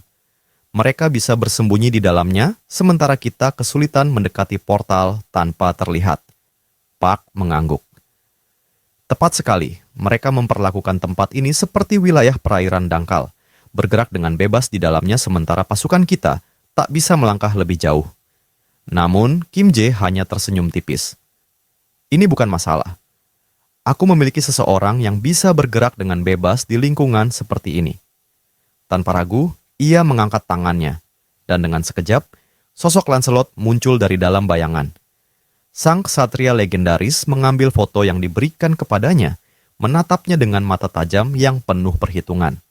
Namun, setelah beberapa saat, Lancelot menggelengkan kepala. Maaf Tuan, ini akan menjadi tantangan besar. Kim Jae menatapnya dengan penuh rasa ingin tahu. Apa yang membuatnya sulit? Dengan efek fantom milikku, pergerakan tidak akan menjadi masalah. Namun, jika seluruh area ini adalah rawa, maka kita tidak punya tempat untuk bersembunyi. Mereka akan bisa mendeteksi keberadaan kita dengan mudah. Kim Jae terdiam, menyadari bahwa ini memang menjadi kendala baru yang harus diatasi. Namun, seperti biasa, Lancelot selalu memiliki solusi. Ada seseorang yang lebih cocok untuk tugas ini, ujar Lancelot. Seorang yang lebih cepat, lebih gesit, dan memiliki kemampuan untuk bergerak tanpa terdeteksi. Kim Jae langsung tertarik. Siapa yang kau maksud? Seakan menjawab pertanyaan itu, antarmuka sistem tiba-tiba aktif. memberi pemberitahuan bahwa 500 Magic Stone dan 1 Enhancement Stone telah dikorbankan. Seiring dengan itu, sebuah portal bercahaya terbuka tepat di hadapan mereka. Dari dalam pusaran energi itu, sesosok pria bertudung gelap melangkah keluar dengan gerakan yang begitu tenang, hampir seperti bayangan yang menyatu dengan kegelapan. Sosok itu mengangkat kepalanya, menatap Kim Jae dengan tatapan tajam penuh dedikasi. "Aku telah tiba." Suaranya terdengar rendah, namun syarat dengan keyakinan. Menjawab panggilan Lord Kim Jae. Sosok itu kemudian menundukkan kepala dengan penuh hormat. "Namaku Mordred, salah satu dari 12 ksatria Camelot di bawah komando Lancelot. Mulai saat ini, aku bersumpah untuk mengabdi kepadamu dengan nyawaku." Berbeda dari para ksatria lainnya, Mordred bukanlah petarung garis depan. Namun, dalam hal pengintaian, infiltrasi, dan serangan mendadak, dialah yang terbaik. Kini, dengan Mordred di pihak mereka, gerakan melawan Lizardmen bisa dimulai tanpa mereka sadari. Medan pertempuran sejatinya bagi Mordred bukanlah garis depan yang penuh hiruk-pikuk peperangan, melainkan jauh di balik garis musuh. Di sanalah, dalam bayang-bayang, ia mengasah keahliannya. Menyusup tanpa terdeteksi, membunuh tanpa suara, dan mencuri tanpa jejak. Ia bukan hanya seorang pembunuh bayangan, tetapi legenda yang diukir dengan kegelapan.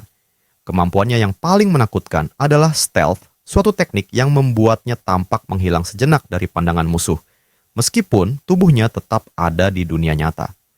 Kelemahan dari teknik ini adalah ia masih bisa terpengaruh oleh faktor eksternal. Namun, keahliannya dalam memanfaatkan momen sekilas itu untuk menghabisi lawannya menjadikannya seorang pembunuh yang tak tertandingi. Dengan ditunjuknya Mordred sebagai salah satu dari 12 ksatria Camelot, ia memperoleh batu peningkatan yang unik, batu materialisasi, yang memungkinkan dirinya menghindari gangguan fisik untuk sementara waktu. Dengan tambahan ini, seorang asasin hebat menjadi lebih menakutkan lagi. Di dalam ruangan strategis, Kim Jae menatapnya dengan penuh semangat. "Aku akan menjelaskan misimu," ucapnya tegas.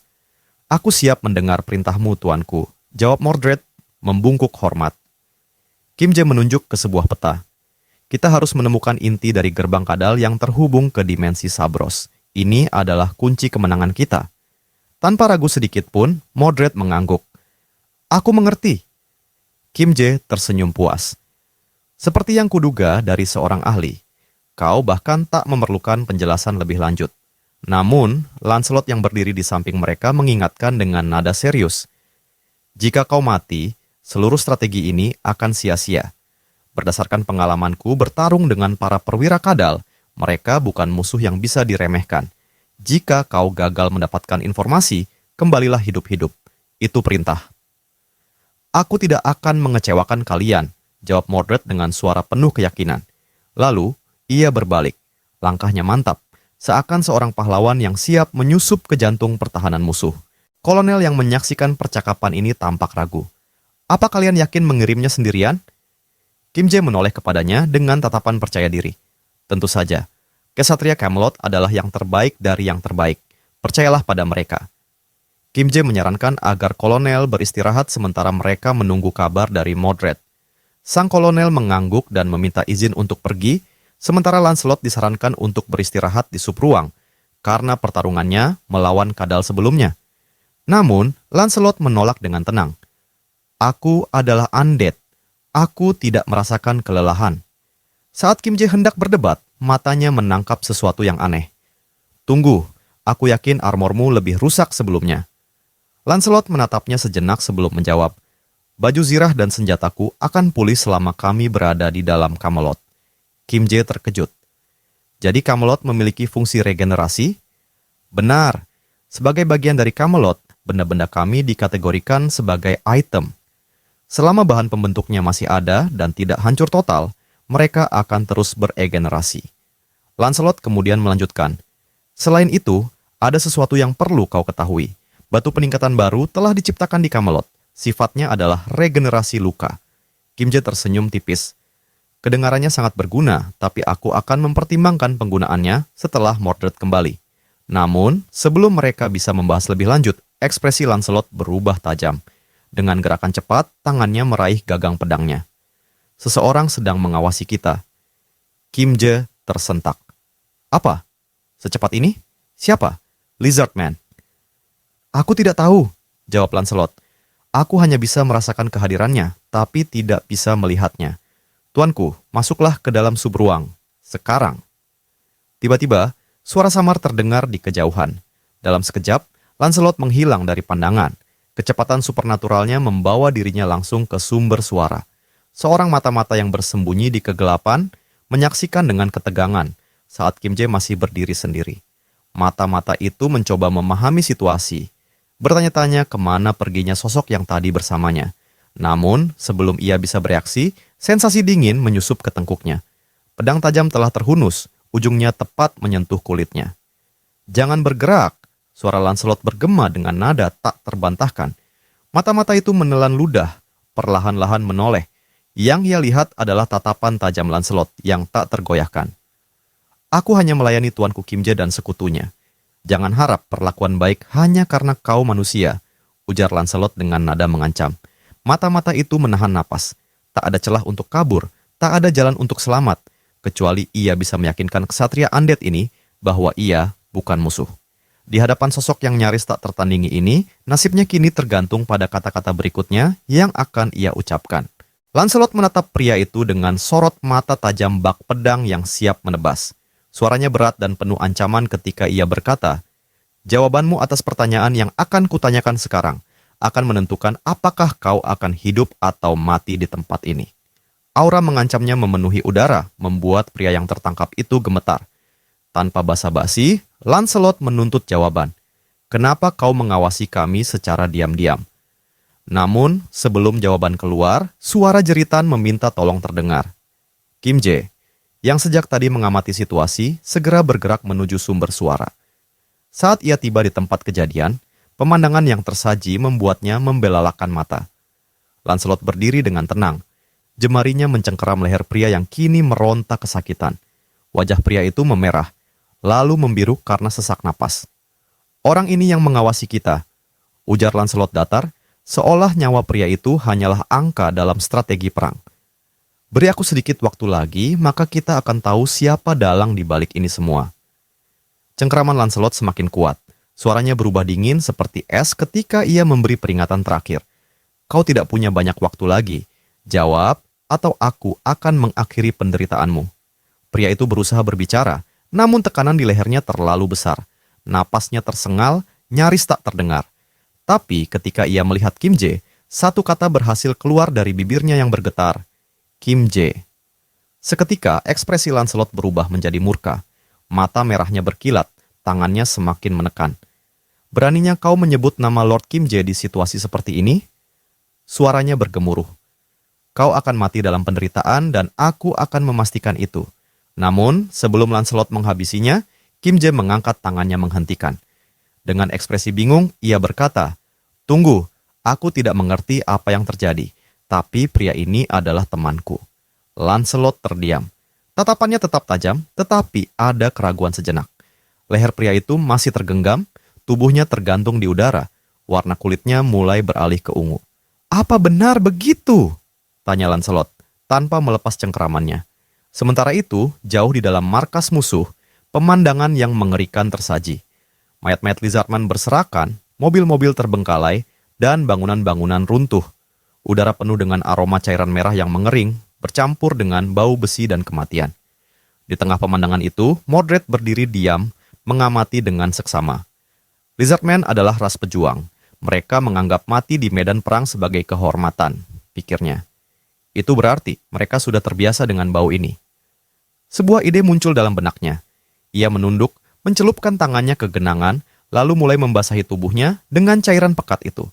Aroma menyengat menyelimuti dirinya, menutupi bau manusianya. "Dengan ini, aku bisa menghilangkan jejakku," batinnya sambil bergerak mendekati sebuah lorong besar. Ia melangkah perlahan, setiap gerakan diperhitungkan agar tidak menarik perhatian. Namun, semakin jauh ia masuk, semakin ia menyadari sesuatu. "Kenapa tempat ini begitu besar?" gumamnya. Koridor itu sangat luas, bahkan lebih besar dari yang seharusnya untuk Lizardman biasa. "Tunggu, apa ini berarti ada satu makhluk yang jauh lebih besar dari yang lain?" Tiba-tiba, langkahnya terhenti. Seorang Lizardman berdiri tepat di sampingnya. Napasnya tercekat. ia menahan diri agar tidak bergerak sedikit pun. Jika ia sampai ketahuan sekarang, misi ini akan berakhir sebelum dimulai. Tanpa suara, tubuhnya mulai memudar, berubah menjadi bayangan yang hampir tak kasat mata. Lizardman itu melirik sekelilingnya sebentar, sebelum akhirnya pergi. Barulah Mordred menghela napas lega. Sial, ini lebih berbahaya dari yang kuduga. Aku tidak bisa gagal. Lancelot sudah menegaskan, aku harus kembali hidup-hidup. Mordred kembali bergerak, semakin dalam ke pusat fasilitas. Namun, yang ia temukan di sana bukan sekadar Lizardman biasa. Di depannya berdiri sesosok makhluk mengerikan. Sebuah entitas besar berwarna ungu dengan satu mata di tengah kepalanya. Ia mengamati tempat itu dengan seksama sebelum memperhatikan seorang pria tua berkepala botak yang sedang membaca sebuah kitab kuno. Mordred menyipitkan mata. Siapa mereka? Pria botak itu berbicara dengan nada jengkel. Makhluk kotor, kau mengganggu studiku lagi. Skolgen. Begitu ia dipanggil oleh suara lain yang terdengar dari bayangan. Skolgen menutup bukunya, suaranya syarat dengan kesombongan. Aku hanya bilang akan mengurungnya, bukan melukainya. Namun, sebelum ia bisa melanjutkan, sesuatu bergerak.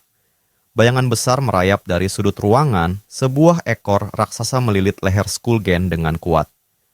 Jangan lupa tempatmu, Skolgen, suara itu mengancam. Atau kau ingin setiap tulang di tubuhmu dihancurkan. Dari dalam kegelapan, sosok itu akhirnya muncul. Seekor lizardman raksasa. Pemimpin dari semua yang ada di sana. Dan kini, Mordred telah menemukan targetnya. Mordred tetap bersembunyi di kegelapan. Matanya tajam mengamati setiap gerakan yang terjadi di hadapannya. Namun, Mordred hanya memperhatikan tanpa mengalihkan pandangannya dari raksasa kadal yang berdiri dengan wibawa mengerikan. Dari caranya berbicara dan sikapnya yang menuntut kepatuhan, jelas bahwa makhluk itu bukan sembarang lizardman. Sosok ini adalah pemimpin mereka. Sesuatu yang jauh lebih berbahaya dari yang ia perkirakan. Tapi ada satu hal yang terus mengusik pikirannya. Apakah benar Skolgen dulunya seorang arcane mage? Jika ya, mengapa ia kini berada di pihak lizardman? Saat ia merenungkan hal itu, tanpa sadar sesuatu telah mengawasinya. Di dekatnya, seekor bunglon raksasa menyatu sempurna dengan lingkungan. Begitu lihai berkamuflase, hingga bahkan Mordred pun tak menyadari kehadirannya. Jantungnya berdegup kencang ketika ia merasakan sesuatu yang dingin menyentuh kakinya. Terlambat, lidah monster itu melesat dengan kecepatan yang mustahil untuk dihindari. Dalam sekejap, sesuatu melilit erat lengannya, menyeretnya dengan kekuatan brutal. Mordred tak sempat bereaksi, tubuhnya ditarik dengan ganas dan dihantamkan ke dinding batu dengan keras. Pendar cahaya dari tubuhnya mulai berkurang. Kamuflase yang selama ini melindunginya menghilang seiring rasa sakit yang menjalar di sekujur tubuhnya. Ia kini benar-benar terekspos di tengah markas musuh. Seketika, suasana berubah. Apa ini? Suara menggelegar sang pemimpin Lizardman menggema di seluruh ruangan. Matanya yang tajam langsung mengarah ke tempat Mordred jatuh terkapar. Skolgen tak membuang waktu. Ia sudah tahu apa yang harus dilakukan. Dengan gerakan cepat, ia mengangkat tangannya, mengaktifkan sihir merah yang berkobar di udara. Beberapa gulungan mantra melayang di sekelilingnya sebelum terbuka, dan tanpa ragu, ia mengucapkan mantra. Dari gulungan itu, proyektil sihir bermandikan cahaya merah melesat dengan kecepatan mengerikan, langsung menuju Mordred yang masih berusaha mengumpulkan kesadarannya. Mata Mordred menyala dalam keputusasaan. Tidak, ia tidak boleh mati di sini. Di saat yang sama, sebuah kilas balik diperlihatkan. Suara tawa meremehkan bergema di telinga. Seragammu itu, apa kau mengambilnya dari tempat sampah? Seorang anak lelaki berdiri di depannya, tatapannya penuh ejekan. Keluargamu miskin ya? Jangan dekat-dekat, kau bau. Kemarahan membakar dalam diri Kimje. Tanpa berpikir panjang, ia menghantam wajah bocah itu dengan kepalan tangannya. Dentuman keras bergema, dan seketika, Kimje memahami sesuatu. Mengapa ia sempat berpikir untuk membelikan anak itu kacamata baru. Tapi masa lalu tak berhenti di sana. Anak yang sama kini duduk sendirian, jemarinya sibuk memainkan konsol game terbaru yang baru ia beli kemarin. Namun, tak ada satupun teman sekelasnya yang peduli. Mereka bahkan tak tertarik melihatnya. Ia mencoba menarik perhatian dengan bangga memamerkan hartanya, tapi yang lain hanya menghela napas, merasa muak dengan tingkahnya. Seseorang berbisik, uang bukan segalanya. Dan seiring waktu berlalu, rasa cemburu yang diharapkannya justru berubah menjadi rasa muak. Namun, kesepian yang ia rasakan hanyalah permulaan. Beberapa anak lain datang, merampas konsolnya, tertawa sinis. "Wah, kau punya game bagus juga ya?" Mereka mulai memainkan perangkat itu, mencibir seolah-olah itu hanya mainan biasa. "Kau kan kaya, kehilangan ini pasti tak masalah, kan?" Anak itu mencoba protes, tapi sebelum ia sempat menyelesaikan kalimatnya, tinju menghantam wajahnya. Ia jatuh, tak berdaya, sementara serangan berikutnya terus menghujani tubuhnya tanpa ampun. Para pengganggu itu tertawa, menendang dan menghina tanpa henti. Tapi tiba-tiba mereka berhenti. Seseorang mendekat. Ketika mereka menoleh, mereka melihat Kim Jae berdiri tegak, tasnya terayun di tangannya, siap menghantam siapapun yang berani mendekat. Tanpa basa-basi, ia mengayunkan tasnya lurus ke wajah salah satu anak itu. Bunyi dentuman keras terdengar, menyebabkan yang lain tersentak mundur. Kini, ekspresi mereka bukan lagi penuh percaya diri, tapi ketakutan. Tak ada satupun dari anak-anak itu yang langsung bereaksi. Bahkan bocah berkacamata yang baru saja dihantam hanya berdiri membeku, sementara teman-temannya pun tak tahu harus berbuat apa. Namun, saat itu juga, Kim Jae angkat bicara. Dengan suara tenang namun penuh ketegasan, ia menegaskan bahwa apa yang baru saja ia lakukan bukan karena rasa keadilan. Tidak ada tindakan heroik di sini. Ia hanya ingin menunjukkan sesuatu, bahwa dirinya bukan sasaran empuk, bukan seseorang yang bisa diremehkan seenaknya. Apalagi, anak yang baru saja dipukul itu selalu mengejek situasi keluarganya setiap kali mereka bertemu. Kim Jae tidak akan membiarkan harga dirinya diinjak-injak. Namun, para berandalan itu dengan cepat menangkap sesuatu. Mereka bertukar pandang sebelum menatap Kim Jae dengan senyum sinis. Salah satu dari mereka tertawa pendek dan berkata, "Apa kau mau menggantikannya?" Saat itulah Kim Jae sadar, ia telah membuat kesalahan. Apa yang semula ia pikir sebagai langkah berani kini berbalik menyerangnya. Dalam sekejap, ia yang menjadi sasaran. Pukulan dan tendangan menghujaninya tanpa ampun. Kim Jae mengerang, mencoba melindungi dirinya, namun jumlah mereka terlalu banyak. Dari kejauhan, bocah berkacamata itu hanya bisa menatap dengan mata membelalak. Napasnya tersengal, tubuhnya kaku. Ini semua salahnya. Jika saja ia tidak bersikap sombong, Kim Jae tidak akan terlibat dalam masalah ini. Tapi sekarang, Kim Jae menerima pukulan yang seharusnya ia terima. Dan ia hanya bisa berdiri di sana, menyaksikan segalanya dengan rasa bersalah yang begitu mendalam. Tiba-tiba, salah satu tangan berandalan itu berhenti di udara. Seseorang telah mencengkeram pergelangannya. Dalam keheningan yang mencekam, mereka semua menoleh. Sosok itu berdiri tegap, tatapan tajamnya mengiris udara. Dialah Sol. Dia tidak berkata sepatah kata pun, tapi kehadirannya saja sudah cukup untuk membuat darah Kim Jae berdesir. Untuk pertama kalinya, Kim Jae menyadari sesuatu yang aneh. Sol terlihat sangat keren. Aura dinginnya begitu kuat hingga para berandalan tanpa sadar menahan napas. Bahkan, mereka yang tak tahu siapa, Sol bisa merasakan sesuatu yang mengerikan. Tanpa mengendurkan cengkeramannya, Sol hanya berkata satu kalimat yang membuat Kim Jae membeku. "Mulai besok, kau akan berlatih pagi bersamaku." Mata Kim Jae melebar, wajahnya seketika pucat. "Tidak, aku bukan anggota klub olahraga. Aku bahkan tidak tertarik dengan latihan itu." Sol tak menggubris. "Itu tidak penting. Aku akan bicara dengan pelatih." Para anggota klub lain yang berdiri di dekat mereka langsung tertawa kecil. Salah satu dari mereka mendekati Kim Jae dan mengacak-acak rambutnya, menyebutnya imut. Kim Jae mendesah, merasa bahwa nasibnya sudah diputuskan tanpa bisa membantah. Sementara itu, Sol menatap berandalan yang tadi berani menyentuh adiknya dan mengeluarkan perintah tegas. "Pergi." Tak ada yang berani membantah. Dengan kepala tertunduk, mereka bergegas meninggalkan tempat itu. Saat Kim Jae berbalik untuk pergi, ia melihat bocah berkacamata itu masih berdiri di sana, tak bergerak. Kim Jae mengernyit dan bertanya, "Hei, kau ngapain? Ayo cepat pergi." Saat itulah Kim Jae melihatnya. Air mata mengalir deras di pipi bocah itu. Tatapannya penuh dengan emosi yang sulit dijelaskan. Rasa syukur, penyesalan, dan sesuatu yang lain, sesuatu yang lebih dalam. Sejak saat itu, keduanya menjadi teman. Mereka mulai menghabiskan waktu bersama, dari menonton pertandingan bela diri hingga saling membantu dalam ujian. Namun, meski anak itu selalu berusaha keras, entah kenapa, ia tetap saja mendapatkan nilai lebih rendah dari Kim Jae. Bahkan setelah mereka berpisah sekolah, mereka tetap saling berhubungan, berbagi cerita tentang kehidupan dan studi mereka. Sampai akhirnya, mereka masuk ke universitas yang sama. Kini, mereka bukan sekadar teman dekat, melainkan sahabat sejati yang benar-benar memengaruhi hidup satu sama lain. Suatu hari, saat mereka sedang bermain game, temannya tiba-tiba berkata, "Aku berpikir untuk masuk dojo kendo." Kim Jae terkejut. "Hah? Kenapa tiba-tiba?" Temannya mengangkat bahu, matanya berbinar. "Saat melihatmu dan Sol berlatih, aku sadar itu terlihat keren. Aku ingin mencoba sesuatu juga. Kebetulan ada dojo kendo di dekat rumahku, jadi aku pikir, kenapa tidak?" Kim Jae menatapnya seolah ia baru saja kehilangan akal sehat. "Kau baik-baik saja, kau tidak kepentok sesuatu." Temannya hanya tertawa kecil. Tidak semua latihan sebrutal yang Sol buat, tahu. Saat itulah Kim Jae menyadarinya. Itulah momen ketika Minwo, sahabatnya, memutuskan untuk mulai berlatih kendo. Sebelum itu, ia bahkan tidak pernah mempertimbangkan bergabung ke dojo manapun.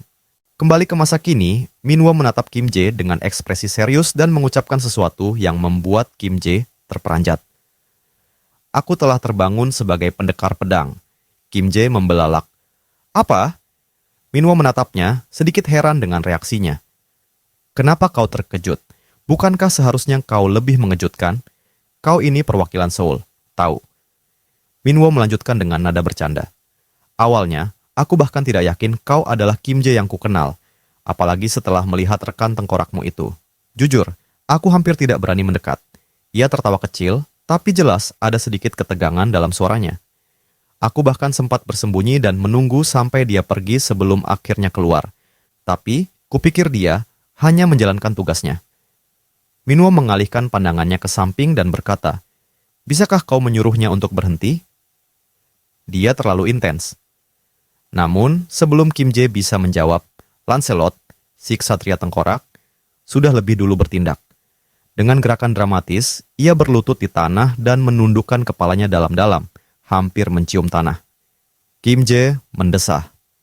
"Tidak peduli berapa kali aku memintanya, dia tidak akan berhenti. Seorang ksatria memiliki kehormatan yang tidak bisa diganggu-gugat.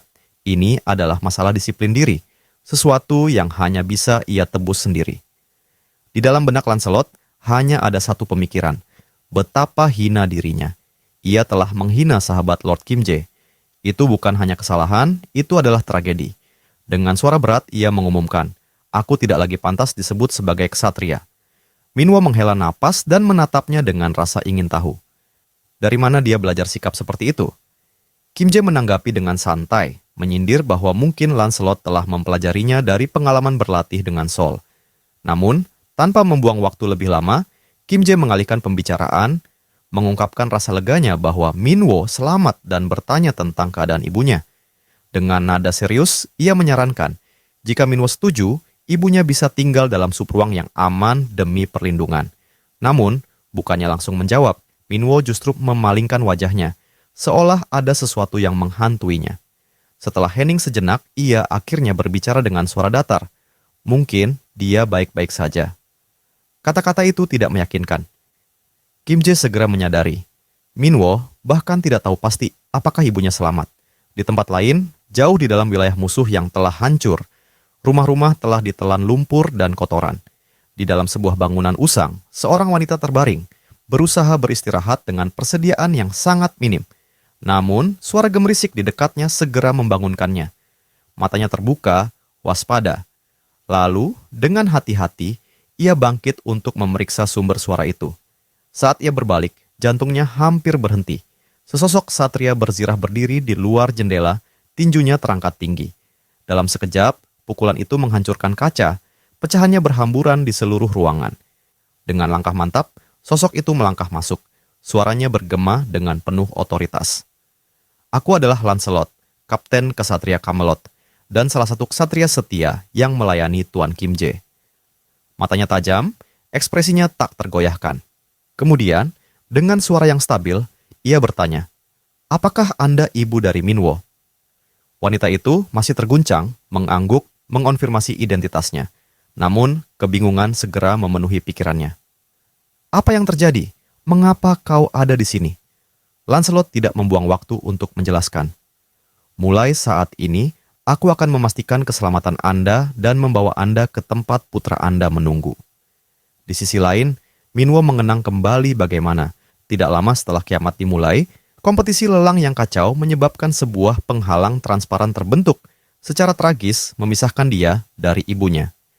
Putus asa untuk bertemu dengannya lagi, Minwo bahkan menawarkan dirinya sebagai peserta dalam kompetisi lelang lain, berharap bisa menyeberangi batas itu.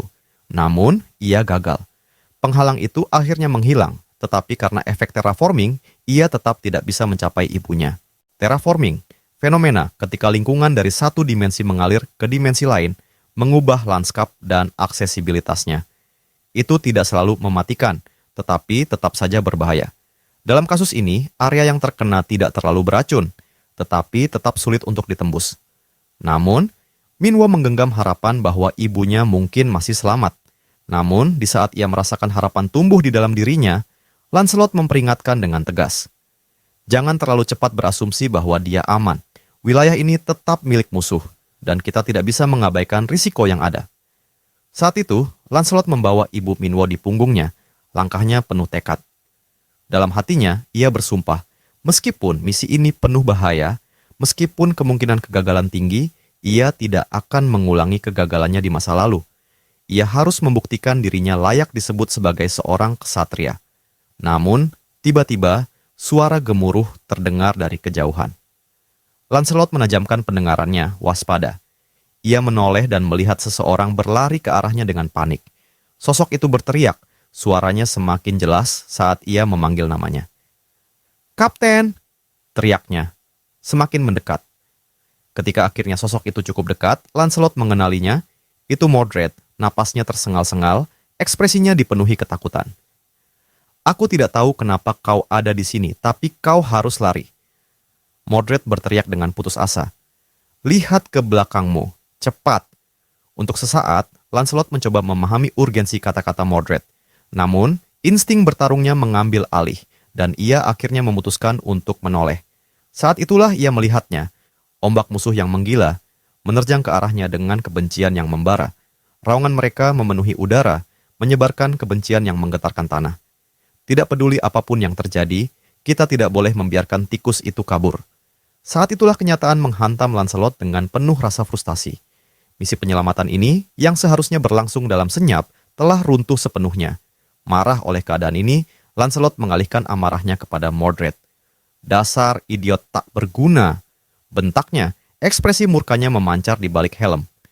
"Kau tidak hanya gagal menjaga misi tetap rahasia, tapi juga membuat segalanya jauh lebih sulit.